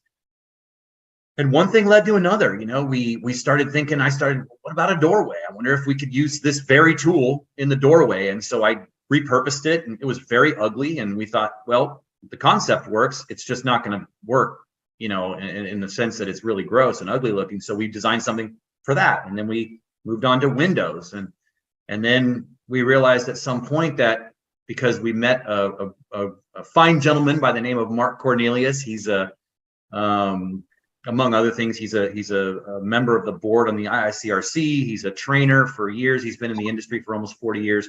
And he loved our product and just asked me a very simple question. That he was looking at the doorway unit, our X, and he said, so how do you get out? And I looked at him with a very kind of lost look, and he goes, how do you get out? Where's your doffing chamber? You know, when you're doing a mold job, you got to have a doffing chamber. And it just never occurred to me. And so that's, you know, kind of what started my wheels spinning. And we went round and round and round. And the other question was always about power failure as well. What do you do about a power failure? Because the crawl space unit and the Airwall X, which is built for doorways, and the window units as well, they're all constant air kind of appliances. They require air from your air movers or your HEPA filters and things like that. And if the power goes out, well, then they deflate and they stop functioning. And so we went around for a long time before we settled on what we ended up with. And you'll actually see that behind me. You can actually see that's the full system. That's 2 Airwall Nexus on either side of me, and behind me is the front of the. Let me interrupt you real quick, yeah. Because we'll talk about all the different types of configurations and products and stuff that you've come up with, because I know your mind just works continuously on this stuff. But I mean, the simple question is, how do these work? I mean, air. Air. Okay. Yeah, they inflate. You know, and you're right. I tend to get, you know, I love my stuff and I think about it all the time, so I go fast. The 2 that I talked about first, they require constant air. You connect them to your air movers, your negative air machine, and you do what we call pre-cycle the air. You capture the air coming out of the machine directly, and then you take that air and do what you want with it, whether it's to exhaust it from the structure and create negative pressure, or to create a manifold where you're actually directing the air to a subfloor or maybe the perimeter of the building. But these are different. This is different. That's behind you now, right? Yeah. So this is the latest. This is very different. In fact, what you'll notice again to either side of me is the Nexus, and the Nexus consists of 5 separate inflatable air bladders. And if you look at the bottom, you'll see those little round. Those are valves. And so you inflate each of these chambers separately. The idea being that if there is a power failure, first of all, these are inflated and they don't require any more air. But if there was any kind of damage done to one of those bladders, although we did a lot to design them so that they're very durable, but if something did happen, that even the loss of an entire or even two chambers would still maintain your containment. So that's the design we came up with, and yeah, they're very different, but they both work on air and they both work on pressure. The whole reason that they function as negative air containment and as a chamber is because they're pushing against the surfaces of the building, up and down and then sideways, so that they seal up. Okay, so now I did cut you short before. I just want to get back to, you were starting to talk about the different types of products. Yeah. I just wanted our viewers to understand at least how these things work. Yeah. What else have you designed? I mean, this is for, it looks like you got a chamber behind you and a whole wall, but I know there's problems with, different heights, different types of ceilings and floors. How does that all work, or do you have special products for that? So we wanted, simplicity was the key. We didn't want a bazillion parts and things that could get lost, broken, misplaced, or just adding complexity. What you see behind me essentially is four things. It's a nexus on one side, a nexus on the other, the dust curtain that joins them, and the doffing chamber that zips to the dust curtain, in a nutshell. So it's really, really simple. If this room that we're looking at were 8 feet tall, or 9 feet tall, this is an 8-foot configuration, that were 9 or 10 feet, you would simply add a 12-inch extension to the very top of that wall. And because the air bladders inside are actually 10 feet long, then you're not doing anything else. Those air bladders simply roll out the next 12 inches and then stop. They stop because there's a piece on the top that makes them stop. And then if you had to go to 10, you would do the same thing, add another 12 inches, and then those bladders go up the next. So, so it's very simple. That conversion can be done in just a couple of minutes. Very simple.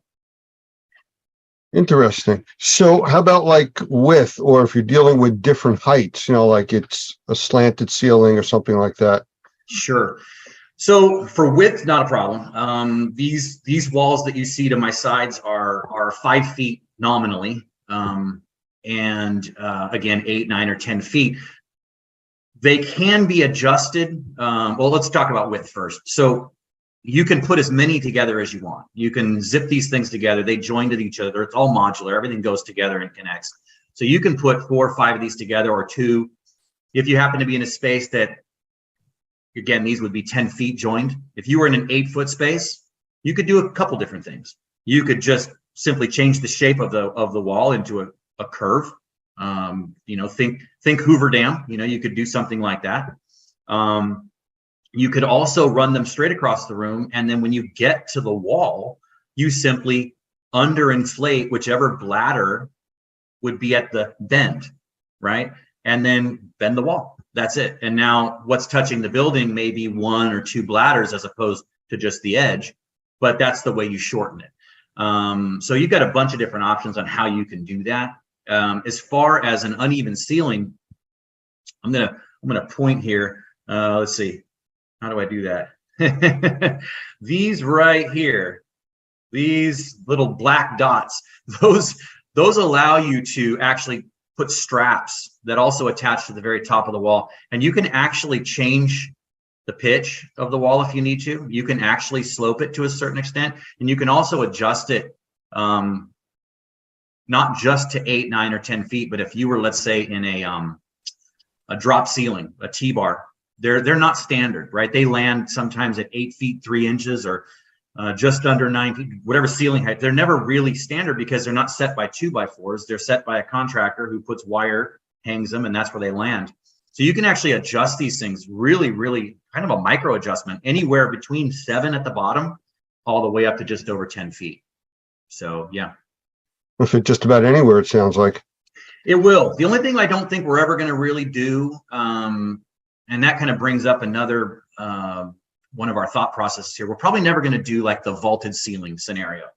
So in a vaulted ceiling, you're probably going to have to either commit to plastic fully, which, it is our goal here to try to get as much plastic out of this industry and construction as we can, or you're going to do a hybrid. And to be clear, we really did always design this product to be, when it's necessary, hybridized, merged with the plastic that everybody's using now, because there are going to be certain environments where a vaulted ceiling or some weird cutout is going to prevent these walls from, creating the appropriate seal. So you may use 90% air wall, and then that last little bit you may connect, to plastic. And because these walls work well with tape, they don't come off, which is great, because you can't say that about tape and walls, right?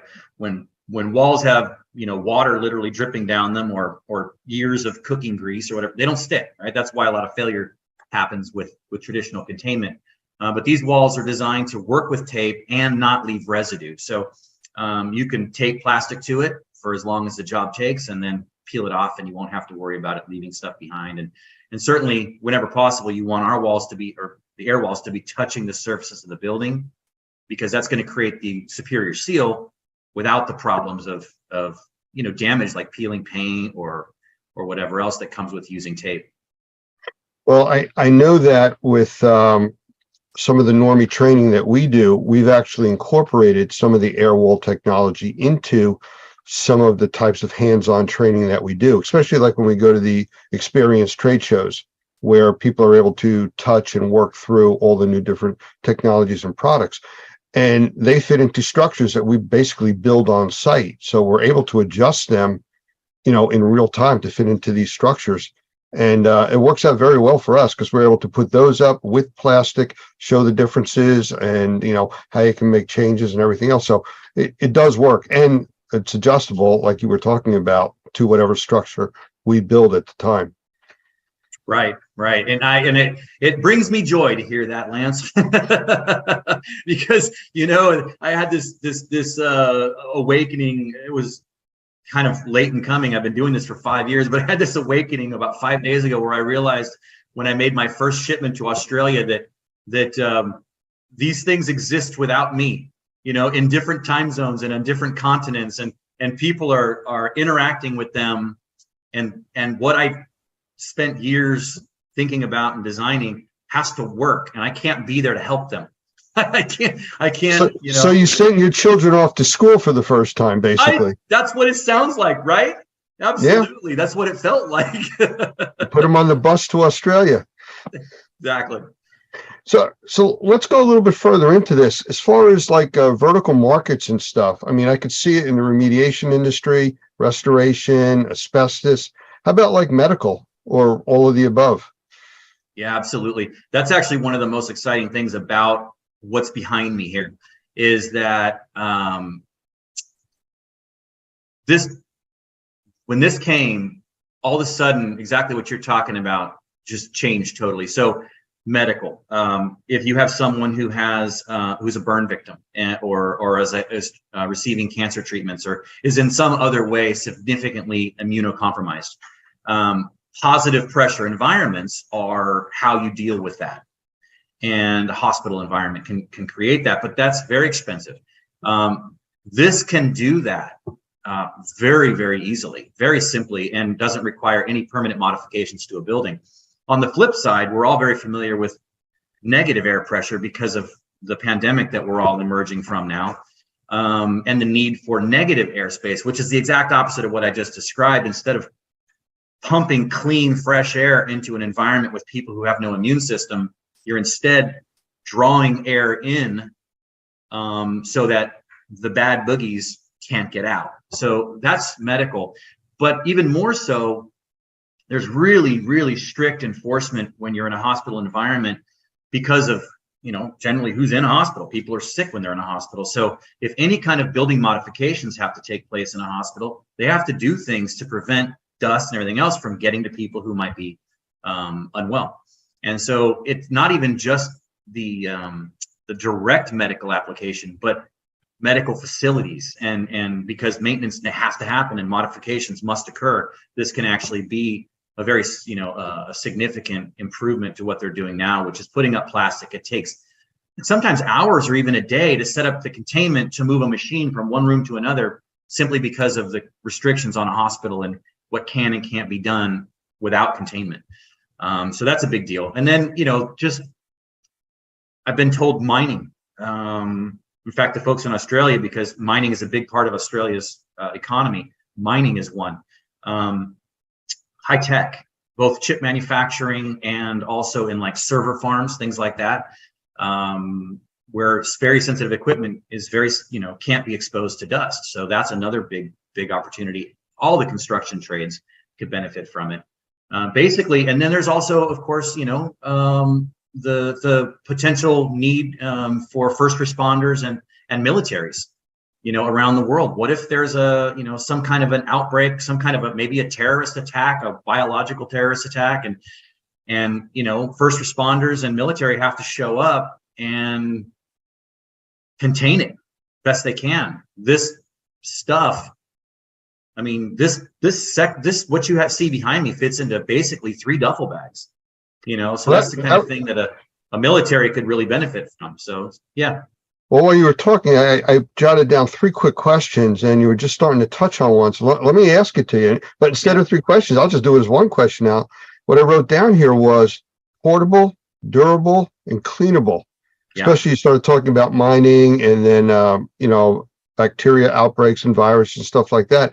So as far as it being portable, I mean, they're pretty big. I mean, easy to move, and, cleanable. And how durable are they? All 3. You got 3 questions there. Okay, so let's start with portable. We already started on that. Basically, it's a gym bag.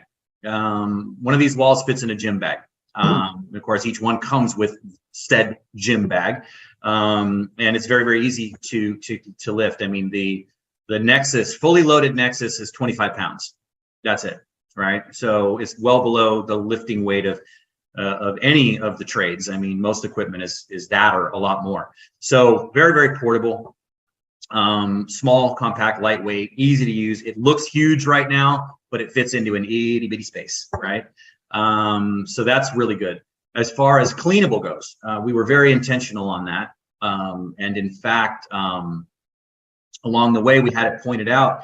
In fact, a well-known person in the restoration industry, Rachel Adams, had pointed out in 21 that she thought it needed to be a little more cleanable. And so I said, okay, let's do that. So we just simply reversed the fabric that we're using so that what you see on the outside is actually a urethane. So it's much, much smoother and much easier to clean. The stuff before was also very cleanable, but it had texture. And so there was a concern that maybe some of the fibers and things like that might stick. But so we designed it to be smooth, easy to clean. They're all machine washable. They're all designed to be totally machine washable. If you really, let's say, are in a Cat 3 environment and you really want to make sure that it's clean, you can do that. All the biocides, no problem. Antimicrobials, no issues there whatsoever. You can spray away and it'll be just fine. So cleanable. And then durable. And I say durable for the end because durable, all this stuff is important, super important, but durable, because we're claiming to be better than plastic, we better deliver, right? Because this stuff isn't cheap, right? It takes 3 to 5 uses to pay off the investment in an air wall, which is really fast because they last for years. But, if I'm going to say I'm better and I cost more, then I better be better. And so durability was huge. We made sure that the outer shell, in the case of this one here, anything that's getting constant air, you could stab it with a knife and it wouldn't matter. I mean, we designed them with big open holes. So they're pumping out air all the time and they still work. Not so with this, right? If this gets a leak, there could be an issue. So the outer shell is very, very durable. It's resistant to snags and punctures and things like that and cuts and all the rest. And then the inner bladders, we actually spent a lot of time finding the ideal material for those bladders.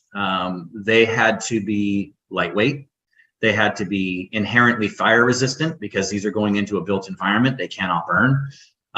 They had to be as puncture and tear and cut resistant as possible while maintaining lightweight and portability, right? I mean, all those things are in direct conflict with each other, right?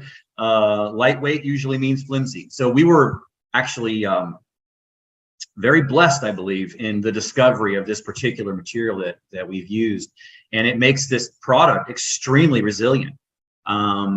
And again, because we recognize that nothing is perfect. I mean, if you open fire on this thing, it would go down, you know, I mean, no question about it. There are things it cannot handle. But it's meant to be durable.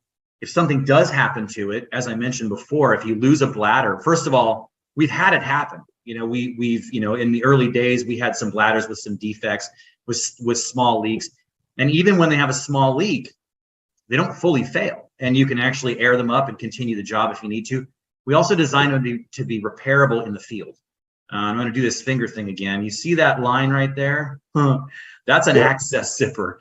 And if you open up that zipper and remove the valve just below it, you can actually remove that air bladder, either repair it in the field, because we do provide patches just for that, or you can replace it with a new bladder. Depending on how many times you've done it, it might take you 2 minutes, it might take you 5. The point is, it can be done. It can restore your containment to full rigidity. And I say I make that point because restore containment, it never lost it. Even though it's lost an air bladder, it still maintains containment, which was key. Because again, if I'm going to claim to be better than plastic, you know, one of the biggest problems with plastic is that it falls down, right? You get up in the morning and, you know, or worse, your owners get up in the morning, the people living in that house, and they see this plastic crumpled on the floor, a big hole, and they're thinking to themselves, okay, all that bad stuff they told me that they're keeping behind that plastic, where is that now, right? So if my stuff doesn't do a lot better than that and not fail, then I failed. So this was a big part of our design. I remember the first time that we used one of your air walls in our training, and again, I believe it was at one of the experience shows. You were there and gave us a training on replacing one of the bladders. Mm-hmm. And during the demonstration we were doing with the class for the hands-on, we actually opened the valve up and let it deflate, and it still held containment within the area. You didn't tell me that. Well, you know, it was my job is to break things. So, you know, that's what we do. We try to find out things that are going to happen. Someone's going to accidentally open a valve or something. It stayed in place. You know, it did its job. So, you know, when you mentioned before about replacing plastic, you know, or poly, you know, I see the value in that. I'm just curious. I'm not holding you to it. Have you done any kind of cost analysis as to how much poly you can actually replace by one of these over the longevity of the type of system? Because I know poly is expensive. It is expensive. You know, the closest we've gotten to that is by calculating how much tape, how much plastic, the labor that's involved with not only the initial setup, but also the tear down, the waste removal, and then the repairs that inevitably happen with most plastic containments. And we figured that it was a 3 to 5 usage to offset the initial investment in the air wall. That's as close as we've gotten. The numbers you're asking for are, I want them so bad myself. And I don't want to pull it out of thin air. I want it to be a real number. And okay. It's a difficult number to quantify. I've struggled with that because that's a number I would love to take a picture, you know, like it just give you a visual of a mountain of plastic, you know, and say, this is how much plastic you would use in a year instead of, you know, this, right? That type of thing. So short answer is I don't know what that looks like. I do know that I've seen a lot of containments go up. I actually am AMRT certified. So I've been to a lot of AMRT classes. So I've seen a lot of containments just set up just for pure instructional purposes. And when we take all that plastic and we throw it in the dumpster outside the building, it takes up a quarter of the dumpster or more.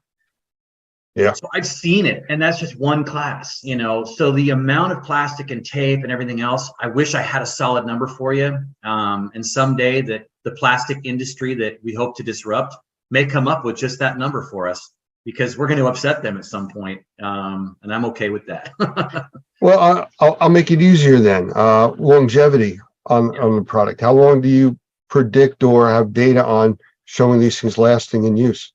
Okay, so that's a question that I can only answer by extrapolating. And I do that because I'm looking at the materials we've used, not because of the product having existed long enough to go through a life cycle. We just haven't been around long enough for that to have happened. But that said, I'm going to bring up Cole again, our builder, our in-house engineer.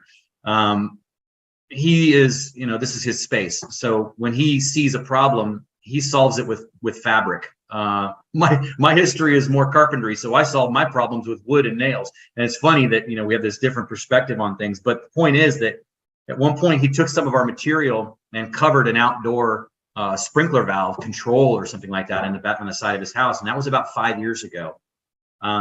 It's outside, it's been exposed, it started life black. It's now a funky kind of a rust color because it's just been bleached by the sun.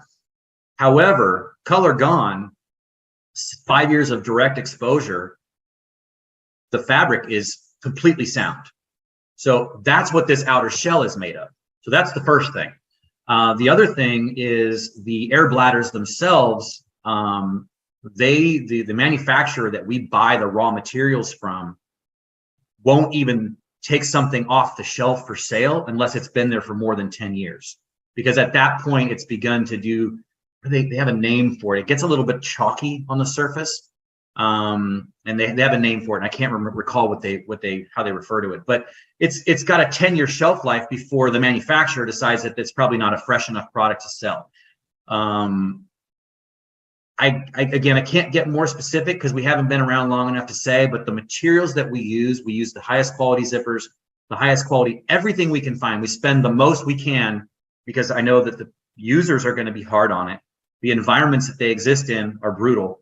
And my goal is to not build in obsolescence.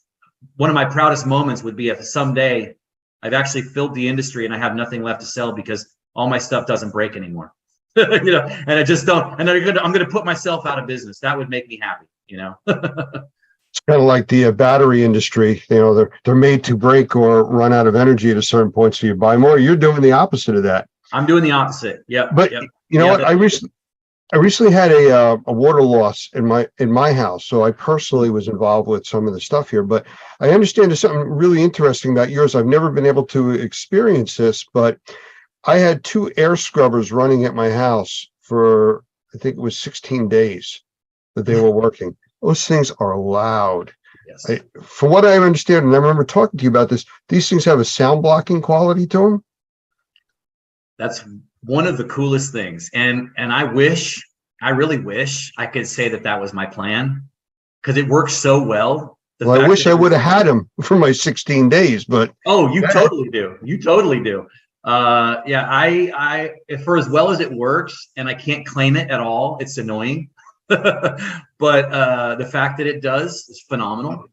It's crazy. We discovered it. It's actually funny, a little story there. We discovered it in 2021 when we met you and Doug and all your team at the experience in Vegas in September. We met you guys at that show, and that's where we realized what these things could do. And I'll tell you how we did it.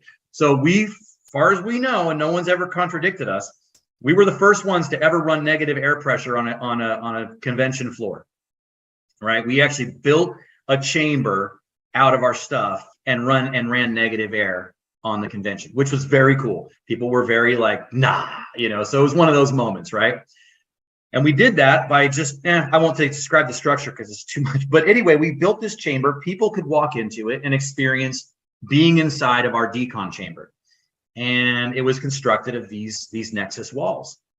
And when you went inside, I don't know if you've ever had your hearing tested, but when you go into that room and they close the door, you go, whoa, it's quiet in here, right? And a convention floor is never quiet. So to walk into this chamber and suddenly you have this intimate conversation space. In fact, I remember walking in with Michelle Blevins from CNR, and we walked inside, and she was asking me questions as the reporter, interviewer person that she is. We had this little conversation in there, and it was fantastic because we didn't have to yell. We could hear each other perfectly. It was great, but I really realized it when clients or potential customers would walk in, and they would be in that space. And I'm gonna be honest here. I would try to eavesdrop. I'd like to, see what they might be saying, see if they're good, bad. I couldn't hear anything. I couldn't hear a word. I couldn't even hear mumbling. It was nothing.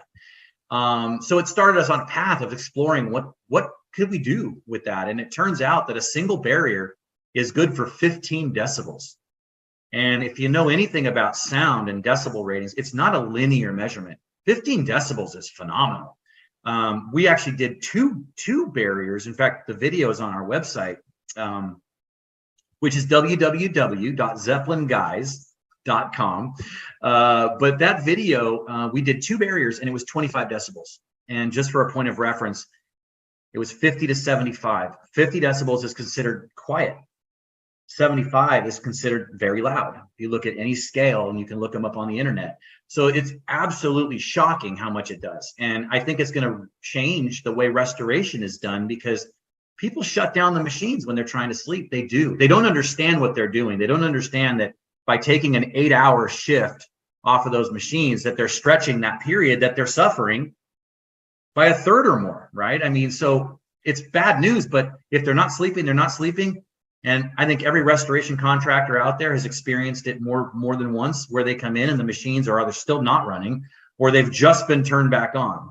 And they know that because the dehues aren't even operating temperature. They know they just flipped them back on, right? So we think that, that's going to be a huge benefit. And then, let's take office spaces or worship spaces. I mean, no built environment is immune from a water loss. And so you may have a church that needs to run a service and dry the building at the same time. And if you have something that can block that sound and allow the service to continue at the same time the drying is happening, then you've done something, and in an office that needs to be able to operate and still deal with the water loss. That's a huge deal. Well, like I said, I had that, 16 days at my house. I would have definitely been an advantage there. But the company wasn't using those. They weren't familiar with it. And that's another story. So I'm looking at the image behind you, and I'm looking at valves across the bottom, zippers you talked about, hooks, things like that. How much training is involved in using these things? Very little. You could probably attest better to that, because you've actually monkeyed around with them and you didn't build them. So, this is that thing. I let my child go and someone else had to figure it out. I had one guy tell me that they're deceptively simple. And what he meant by that was, I show these videos and there's no trickery in my videos. I don't rehearse these moves. I just do what these things do. So I'm not trying to make it look easier than it is. I'm just performing a function and setting them up, but it looks super easy. And he said, it looks so easy that people are likely to not think they need any instruction, or to even open the instruction manuals, as many men are wont to do, even when it's difficult IKEA furniture, like, I can do it, right? So training, I think there is some need for training, but not so much because it's hard, but because we've designed so much into it that, you can't possibly know what these things are capable of unless I take a moment to explain it to you. What are the D-rings for? Well, one guy told me that's perfect for training my electrical cords. I keep my cords up off the ground. I can run them around the perimeter and they're off the ground. That's a big deal. I don't have to tape them down. I don't have to deal with all that stuff. Not a trip hazard. Great. That's what he thought they were. I had another guy say I could hang a light from it. Oh, you sure can. All these different uses. In fact, and in reality, they weren't designed for that. They were designed so that I could shrink that wall if I needed to, or I could fine tune the height if I'm in a drop ceiling. That's what they're for. But there's all kinds of things they can be used for. But if I didn't tell you you could do that, you wouldn't know. If I didn't tell you that zipper is there, not just so you can load the bladder the first time and then forget about it, but so that it's placed where it is and configured the way it is, so that you could do a field change, right? And change that bladder, a field repair, right? It's zippers, it's snaps, it's hooks. There's not a lot else going on there. But if I don't teach you these things, you'll be missing a lot of features. You might be able to get the basic function out of it, but you'll lose a lot of the really cool stuff that it's capable of doing. So with that being said, with the configuration behind you, what is that? 2 5-foot sections or 3? What is that exactly that's there? Yeah, that's exactly. This room is about just under 15 feet across. So you're seeing 2 5-foot nexus, and then the dust curtain is also about 5 feet. And then the doffing chamber that you see behind me, it looks bigger because it's in the foreground. That actually has a square footage of just about 12 square feet. 14 square feet, because of the state that you live in has this most stringent requirements. They require 12 square feet, enough for 2 men to stand, or 2 people to stand inside and be able to don and doff properly. So that's a 14 square foot space. So you being trained and very comfortable with this equipment, how long would it take you to set up a configuration like that to block off a 15-foot opening with a decon chamber? What you see behind me takes about 20 minutes, roughly. One person? Yeah, one person. Yep, one person. You need a little ladder to a little step ladder to connect the dust curtain. But yeah, no, one person can set that up. If you're brand new to it, it'll take you 30. But yeah, 25. I've done it so many times, I'm down to about 20 minutes. And that's no damage to any of the walls, ceilings, floors. It's just held in place. And it doesn't move under positive or negative pressure, you said, right? That's right. Yeah, no, the surfaces, in fact, what you're seeing behind us has actually changed somewhat, very small stuff. Basically what we have now is that we have all the edges are black. And it kind of clearly defines the edges, but it also, it's filled with this very soft, your couch pillows, that's called polyfill or Dacron.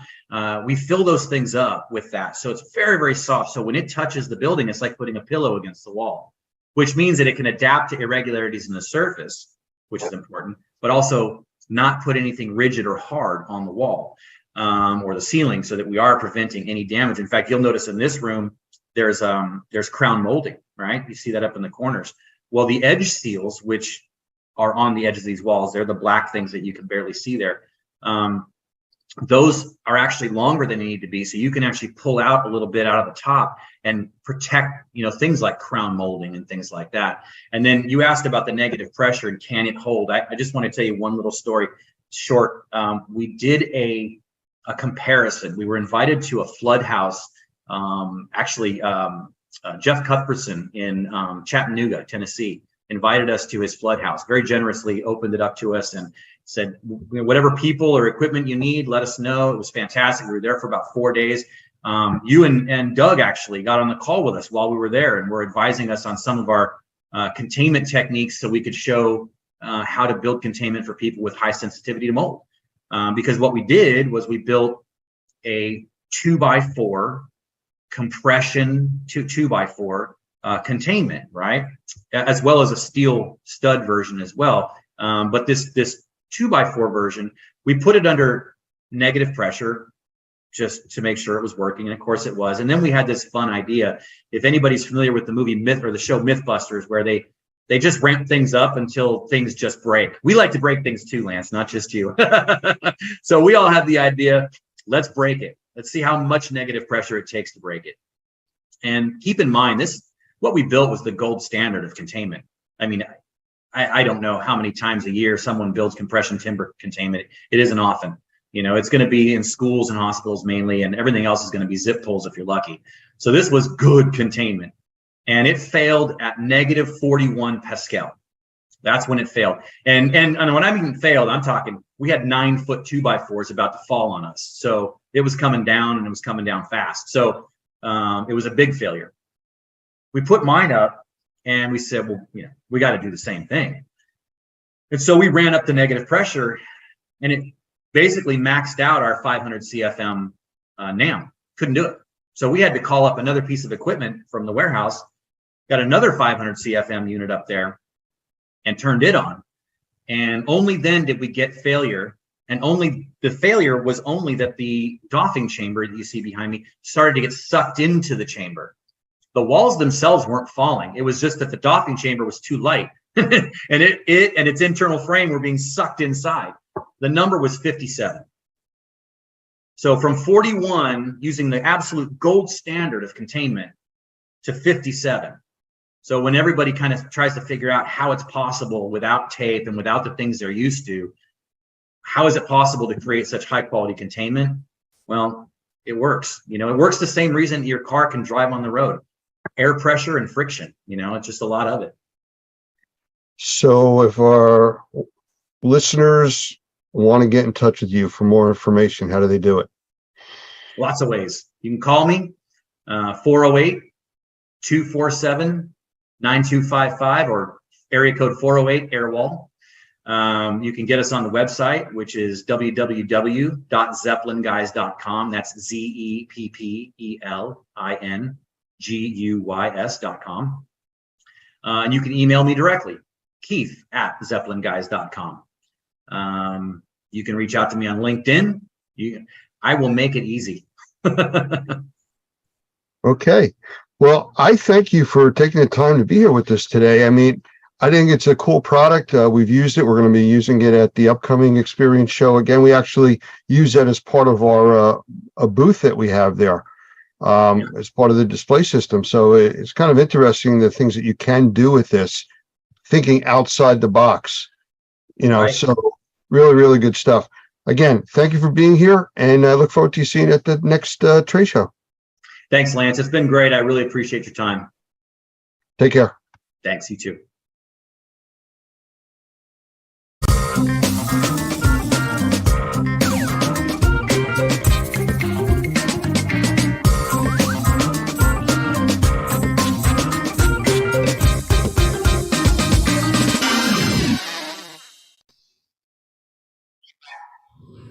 It's my privilege to be able to introduce Michael Pinto, who's the CEO of Wonder Makers.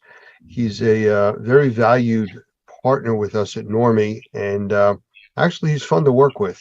So I'm going to bring Michael in. And I also have Doug Hoffman here, who is also a good friend of Michael's, and this is going to make for a very interesting conversation tonight. That's the easiest way to do it. So Michael, you want to come in and say a quick hello to everybody? Well, thank you, Lance. I appreciate it very much. And yes, I was smiling because too much fun. When we deal with Normie, I know we get a lot of work done and everything, but it's just good people to work with, and certainly count you in that, as well as Doug. And just very pleased to be here talking about the NCMP. Thank you, Michael. Doug, I don't know, you consider him a team player with us? Actually, more than that. Michael not only is one of our senior trainers, but he also participates on our President's Council. I have a tremendous amount of respect for him and for his experience, and I think he brings something to us that we wouldn't have otherwise. So I'm grateful that he's become a good partner and a very good friend. So I'm glad to be here tonight, and I think this is going to be fun. Absolutely. Thank you, guys. One of the things that I've seen Michael bring to the group is we've elevated the level of training that's available to our members. We have the basic training and the stuff that's very popular, but we now have these more advanced courses that really gets to or above the professional level, if you want to consider it that way. Now, knowing Normie and all of our initials that we use for our classes, I do want to talk to Michael about the NCMP, which is the Normie Certified Microbial Professional. So, Michael, I'm going to ask you, what is that? What is that all about? Well, quite honestly, this is a continuation of a certification that was originally offered by the Restoration Industry Association. And early on in the mold remediation industry and the arena, and I'm going all the way back to like 1999, 2000, 2001, thereabouts. It was our assessment at Wonder Makers that there had to be more for some people in the industry than just a technician level and a supervisor level, and not that those are bad places to go for training or anything like that. But we just felt that if the industry was really going to not just survive but prosper, there had to be a cadre of individuals that people could look at and say, you know what, those people are really professionals in their industry.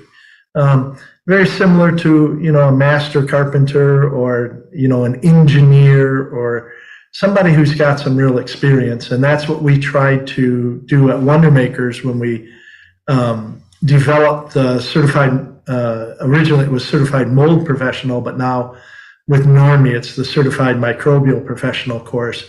And that's a good move too, because it broadens up what the students learn about, and it really helps to give us that bigger picture in terms of the students coming through the class. So the basic answer to the question is that the NCMP is, as you said, the Normie Certified Microbial Professional. And what we're trying to do is elevate the knowledge of the individuals who come through that class so that they're more well-rounded and they're able to be the sort of person that if I have a question that just is really a tough one in the industry, that's the sort of people that you go to, the NCMPs. You know, I've heard it described as upper level type of training. Would that be a fair evaluation to classify this as? Absolutely. And the reason that we would consider it to be upper level is that there's actually some prerequisites. And I know that that can be dangerous, if you will, because it potentially limits the pool of people that can come for that training.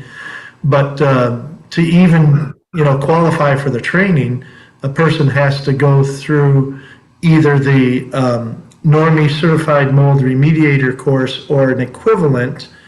And depending on where that equivalency is, if it's from ACAC or IICRC, it may be that combination course, which is more of a technician and a supervisor course.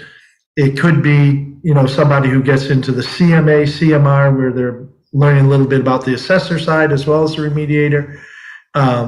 But like I said, there's going to have to be some level of training and generally experience in the mold field or in the microbial field before somebody qualifies for this course.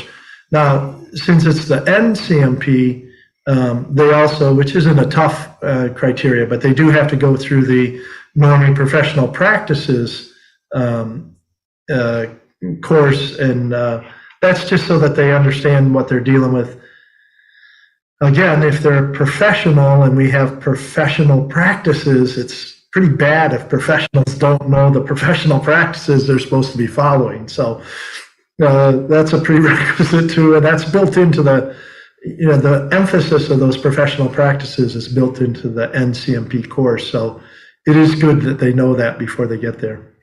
Doug, you and I have talked over the years about, people coming to even our remediator or assessment course that needing a basic knowledge of the industry. I mean, if you don't know how to take an air sample, how do you go through a course about remediation or assessment? I mean, to slow the class down to teach that makes it difficult. And that's what it sounds like here. Yeah, I think that's exactly right. We're old enough to know that there's some things that you just don't learn except by experience. And there are some things that are going to build on the foundation, the truths that you understand, the techniques that you understand. You've got to continually build on that if you're going to get better, and I think be a better asset for the public. Oftentimes, an entry-level course might get you into the business, might get you into the industry, it might get you a license. But one of the things that has always frustrated us, and I know Michael completely agrees with this, is there are some guys right now in Florida that are taking a one-day, quote-unquote, refresher course to get licensed in the state of Florida. It's how in the world can you do that? We do a 3-day class, and in some ways, I wish it was 5. So having an opportunity to really encourage our members to think in terms of developing their techniques and their processes and helping them better understand the industry is only going to provide better services, and I think more truthful services, frankly, to the public. And so, as we always say in our classes, if our members look good, we look good. And part of that is just making sure they're trained properly. Absolutely. I think I'm going to add to that too. I'm going to jump in and add a little bit to that. The other thing that we've seen since I've become a Normie member a few years ago and really got involved with you guys is there is a desire that the people who are in Normie who really want to be the best in the industry, they want to go up a step. And you see it in the folks that show up on the Tuesday night for the continuing education credit. You see it in the folks that are jumping around to the different tracks to pick up, information that's related information so that they can just be more well-rounded in everything. And I believe we see it in terms of the people that want this, as you put it, Lance, upper level training so that they can better understand how everything ties together and, be a real resource for both clients and their company. A lot of them come in just because we're seeing more and more transitions in these companies. There's, Doug, you said the we for older guys. Thank you very much. But we are seeing a lot of that transition. You've got a lot of people that are moving into retirement and leaving these positions of, responsibility in some of these remediation organizations. And we have a lot of people that are trying to step up to those. And like you said a minute ago, how do they do that without decades of experience? And I'm not suggesting that this course, a 3-day course, is going to, substitute for 10 years of experience. But for somebody who's got, half a dozen years of experience in the industry and wants to move into one of those management positions and, position themselves for when the owners retire to maybe even take over the business, being an NCMP is going to be very helpful to them, because one of the main things it does is teach them how to see the microbial contamination picture from a bigger perspective. Right. We've talked a lot about, as I use the term, upper level type of training, and we've talked a bit about what's involved. But what makes this class really special? Is there like something you could really zoom in on to point that out? Oh, I think the thing from my perspective, and having been the primary instructor for this for 20 years, the thing that the students all talk about afterwards are two things.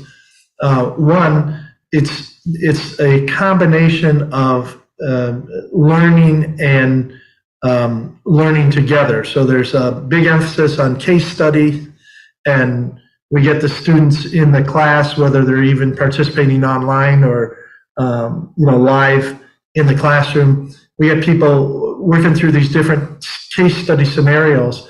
And honestly, at the end of the class, we hear every class where people say, and quite bluntly, what we learned from you, Michael, and the slides and everything was interesting, but what really made a difference in terms of this class resonating and us feeling more confident to go out and deal with some of these projects was working it through the case studies, because they're not simple.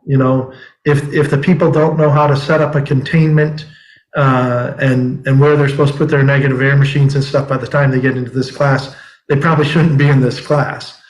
But we're talking about how do they integrate this into much more complex projects. And like I said, they really enjoy the case study.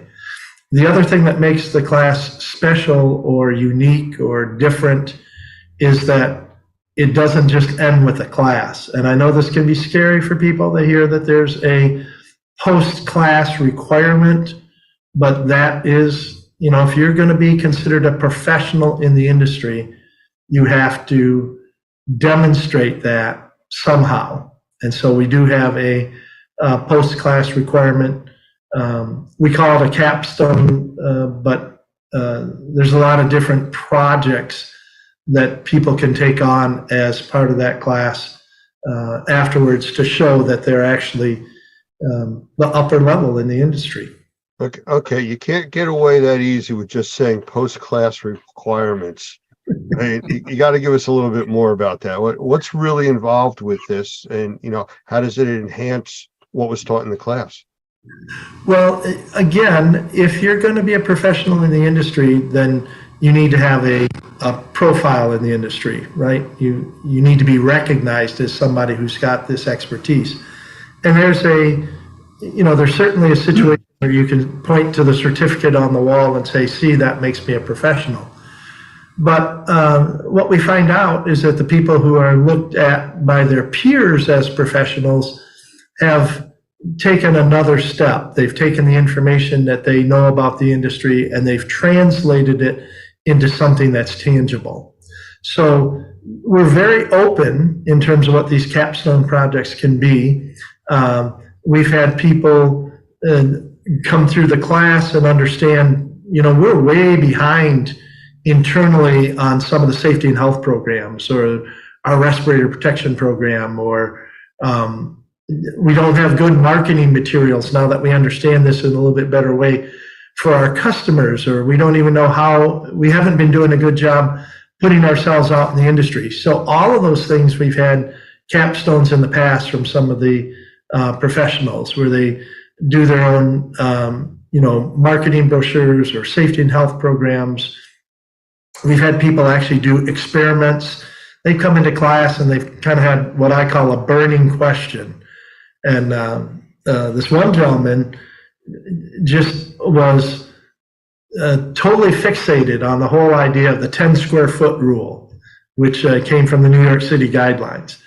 And he was very much reflecting my attitude, saying, well, if it's 9.5 feet, does that make it like less dangerous than if it's 10.5 feet? What if it's 1 inch, right?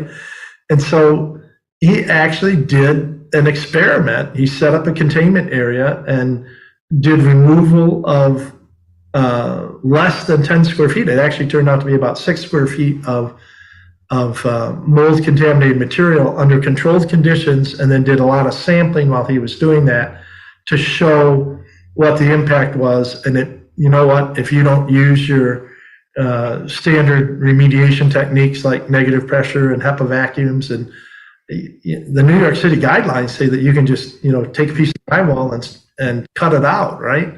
And he pretty much proved that to be false. Now that was I don't want to say way more, but that was on the kind of the top end of what somebody might do for a capstone project. A lot of them will actually just take their information and dig into one subset of the microbial industry, and then even write it up for an article for some of the technical journals or for the trade journals and stuff. And regardless of what they decide to do, two things are important in terms of the post class requirement.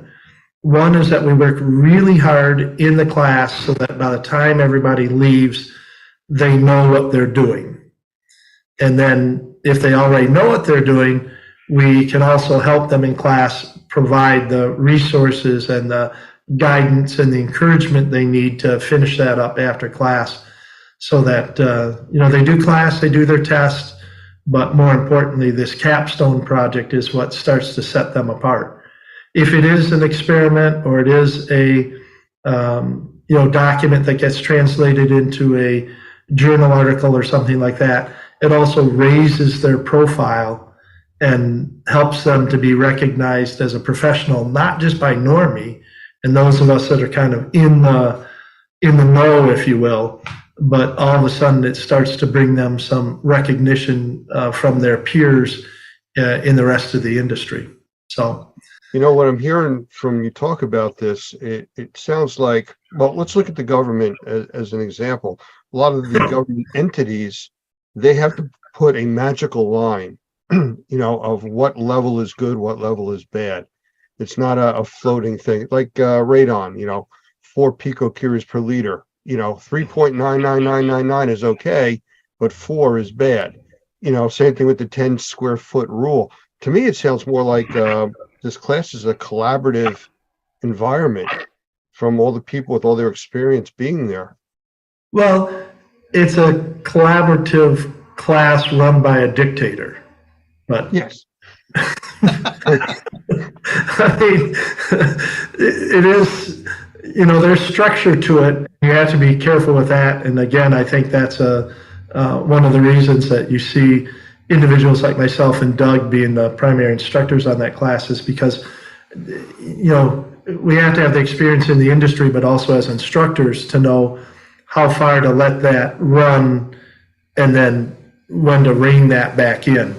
So, yeah, I would say it is a very collaborative experience but it's under guidance of the instructors. So let me speak to that for a second, if I could, Lance, because I think this is really fascinating, and maybe this is kind of down into the weeds. Hopefully it won't be. But one of the things that we know about training, and this is why I love so much being able to work with Michael, because there are not a lot of trainers that understand this.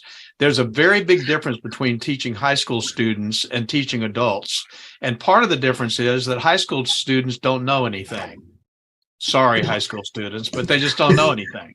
And so they're sitting there listening to someone lecture to them, and they're hopefully listening and learning something that they don't know anything about. With adult learners, what you've got is you've got guys that are in that classroom who need to contribute and want to contribute and should contribute to the discussion because of the experiences that they've had that the trainer maybe hasn't had. So having someone at the head of the class like a Michael who knows the industry inside out, has got a tremendous amount of experience, but is still delicate enough to respect and honor the input that those students are going to have, makes the class, and as a term you said, kind of collaborative, but as he said, with a dictator. But that's how that happens. There are not a lot of teachers that can do that. Well, and I want to follow up on that, Doug, and I say this in all humility. When I'm teaching that class, I learn so much, and one of the first admissions that I make to the students is that I am not a remediator. Right? I don't go out and tear buildings apart on a daily basis, and quite honestly, other than being out there, for the post remediation or doing sampling or sometimes getting out over the course of, multiple decades and actually getting my hands dirty just for the practice of it. I'm not a remediator. And so, and I never have been. I haven't been a contractor. I'm a consultant. I'm a trainer. I'm, a recognized professional. I'm an educator in the industry. But I have to tip my hat to the people who go out and do this every day. And by the time they get into this class, we generally, as you say, Doug, we have individuals that have a lot of experience and with the right coaching are willing to share what they know, so it does become collaborative.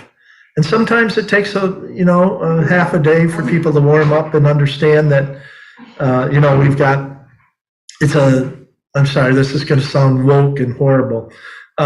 It's a safe space for them to, open up and share their ideas and stuff. But I was using that term well before it was fashionable. Well, it sounds like it's a extremely packed 3 days, and I guess that's one of the reasons that you have the post-class type of work. But it doesn't though sound to me like it's drinking from a fire hose. A lot of these classes where they pack so much information in. So, Doug, I know you've talked about that kind of stuff in a long time, and you've seen Michael teach his class several times.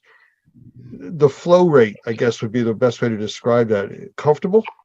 Yeah, I think that's that delicate balance that I was talking about, as somebody who really knows what they're doing from a training standpoint, being able to give that information out in a way that it can be absorbed, but then start to see when the eyes are glazing over and take a break, And sometimes that just takes experience, just teaching experience and understanding how the classroom works. It is a lot of information. One of the things that we've really tried to do is to make sure that they have in their hands all the slides that we've discussed. They can take copious notes, obviously for an exam that would follow, the certified proctored exam that would follow. But I think the idea is that being able to gauge the climate of the class, that's just something that, as I said, not a lot of people are able to do. But that's why one of the reasons I'm so happy that we've got Michael on board, because I think we have several trainers like that, and they're not easy to find. Well, thank you for the compliment. What I will say is that it's real work to teach that class too. I mean, to be an active listener, it takes as much energy as to be an active speaker. And each class is different, more so than the mold technician class or even the sensitized individual classes that I teach. The MCMP class is different because I have as a lead instructor, I have a little bit more tendency to let some of that collaborative discussion run, and then have figured out how to bring it back, or how to, if I have to trim a little bit from some of the, subject matter that we're going to talk about. Like you said, they have all the slides there so that they're not necessarily losing any of the critical information, but we may, speed up going through some of that in class in order to give more time for the discussion, depending on where the discussion's going. Or sometimes, depending on who's in the class and the whole dynamics of it, or just toward the end of the class, a lot of times they're just tired. And so, a lot of times it reverts back toward the last afternoon of the class, where I do a little bit more of the lecture style presentation than throughout the rest of it, just because if they've really been at it kind of hammer and tongs for 2.5 days, it can be wearing on the students as well. Doug, as executive director of Normie, how do you see the NPMC course really, or CMP, affecting the Normie structure? What does it actually bring to us? Well, I think this is a good time for me to talk about the Normie Pro designation, which I think is so significant. And that Normie Pro designation, which, oh, by the way, no one has yet, which not even Lance nor Doug nor Michael has this designation yet, was actually born. The Normie Pro designation was really born out of a need, as many good ideas are, to provide to the public a professional who could handle virtually any kind of issue, any kind of problem that they might face. And it was born out of this need when you and I, Lance, got a call from BP Oil, and they said, we need somebody to go offshore and do an assessment on one of our deep water oil rigs. And we both looked at each other and went, do we really have a Normie member who's qualified to do this? Somebody who has the safety training, someone who has the security clearances, there's somebody who has the experience in the background. Because when you get out on an oil rig, deep water oil rig, there's only one way out and one way back, and it's a helicopter. And there's not a lot of discussion or being able to, run to Lowe's and get something. So we decided, well, this is something that we should do. And so we did that. But out of that was born this idea of how do we get our guys to a master level? I think everybody's very familiar with what that terminology is. ICRC talks about that, and others. How do we get our guys to the level where they can handle even those kinds of jobs? And so our dream was, and our goal was, which is now coming to fruition, was to have enough advanced training where we could have the designation Normie Pro, and we could give that to individual in the Normie membership who had the training on sensitized individuals, regular CMA, CMR, understood how to deal with formaldehyde, understood building sciences enough to be able to deal with air infiltration issues, knows what a blower door test is, knows how to spell a manual J, has had the advanced microbial professional classes. How do we put all of that together and say, this guy, this lady, we're going to give this designation to Normie Pro? And then when we get those kinds of calls, that's the person that we can send on that kind of project. So the Normie Pro designation, which again, I say nobody has, we're still working on that.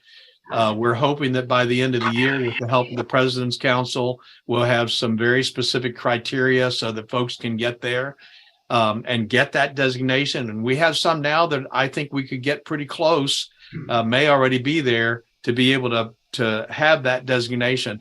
That's where Normie is headed. We're going to set the standard for the highest level of professional training that's in the market today. And I frankly just don't believe anybody else has been doing that like we intend to. And with Michael's help, with the President's Council help, I think we're going to create something that this industry has needed for a long time. And again, I just love jumping in on what Doug lays out as the foundation here. Truly, this NCMP class, one of the main ideas behind it is to help people see microbial contamination from a much broader perspective. And that was some of the stuff that you were talking about, Doug. You know, there's great pieces of equipment and there's good things that we can steal, if you will, from the radon industry, like, you know, Lance had referred to earlier. And, you know, there's things on the asbestos side, there's things in the safety arena, there's things from all these different industries, general indoor air quality.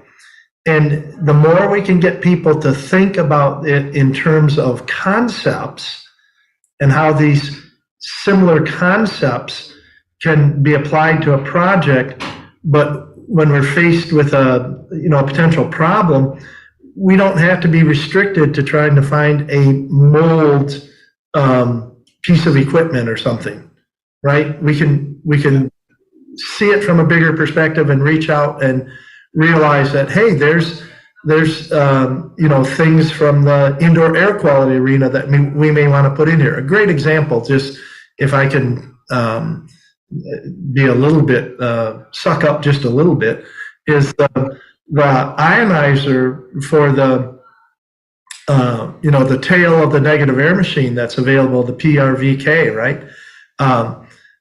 That's not really a mold remediation piece of equipment, or that's not an idea that really came from the mold remediation arena. But it's an idea that fits the mold remediation arena really well, as well as asbestos abatement and lead and you know, just air cleansing, air washing when you're doing whole house cleaning. It's a technology that we're bringing over from somewhere else, and people need to understand a little bit about how that interacts and can be used in so many different arenas. So I'll give you one, if I can, Lance, I'll give you one insight into some of the things that are going to be different in this particular class and some of the other classes that we're doing. In fact, at the new CMA CMR class that we're going to teach next week, we're going to introduce the concept of air washing, low pressure air washing, which is something we've never done in our training before. But it's brand new, 2023 for us. It's not new to Michael. Michael knew what it was. In fact, he helped me helped me understand how we could fit it into our training program. But I think the point that I'm making is that our classes hopefully will stay up with the industry, and in some cases maybe stay ahead of the industry. And that's why they're constantly changing. You come to a CMA CMR class that we do today, it's not the same class that we did before COVID. It's just not. And the NCMP class that we're going to do next is going to be different than the one that we did before. Yeah. And the other thing I would share there, Doug, and building on that, is that the only way we stay at and above where the industry is to rely on the people that are working in it every day. That's right. That's right. And tease out of them I'll be blunt with you. I'm thinking about it now over the course of the last 2 decades. Basically every concept that's in this NCMP course I have taken from you know, with their permission and with their discussion in class, but basically I've taken from experts in the industry that are doing it every day. Yeah. And that to me is the best knowledge to share. Is not, and again, I have gone through lots of levels of academic training, but there's a difference between information that's coming at you from an academic standpoint and information that's coming at you from things that have worked and really made a difference in the real world. So, you know, Michael, that's so important on so many levels. I mean, we teach in our classes about, for people that are becoming supervisors, to ask the people doing the work that have the working knowledge, how to improve their conditions, improve the technologies, give them what they need. And that's exactly what it sounds like you're talking about. Well, the other thing I would add to that, Lance, is that it's important for the professionals to look and listen and learn. As I said, the more advanced I get and the more little buttons and designations and all the stuff I have, quite honestly, the humbler I'm getting, because I just, am figuring out how much I don't know in all these different areas that I probably should know to pull together. And I'm honored, quite honestly, it truly is. I think about it, honored to be an instructor in this class because I'm sharing ideas. And, you may have heard the term, I'm sure a lot of people have heard this term, standing on the shoulders of giants. And the crazy thing about that is that a lot of the giants whose shoulders we're standing on for this class are peoples whose names are not necessarily household names or even really well known in the industry, quite honestly. They're just individuals who go to work every day, do a really good job, and are creative as how they do it. And we're kind enough to share some of that in that collaborative portion of the class that then we can, build on and use for the next one. I knew the word collaborative was going to come back in there someplace. Well, I had to for your benefit, Lance. Thank you. Anything else about the class either of you would want to say? Well, yes, I'll just say that I think this class, whenever it happens, we're looking at dates coming up in the next couple of months. But whenever this class actually happens, I'm really highly encouraged by the guys that have been taking our CMA CMR class. It's not too soon to get into this class, even whether you have a little bit of experience or a lot of experience.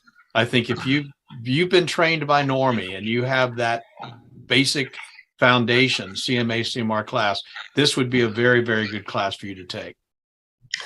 I want to add something completely different, and that is that our experience in this class is that it's challenging. It's a fair amount of work and everything. That shouldn't necessarily scare people who want to be professionals.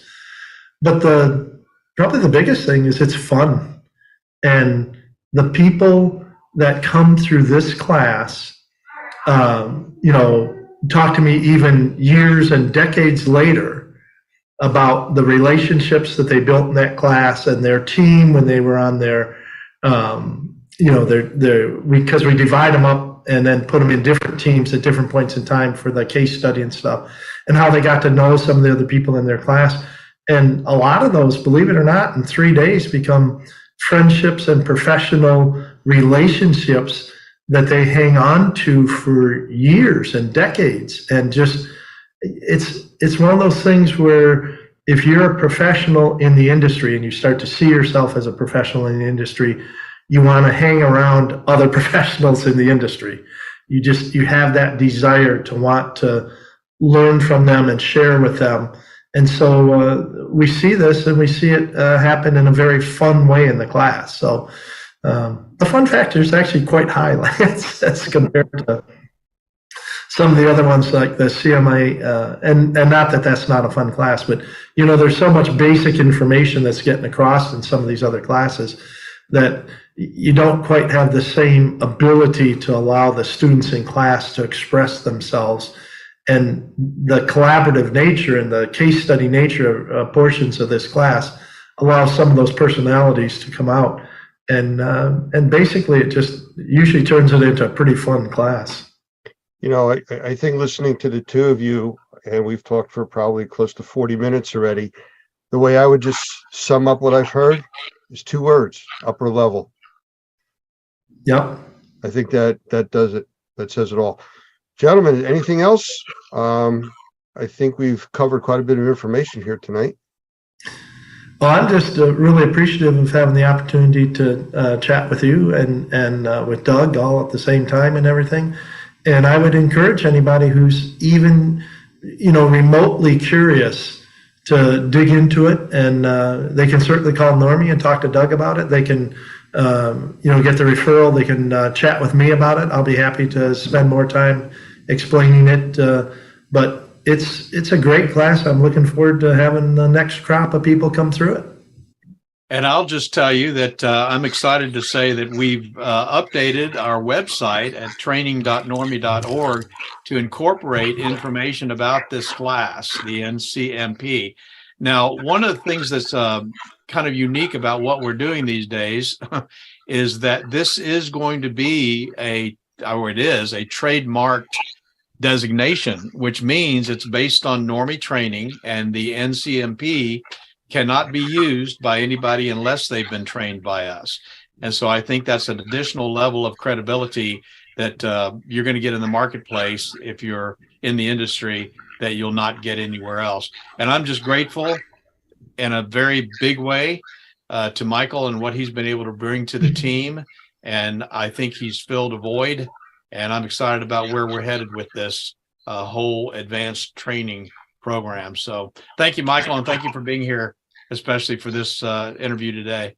Oh, absolutely. Thank you, both of you guys, and have a blessed afternoon, evening. Michael Pinto, CEO of Wonder Makers, and Douglas Hoffman, the Chief Executive Officer from Normie. Thank you both for being here. Thank you. Yep.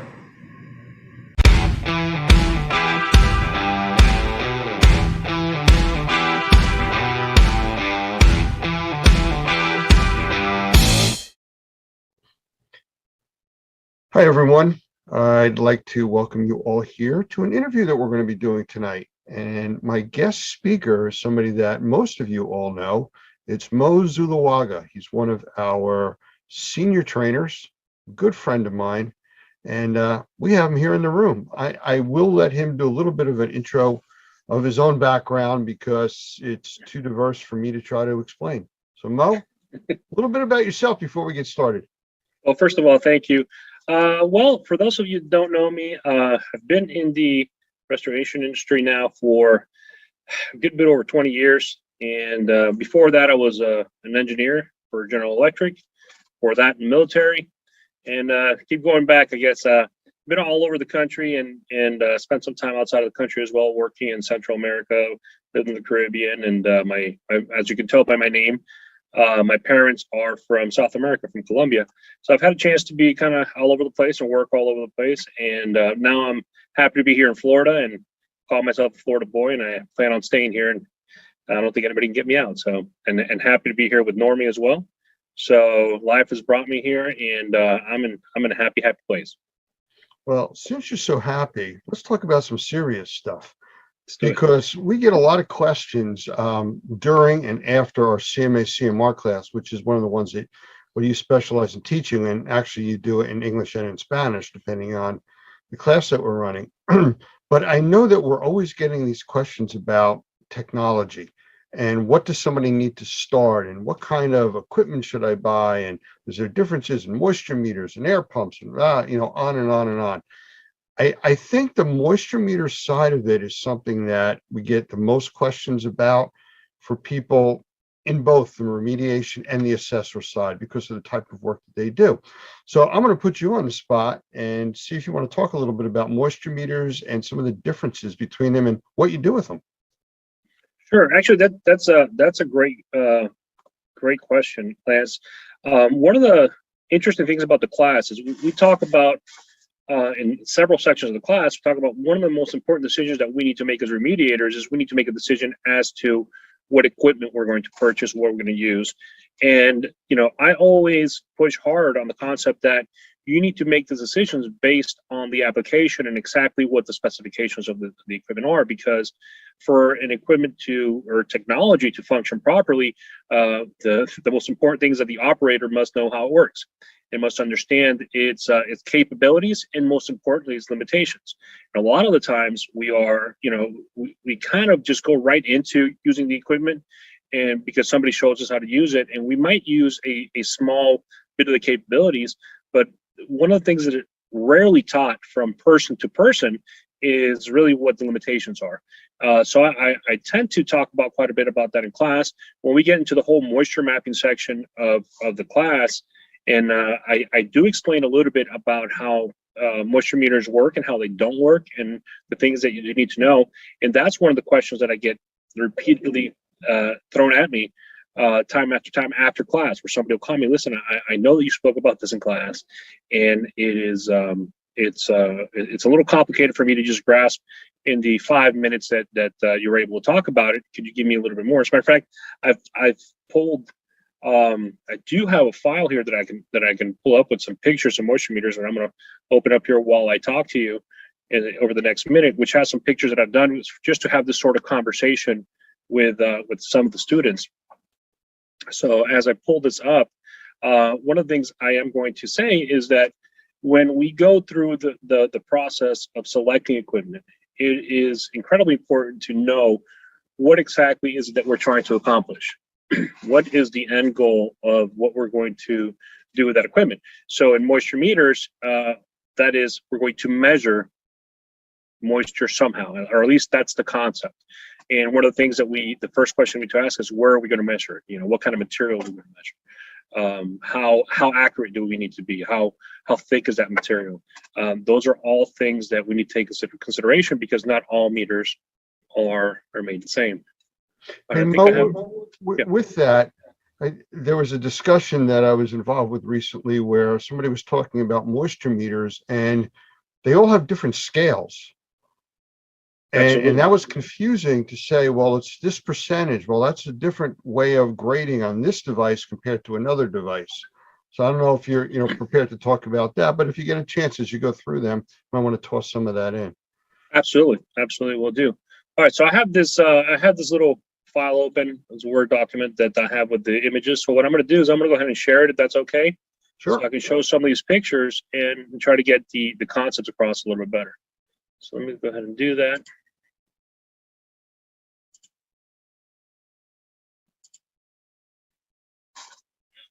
All right, toss this over to the center screen. All right, so can you see the moisture meters right now, Lance? Absolutely, you're good. All right, wonderful. So here's some. I'm going to start here with non-penetrating meters, which actually goes right into questions you just asked, Lance, which is scales. So not all non-penetrating meters are made the same. Not all meters are made the same. And when it comes to these sort of meters, the first thing you do need to understand is that scale. What are those scales telling you? So I'm going to go ahead and zoom in on this particular meter right here. This is a Tramex ME5. I use this meter quite often during assessments. It is one of my favorite non-penetrating meters. I mean, I have numerous ones, as you'll see and understand why by the end of this. But one of the things that you can see right here on this meter is right up at the very top, you'll see it says wood percentage moisture content. And then at the bottom, it says comparative. And the wood moisture content is a scale that's right up here at the top, and it goes from 5 all the way to 30, while the comparative goes all the way to 100. So let's talk just in this meter alone. There are two completely different scales. So the top scale where we have the wood, it'll actually tell you the percentage moisture content of the wood, and there are, if you look at the manual, depending on the wood, you'd actually have to use some variances if it's a hardwood versus a softwood, and they'll actually go by names. Like if it's a fir or it's an oak or something like that, there'll be some percentages that you would need to adjust that reading. But in general terms, this is a wood moisture content scale. Down here, it's a complete relative term. So what does that mean? What does relative mean? It means that for it to have any meaning whatsoever, it needs to be attached to some other value. And so what we learned in class is that before we can go take any readings where we believe the area to be wet, we need to go to a dry section of the home and take up a reading of the same material. So if it's wood, it's going to be of the same type of wood. If it's drywall, it'll be drywall, flooring, etc. So we can get what's called a baseline or a dry standard, and then that's what we're going to use to compare. That's the relative number we're going to use. So on those different scales that you were mentioning, for example, this meter right here, as you guys can see, goes up to 100. If I was using, for example, a Delmhorst Navigator, the new one, it has a scale up to 300. So as you can see, 300 is not a percentage. 300 is just a number, and that's because the sensitivity of that particular scale, you need a wider range to be able to get the numbers that you want. It's a different system that it uses. And so the most important thing is that you understand as a user which is the best, which is the form that the way that your meter works, right? What are the scales in your meter? What do they mean, and what do they represent, and how do you properly read them? How do you work with your meter during different materials? As you can see in this particular meter, you have different materials, wood and timber. Do you have one that's a shallow depth? And that's because sometimes you have layered materials and you want to just grab the top layer, or you want to stay away from a metallic background, because that's one of the things we'll be talking about, some of the limitations of these meters. And a metallic background might cause a limitation. Drywall, plaster, masonry. So this particular meter definitely has different scales. The important thing to understand is, except for the wood meter, those are all relative scales. Okay, those are all something you have to compare to. As you can see, this meter will tell you over here just how deep it goes, and you'll see in the wood that it does show percentage moisture content. And that's what I would say. This is a great example of saying we need to grab the most simple tools that we have, which are wonderful technology, because a lot of the times we don't see these simple tools as technology because they've been around for a while, and we need to understand those. You know, one of the things that you just mentioned real quick was the manual. And so many people that I talk to don't even know there is a manual. Sometimes you have to go online to get it or download it. And that's one of the most important things you could have for these types of tools. You really need to understand it. I've gotten calls from numerous people that were either en route to a job or on a job site that have called me and said, how do I do this? How do I use this machine to do this? You got to know the stuff before you go out. I mean, use it in your own home, you know, learn it, use the manual. Absolutely. Absolutely. Habits that we now have in the industry or the people that have gotten used to understanding these concepts is the having these manuals right on your phone. Right. So we have them on cloud storage. So anytime, and I actually reference manuals all the time when I'm in the field, and there's a particular function of the meter that I might not have used in a long time. And I might know, but I might want to refresh her just to make sure that I don't miss anything. Because as you'll see, there are definitely different types of meters, but having those manuals available to you at a moment's notice is incredibly important.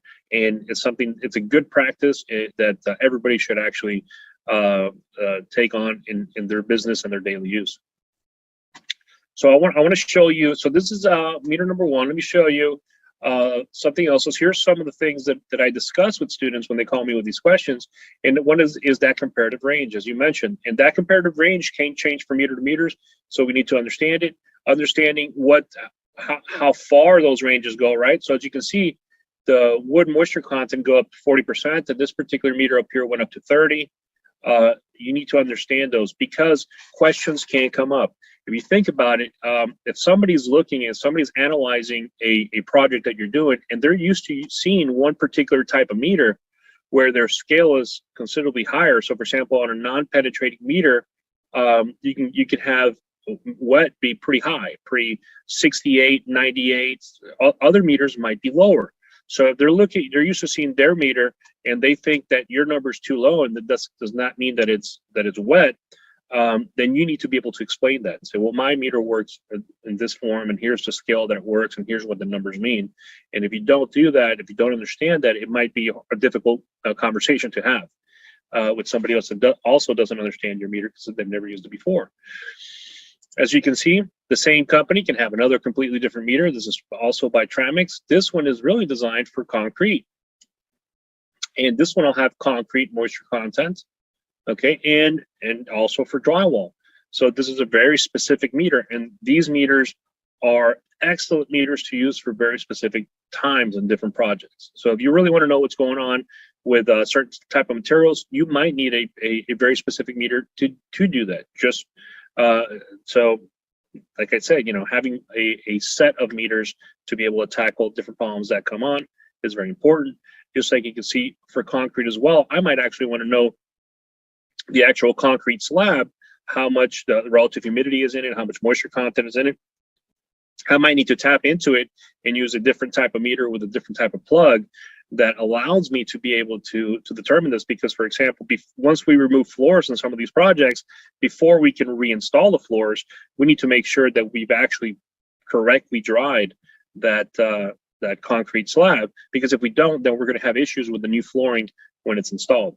So once again, understanding our meters, our limitations, our capabilities is important. And I think limitations is one of those things that we definitely need to focus with each one of our meters. Hey Mo, you mentioned a bunch of different types of meters, and I know over the years I've used combo meters. What I mean by that is a meter that will also do relative humidity, temperature, moisture on surface as a pinned or pinless. How do you feel about those? I've gotten mixed, opinions from people over the years. Well, actually, I have a picture of one of those here. I'll drop a couple of pictures just to show you. Whoop, here we go. So this one is by Protimeter. Everybody pronounces that a little bit different. That's how I pronounce it. So if I pronounce it differently, forgive me. So Protimeter is a multi-use meter. So it does have a thermal hygrometer. It has a pin moisture meter. It has a non-penetrating moisture meter included as well. And it's a really good meter. It really is. There are some drawbacks. There are some drawbacks to having a multi-use meter. One of them is obviously your meter is done and you've now lost all your meters. That's one. In the past, some of these meters that had all the functions did not have each function wasn't top notch. You'd have two of the functions that were top notch and the third one was okay. And I'm a big believer in having really good meters for certain type of projects for each one of those functions, whether it be a hygrometer. So you need to understand what application you're doing, but obviously times change, technology improves. Some of these meters are really good. This particular meter is really good. The kit comes with all kinds of accessories to measure different things, to be able to tap into wood, to be able to go past these little pins over here to go past the drywall and be able to measure and see if insulation is wet. You have multiple meters that do this, like that Delmhorst Navigator that I mentioned also is a good combo meter. My biggest drawback with combo meters personally is that, a lot of the times they have a lot more functions that I need on my projects. Number one, and number two is if I lose that meter, I've now lost all my meters, and it's not something that I really want to face on a project. Well, that was one of the things that I had seen over the years that you had just mentioned about the sensitivity of the meters, that you give up some sensitivity when you have all these different devices combined together. It's really good with one or two things, but a few of the other ones aren't as good. And of course, the other thing is if something happens, you drop the meter, you break it, you've lost everything, Absolutely. And the other one is they are pricey. They are pricey to have a combo meter. They're less pricey than buying really good meters of each one, mind you, but nonetheless, as to have one meter that can go bad or get dropped or now you're talking anywhere between $1,200 to $1,500 for top end meters, in the hands of a technician can be a problem. It's if it's your personal hands and you're very good with your equipment, you take care of it like I do, they'll probably last you for a lifetime. But we know that as it goes from hand to hand, that level of care might change. So that also comes into play. How rugged are your meters? And that's one of the things that I look for. I like rugged equipment. I like the equipment that I can take on a construction job, and it's going to make it to the end of the day. So that's important to me. Absolutely. One of the questions that comes up a lot is, what should I buy, a pinned or a pinless? And I always talk to them about, well, the pinless doesn't do any damage. You got to go to a different level of dealing with the consumer that you're working with about having pinholes all over the place. And depending on what you're doing, if you're testing carpeting, you're not going to see, like you're testing sheetrock, all these little pinholes all over the place, so you got to be prepared to build back. But, you have a favorite either way, pinned or pinless? Well, my particular answer is always I have both. And because it also depends on application, right? You do a lot of assessments. You've done a lot of assessments in your time, and during an assessment, in an assessment, a lot of the times you're not really looking to poke holes into a drywall, because like you're saying, you're creating damage to the drywall. On another type of project, for example, a drying project, that becomes a little bit less important. You're in an emergency situation and you need documentation that's going to be easy to explain down the road, either to maybe it's an insurance claim to an adjuster, maybe you go to court, something like that. And in that case, a pin moisture meter is definitely going to be a lot easier to explain, because it's showing you some moisture content versus a relative reading. And relative readings can be one of those things that's difficult to explain or people to grasp in a short amount of time. On the other hand, both are great. So one of the things that I tend to do is I start with non-penetrating, and then I'll document the edges, the far corners. So once I get to the far corners, I'll document them with a pin moisture meter. I've gotten really good at taking those pin moisture meters in areas where you're not going to be able to see those little holes. You know, there's ways to do that. And then I'll take one in the center, so I have some serious documentation with my pin moisture meter, and then I have a little bit more documentation with my non-penetrating. But both are incredibly important. Some of the stuff that you are going to be measuring, you're not going to be able to poke holes in either. Stuff like tile, really nice wood. You're not going to start poking holes all over the place. Really nice wood. So they both have a place in it, and sometimes I use them both because, as I mentioned in class, I never trust any piece of equipment or any measurement by itself. I want to be able to compare it to other things and be able to say that makes sense. What I'm seeing makes sense, because, like I said, they both have limitations. And one of the limitations of the non-penetrating meter is that it's not really measuring moisture. It's using RF signals. Most of these are using RF signals, and depending on what's behind that drywall or in front of the drywall, you can have readings that are incorrect. For example, if you have a pipe, if you have wood, if you have actually some wallpapers actually have metal in them, and you'll detect it higher. Pin moisture meters give you a little bit a little bit more of I guess an accurate reading in those type of situations, but they can also have issues where they don't go as deep, because the pins on those moisture meters tend to be really, really short. As a matter of fact, one of the tips that we talk about in class is if you have like a thick piece of wood, like a 4x4, the proper way to measure that is to drill 2 stainless steel screws right into the middle of the wood, 2 inches, and then you measure with your moisture meter to those screws. So now you have an accurate measurement into that wood, because the pins are too small. So like I said, all this equipment has limitations and it has capabilities, and we just need to understand each one in each application that we use. It's funny, one of the classes I was watching as we were doing in our water class, they talked about drilling screws into a wood floor from underneath and taking samples like that with the big caution, don't drill through the floor. Yes. Come up on the other side. Absolutely. A little too far there.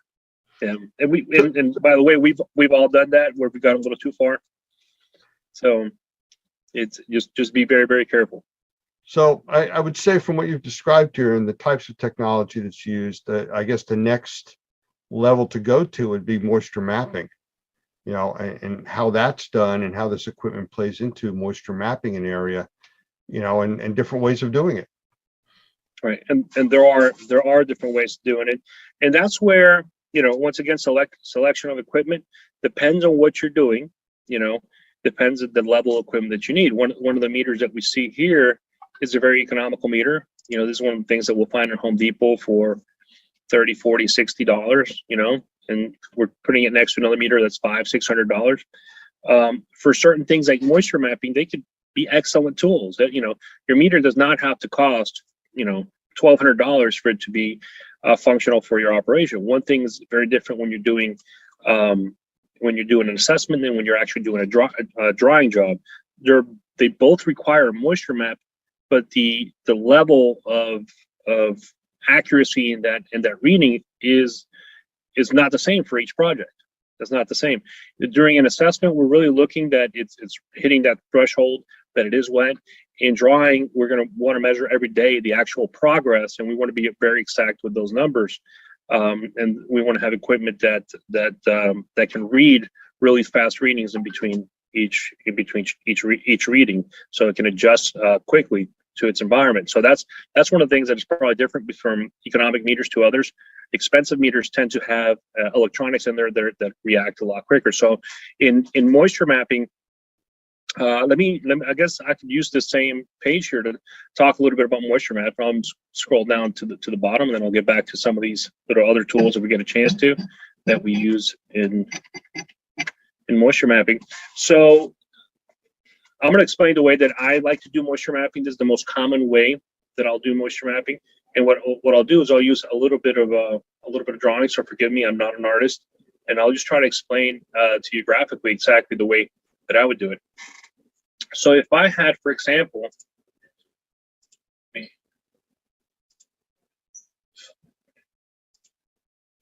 this.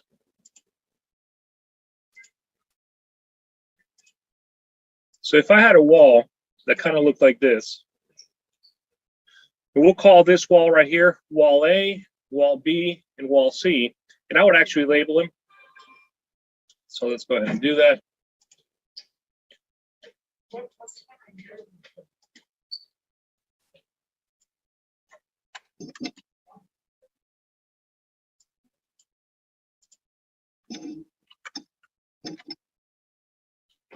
I'll do this really quick so it won't take too much time. I'll do a top bottom view, so you can actually see it from the top, and you can see the 3 walls.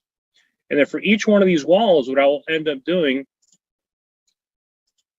is I'll draw a separate wall. So this would be wall A.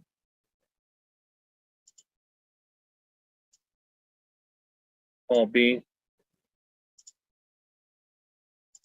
Move the filter base. Okay.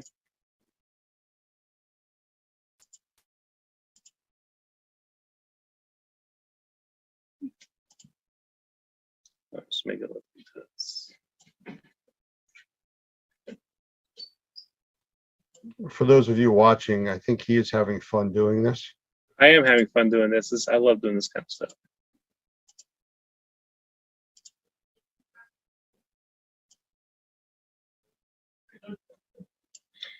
So this would be the areas that, for example, we would, in wall A, I'm a wall B, and if this continued all the way to wall C, I would do it, but I'm just doing it for, so we don't spend too much time drawing here.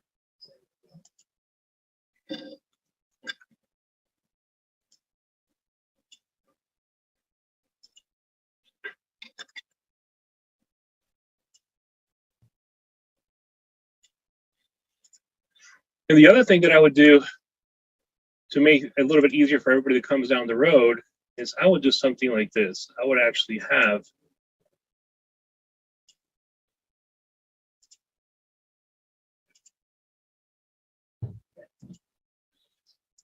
a piece of blue tape across that wall. And about every 16 inches, I would put a vertical line.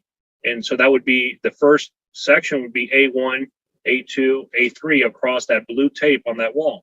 So, and I hope I'm explaining myself correctly. If for some reason I lose you, please let me know. And below each one of those sections, every 16 to 20 inches, I would take a moisture measurement as to exactly moisture content on that wall, or the reading, depending what type of meter I'm using, and the height that it went to, and I would document it around that blue tape. So on A1, I would put day 1, it would be the moisture content and the actual reading, and I would do the same thing on day 2. And what this does, it actually shows the sketch of the property. So if I had a whole property that was wet, I would probably, it wouldn't be these 3 lines, it would be the actual sketch of the whole property. And for each wall would have a front facing picture, which shows me exactly how it was wet as I found it and as I measured it. And you could write right here and take pictures as well. And on my sketchbook, I would actually write on the picture what the moisture content was at that time. So that's one of the ways that I would do a moisture mapping. You can simplify this. You don't have to go as in depth as I go sometimes. And sometimes I keep it very simple. One of the things that you can do is, depending on your application, as an assessor, you can actually use the blue tape to go ahead and outline your moisture map area. And I do this quite a bit, for example, on ceilings. When I have a patch of a ceiling that is wet, I will go ahead and outline it, and I will lay and sometimes I'll mark it right on the blue tape exactly what I saw. And what that does is, for anybody that comes after me, whether it's a mediator, it's an adjuster, it's anybody, they can really quickly see the areas that I found to be wet. So I'll actually moisture map it with my tape, document it with pictures. If I'm able to, I'll do what you see here, which is a graph or a sketch of exactly the area from 2 different angles. And the whole concept, everything that I do regarding this, and the reason I take a little bit extra time is, I always ask myself is, if I was in court in front of a judge and the judge had nothing to do with the restoration industry, how can I easily explain to him or show him exactly what was going on here. And that's always the basis that I take on my approach of either writing a report or doing a sketch or trying to explain something, because the reality is that we're not always going to be talking to people who completely understand restoration, who completely understand mold assessment, indoor air quality, any of these issues. And so it all ties together, from understanding how your equipment works, selecting that equipment, using it properly, being able to explain it, and then documenting the results into something like a moisture map. It all comes from basic thing is we need to understand why we do the things that we do and how our equipment works. Very simple things. You know, looking at what you're doing here, I mean, to me, it makes a lot of sense, and hopefully everybody that's watching understands this too, but it also looks like a very labor-intensive process. I know there's other devices out there. I mean, I've used thermal imaging and stuff like that work hand in hand with moisture meters. So how would you draw the differences or comparisons to using that additional device in conjunction to a moisture meter? Okay, that's a great question. Well, one of those devices, I actually have a picture of it right here, which is this hydro sensor. Then this is what this is. It's not a moisture meter, it's a moisture sensor. So right over here in the tip, you'll actually get two little spikes. And once you put it into a something that is wet, it's going to beep. So it's going to let you know, hey, this is wet. Obviously, once I find something wet, I'm going to confirm it with a moisture meter. But this is a really easy way to be able to do a moisture map, for example, on a large area that has carpet and all the carpet is wet. So you don't have to bend over. This is the original intention of this product was to be able to do that, to be able to walk around and be able to then do your moisture map on carpet. But it has great other options. For example, when we find cabinets, and the toe kick is removed on that cabinet, how do we reach all the way in the back behind that cabinet to see if that drywall or whatever material is back there is dry? And my hand, I can tell you right for now, my hand won't fit. So this tool allows me to just go right under there, reach all the way to the back, and do moisture testing across the back wall and see if any of those areas appear to be wet. Also, they're great for HVAC closets and the little spaces in between the air handler and the drywall. Normally, you have 3 to 4 inches, and once again, I can't reach, but many times I find the moisture with this tool allows me to reach high places as well, ceilings and anything like that, without really having to get up on a ladder. Or if it's a high ceiling, I don't have to get up on a really high ladder because I have a little bit of more reach due to this tool. So it's a wonderful tool that I think everybody should use. Saves my back, and it saves me a lot of time. I use it quite often. The other one that you mentioned is thermal imaging. So thermal imaging is a wonderful tool, probably one of the best tools that we have for efficiency in our industry and for breaking the ice with the customer. But once again, for you to be able to use it properly, you need to really understand how it works. So one of the first things I always say is get certified, understand what it does and what it doesn't do, and always question what it's showing you. So a thermal imaging camera, we all know, can give us false positives, and any dark area is going to be dark because it's cold, not necessarily because it's wet.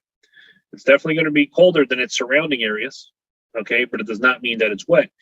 But you can also get false negatives, and that's one of my biggest concerns all the time with infrared imaging. You can get false negatives because for you to be able to see anything on that camera, there needs to be temperature differentials within the material that you're observing through the lens, and that's not always the case. For that material to be able to show a differential, wherever it's wet, that liquid needs to be evaporating. That's actually how thermal cameras capture that something is colder because it's wet, is because when you have a surface and that surface is wet, I'm going to pretend I have a wall here. As those water molecules evaporate, they're taking energy with them into the air. That means they're leaving the surface of the material cooler because energy cannot be created or destroyed. It can only be transferred. And that water molecule, as it leaves the surface and it goes floating into the air, means that all that energy is up here. You have less energy here. And less energy means less heat, less temperature.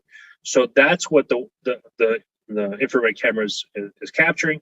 But if that's not happening because environmental conditions, because you have some sort of material or paint that does not allow that wall to evaporate, it's not going to show you anything. and that whole entire wall might be soaked. It's happened to everybody. It's happened to me, where I've said, well, this is dry, and I said, well, let me go check, with my other meters anyway. And sure enough, and then you learn, I always have to check with moisture meters.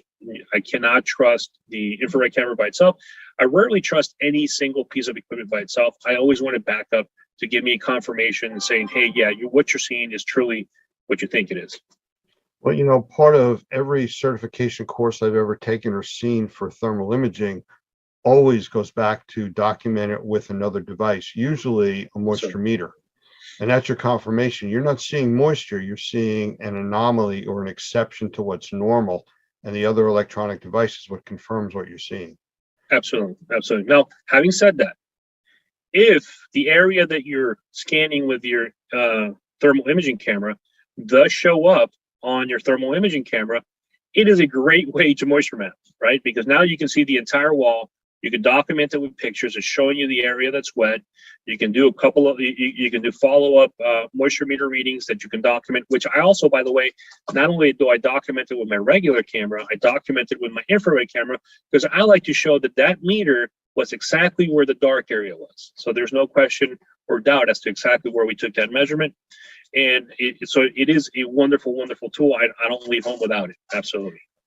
Some of the newer equipment now, thermal imaging, even the lesser expensive ones, do image over image photography, which is they're showing you an infrared image with the regular digital image over on top of it. So you get to see the outline or the structure of what you're looking at, plus the thermal patterns on the wall. So it really creates a very good description for anybody looking at it as to what's going on in that environment, after you've obviously also documented it with moisture meter. Absolutely. Absolutely. As a matter of fact, nowadays, to me, it's the only way to go. Dual camera. So you're taking a regular picture and an infrared picture right next to it. So when your report comes out, that's exactly what you see. You see the regular picture, and right next to you see the infrared. It makes it a lot easier, once again, to explain to somebody that doesn't know anything about infrared cameras. So I'd rather spend a little bit extra on better resolution and be able to have that dual camera. And nowadays, like I said, even some of the economic cameras are coming up with or do have that function, and it's a function that to me it's absolute must. So we've gone from the basic moisture meter to the advanced moisture meter to the hydro sensor to the thermal imaging cameras. For somebody new starting out in the business, a piece of equipment to start with. You don't go out and spend $50,000 on a thermal imaging camera. Right. Where do you start? Especially when you want to start dealing with moisture in your assessment or your remediation projects. That's a wonderful question. On an assessment project, you have so much more flexibility per se on equipment. Because you're looking for different things that necessarily you would be on a drying project. You're still looking and want to make sure that stuff is wet or dry. You want to do that comparison. So you do have a wide range when it comes to non-penetrating and penetrating. So you can start with a less economical meter. The key, once again, is find out how it functions and read the reviews and watch the videos online for that manufacturer. And you should do that for a number of meters within your price range to find the one that is highly recommended and that actually does the job that you're looking to do. Some other ones, it's a different story. For example, if you see on your screen right now, this is a hygrometer. So you have non-penetrating meters, you have penetrating meters, you have moisture sensors. Now another way to measure moisture is moisture in the air, which is where we'd use a hygrometer. And on hygrometers, once again, an assessment, it could be a little bit more flexible, because what you're looking for a couple of readings during your assessment project, and a lot of hygrometers out there will do that. If you're in a drying project, for example, there's very few hygrometers that can stack up to the requirements of a drying project. This is, for example, one that would. This is a one that I like quite a bit. It says Phoenix, but I believe now the manufacturer is Vaisala. And what the differences are, for example, this hygrometer I can put in front of a dehumidifier, which has extreme temperature and moisture readings and low moisture readings, and pull it away and get very accurate readings right away in another location. other hygrometers, less expensive hygrometers, you're going to have to wait a number of minutes to be able to get an accurate reading per location. So the hygrometers tend to be one of those things that the better you get, the better it's going to be for you for efficiency, because you don't have to wait all that time for the sensor to be able to adjust. Better sensors also tend to last longer before they become calibrated. So those are things. The newer hygrometers that are high end, you can also change the sensors. You can buy just a new sensor and put it in.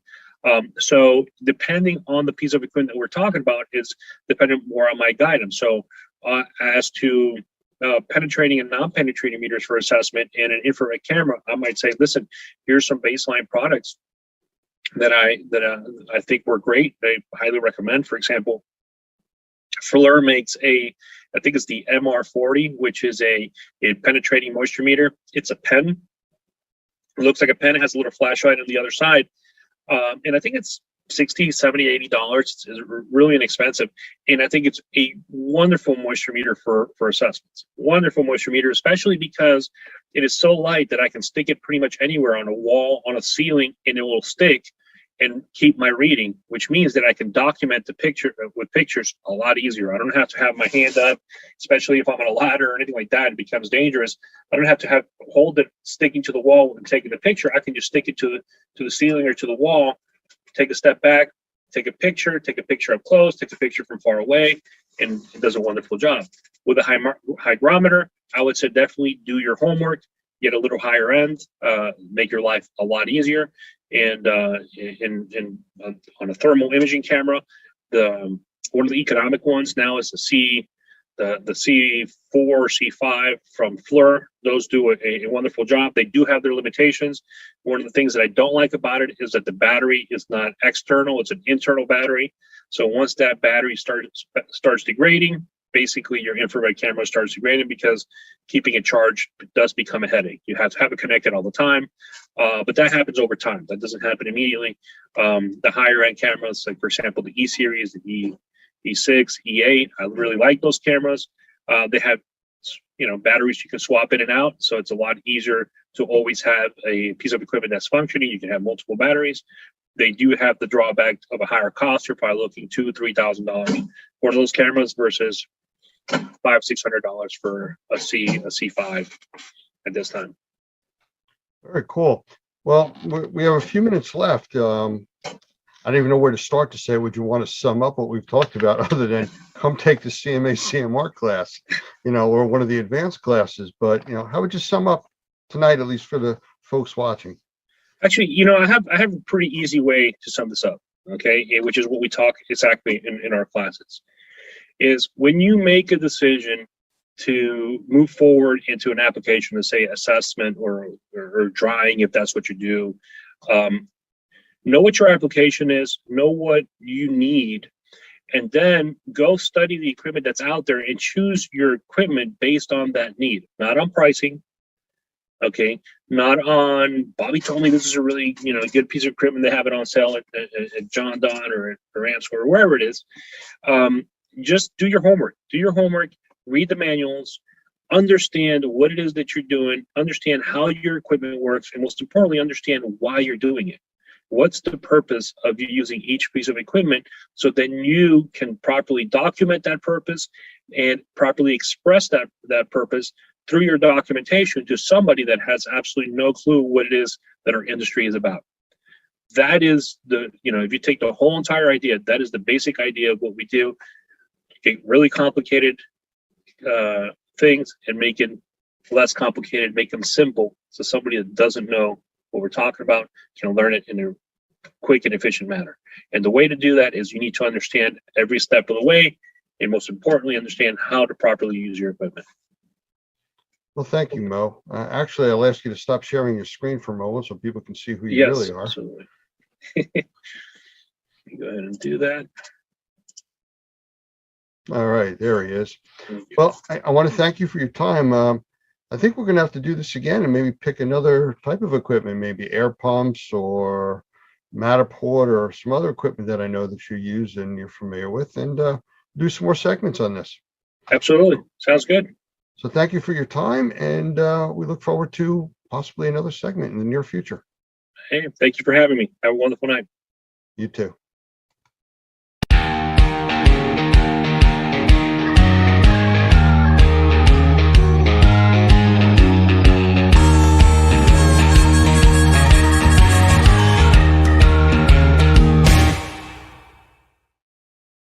So let's get right into it. I know when we spoke earlier that we talked about the health departments, but it all follows wet buildings. And I know that's something that you're very familiar with. So why don't we start there about the wet building situation and why these health departments are finally taking notice? Yeah, and thanks for having me.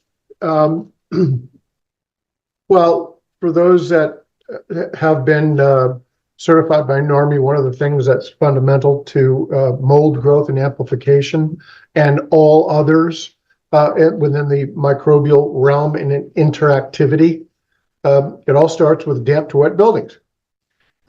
We know by now, or we should know by now, that there are thousands of global academia, peer-reviewed published studies that show what happens in an indoor environment that has become damp or wet due to some unplanned water intrusion. Those global academic studies are numerous and abundant on mold spores, mycotoxins, beta-glucans, gram-positive and gram-negative bacteria, right? It hasn't necessarily disseminated down across the large canvas of those of us in this industry, but because it is a health issue, and it's known to be a health issue, so you have global academic science that says this is what grows in a building, and you have all these MDs and homeopathic medical experts that say these are the conditions of the people that are coming in because they were exposed in a damp to wet building. Now, if we look at the data, and I want to preempt this a little bit. We by now know that globally, 25% of the population of planet Earth, 25% of us human beings have a genetic predisposition. We have an HLA-DRDQ gene that doesn't function properly. Therefore, it does not produce the antigens to fight off these things that we breathe. Then you've got another 15% of the population who has an immunological sensitivity. So if you put the two together, that's 40% of the population. That's 4 out of 10 people. And here's the challenge that we have. And I'm getting to why some of these state departments of health are acting as they have begun to act. Well, 4 out of 10 people are at risk. 4 out of 10 people, and we can drill into some of this data, right? To these experts like Dr. Neil Nathan, Dr. Shoemaker. These are people that are living with symptoms and they don't know the cause of it. And it's damp to wet buildings and mold exposure and the subsequent allergens and toxic aspects of the fungal and bacterial amplification. 4 to 10, and they don't know it. Think about that. They don't know it. On a recent podcast, Dr. Jordan Peterson was actually interviewing Dr. Shoemaker. And he said, you know what, is this bigger than asbestos in and of its own right? Is this an epidemic of pandemic proportions in its own right? And the conclusion of the panelists, Dr. Shoemaker, and there was one other doctor whose name escapes me. Yeah. And here's the challenge. We go in as remediators in this profession. We're dealing with clientele who don't know why they don't feel well, right? We know that 4 out of 10, and simply we should start making a deduction that that's somebody who's sensitized or has a genetic predisposition and doesn't know it on every job because we don't know. So what happens then is you're starting to get this trickle effect where there's enough information out there. It would be a billboard type of explosion of information if the data produced in articles such as Industrial Health or Industrial Microbiology or Toxins, these are various publications. If that data was put in Better Homes and Garden, Time Magazine, Sports Illustrated, the general public would all of a sudden, maybe millions of people would have aha moments. So what I'm talking about right now, just the data of that 4 and 10, that's about $125 million, to 125 million people in the United States alone.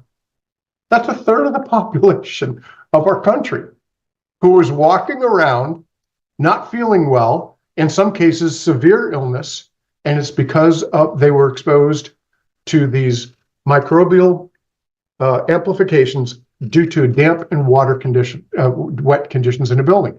So yeah. Excuse me one second. I mean, just to be fair to the industry, just up until recently, and it's still very common with a lot of the medical professionals, they will treat their patients with medications and other types of treatments and remedial changes to their life, and then send them back to the environment that's causing their problems. Yeah. And I've talked with a lot of environmental doctors and a lot of doctors that don't deal with environmental medicine. And there is such a wide gap in the thinking process. I recently talked to an orthopedic surgeon about environmental medicine. He says that really has nothing to do with our practice. I said, are you sure? He goes, oh, absolutely. We don't deal with, their allergies and their sensitivities. I said, no, but in your situation, when you put somebody in a cast and give them crutches and send them back to the home environment and they're a hoarder and you don't know, they can't maneuver. Yeah. Their environment is creating a health issue for them. And he goes, never looked at it that way. So there is an awareness that's slowly starting to creep in, but there's a big gap. Yeah, the gap, Normie has an opportunity to build a bridge that goes across the Grand Canyon through awareness and through our knowledge and through our subject matter expert positioning. And that's what we need to do. This is a big deal. We've got, like I said, a third of the population of the United States. And when you start drilling into these studies, and that's part of my background. I used to look at a bunch of research to be able to talk to a cardiothoracic surgeon or talk to a rheumatologist or talk to XYZ pulmonologist about, whoever I was working for at the time in the industry. And so it's not there yet, but we do have, and this brings me back to the topic at hand, certain states are starting to take position statements, albeit as rudimentary as humanly possible. And in the state of California, this is 20 years now in the making. And finally, they've been talking about damp to wet buildings are unhealthy. So as of January 1, 2022, it became law in the state of California that any property manager that was going to lease an apartment or a home to a prospective tenant, they had to provide them with the California Department of Health mold booklet in advance of consummating that contract. And that mold health booklet talks about damp to wet buildings and that they are unhealthy. And then there's other areas in there that if you do encounter wet conditions, you start to see mold, what do? It's kind of here's a recipe. If you fall into a situation, you contact your landlord, they've got to fix it. But a damp or wet building, in this mold booklet, they state it is a unsuitable living dwelling, right? So something has to be done about it. So generally speaking, global academia says it's a health problem. This is what happens. Thousands of published studies now. This is associated with. This is what people are presenting. This is what we're diagnosing them as. The general public, we got 125 million people that don't know this stuff. How do we solve that problem, right? And so the other thing is, and I used to be somewhat reserved about it. I'm not reserved about it anymore. Here's the fact. How many of these papers do you want to see? How many of these studies by doctors do you want to see that say, this is the health issue caused by the things growing in a damp to wet building? This is why you're sick. I take arrows for it.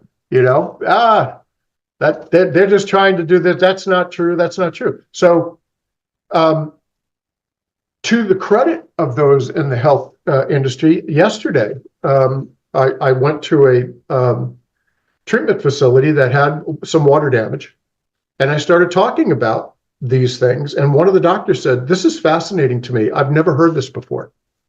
Where can you send me some of these studies? I want to become knowledgeable on this." And I said, "Sure. How many would you like to see?" He said, "Well, pick the 3 or 4 that you like to cite the most." I said, "Done, will do." Sent them, and I'll be looking forward to a follow-up conversation. So not only do we have the opportunity to heal an environment, we can also be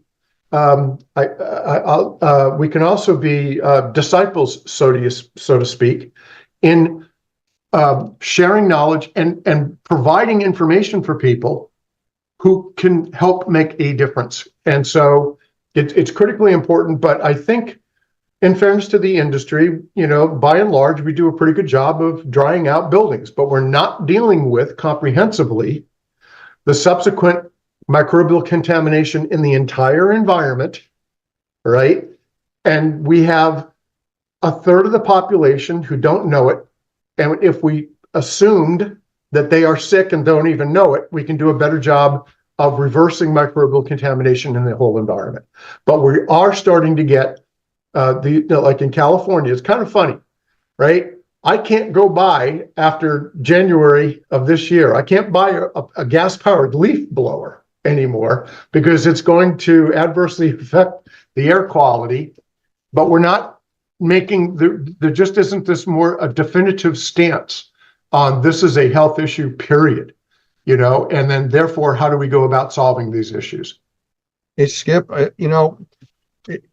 I think the expression is sometimes we get in our own way, with some of these issues. And it's not us, but the example I want to give here is when we teach classes in different states, we will often invite some government officials and the health departments to attend our class. We just want them to sit in, information only, come join us, meet the people that are doing the work, especially in the licensed states. Now, we are approved to teach for the licensing law in numerous states around the country. Well, I numerous times have made contact to different county health departments and agencies in this state that we are approved to teach for people to get licensed to do this work. And I invited them, and their answer was, we can't go to any training unless the state health agency approves it. And they're not aware of it. They're not the ones on the ground doing the work, dealing with the people and the contractors, yet they can't come to our training or get information until the state level says, yes, you can do that. Even though the state level says we can teach contractors to do the work. So that's why I asked at the start of this about if you know somebody at the state level, a health agency or a contact information for it, send it to us. We really need to reach out and try to help this industry. Yeah, I mean, one of the things that for those of us that are in this industry, we care. It's a business. It's how we make our living. But in making our living and generating our revenue is directly proportional to the amount of people that we help, right? And a lot of the folks that have contacted us, they are sensitized they know this. They have a sensitization. I'm working on two residences in Los Angeles, both confirmed Sears patients. And the nice thing about it is the doctors are advising these folks that this is environmental, and you can't clean stuff on your own. You have to have the highest level of expertise dealing with this because it is an environmentally sourced contamination that has affected your health. You drew the short straw. You've got a gene or your immune system, right? And you're not going to get better unless the environment can support wellness and your pathway, right, to detoxification. Otherwise, you are constantly exposed to the source contaminants and you're not going to get better. To me, it's what an opportunity we at Normie have across this large canvas, across the country and globally, to have the type of expertise that nobody else has. That's our sequence. That's the Normie sanitization protocol. That's the looking at the building holistically, identifying the building science and then building performance enhancements that we bring to the table. I've not seen, I've seen bits and pieces of it in other certification entities, but not the total indoor environment, because this is an indoor air quality problem. And the reason why it's an indoor air quality problem, we can't just be looking at what the containment zone is established. It's the whole environment. I mean, I could talk about days about the migration of these contaminants throughout the whole environment. I mean, here's one for everybody out here. What do we got? 22 people out there? And to the group that's in here today, how many times does somebody identify a water leak within 10 to 15 minutes of it first happening in a house? No one. These water leaks occur for days to weeks to months or years. I just did a house, a couple towns over, 2 years. They had a water leak in the inner wall cavity from a total house renovation. They hooked up an ice maker, put it into the main drain, but they didn't put the drain cap on in the plumbing. And for 2 years, every time that ice maker drained water, it leaked water into the inner wall cavity. So, it's frustrating. Nobody likes to deal with the fact that they've got a water damaged building, but it is a health issue. And we got to we should be earnestly assessing, are we looking at this as it's just water damage that we have to dry out? Or are we, to some extent, like a building physician assistant that now has to heal that building and completely reverse the microbial contamination and establish a new baseline? Then it's up to the occupants or the owner of the building to maintain that. And we also have an answer to that challenge at Normie, right? So this is a big deal. I mean, I'm very passionate about this. I'm sure everybody is taking that right now, but we're talking, the numbers don't lie. The data is there. 100+ million people, that's a third of our population in this country, right, are living in buildings. The EPA, 85% of the buildings are contaminated. 50% have existing water damage at the time they assess it. Hello? And if we know water damage is a health issue, and the health researchers, the doctors that are publishing these studies are saying these are the diseases and illnesses associated with people living in a water damage. We know it. It's done. It's no longer water abatement. It's decontamination of microbial. We have to reverse the microbial contamination at that point. I think part of the problem that you run into is we're dealing with very often a mechanical system failure, which then leads to a biological situation or problem. And you're talking two completely different industries that don't normally interact with each other.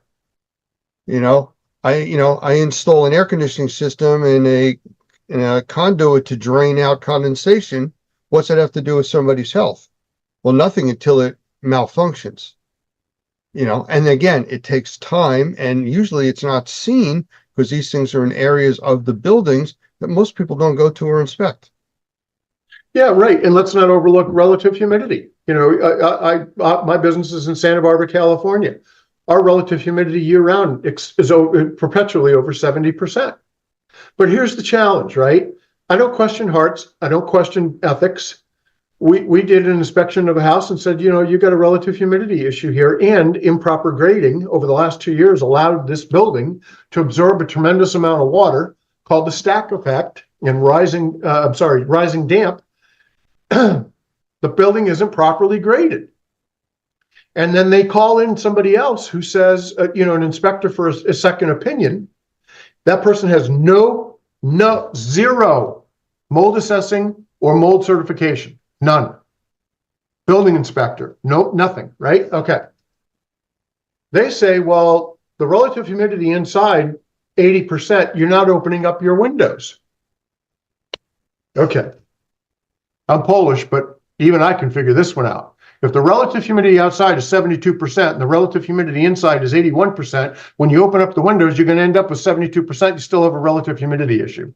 The building doesn't have an HVAC system. It doesn't have a mini split. It doesn't have any means of reducing or controlling the relative humidity inside. And the data suggests, all the studies that I have read, that if you have high relative humidity over a long period of time, when you do swabbing of the surfaces, right, you've got mold growth on that simply due to the moisture content in the air that is now being absorbed by the drywall, the wood, the casing around the doors and the windows and all that stuff. Well, whatever percent you have in mold contamination on that wall that's growing, it's also in the air.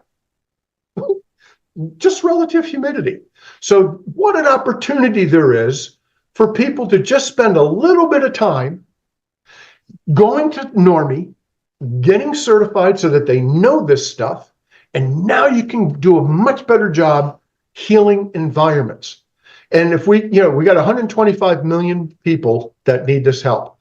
This is a big campaign, the mold awareness, whatever it takes. And if we can go to the health departments of the various states that are already taking the lead going, yeah, we know that this is a health issue. Now we can show them that here's how we can better educate the public. Here's how we can better educate professionals, etc.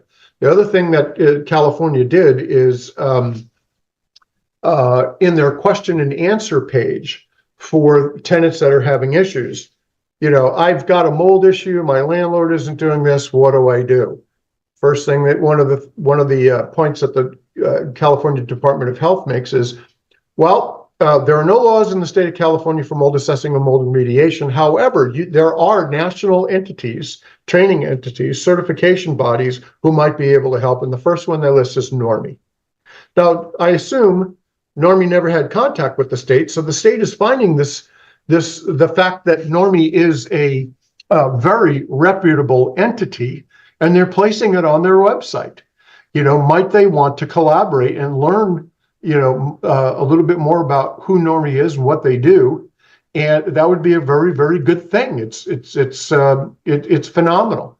Again, I lead with in my life that people want to do the right thing. And if they know Normie has this very elevated position in their certification, they're going to be better equipped to deal with these various scenarios of buildings and be a conduit of knowledge, right? Conduit of knowledge. That's what I am. I pass on what somebody does with it. Okay, I can't control that, but I'm telling them the truth, and I've got proof sources that I provide routinely. This isn't Skip saying this. I'm not making this stuff up. Here you go. I've got it on my website in part of our library. Take a look, take a gander. Tell me where I'm wrong on this stuff. But here's a study from, all over the world. Here's another one here in this country. Here's another one here. Here's another one there. There's thousands of them. We got to start using this stuff. Skip, there's different parts of the country have unique issues. Down south, there's a lot of buildings that don't have basements or crawl spaces.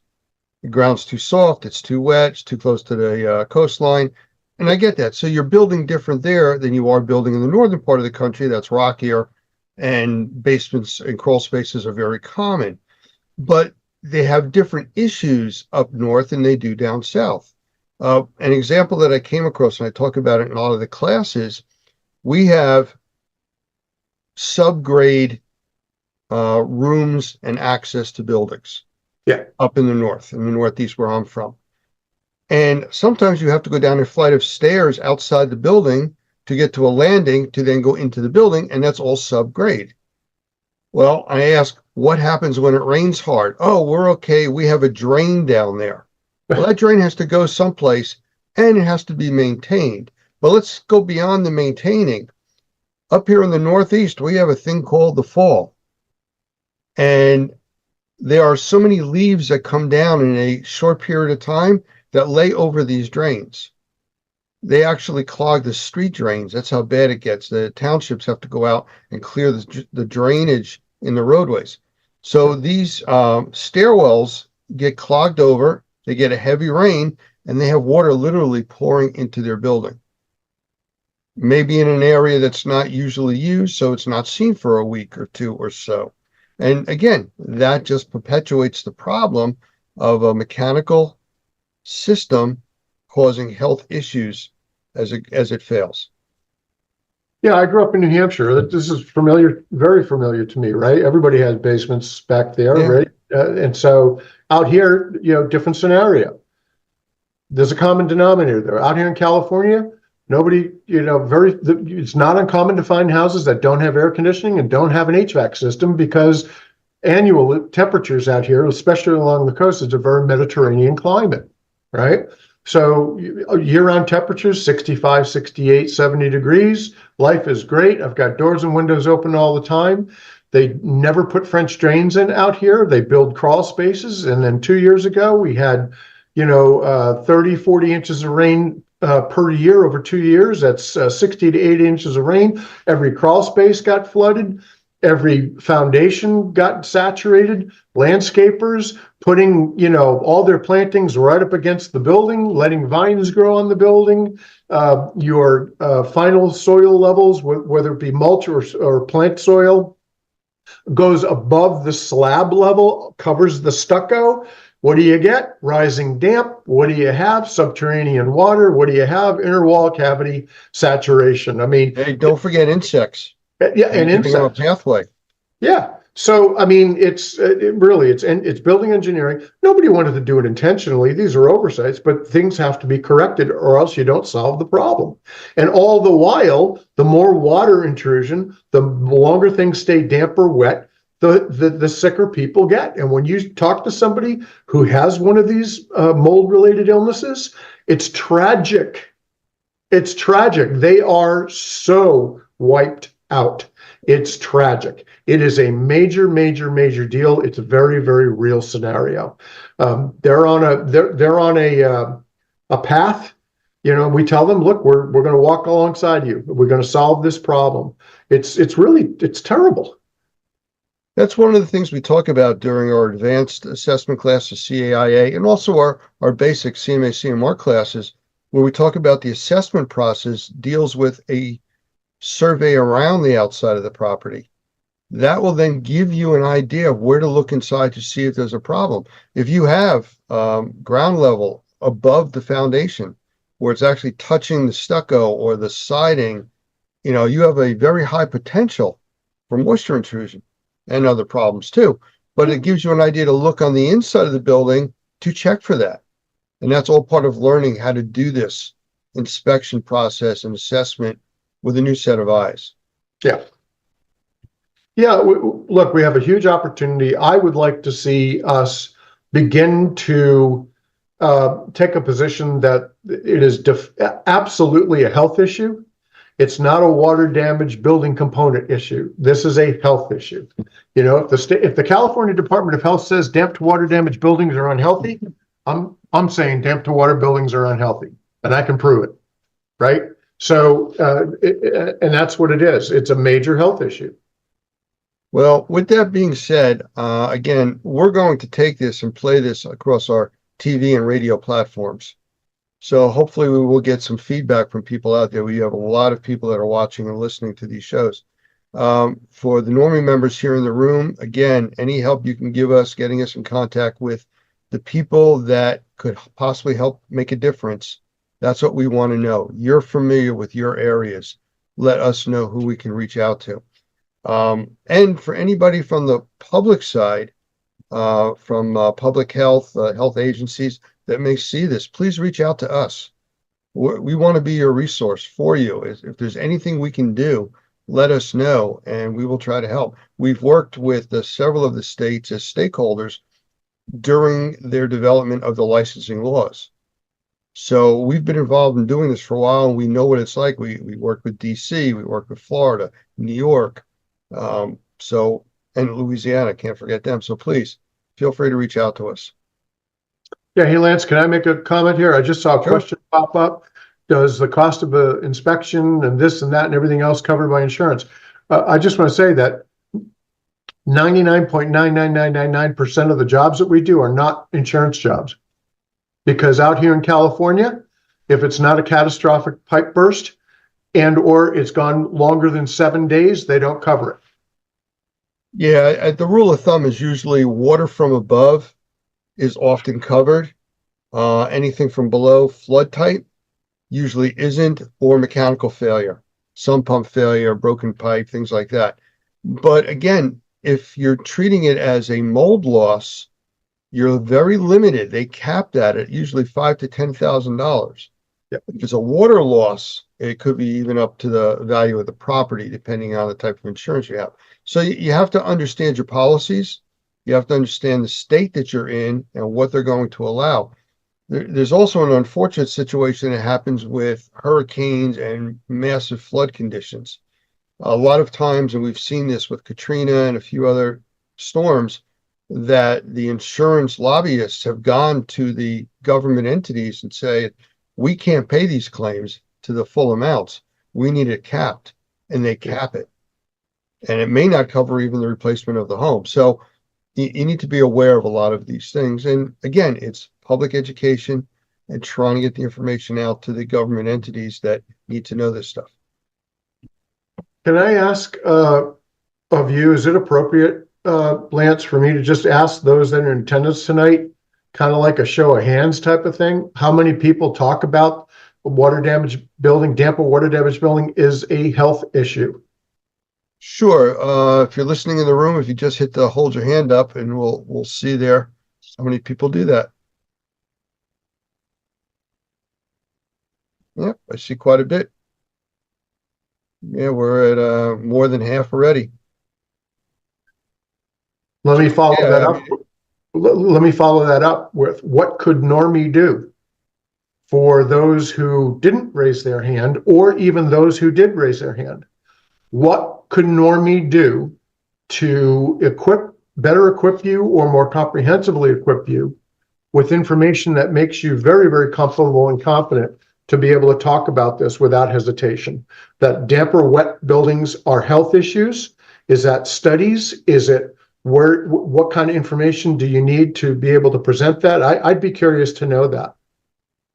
If you would, just type it into the chat area, and we'll see it scrolling through, and then we'll read some of it out as they come across. The reason I do that is I don't think we have to reinvent the wheel here. For example, if the state of California says damp to wet buildings are unhealthy, they just did most of our work for us. Now, what we can do is come in and show them why and how to solve it.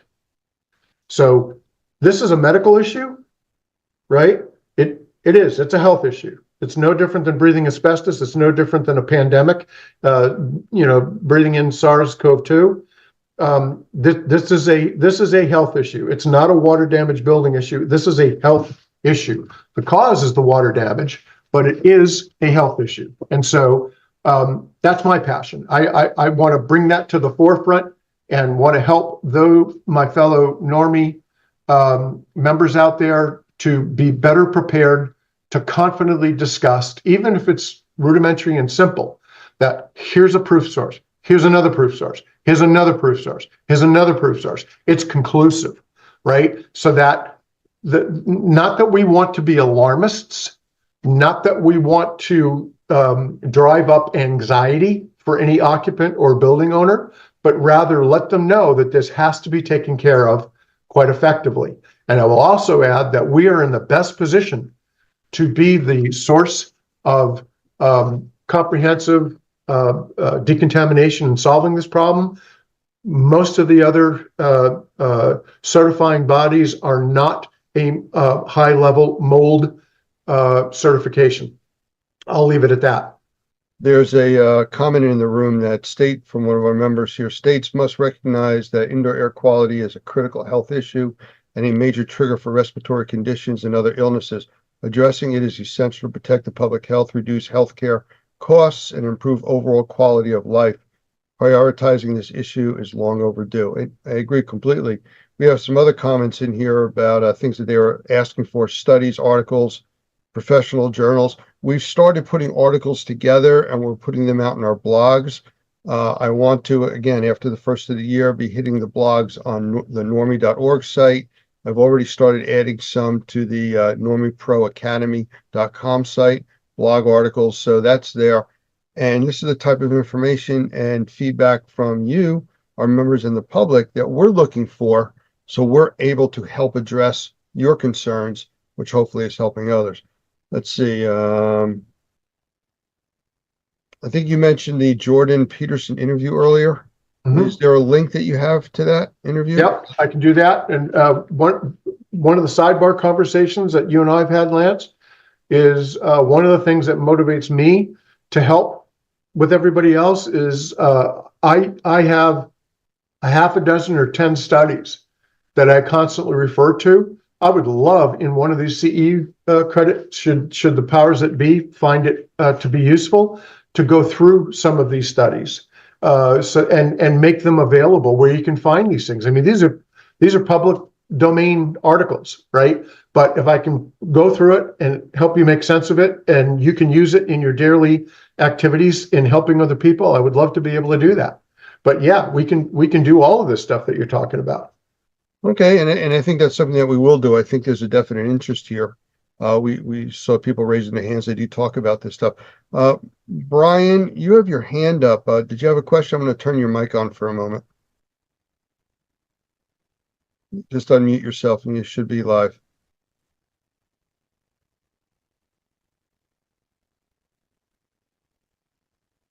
Give Brian a second. I'm not sure if he hit that by accident or if he actually wanted to speak.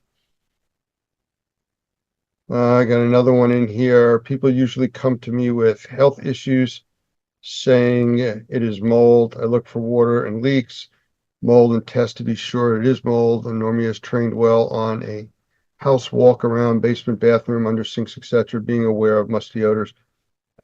Absolutely. And it goes on and on how important clean air is, or cleaner air. So we're all on the same page here, Skip. We really are.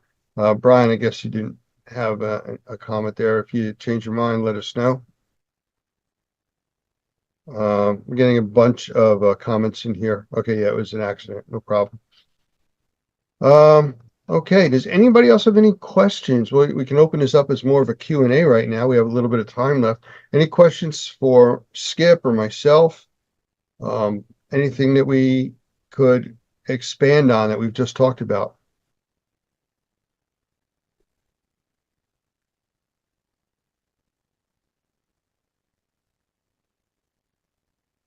And the cost of testing and inspection, purchase equipment, etc., covered by insurance companies because people can't afford to pay these costs.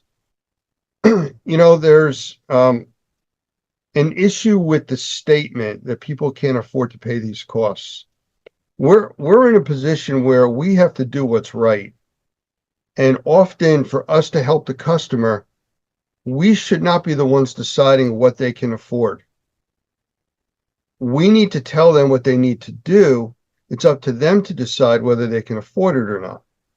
You know, and if somebody says, well, I can't afford that, you know, and they have a lot of health issues, their kids are sick, they may decide that, you know what, I don't need that 80-inch TV right now, but we do need to get our indoor air quality or this mold issue corrected. Let's do it. Let's go forward. It's not our decision to decide what they can afford or not. We need to offer them the right way to do it. It's then up to them to decide if that's the path they want to go. And if they decide not to, that's okay too. That's on them. Yes, Dan, go ahead. I see your hand was up. Just unmute yourself. Can you hear me? Yes. Oh, perfect. I think you touched on this earlier about someone going home from a hospital with a broken leg and in their order situation, but people go home from hospitals all the time, either with a wheelchair or a walker, and they'll send the best people in the industry out there to build a ramp and to widen doorways and to lower cabinets and to do all kinds of other stuff like that, which totally makes sense. Perfect. So why couldn't it be the same in this industry? We're sending you home after, having breathing issues, things like that. We should make sure that we're sending you back into an environment where you can actually live and not be constantly under attack. So that's my 2 or 3 cents on that. You know, from my background, what I do with the emergency medical services, we see this all the time. People that were in the hospital are treated by doctors for some walking issue, or they're in a sling for their arm, and they do have trouble walking normally. And then you go to their house because they've fallen, and you see the trip hazards all over. And I'm using this because it's something that's very common. You can see it, you can touch it. You know, when you're dealing with indoor air quality and mold problems, a lot of people don't understand it, they can't see it. But the concept is really the same.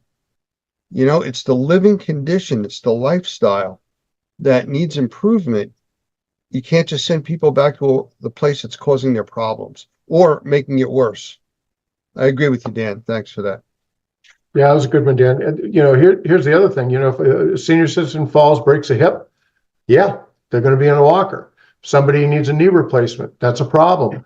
The difference is they feel the pain. They know what happened, right? I fell and broke my hip. My knee has worn out, right? The difference with what we're talking about is you can't see the mycotoxin. You can't see the gram-positive or gram-negative bacteria. And people have been living in this state of funk, I'll say it, including, here's a classic example. 20% of all Alzheimer's patients are classified as atypical Alzheimer's, according to Dr. Neil Nathan. And it's 100% attributed to being exposed to mold in damp to water damaged buildings. 20% of Alzheimer's, and it's treatable. They didn't know it, right? So this is where I saw some folks on here say we need a massive campaign, we need an awareness campaign. And it starts with all of us talking about this stuff individually in our own respective marketplaces. There's always been this, mold. 20-something years ago, there's the black mold. It was on every article, every newspaper, every magazine, but it kind of went away. The data now, I mean, it's irrefutable evidence of the volumes of people. One of my education lectures I did in the spring out in Ohio, I cited the lab testing data, a 10-year retrospective analysis, and I'm going to use the city of Cincinnati as a reference.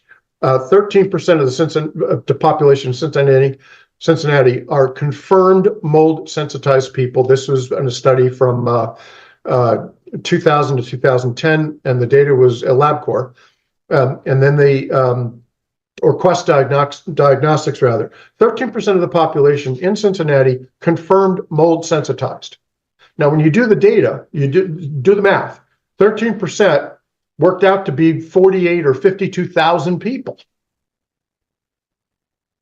who can be helped by us, who don't know that help exists. It's a quandary. It's frustrating to all of us in this room. I know that. It's frustrating to Normie. How do we let people know that we can help them? We got a lot of opportunity to help change the world. But I can't think of it any other way. It sounds corny, but I see it every day out here with other companies that come in and do analysis, and we'll check our work and don't find the stuff that we find, but yet here we have documenting it, and they're not certified, and they're not talking about the same stuff. So, I'm not trying to sound like a Debbie Downer here, but awareness, technology, knowledge, and proof source. It's not Skip or Lance or Tim talking about this. Here it is. And it's out there, and it's voluminous, and it's peer reviewed, and it's been reproduced all over the world. And we got to do it. And Normie is doing it. We got to do more of it. Well, it starts here. It starts, if you want to say now. Everybody in this room is exposed to what we're talking about. Any help that you're able to provide us, information, it's great. We have John in the room here who's heading up our international side of this over in Asia. It's making a big impact over there too. And you're going to see a lot of changes coming in this industry going into next year. But right now, we can make a big difference. And every one of us here in this room or that's watching this broadcast can help. Call us. Let us know. Give us suggestions. We want to hear from you.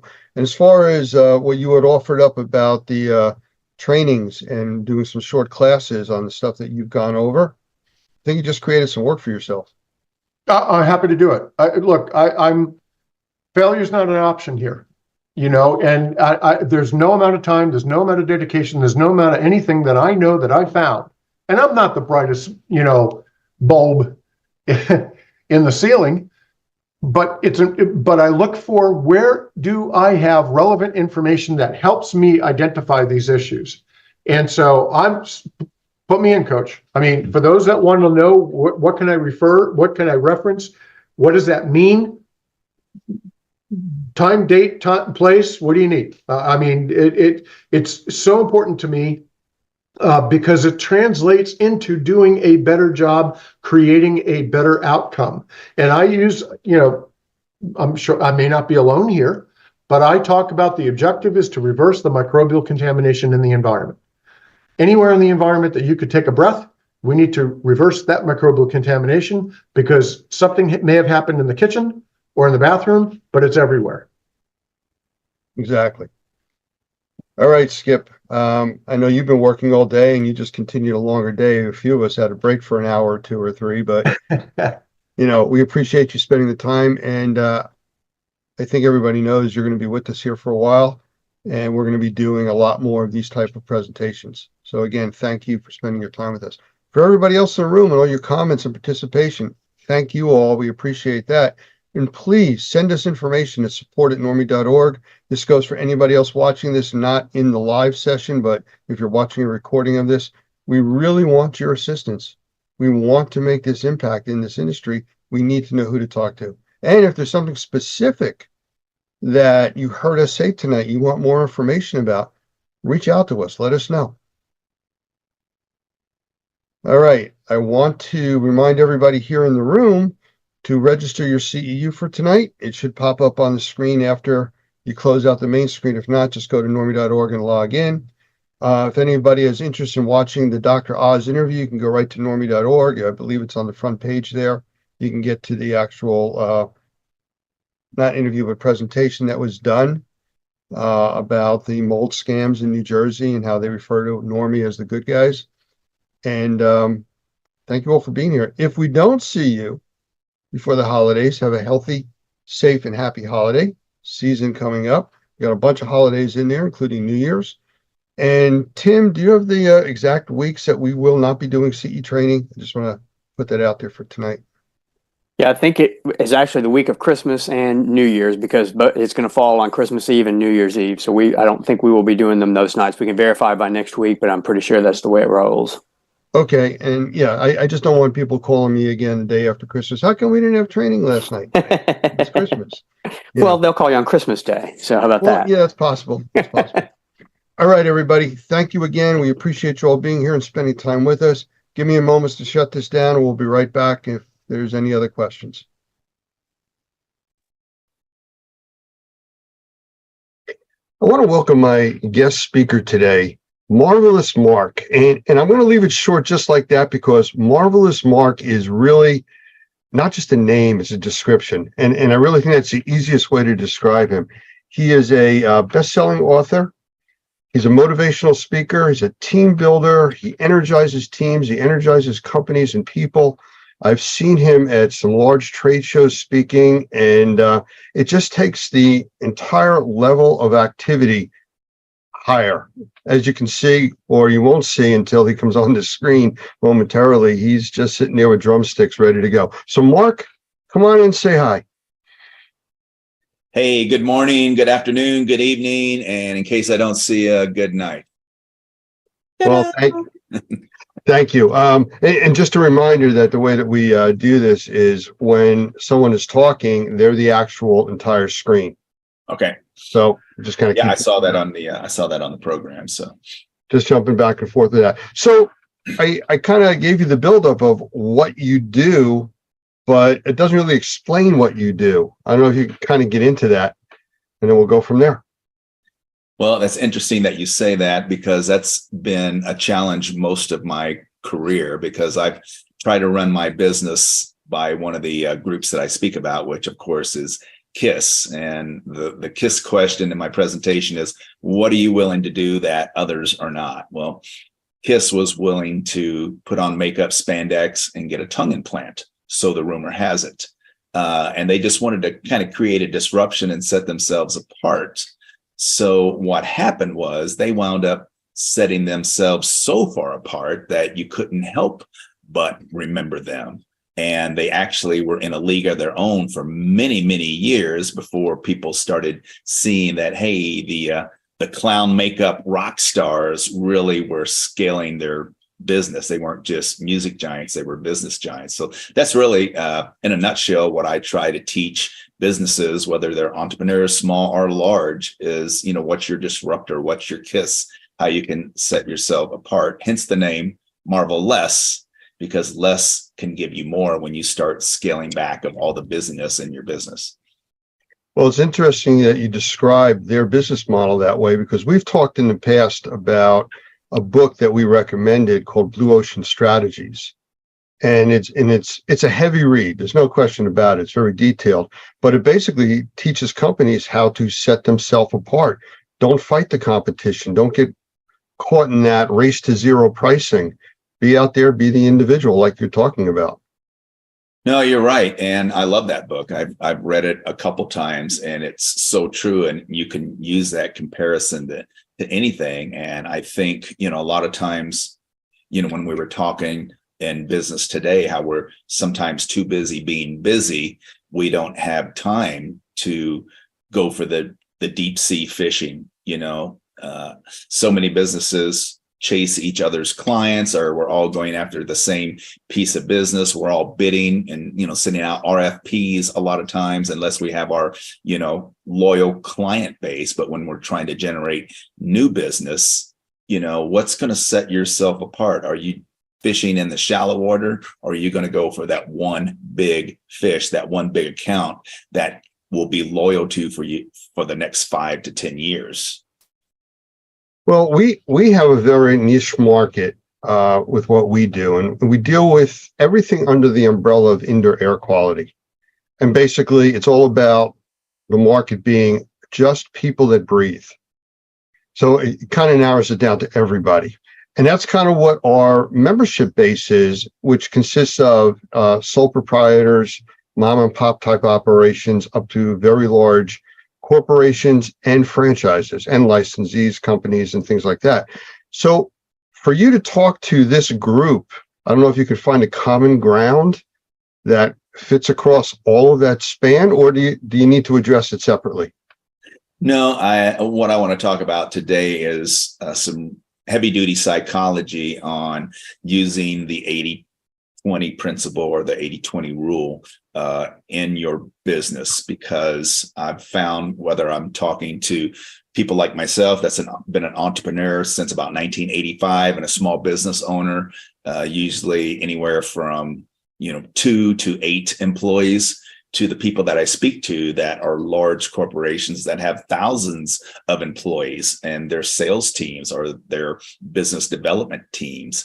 We really need to spend more time in that blue ocean where the big fish are on that 20%, and we have to strip back that 80% to find that 20%. And that's a couple of things that I want to share with today. Well, why don't we get started? And I'll turn it over to you. I think you wanted to share your screen there for a moment or two. Yeah, I will in just a second. The first thing, I just want to make sure that everybody is aware of the basic principle of the 80-20 rule, which is 80% of your results come from 20% of what you do.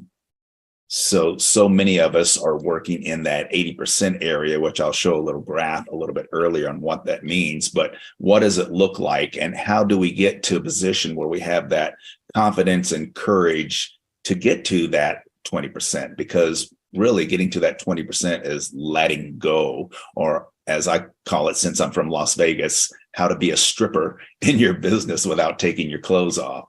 And that's really taking away, stripping away everything that's not, really going to drive what your business is. But the first thing that you want to do in your business for yourself, and this is going to take some time. So It's going to, whenever you have planning time, you're going to have to actually go a little deep with yourself. And that is clarifying what I call your future rock star self is. Who do you want to be in the next 3 to 5 years, or where do you want your business to be in the next 3 to 5 years? Because so many of us have a hard time looking, especially in today's world with the labor shortage and all of those challenges and supply chain shortages. We have a hard time looking 10 days or 10 weeks into the future without, going 10 months or 3 to 5 years into the future. So I call it the stage. The first stage that I challenge your audience to do is to take a few minutes sometime, turn off the phone, turn off your dings, find a private place, and really write out who you are in the future. Who's your future rock star self? Where do you want to be in the next 3 to 5 years? And that's going to take sometimes looking back of where you were and how you reframe your past and defining your future rock star self, if that makes sense. Oh, it does. And I'm going to ask you as we go through this today to think about how you can help motivate some of our people, because we talk to the people that we train, our students, our members, all the time about planning for the future. And it gets as granular as somebody will have an assessment coming up and they'll order a dozen swabs to then go out and do the assessment. I mean, they cost $1 or $2 a piece. I mean, come on, guys, you're in this business. Have the tools that you need. Think down the road, you're going to get another job. And we have that extreme all the way up to people that just buy in tons of stuff and they're prepared. So it's everything in between that we're dealing with. So we need to motivate those people that don't think ahead like that. Well, and one of the problems is, and this leads to my next statement, is that a lot of people really don't know how or why they need to look into the future, because we've been taught for years in the industrial age that, you set a goal and then you work towards that goal, or you set a goal that you think you can easily achieve, and then you work towards that goal. And then when you achieve it, you give yourself a pat on the back. But the real question is, if you remember the movie The Jerk and Steve Martin, he talked about his special purpose.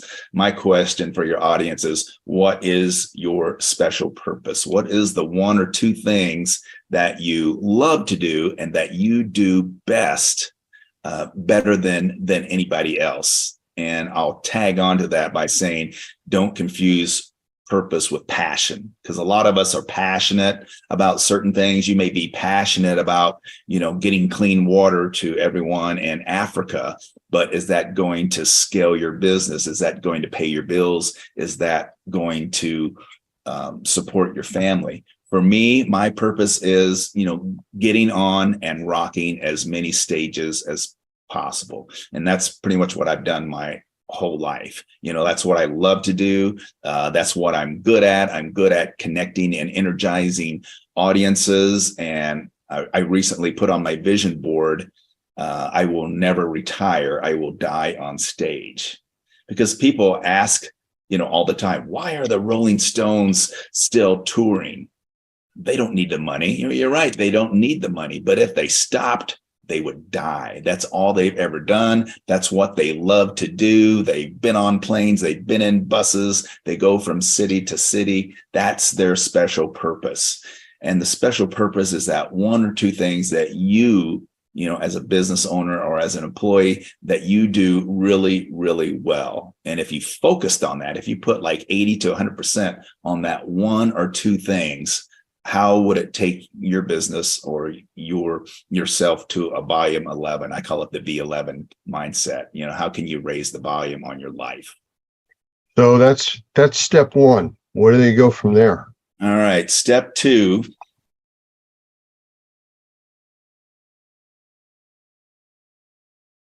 Is letting go. All right. And this is the hard part. This is the Disney part. I'm going to go ahead and share my screen because I got a nice visual on this. This is kind of the, there we go.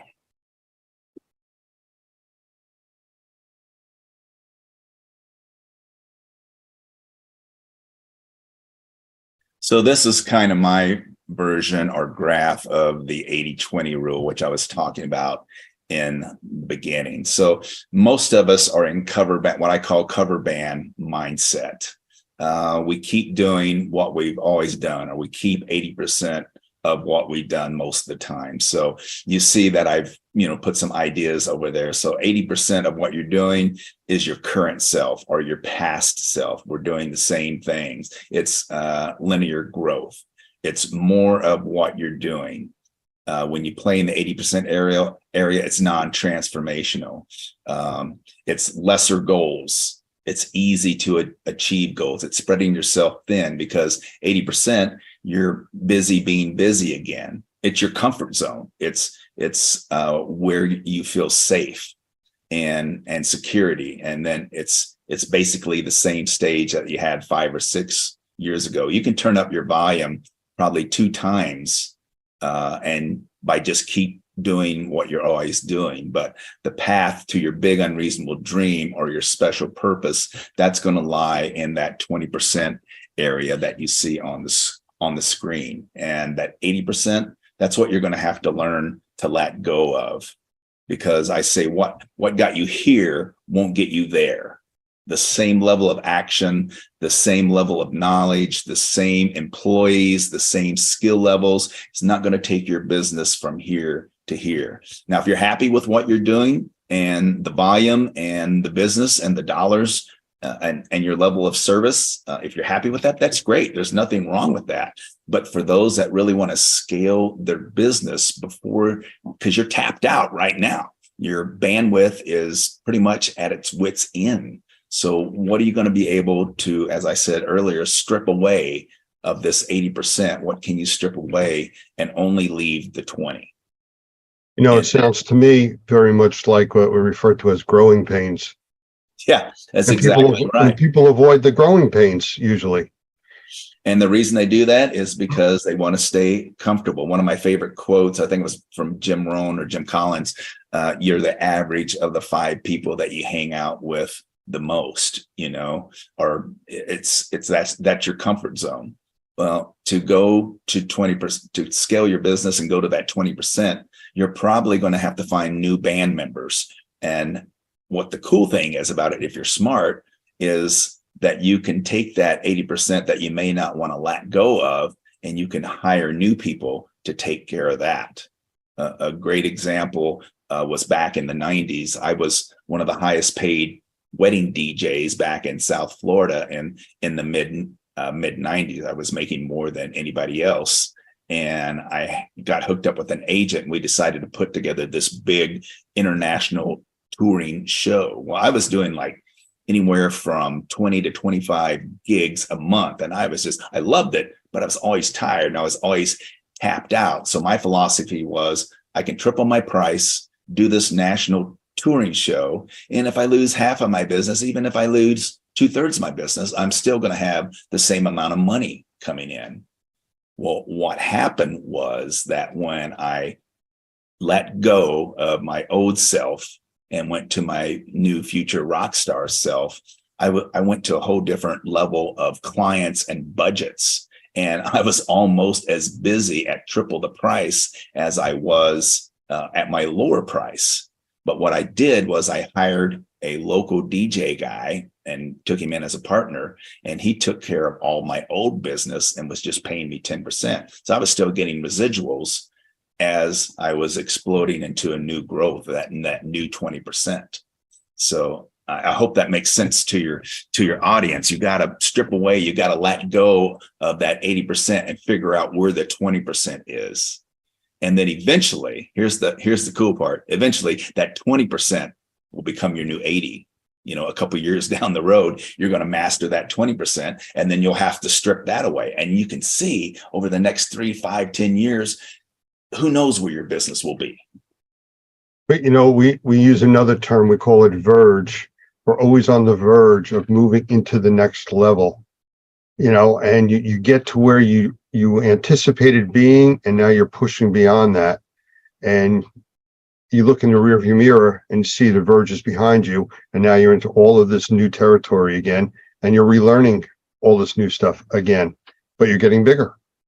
Right. And I think that's brilliant. I love that term. I'm actually going to research that a little bit and see if I can put a little rock star spin on that. But here's another area where a lot of us as entrepreneurs and business owners fall short. We're not really 100% committed.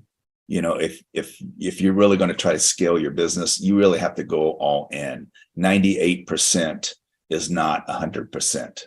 100% commitment is actually easier than 98%, because there's a great quote from Robert DeBraw who says, "We are kept from our goals not by obstacles, but a clear path to a lesser goal."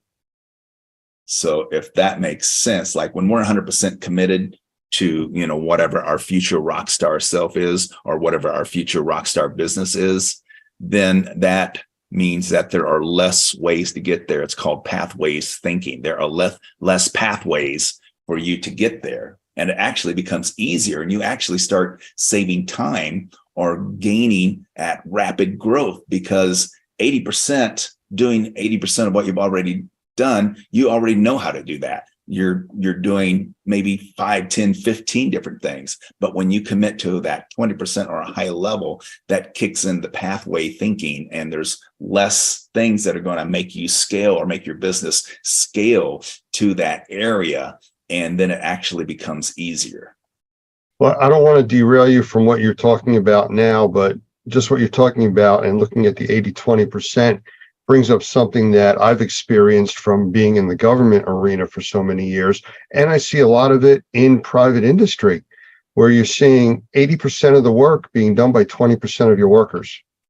How do you change that? How do you motivate that percentage that is not doing the workload like the other top performers? Well, there's a couple of different ways. And that's funny that you say that, because that's something that comes up a lot.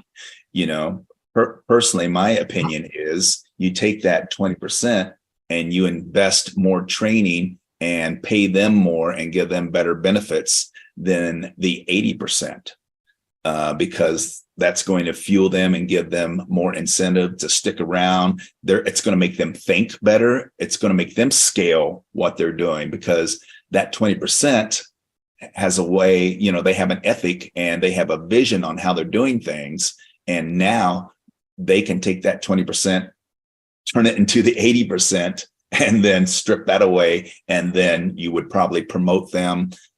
There's a phrase called, are you a manager or a maker?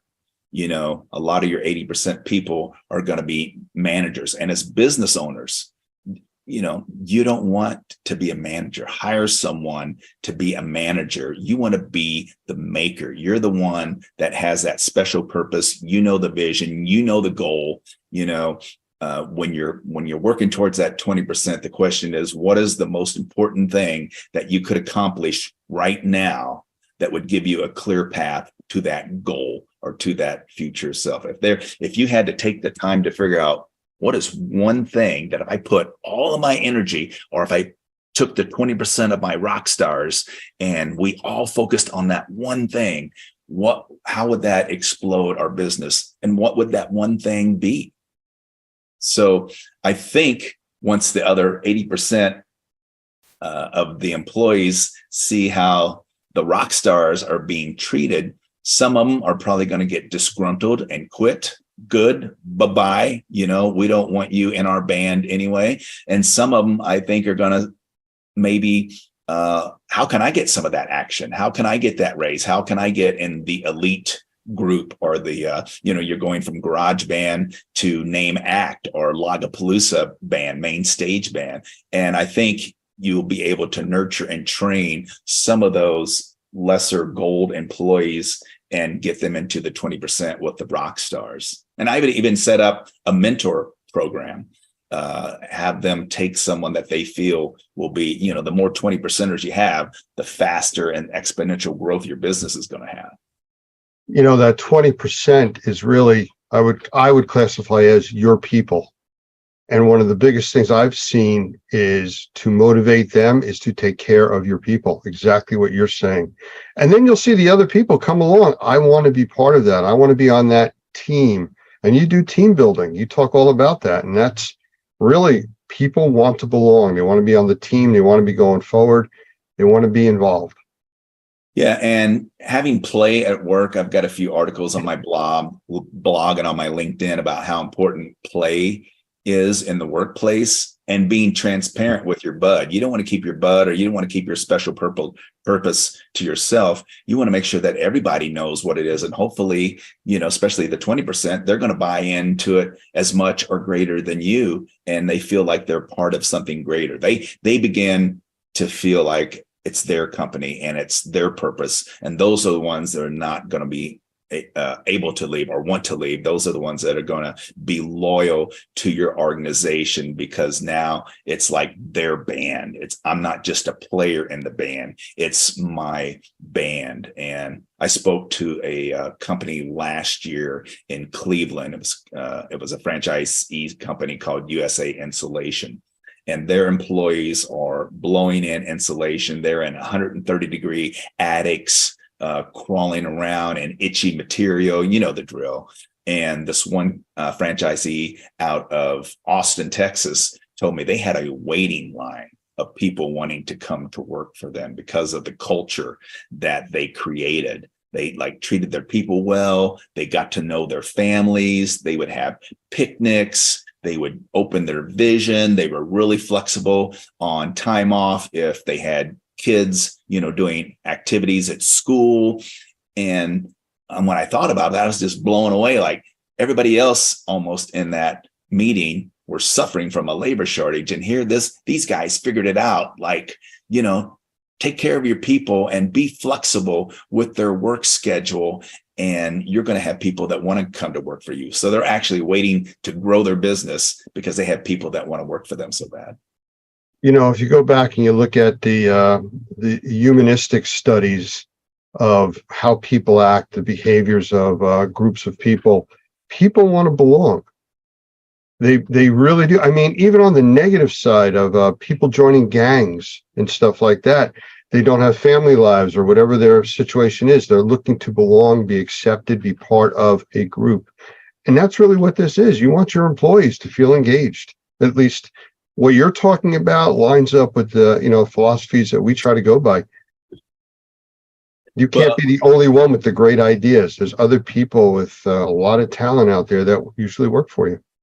Right. And that brings up two points. One is purpose trumps knowledge, every day of the week. I love that you brought that up, because it's so true. You want your people to have the same goal and vision. You want them to see the greater good of what, your business does for the general public and other businesses, because it's amazing work that your viewers do and what their companies do, and keeping them happy and engaged, and doing some sort of teamwork is just one way towards doing that. And actually, this company, this USA Insulation company, also would do one-on-ones with them. Like, come to us if you have something going on in your life. Don't hold it in.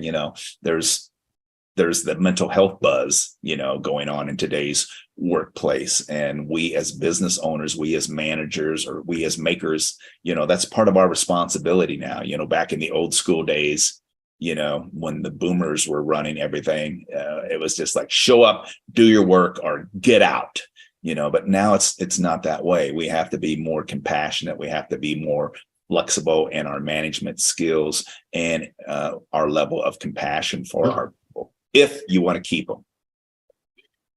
So what would step 3 be if we've gotten to that point?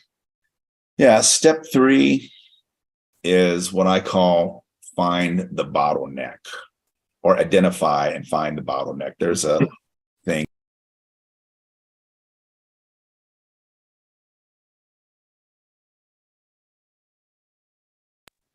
That's one thing I didn't figure out. How do I get this to advance? Just click on the screen. Man, you are so smart. Thank you for calling Normie Support. Yeah.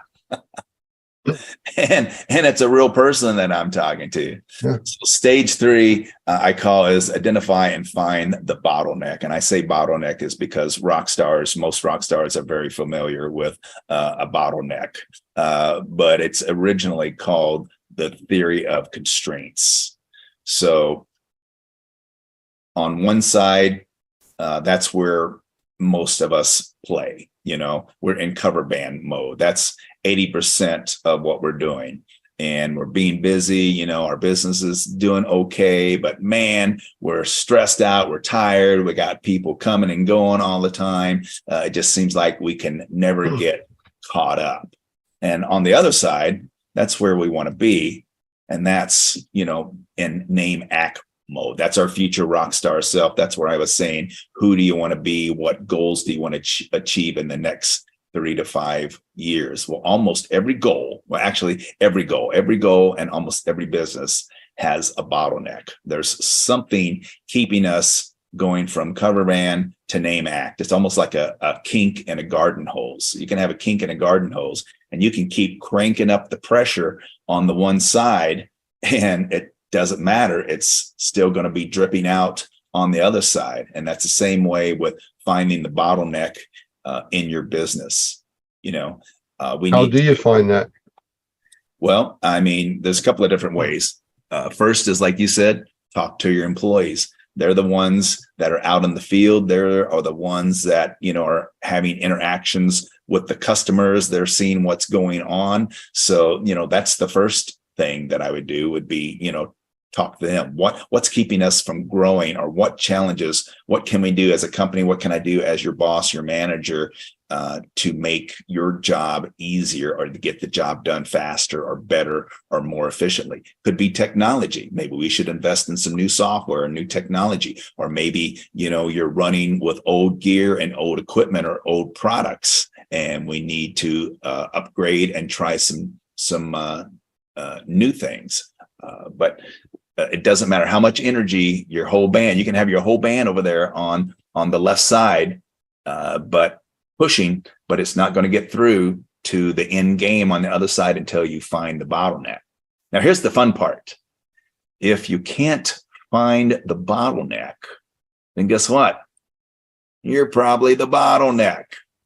So we're stuck in our old ways of thinking. We don't want to change, or we don't want to take a risk, because for some of us, hiring new people when we think we can't afford it to take care of that 80% so we can scale on the 20 is scary. There again, and that old graph, the 80% is fear. It's scary. It's your comfort zone, but you can't afford not to.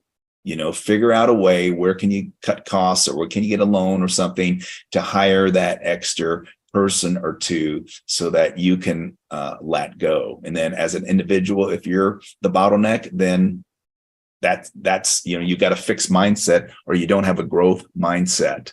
So look in the mirror. Am I the bottleneck? Am I keeping my company from growing because I don't want to change, or I want to keep doing things the same way, or I don't want to invest in my people? Let them leave. I'll just hire somebody else. And then you just keep going on with the same problems over and over again. We deal with a lot of people that have been in the indoor air quality, mold assessment, mold remediation industry for 20, 30 plus years.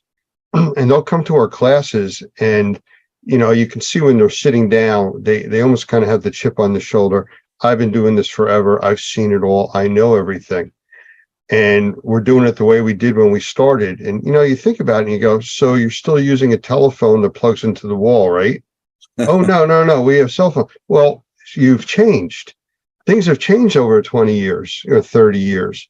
You are doing things newer now. There's more concepts.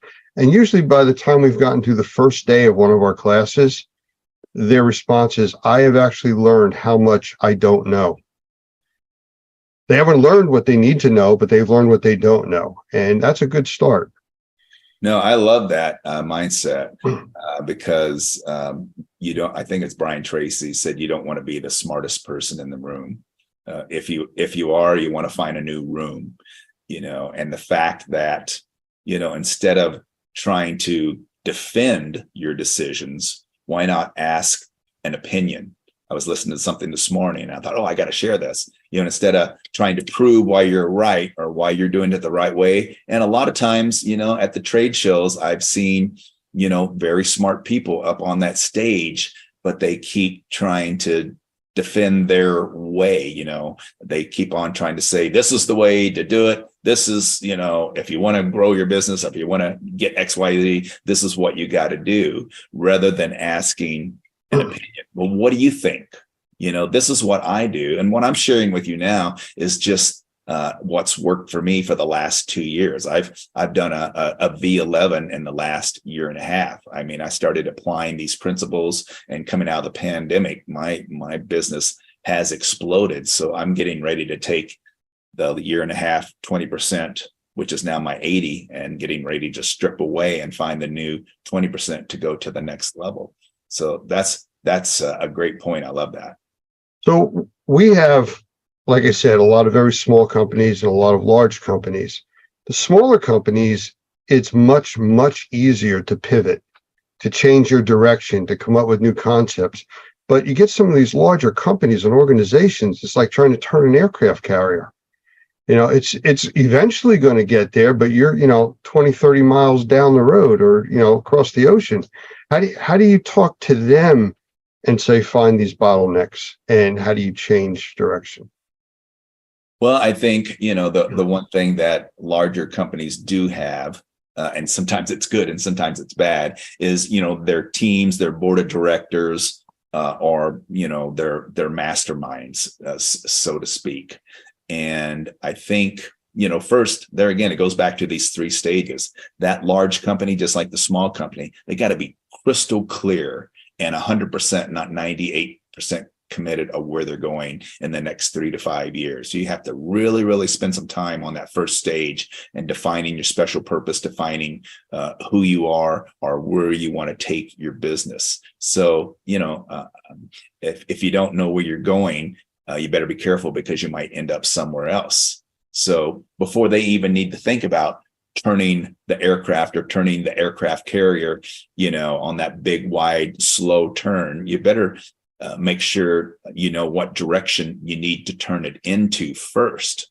And then once you're clear on that, that's when you get together with your teams. And sometimes it's good to bring in outside sources, depending on how the company structure is and the level of secrecy or what they're willing to share and not share. But then you have a better opportunity of finding out what the bottleneck is. And then, you see that 80%, take the 80% of what you can and just throw it all in and, start turning that wheel, and you'll eventually get there. And that's one advantage to the small business owners listening out there. Remember, that's one advantage that you have over the big players in your industry, is the power of the pivot.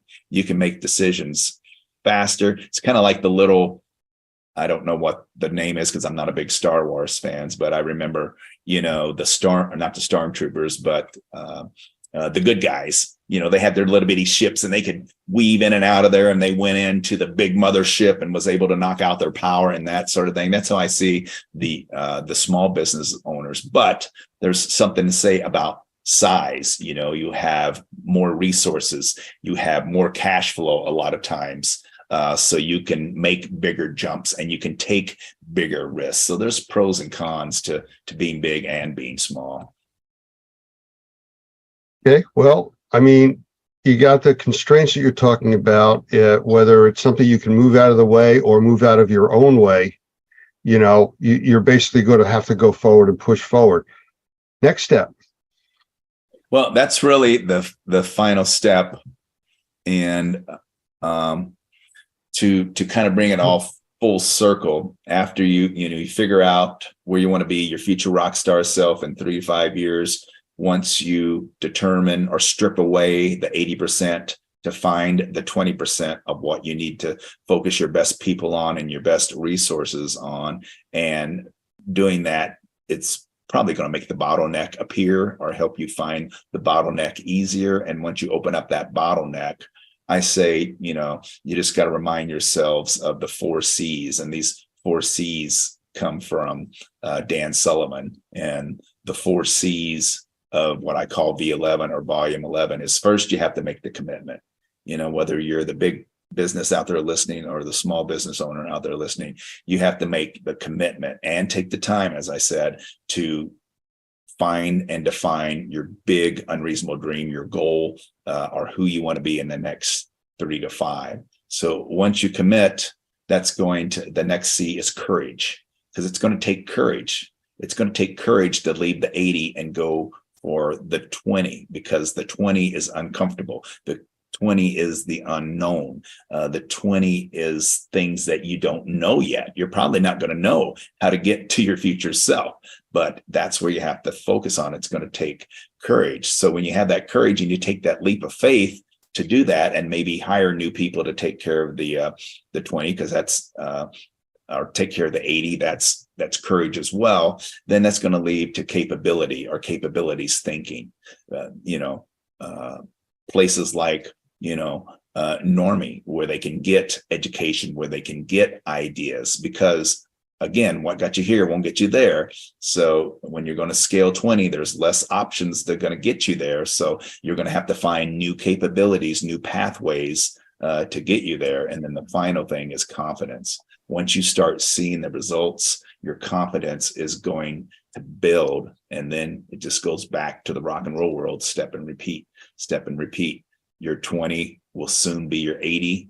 And then you strip that 80 away and find that 20, and you focus everybody on that 20. And then that 20 in a couple of years will become your 80. And then you strip it away, and who knows where you'll be in 3 to 5 years. It's really exciting once you wrap your head around it and really watch it grow. And, full transparency for me, when I was, in trying to absorb or be a sponge for all of this, it took me a good 8 months to be fully committed. I was just trying a little bit at a time. Okay, getting some good feedback. Maybe I'll step out a little bit more in the deeper water. Okay, that's working. And so don't feel that you just have to go all in and spend all this money hiring new people and things like that. You can do it at a little at a time, but the faster you do it, the faster you're going to get there and grow. So I have to ask you a question on a personal note. Okay. What's with the drumsticks? The drumsticks, that is one of my disruptors or differentiators that I incorporated in my shows back in the late 90s. So as you can see, I use them in my presentation, and they can brand them. So I actually, when I'm speaking on stage, every person in the audience gets a pair of company branded drumsticks, or if it's an association, sometimes sponsors sponsor them. And instead of doing old school applauding like we've done for 2,000 years, we have new AI. We have these drumsticks to keep everybody engaged, keep something in their hands. I call back to them. I ask people, to play along with the music and things like that. Then at the end, I bring it full circle on how we can drum up business, how we can beat the competition, and how your company walks to the beat of a different drummer and set yourself apart. And then I'll divide the audience into a team building activity, and we'll actually build a band, and then imagine, 100 to 1,000 people with drumsticks with some great classic rock and roll. And then I kick the mic stand and body surf off the stage. There you have it. Well, I kind of knew that, there was a specific reason for the drumsticks. And to go back to where we started, it helps you separate yourself from everyone else. There you go.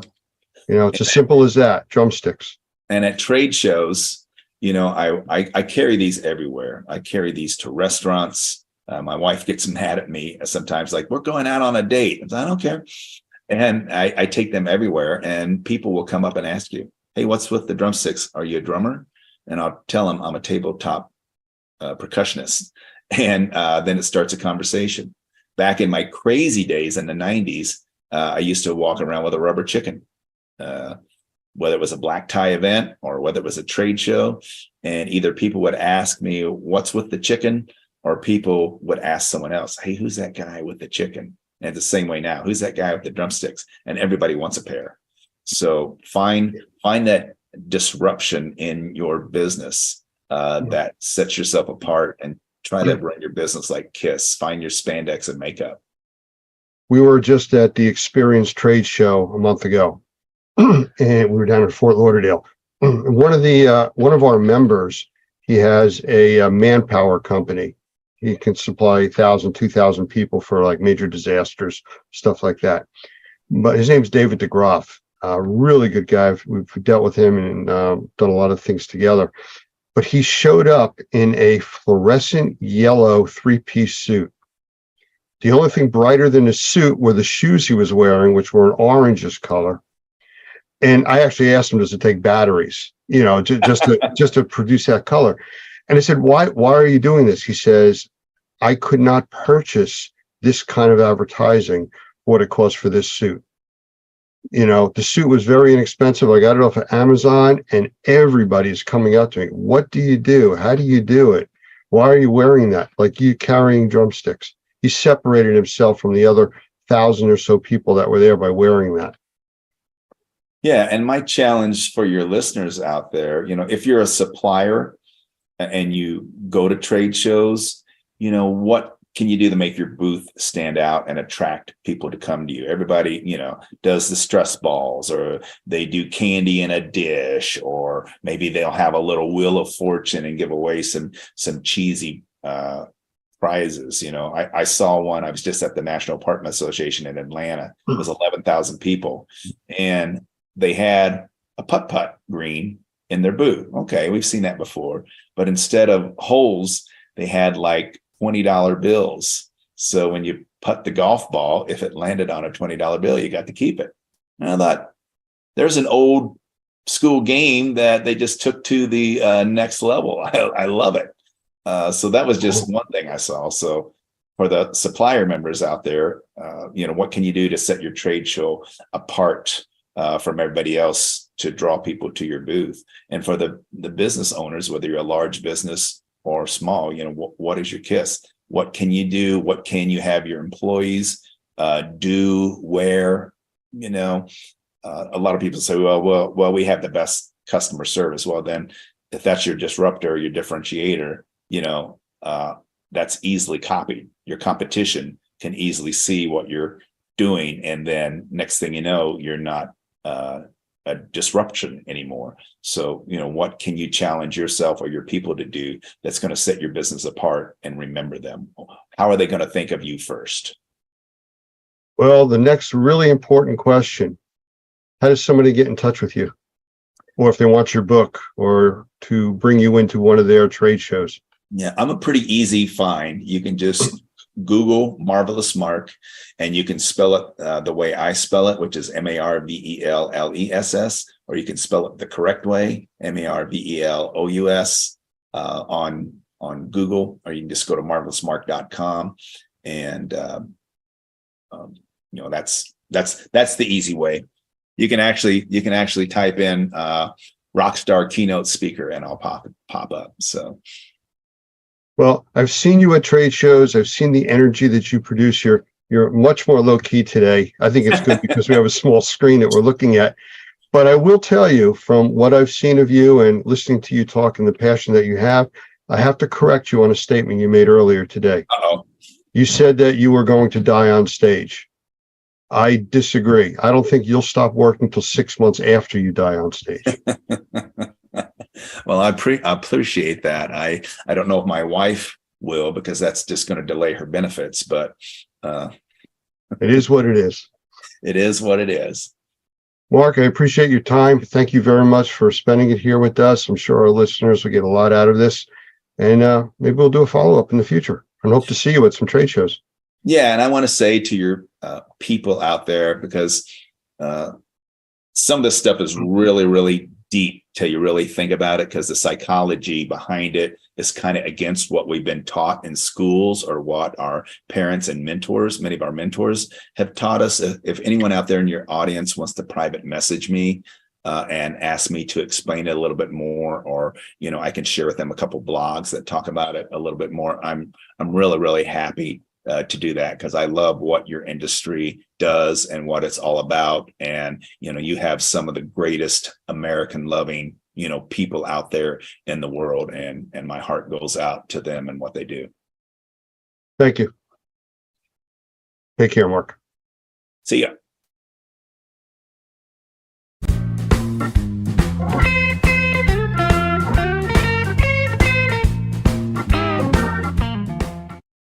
Imagine a river in the sky carrying vast amounts of water vapor equivalent to what some sources say could be 25 times the flow of the Mississippi River, surging through the atmosphere and unleashing torrents of rain when it makes landfall. Have you heard of these? If not, you're going to Google it. It's interesting. These are atmospheric rivers, powerful weather phenomena that can bring life-sustaining precipitation to drought-stricken areas or floods and landslides to others. It's not good news. And to talk about this issue today and what's going on in the world around us, I welcome Dr. Gavin McGregor Skinner with ISSA and Doug Hoffman with Normie. Gentlemen, always a pleasure. Hi, Jeff. Hey, Jeff. Great to be here. Good to have you both. Gavin, let's start with you. What are you seeing out there that's happening as far as interesting storms or deadly storms that we need to know about? Yeah, this is really important for people to understand, Jeff, that California storms can be just as intense and destructive as hurricanes in the southeast and the south of the US. Wet buildings can lead to microbial contamination and growth. Now, we know in the past 25 years, all 58 counties in California have experienced at least one significant flood event. And we know that more than 7 million Californians, that's 1 in every 5 residents, lives in an area at risk of flooding. But what happened 2 weeks ago, Jeff, as you said, that this atmospheric river or this bomb cyclone that hit California broke records. The storm brought to Sonoma County 3 times its normal November rainfall. The storm dumped 12.47 inches of rain in 3 days in Santa Rosa. That qualifies it as a 1,000-year rain event. And so we have to remember, wet buildings lead to microbial contamination growth. But more importantly, preparedness, Jeff. Preparedness for disasters should include the anticipation of internal events as well as external events in order to ensure the best response when disasters occur. So through the Normie ISSA Alliance Agreement, we are focusing on helping people find the right resources, not just after hurricanes, but also after these huge, massive California storms.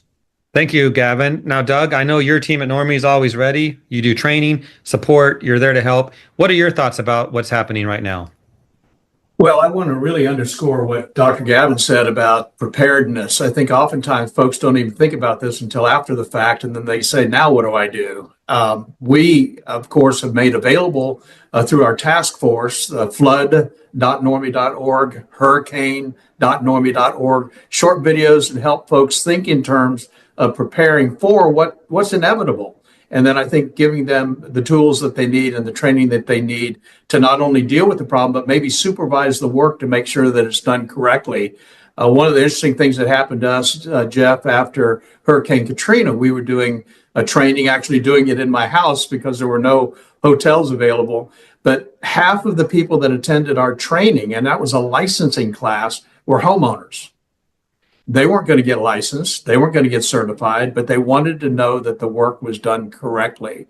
And I salute the states that have moved toward not only licensing, but also toward regulation to make it available, information available to the public dealing with mold, the effects, the bad effects of mold, and then recommending professional organizations, not companies in particular, but professional or trade associations that can do training for professionals as a resource for clients to find people who can deal with these mold problems after some type of water event.